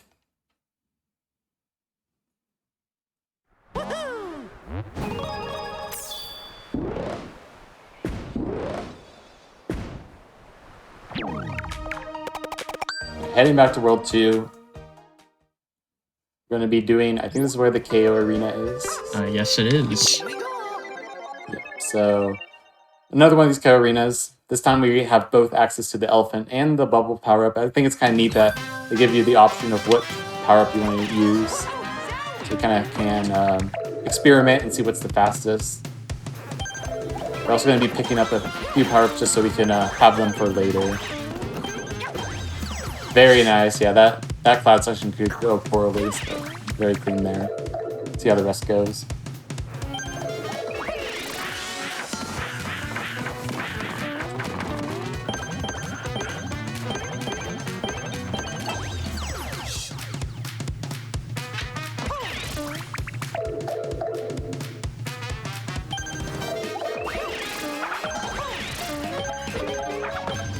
Sub 20. Wow. That was like perfect, basically. Sub 20. That's a very good Okay, time did we make it in time? Okay. A cool little thing here is that Asian's actually gonna be switching power-ups right there. And it doesn't lose any time. Normally when you switch power-ups or take damage, there's a little like freeze effect. You lose about a second. But if you do it in either kind of musical levels or anything that has a timer like that chest, you don't lose any time by switching power-ups. So that was a good place to do it. Okay, time for another badge challenge. We have floating high jump. I think it's one of the weaker badges personally, but if you're familiar with kind of Luigi and some of the older Mario games, has that kind of floating ability in the kick. I think it's taken directly from Mario Bros. 2, the US version. I believe it is. Like I mentioned, these kind of badges pull from various other Mario games. So it's cool to see, but there's just so many other badges that give you more height. You're not going to really be seeing it.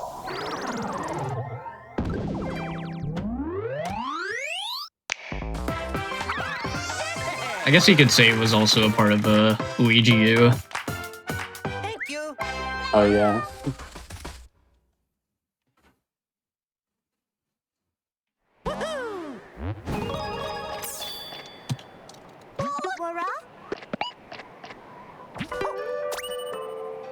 And on to the kind of the midway point of World 2. We have puffy lifts here, kind of a more traditional level, but we do have some bubble jump skips that hopefully we're able to nail.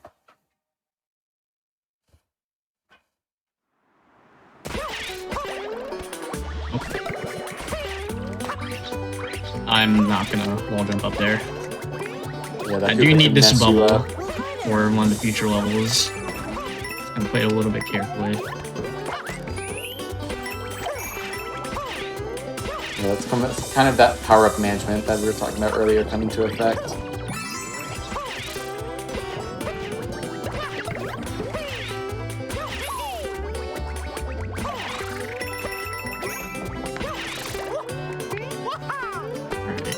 Good so far.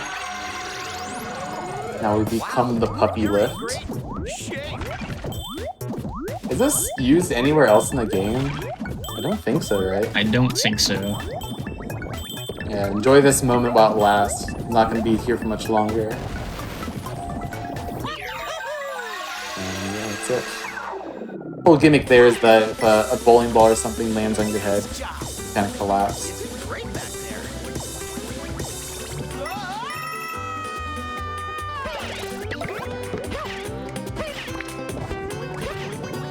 Try to do a shell strat here.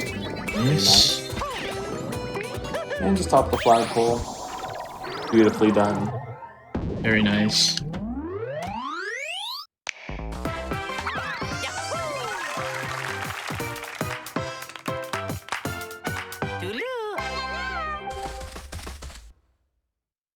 Alright, next level is going to be the first airship level of the run. These are kind of just your typical Mario auto-scroller level. But we are going to be playing it with Jet Run, which is kind of interesting. Typically, in these auto-scroll levels, it doesn't really matter, like, being fast, because you just have to wait for the screen to scroll anyways. But there's a few segments where there's no auto-scroller, so even if it only saves a little bit of time, we're going to be doing this auto-scroller with Jet Run. And you get to see Adrian trying to control himself throughout the whole thing. I mean, at least it keeps you on your toes. It does. Yeah, while the auto-scroller is happening, we're actually going to take the advantage to collect a lot of the hidden coin blocks as possible. Before that, I'm actually going to grab the fire flower at the very beginning of this level, just so I don't lose this bubble flower, which I'll need for the next level.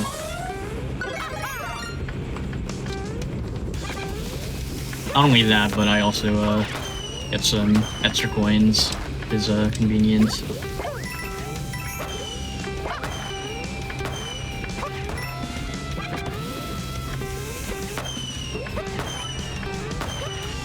Also, I really don't like auto-scrollers in the middle of runs. It's kind of nice having it in this category because of how absurdly long it is. I feel like they spread out the airships well enough so it doesn't get too boring. Like, you play for quite a bit until you see the next one. Yeah.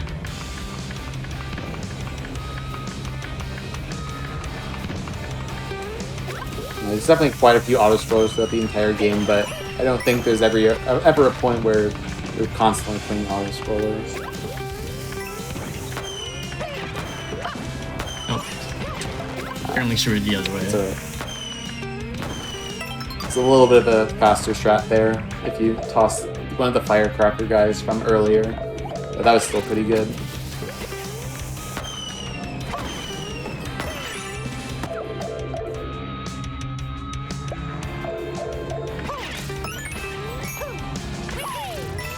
Yeah, and let's just say you didn't need that 10 coin, it would still be faster to actually go into that sub area, just so you can skip a part of that auto-scroller.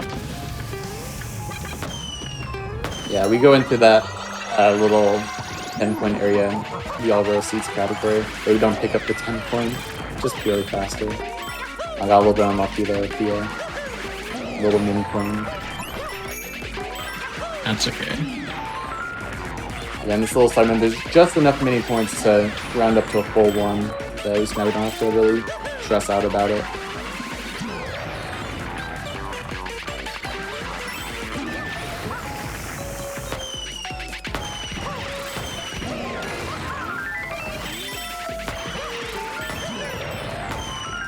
Yeah, so because I missed some of the coins earlier, I don't need to grab like an extra 9 or so.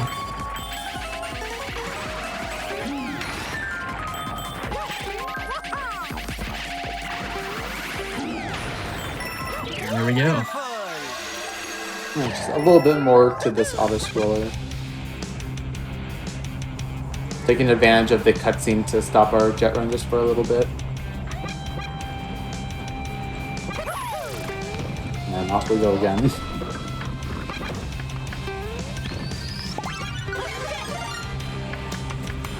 And like I said, I'm gonna need bubble for the next level, so why not switch over to it right now?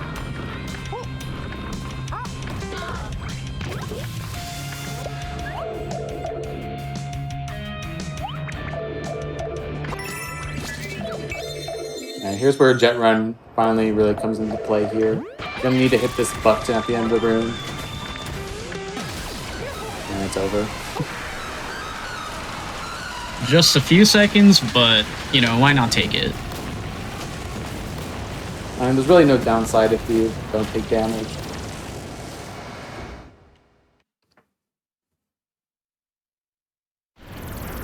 Yeah, coming up now that we have the bubble flower front and center, we're going to be playing a level that really benefits from being able to skip over a bunch of stuff. I'm gonna be doing a lot more bubble jumps.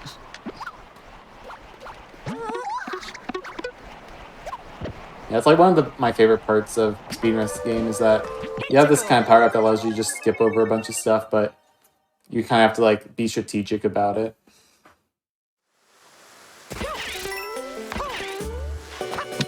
That's fine.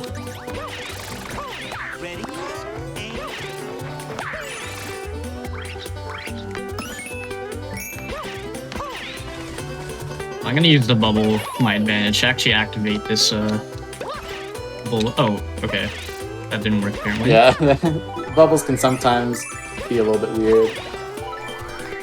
I think it's whenever it goes off screen.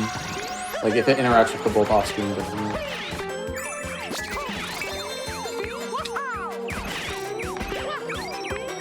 Alright, nice. So very nice. Yeah, that bubble jump really helps out here. You still need to collect these tokens that these lackeys throw out, but you didn't need to ride the linking next at all. I gotta wait these here. are RNG, yeah, so that's why Adrian's going over to the right. Makes it more likely they throw it, not off the cliff. That's not what we wanted. Fortunately, you can find it in the next level, so... Oh yeah, you're trying to get the elephant there. Yeah. Yeah, elephants has a lot of uses in World 3, so I'm gonna try to get it. Yeah. Okay, I don't trust myself on that. I'm just gonna go back. I'm not trying to replay the level. Yeah, I feel like that's like the scariest part of each level is just making sure you get the top, otherwise you have to do it all over again, basically. Yeah, it would lose me far more time if I had to replay the level. Yeah, like even taking a death would be faster than having to restart the entire thing, as long as you hit that checkpoint. And now we're going to be playing Countdown. This is a pretty infamous level in the speedrun. We're going to get the backup elephant here. I'm only supposed to get in the last level, but I just got some bad luck. This level's not too bad, but there is one jump that is pretty scary, so fingers crossed we get it. I believe.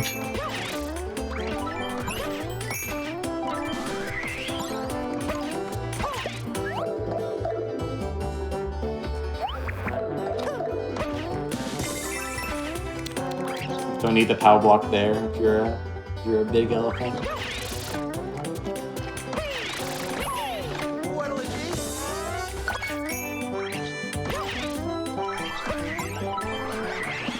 Nice. Nice. So yeah, that jump is pretty tricky. As you quite imagine, if you miss it, you have to take a death there. The main thing, so players can get that Wonder Flower faster in several ways. You could use the parachute cap to kind of float into it. It's still a little bit tricky, but it's definitely slower. But you could also use the jet run badge, but to do it, you basically need to become elephant, so it'll give you a little bit more of a hitbox. There's actually a very, very precise way to do that jump without the elephant, but it's not really run viable. Purple coin disappeared. That's okay. At least we got the trick.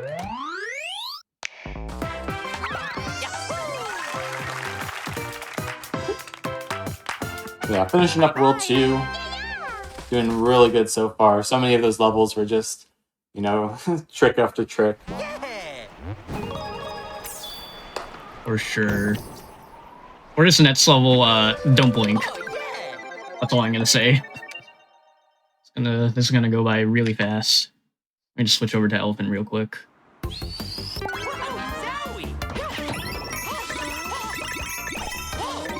Nice. There we go. Especially with Elephant, you just grab a whole bunch of tokens real quick. Went to the shop. We don't quite have enough purple coins yet to do the standard purchases, but next shop we will.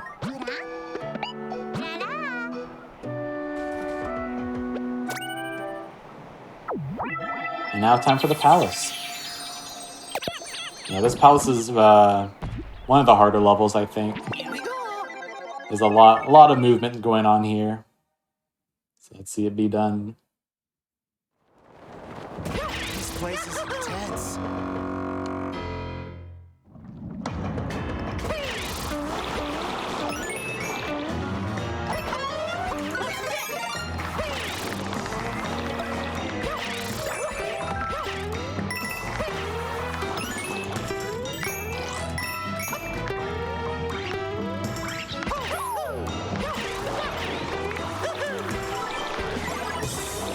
Good so far.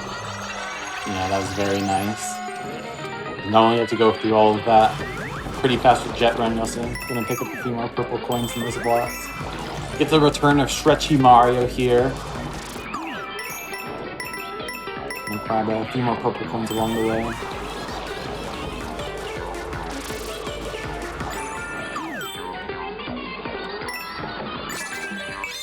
And wait for this guy.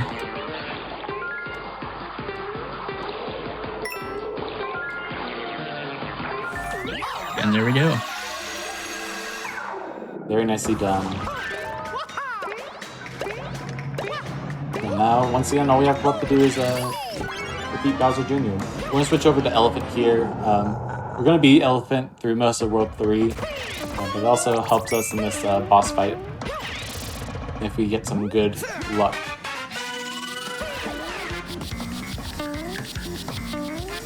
Be good. Nice. So yeah, this fight's kind of silly with the elephant.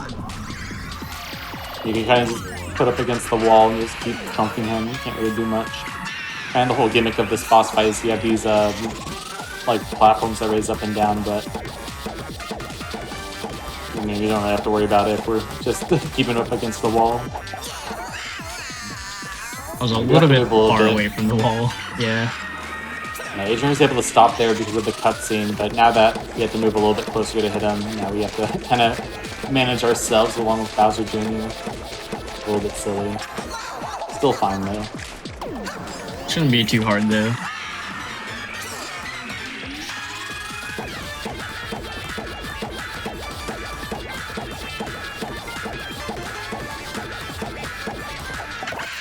Nice. Yeah, it's done. It's especially fast because a few of those times Bowser's supposed to do a little animation, do a little wonder effect. If you hit him fast enough, you can skip doing that. One more time save here, because we're Elephant. And just grab the Royal Seats a little bit faster with the trunk. And yeah, that's World 2 done. I think that's all of World 2 done. So it is all of World 2 done. No going back to clean up anything. It's basically half of today's session done, so doing really good.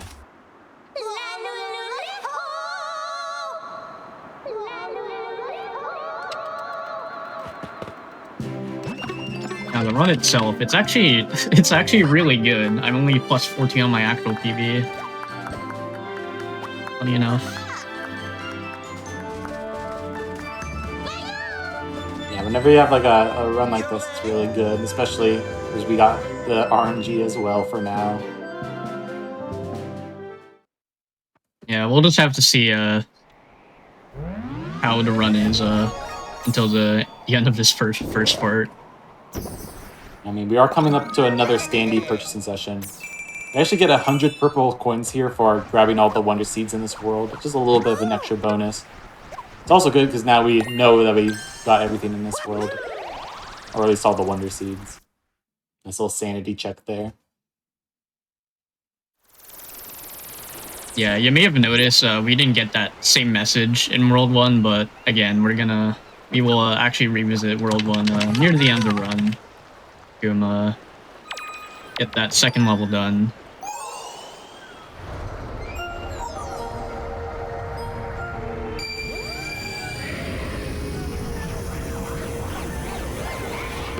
Yeah, going to go through some more Petal Isles, and then we're actually gonna get into World 3.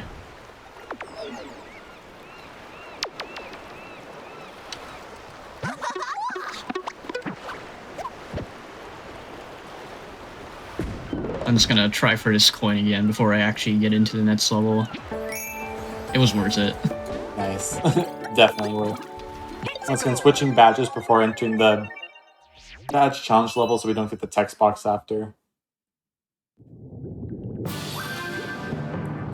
Now we have the harder variant of Dolphin Kick. Before, all we really cared about was kind of beating these talking flowers before they hide away with the purple coins. Now we actually kind of have to dodge these platforms that move around. Yeah, I have to wait a little here. I can't make that cycle. So.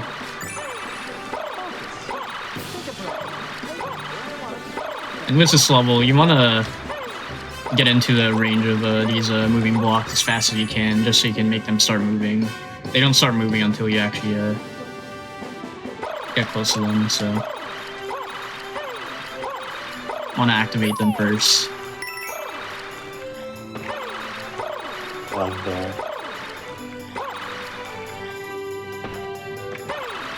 Yeah, before we kept our mushroom there, this is that last tech coin. We're actually going to not go into that pipe.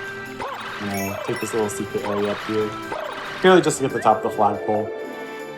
Normally we would have like bubble or something to allow us to not do this, but in the badge challenge level we have nothing but our badge.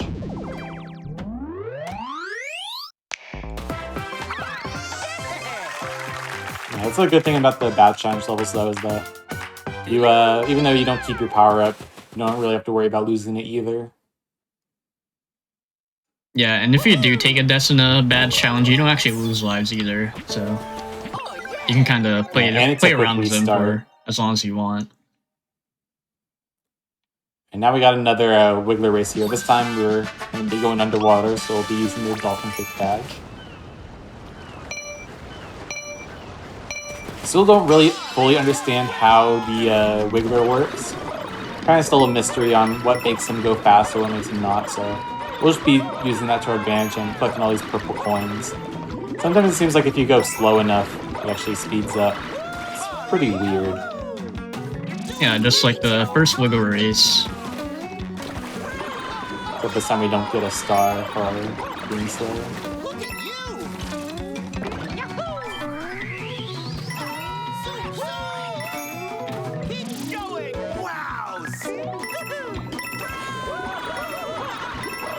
We want to make sure we don't take any damage here.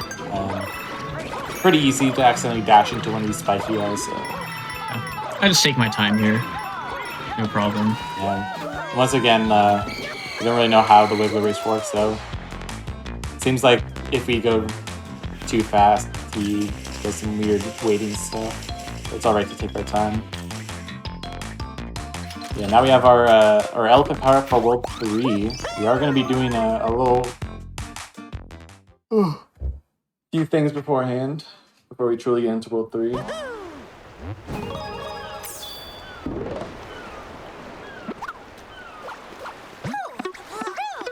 Yep, we're gonna do one more level before we enter World 3, and there's a lot of backup elephants that you can get here, so we're gonna try to have one and also have one in our reserve at the same time. A good idea. Surprisingly, we don't really need bubble for pretty much anything in World 3.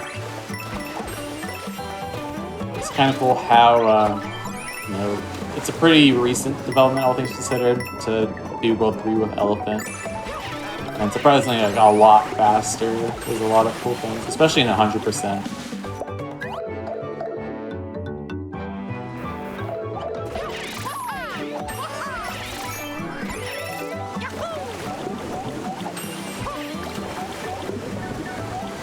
I'm gonna wait here to enter this green pipe.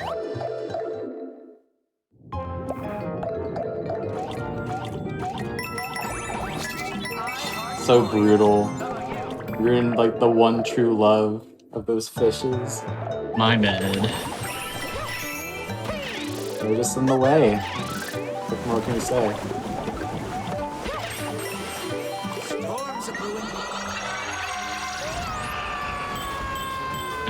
Very now chaotic. This kind of weird. Very chaotic Wonder Flower. Maybe this is the universe's revenge for killing those two cheap cheeps. Oh yeah. That's alright, I'll just collect as many of these coins. Just to make up that time.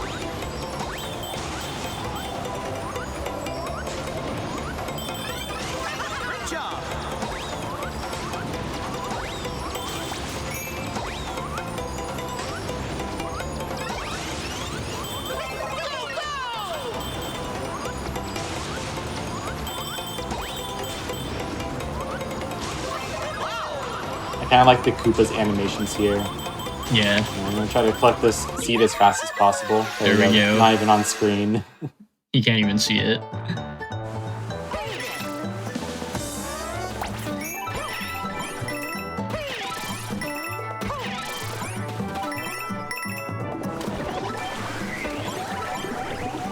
We got another very long flagpole here. Fortunately, this time we do need to grab the top. No secret exit or anything to allow us to skip it. And just gotta wait just a little bit here. And there we go.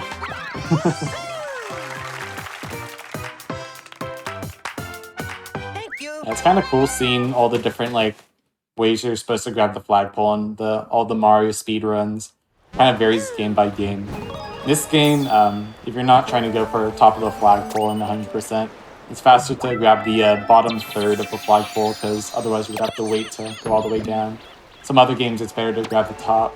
Some games it's better to like kind of reverse your direction before grabbing the flagpole. I feel like every game is different, which is pretty cool. Yeah, maybe even now we're actually into World sometimes. 3. Maybe even sometimes you have to grab like the very middle or so. Yeah, and sometimes you even go into the flagpole. Sometimes even the flag doesn't even appear on the flagpole.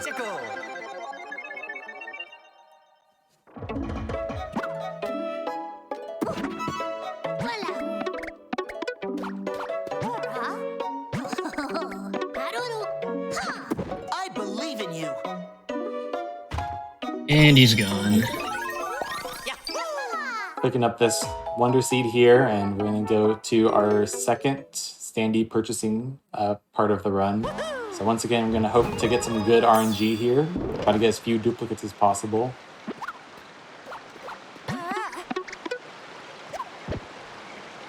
Alright. So the number we're aiming for is around 70. I believe I had 71 in my PB, so let's see what can happen. Not gonna say anything. Me neither. Just gonna go on with the run regardless. Worst case, I mean, we do have a pretty big estimate. Yeah.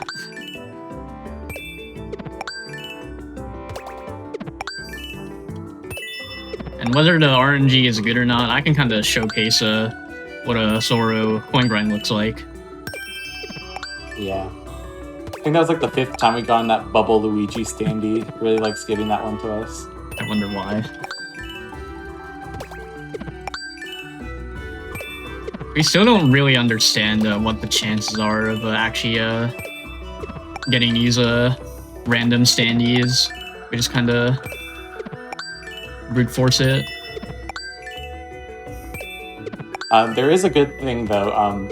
In the special world, there's a special standee shop that allows us to get guaranteed standees, so we don't have to worry about the getting the duplicates. They cost 30 purple coins though, but at a certain point, it's more likely to get a duplicate, so it's worth it getting the guaranteed ones. Alright. One off, that's alright. Not the worst. We get quite a few duplicates, but I mean, we had a good start, so we were able to kind of afford getting all those duplicates. And on to the first real level of World 3. Kind of get to show off how Elephant's fast here. First of all, Elephant's able to kind of ground pound these coin blocks, or hit them, and they just don't have to hit them a whole bunch of times to get all their content, so there's that thing. And we get to do this Wonder Flower section.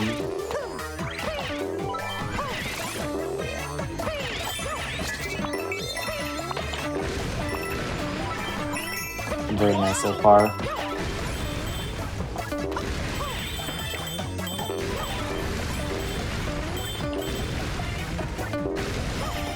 Nice. Nice, yeah. I had to guide those big copycats to break through everything. There was actually kind of like a cycle there. Adrian hit that Wonder Bulb, and while we were waiting for that platform to lower, we got that 10 coins, so very nicely done. Very clean. Thank you.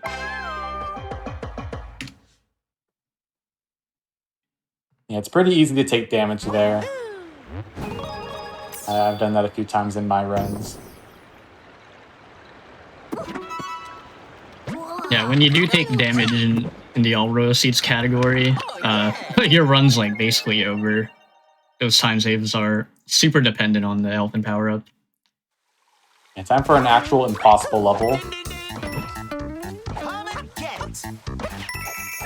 Never mind. That's okay. Just pretend I did that after I left the ground.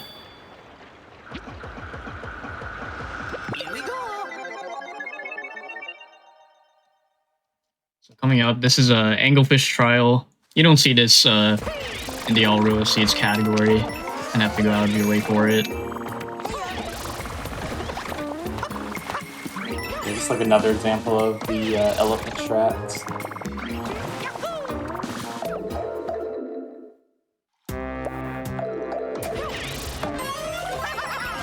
Nice little hidden star there.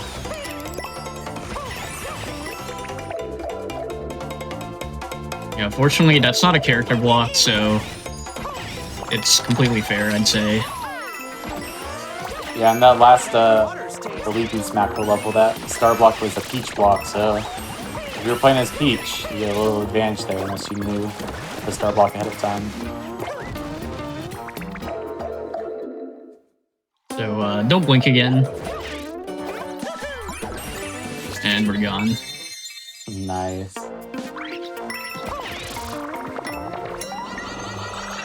You can just go straight into that Wonder Flower.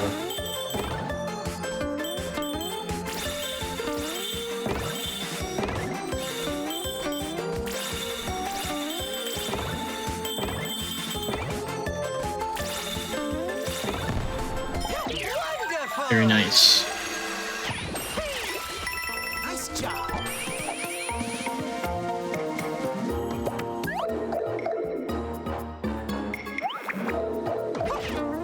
Just gonna get on top of that pipe, just so I can skip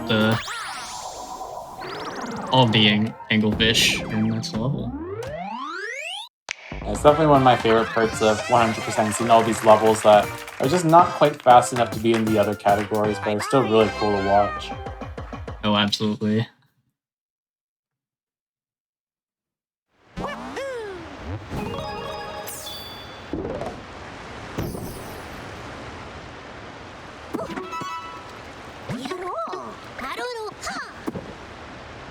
Yeah, quick little level. We're just gonna collect these wonder tokens real quick, and then we're gonna do it again. But I can assure you that if I do the next level correctly, then it can be really satisfying to watch. So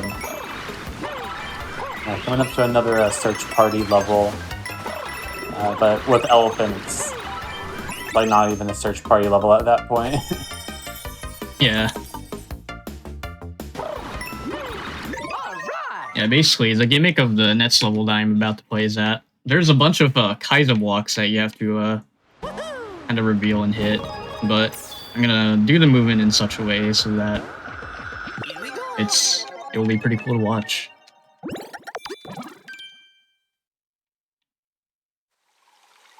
So it goes by pretty fast if I do it correctly.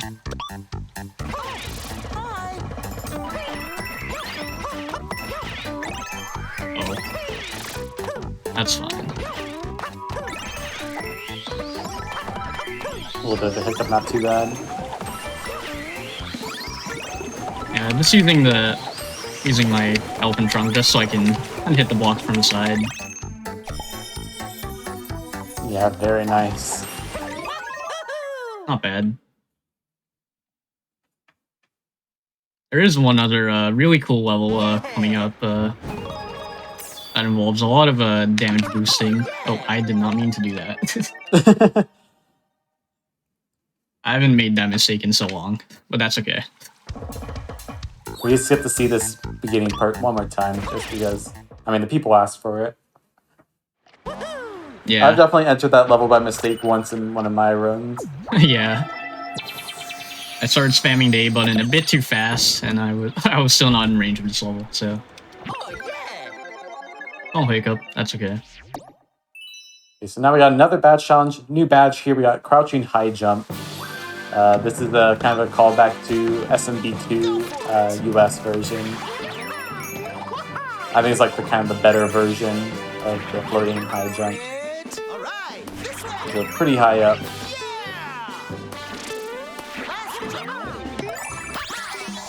Yeah, very nice. Very nice.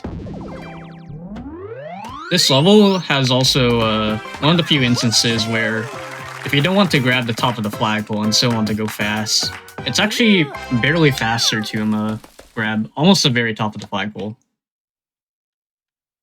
Yeah, for the All Royal Seeds category, you want to grab the incredible part of the flagpole. But it could really mess you up. Like, a few times I tried to knock at the top and I just missed the 10 coin. Okay, so now it's time for like one of my personal favorite levels. We got Midway here. Yeah, I'd also say this is one of my favorite personal favorites when it does work. Yeah, this is a very tricky level in the Oriole Seeds category. But we fortunately don't really have to deal with those tricks. The 100% speedrun. Yeah, because we have to grab this 10 coin, we could just go ahead and get the Wonderflower like that. Now we become the Hoppy Cat. I think it's kind of like a challenge to really play optimally with the Hoppy Cat. If you like let go of the jump button at the right time, you could really just climb up these platforms really fast. But if you just don't hold it enough, then you'll fall back down.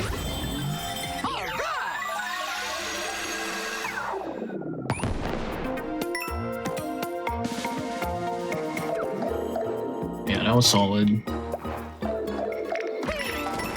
So we got this last 10 coin.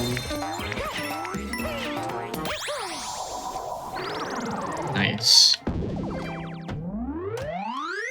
Yeah, I believe coming up is one of the, I think, my personal favorites of the 100% route. Yeah, this is this is one of the other levels that you don't normally see in the All Real Seeds category, so it'll be really nice being able to put this off.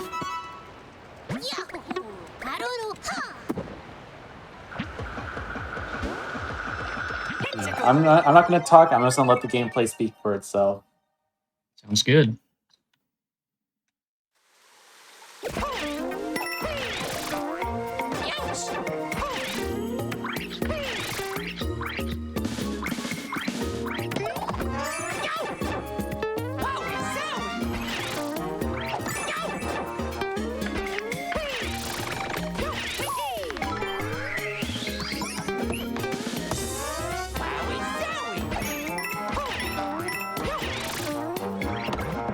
All right, good so far. Great start, yeah. All those damage boosts and everything were completely intentional. You really don't really see that anywhere else in the run. Yeah, yet another pretty cool auto score skip. Still not done yet. We have this last part.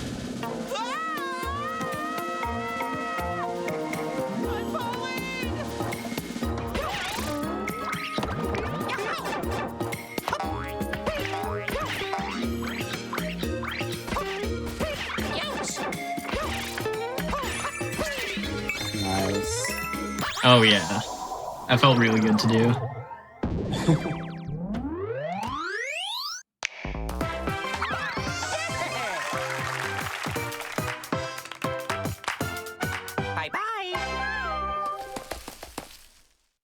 But yeah, other than that, you won't really see another level like that.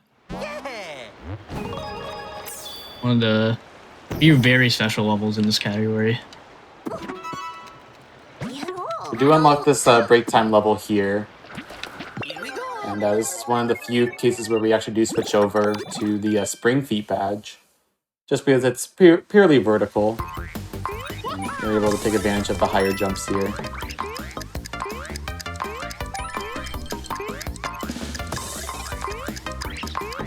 Just a bit more. Hurry. Right. Here we go. And now it's time for the Sugar Star trial. This is where we would be grinding for coins if we don't get enough standees. We're going to be doing a little bit of a skip here with the Parachute Cat. Nice.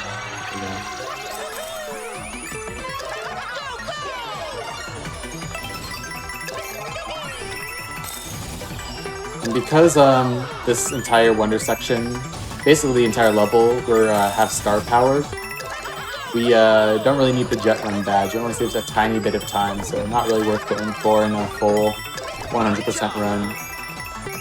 A little fun fact is that the Jet Run badge does not stack fast speed with the star, but the Fast Dash badge that is used in any percent does. So you can actually get faster speeds with the Fast Dash badge, but only when you have the star power.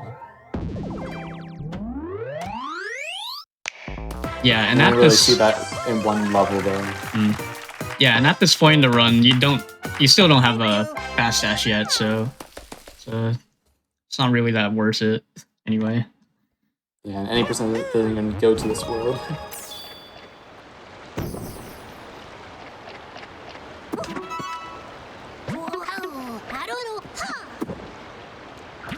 Got one more break time level before final level.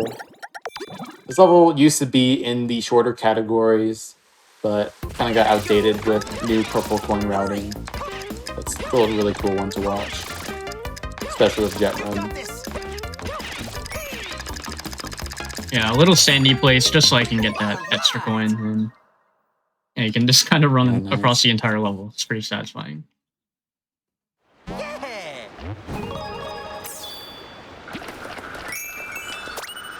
That random purple coin there.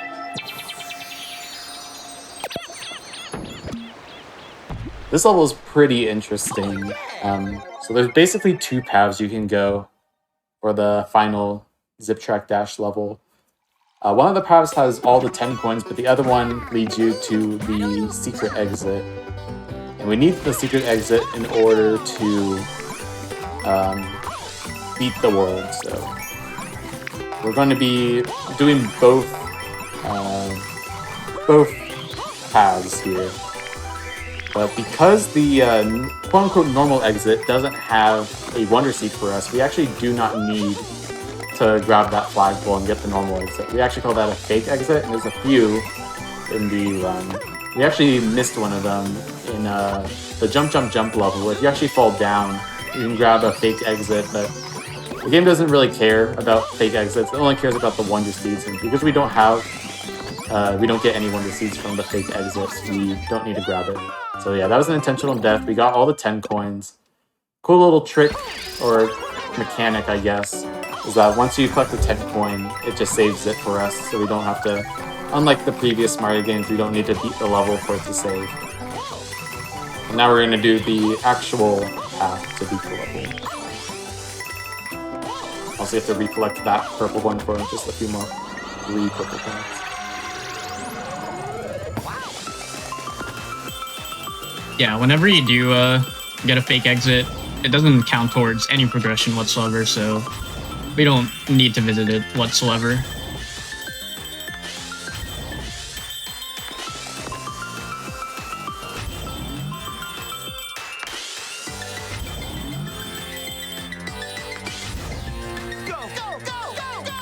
Oh, I love the bug.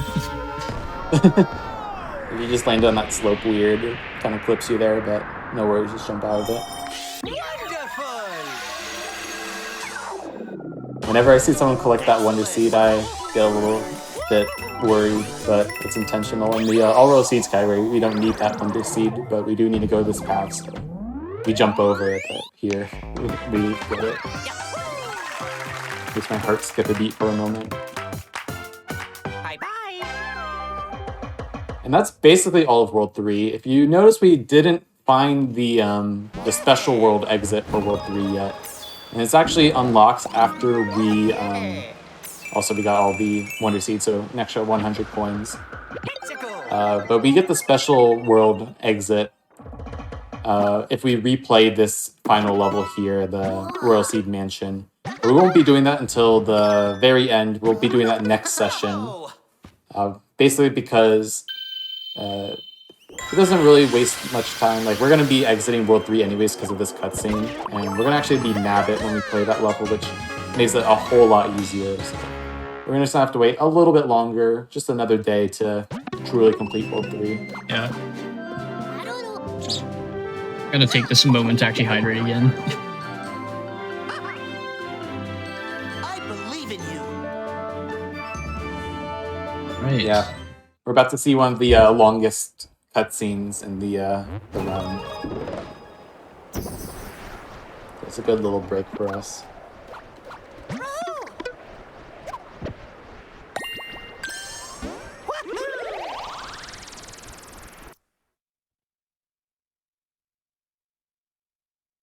That's 3 out of the 6 royal seeds that we need to actually get into Castle Bowser.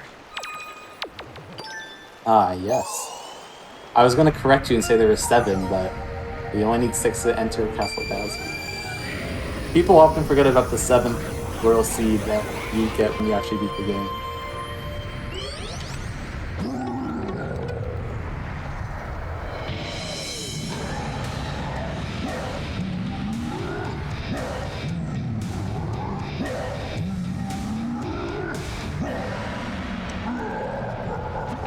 Yeah, we're going to do one more world today. We're going to finish up World 4, and then we're going to leave the rest for tomorrow.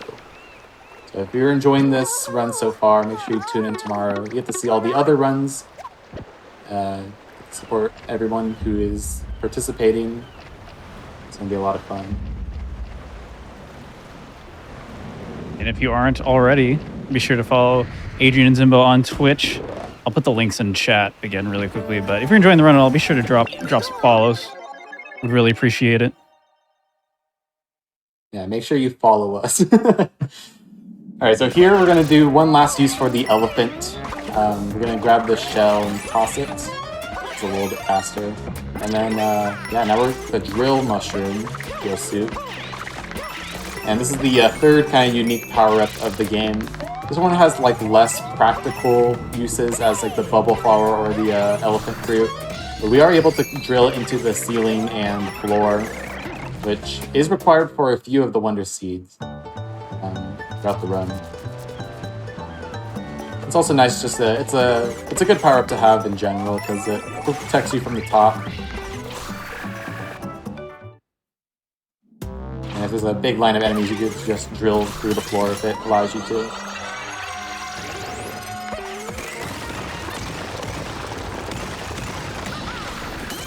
Yeah, we're just gonna take the shortest pass down here. Wonder Seed's right there and pretty fast. You also grabbed that in the Gorilla Seeds category.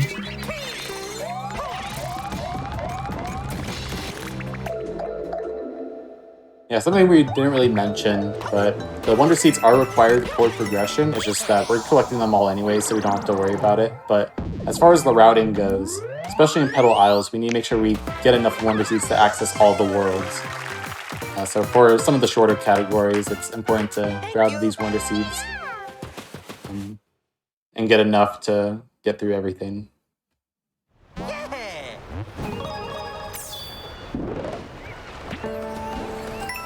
Aw, that's okay. No dice on that one.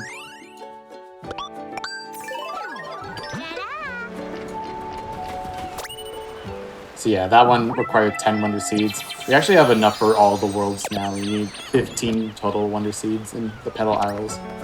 Something to note is that the Wonder Seeds you collect are only valid in the current world you're in, so the World 1 Wonder Seeds don't count towards any of the other ones, so I think it's a common thing people think of when routing. It just doesn't work out that way. Now we're getting into World 4.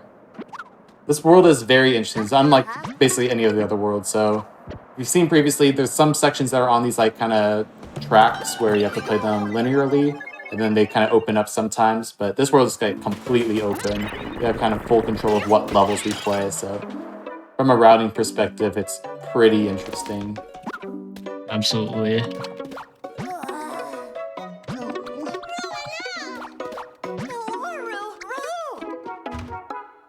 But yeah, for the 100% run, we're mainly gonna go over the bottom half of the world first, and then we're gonna go back over to the top.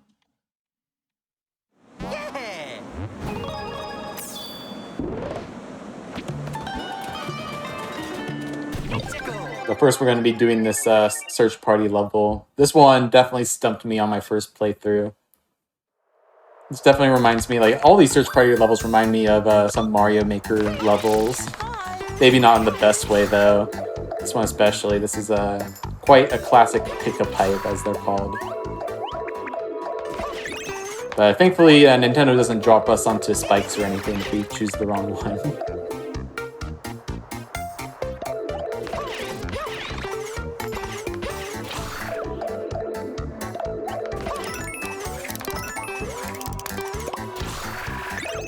I had trouble finding out how that token worked on my first playthrough.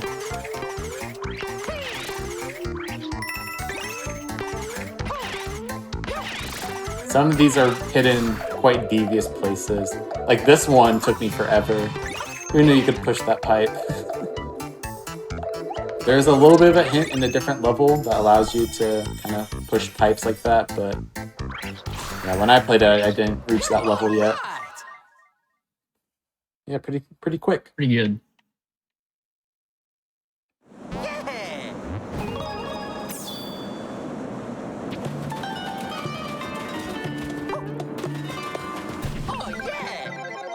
So now we're basically going to be going left to right on this bottom level, playing every level we come across.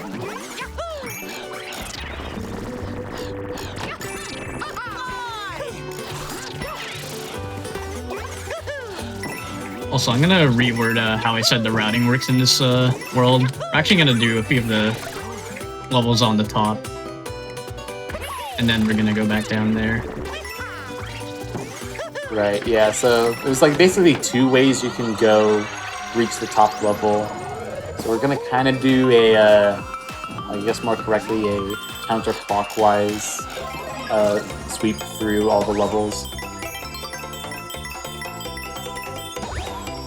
And then hopefully we make it back over to the palace and we finish everything else.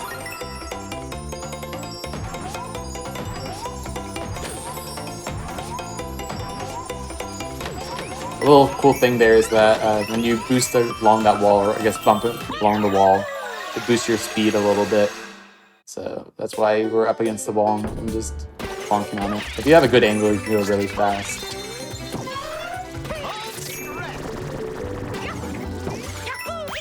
We at the top, and there we go. Yeah, this level unlocks a pretty, I think, challenging break time level to go fast. It's another one of the token grab ones, but this time there's a whole bunch of bloops and a bumper that could bounce you around if you're not doing everything precisely.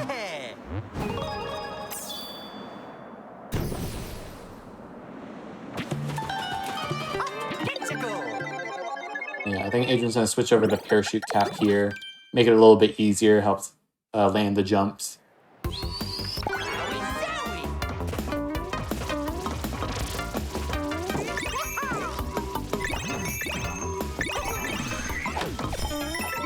Very pretty nice. good.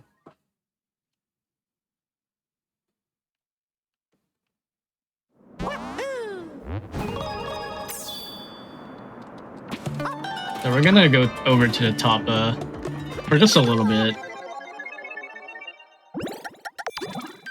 Gonna be playing this Valley Full of Snoodles level.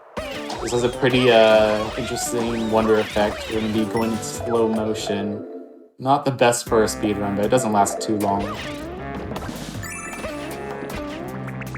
Yeah, once you do look at it, it's actually pretty fast. So. Yeah, back in the day when we were just starting out routing this game for the any percent category, I originally thought that this level was too slow because of the slow-mo, but it's actually pretty fast. I was pretty shocked to find that it was still like one of the fastest levels to do in the run.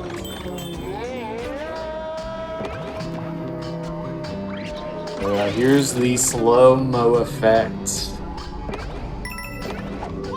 A slow-mo effect that is actually pretty fast.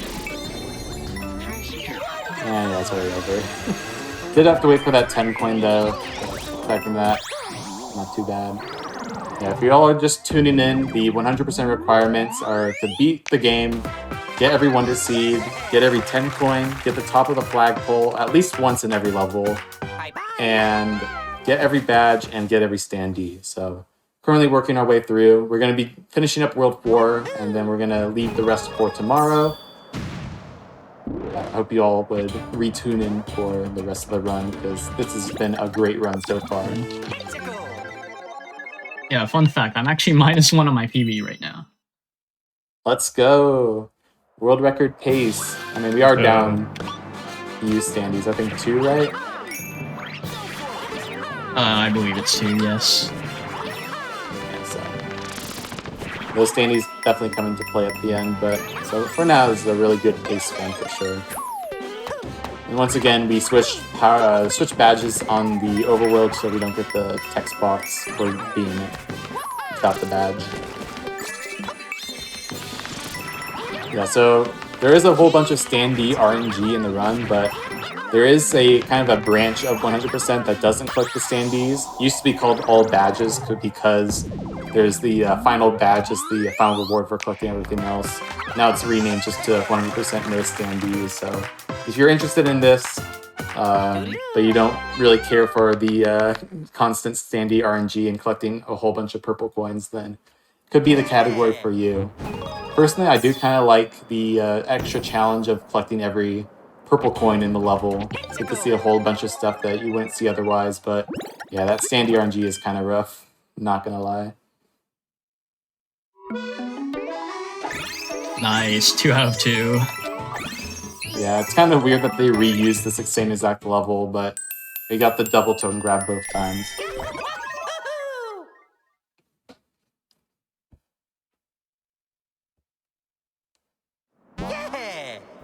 Alright, so those are the few levels that we'll kind of cover on the top for now. But we're gonna go over to the shop, buy everything, and then we're gonna go back to the bottom.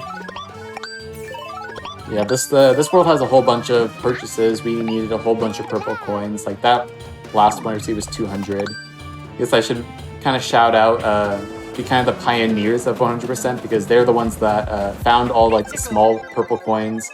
Jay and Silo, big shout outs to them. Kind of let 100% be what it is today. So, yeah, thanks for sure for them. Okay, so now we're doing a Ninja Jump Party. This has a pretty cool gimmick that I wish was used more. it's kind of like a mix of a rhythm game and a platformer, where every timer jumps to the music, we kind of build up on this combo. And we need to have this combo to get a few of the collectibles in this level.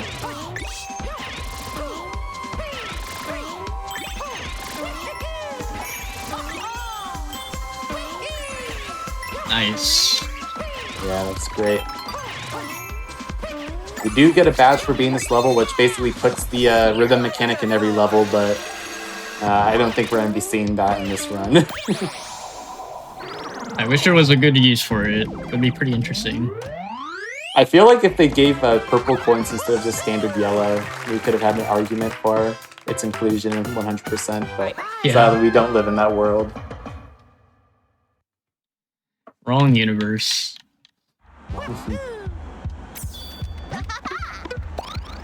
Yeah, there's the badge.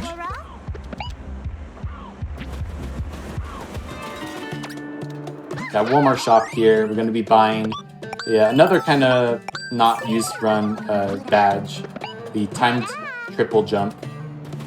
If you might have noticed, there's no triple jump in this game naturally. They kind of removed it from the new Soup games. But if you want to, you can use that badge to bring it back, I guess. I never really used it. I think I used it once and it was kind of awkward to get it working. I think it was like not a true triple jump. It was like once you like time 3 jumps. Oh, we have to make sure we get this goal first. Then it kind of acts like the spring creep badge. There we go. Nice. Yeah, usually you kind of have to juggle that RMAD to actually activate those bulbs. Still got it in the end. That's all that matters.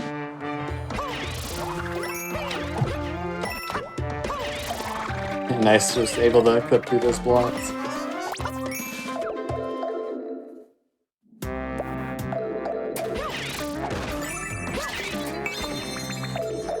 So if you were not the fan of the slow-mo effect, well, maybe this Wonder Effect will be better. This is the speed-up effect. And you get to go super fast. And it's actually quite difficult not to get hit by anything, but you know, it's good for a speedrun at least. Fortunately, Elvin really does its job here.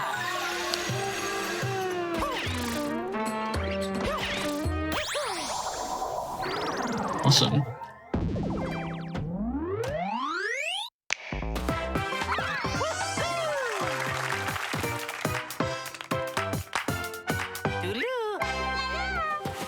So now we're going to clean up a few of these kind of shorter levels down here.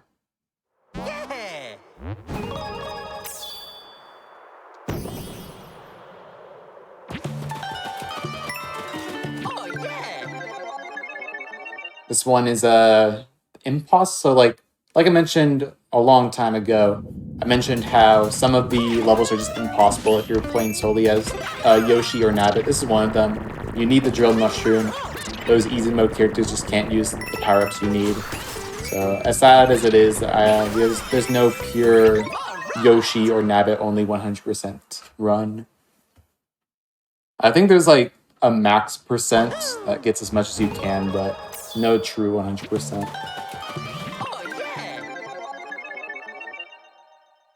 So yeah, now we have Desert Mystery. This is the level that I thought was going to be faster than Armads, but it's really slow. I don't really remember why I thought that. I think I just didn't give Armads a fair chance.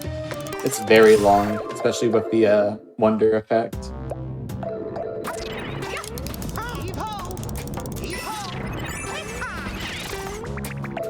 Let's grab that one.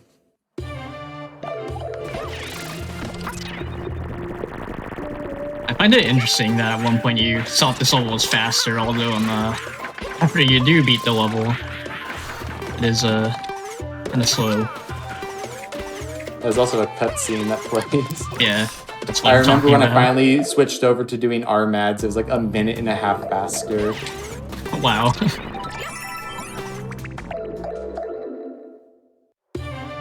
Quite the difference. And that's just kind of what happens when you're kind of doing a speed run without much routing. You just want to get those running as fast as possible. Now, of course, we have everything basically optimized to the point where we're kind of theorizing like a 1 to 2 second time save and fully routing it out. Here's a cool little connected cheeser for the drill and jet run. And we're supposed to chase this Wonder Seed all throughout this temple, but you can just grab it fast there.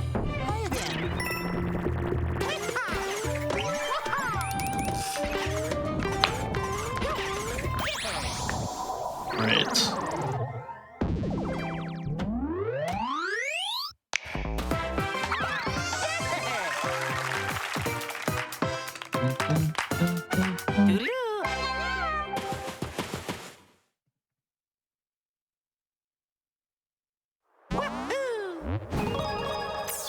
Little behind PB now, but that's okay.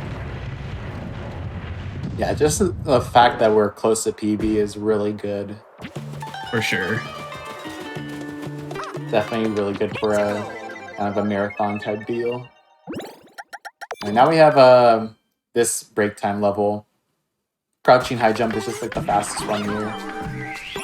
If you're a big fan of Mario Sunshine, you might recognize this theme.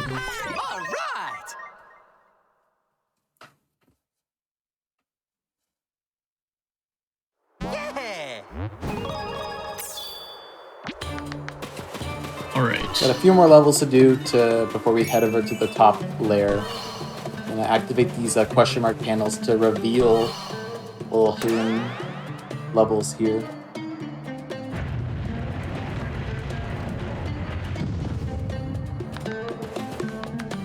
And now we have access to this level. Make sure you switch back. Yep, good. I And feel thank like you. I always sometimes forget to switch badges after I use it. We use jet run so much. I don't really think about switching badges all too often. Yeah.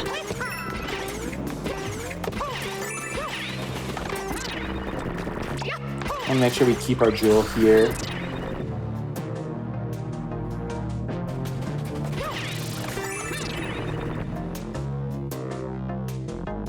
Yeah, if you get to that sub area using the ceiling, it is a tiny bit faster.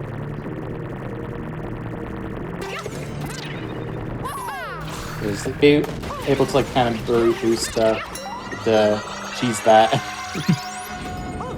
Supposed to normally go up and around, but you just grab it from there.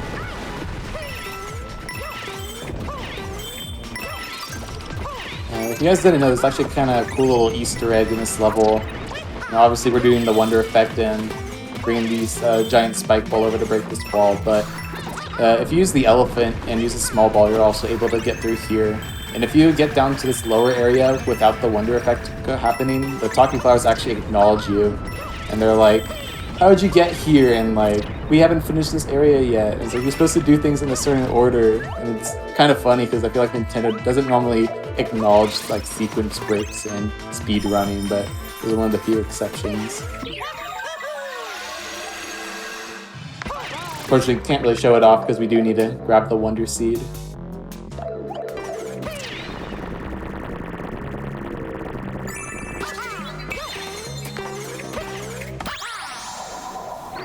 Awesome.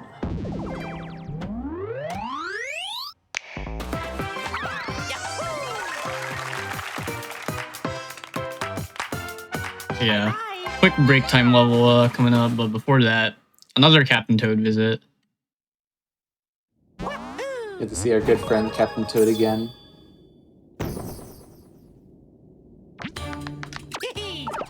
Yeah, and then once We get to see him twice here. In this road. Yeah, and once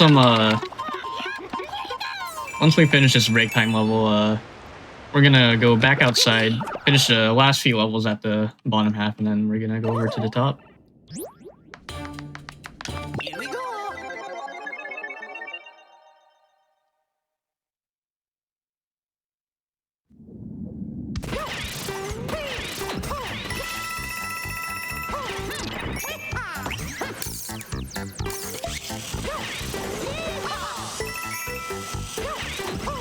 Fun little use of the emotech here. It's like in the same place for the seed. Yeah. In case you missed it, if you hold down the emote button, it stops your auto run with the jet run. It's not really useful, but has that one use. Because if you hold down the emote button, you can't really move like at all. So it's not just like a free stop command, I guess.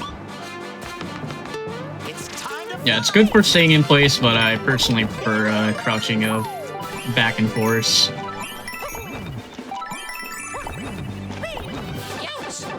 Grab the checkpoint just so I can damage boost here. A lot easier than just trying to do it the intended way, or faster than doing it the intended way. Kind of cool that this badge house kind of teaches you the parachute tech of releasing it and holding it again to go further. Yeah, after you do hold the parachute cap for a while, you actually start to lose your horizontal speed, so we don't want that.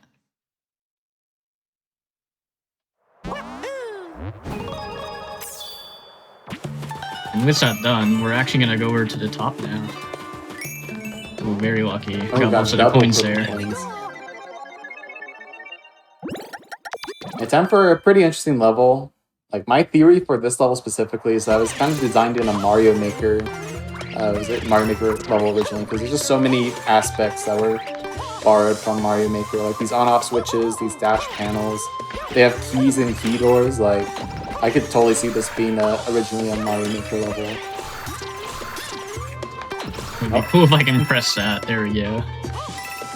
Yeah, I kind of need it.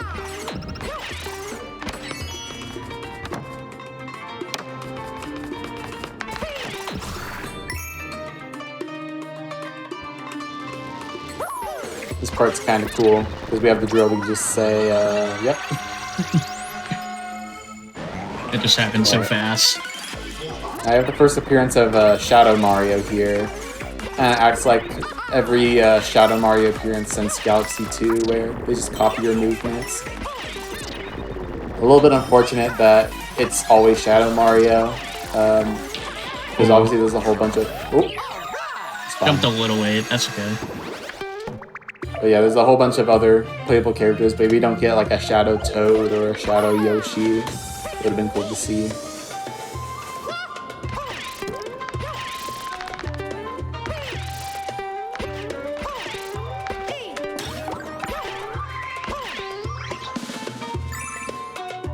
We gotta solve these puzzles. Unfortunately, we don't need drill for the rest of these coins. We can just kind of play the rest normally.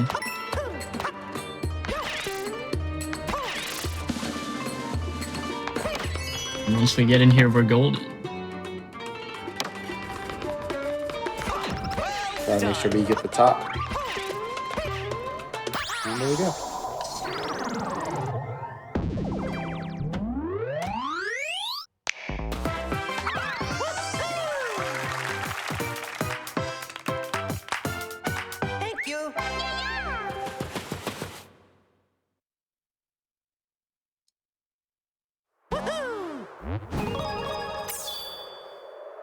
Alright, lights out. This is one of the fastest levels when it comes to the IO leaderboard.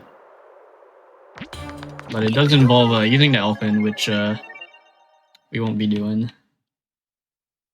Still very fast otherwise.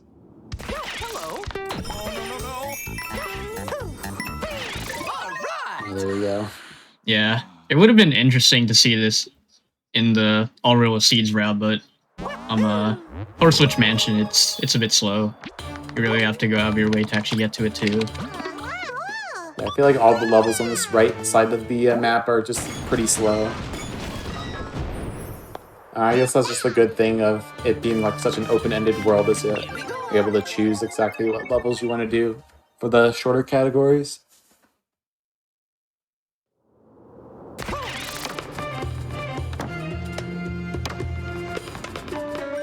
Alright, so if you're an elephant, you can kind of push these blocks like way faster. You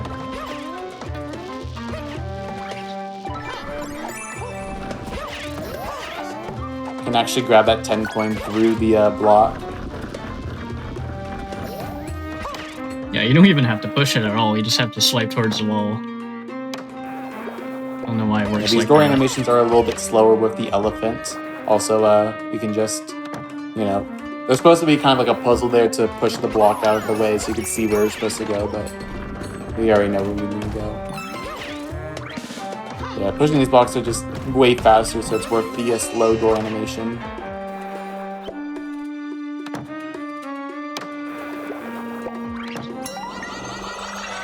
Time for this Wonder Flower segment. I think it's pretty funny seeing people get to this part for the first time. It's kind of not intuitive what you're supposed to do. You're supposed to push this wall out the way, like, really weird. Yeah, it's kind of interesting because you are kind of pushing the blocks beforehand. But when I did get here, I was like, where do I even go? Yeah, I feel like they kind of trick you with this giant Bowser statue you're supposed to push, but it was just a red herring. Yeah, it's the other way around.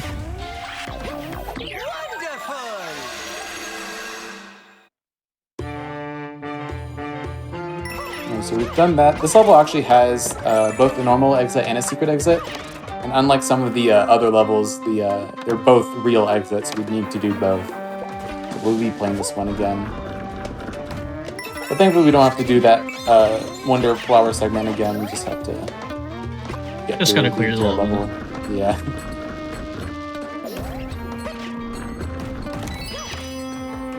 And let's just say I did miss the top of the flagpole in the secret exit. I can always get it in the normal exit too.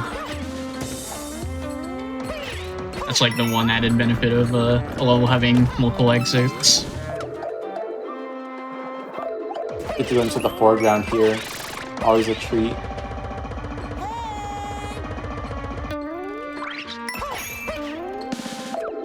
I grabbed a few more single coins along the way, and that's a secret exit. And got the top, so now we'd have to worry about it. Yeah, now we just have to run through the level again, just for the normal exit, but we're gonna take advantage of that time by collecting some more coins. Yeah, we're gonna recollect some of these purple coins, the big 10 coins, just so we can get a few extra. Every purple coin counts, so let's make the most of it.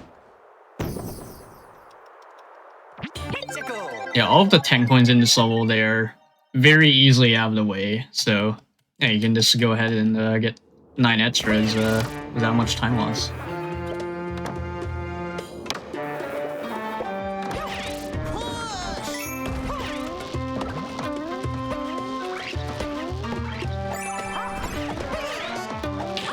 Okay, that's fine. Not really much there. It's just 1 coin. Not really gonna matter.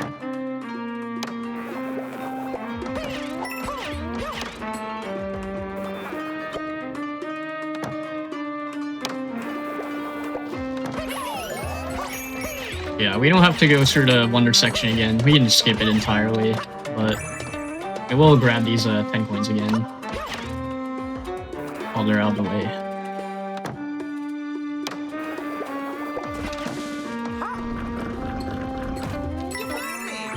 So clean up these last 10 coins. Yeah, so for part 1, we're going to the end of World 4, so we're actually about to finish up. We have a few more levels left in World 4. But then tomorrow, around the same time, we're going to be picking it back up where we left off and finish World 5, 6, and basically finish all the endgame stuff.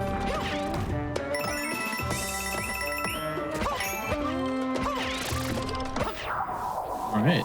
Don't have to worry about the top there. Oh wait, I forgot to go visit Captain Toad. I'm gonna do that right before Fly the Blooms. I was like, why is my split like so good here? Yeah, I thought you got that after this level, but I guess yeah, it's a little bit weird that this Captain Toad is here. He gives you 50 coins, but to access this area, you need to spend 50 coins. So I guess it kind of rewards exploitation, but exploration. Gonna warp back I'm not here. really losing time anyway. Pretty much the same thing. And we got another Blooms level here. Currently on the path to the special world. finish up these last few levels. Switching over to Bubble. There's a 10 coin I have to get here, so I'm gonna wait a little. But that was kind of close. We didn't really get quite into the pipe, but that's alright.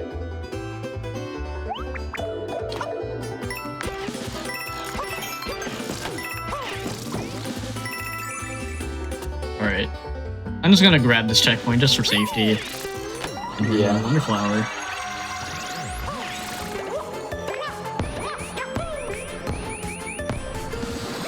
Just another showcase of the powerful bubble flower.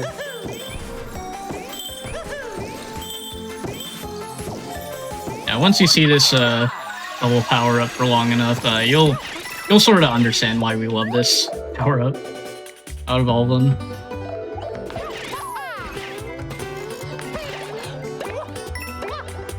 See a little bit more there.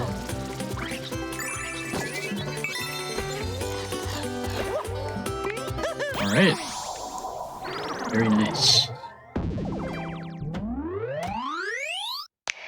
Alright, so before getting to Special World, there's going to be one more badge challenge. This time we're going to get the Invisibility Expert badge. And there's not really any good reason to ever use it. I guess it's kind of neat that it's an option. But I guess the benefit's that enemies can't see you, but so can't we. Yeah, it's like badges like the invisibility badge that made me think there might be some sort of like new game plus that allows you to replay it with all the badges, but sadly there's no way. Like I feel like it would have been a cool like little challenge mode to do everything with invisibility, but you unlock it so late into the run. Oh, that's the wrong way. Okay, I'm gonna have to take an intentional miss. Alright. That's Thankfully, okay. I'm just gonna grab this 10 coin. Oh yeah, that was all intentional. Just get a few more. There's a benefit of having to accidentally do things. Yeah, thankfully deaths in the badge challenge levels are very short. Yeah, they do not take any lives away from me either, so no need to wait for that. We also don't have to worry about losing our power up either.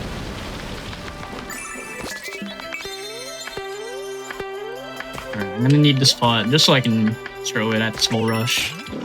Just so you can get to the top of the flagpole. And there we go.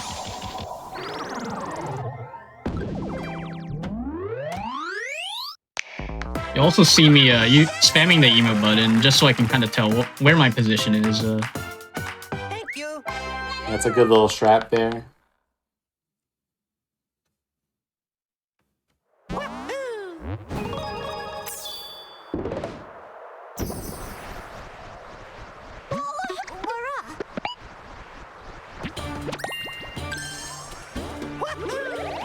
Like, other than the enemies not really being able to see you, like, you can kind of triangulate your position, but other than that, there's not really much use to it.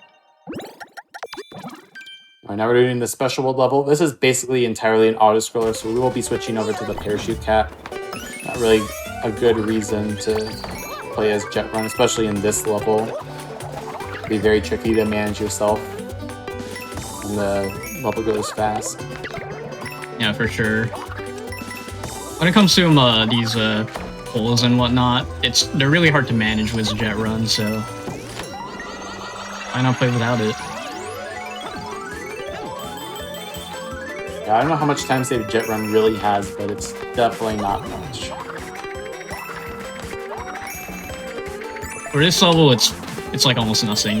Not worth it at all.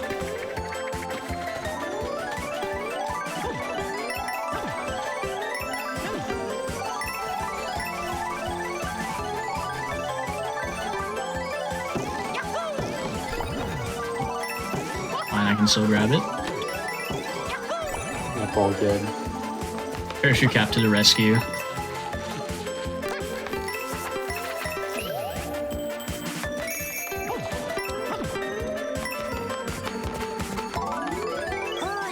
And the more you get into the level, it starts to speed up. Gets more intense.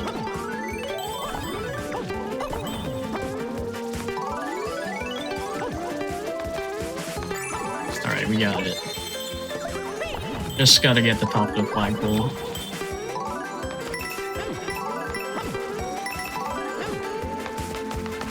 Just gonna do some sneaky bubble jumps here. This way I can like kind of skip these.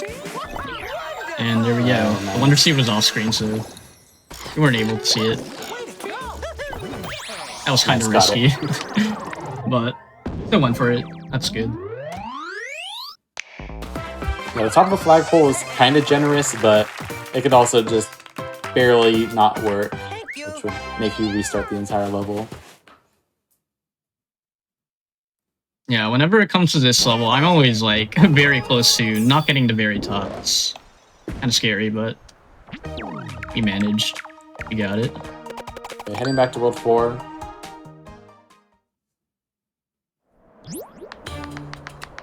And another KO arena here. I think this time we have all the power-ups accessible to us, so really get to kind of customize how we do it. I meant to hold A there. That's okay.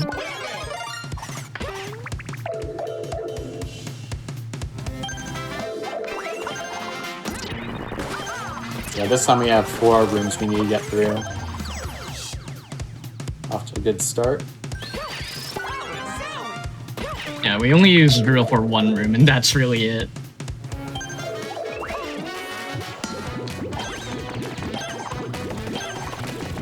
This K arena, really fun to optimize. Ah, barely missed it. That's okay.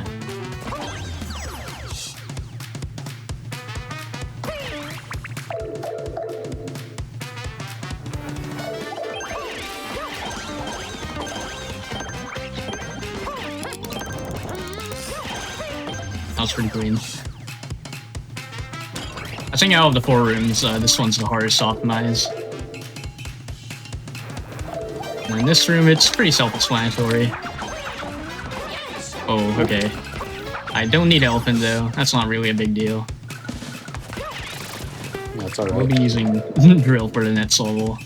Alright, did we make it fast enough? Kind of a close one, I guess. Oh yeah, I had to clutch out 37 seconds there. Barely got it.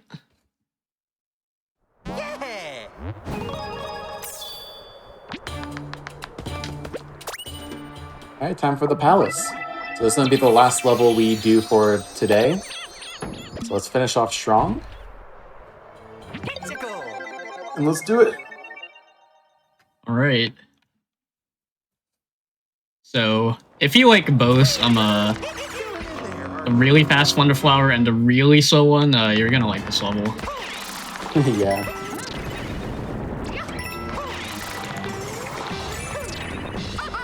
We'll get to it in a moment.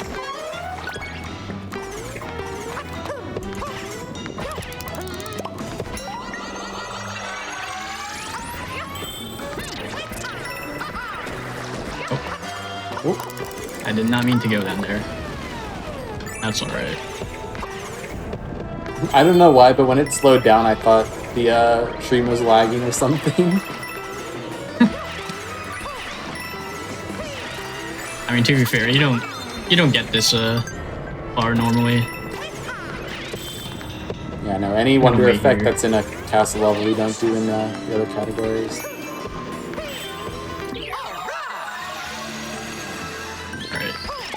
Alright, just minor one more. optimization. I'm gonna drill into the ceiling here, just so I can take advantage of this, so it's a little bit faster. Bowser Jr. for the 3rd time here. This is, I think, one of the trickiest ones. Now we're underwater, and we gotta try to hit Bowser Jr. as fast as possible. These 2nd and 4th hits are going to be a bit more challenging because there's going to be kind of bubbles that are completely random on where they go around. And not only does it allow us where we can go, but Bowser Jr. is going to try to follow us. So if it catches one of these bubbles, it's going to go all the way up here. But we want to try to hit him as fast as possible, especially for the 4th phase because it allows us to skip a little animation. So hopefully we get some good luck here. I believe.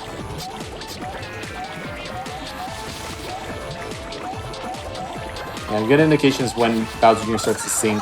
It's a good sign that's about to reveal itself.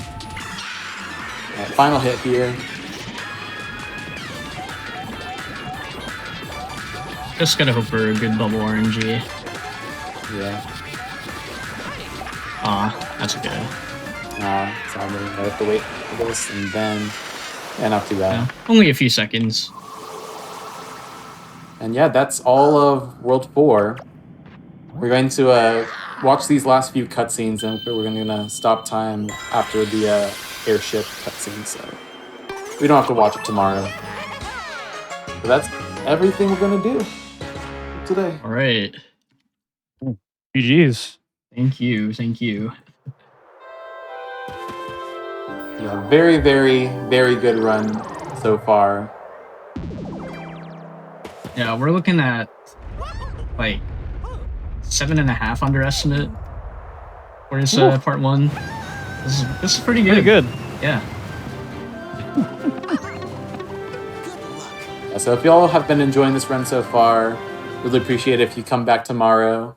And if you can't, then there's always going to be the rewatch you can do. For sure. And of course, if you like the run, you want to try it out yourself, or want to do anything with Wonder, highly recommend it. You know, I'm kind of biased, but I really enjoy this as a speed game. And you know, for a recent Mario game, the community is actually not super large, so it'd be nice to get some new faces. So I think a little bit of something for everybody for each of the main categories. Oh, absolutely. Like, not only that, but, you know, lots of routes that are kind of based on one badge or the other. Yeah, the routing especially was a lot of fun in the early stages. Even now, we're still tweaking a little bit of a few things.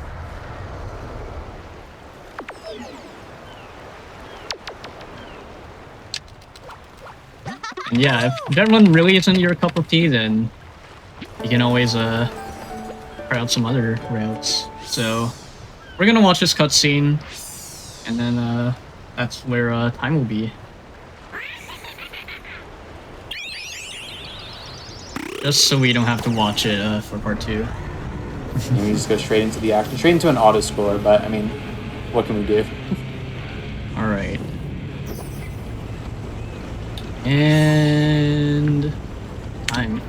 All right, GG. GG. Any other part 1 shout outs y'all want to do?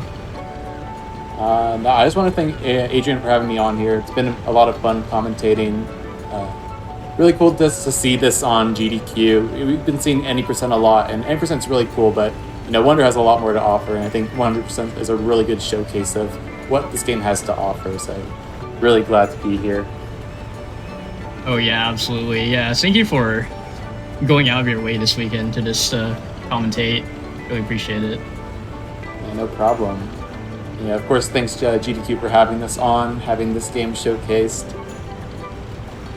Pretty cool being the finale of both days. Kind of cool. the rare 1 run 2 finales. Yeah, that's pretty sweet. Yeah, that's awesome. As a reminder for everybody, make sure you drop follows for both Zimbo and Adrian. You can actually follow Adrian really easily. If you just hover over his name on the Twitch title, you can just click the little heart. You don't have to leave the page. For Zimbo, it is pinned in the Twitch chat, so you can just click that, drop a follow. We'd really appreciate it. Go show them both some support. They'll be back tomorrow, and we are actually going to have a lot of stuff going on tomorrow. I think the first, let's see, what do we have up first tomorrow? We're going to have some Kirby, we're going to have some Metroid, some Octopath. Limey's going to be back running Nickelodeon All-Star Brawl. We're going to have the second part of this Wonder Run. So much good stuff going on tomorrow to continue on with this AAPI Heritage Month celebration marathon. Thank you all so much for watching today. If you missed any of the runs today, don't worry, because we're about to go into a rerun of all of day 1, and it's going to go straight into day 2 tomorrow, which will start, I believe, 1 p.m. Eastern. So come back tomorrow for sure to watch the rest of the runs live at 1 p.m. Eastern. See you then.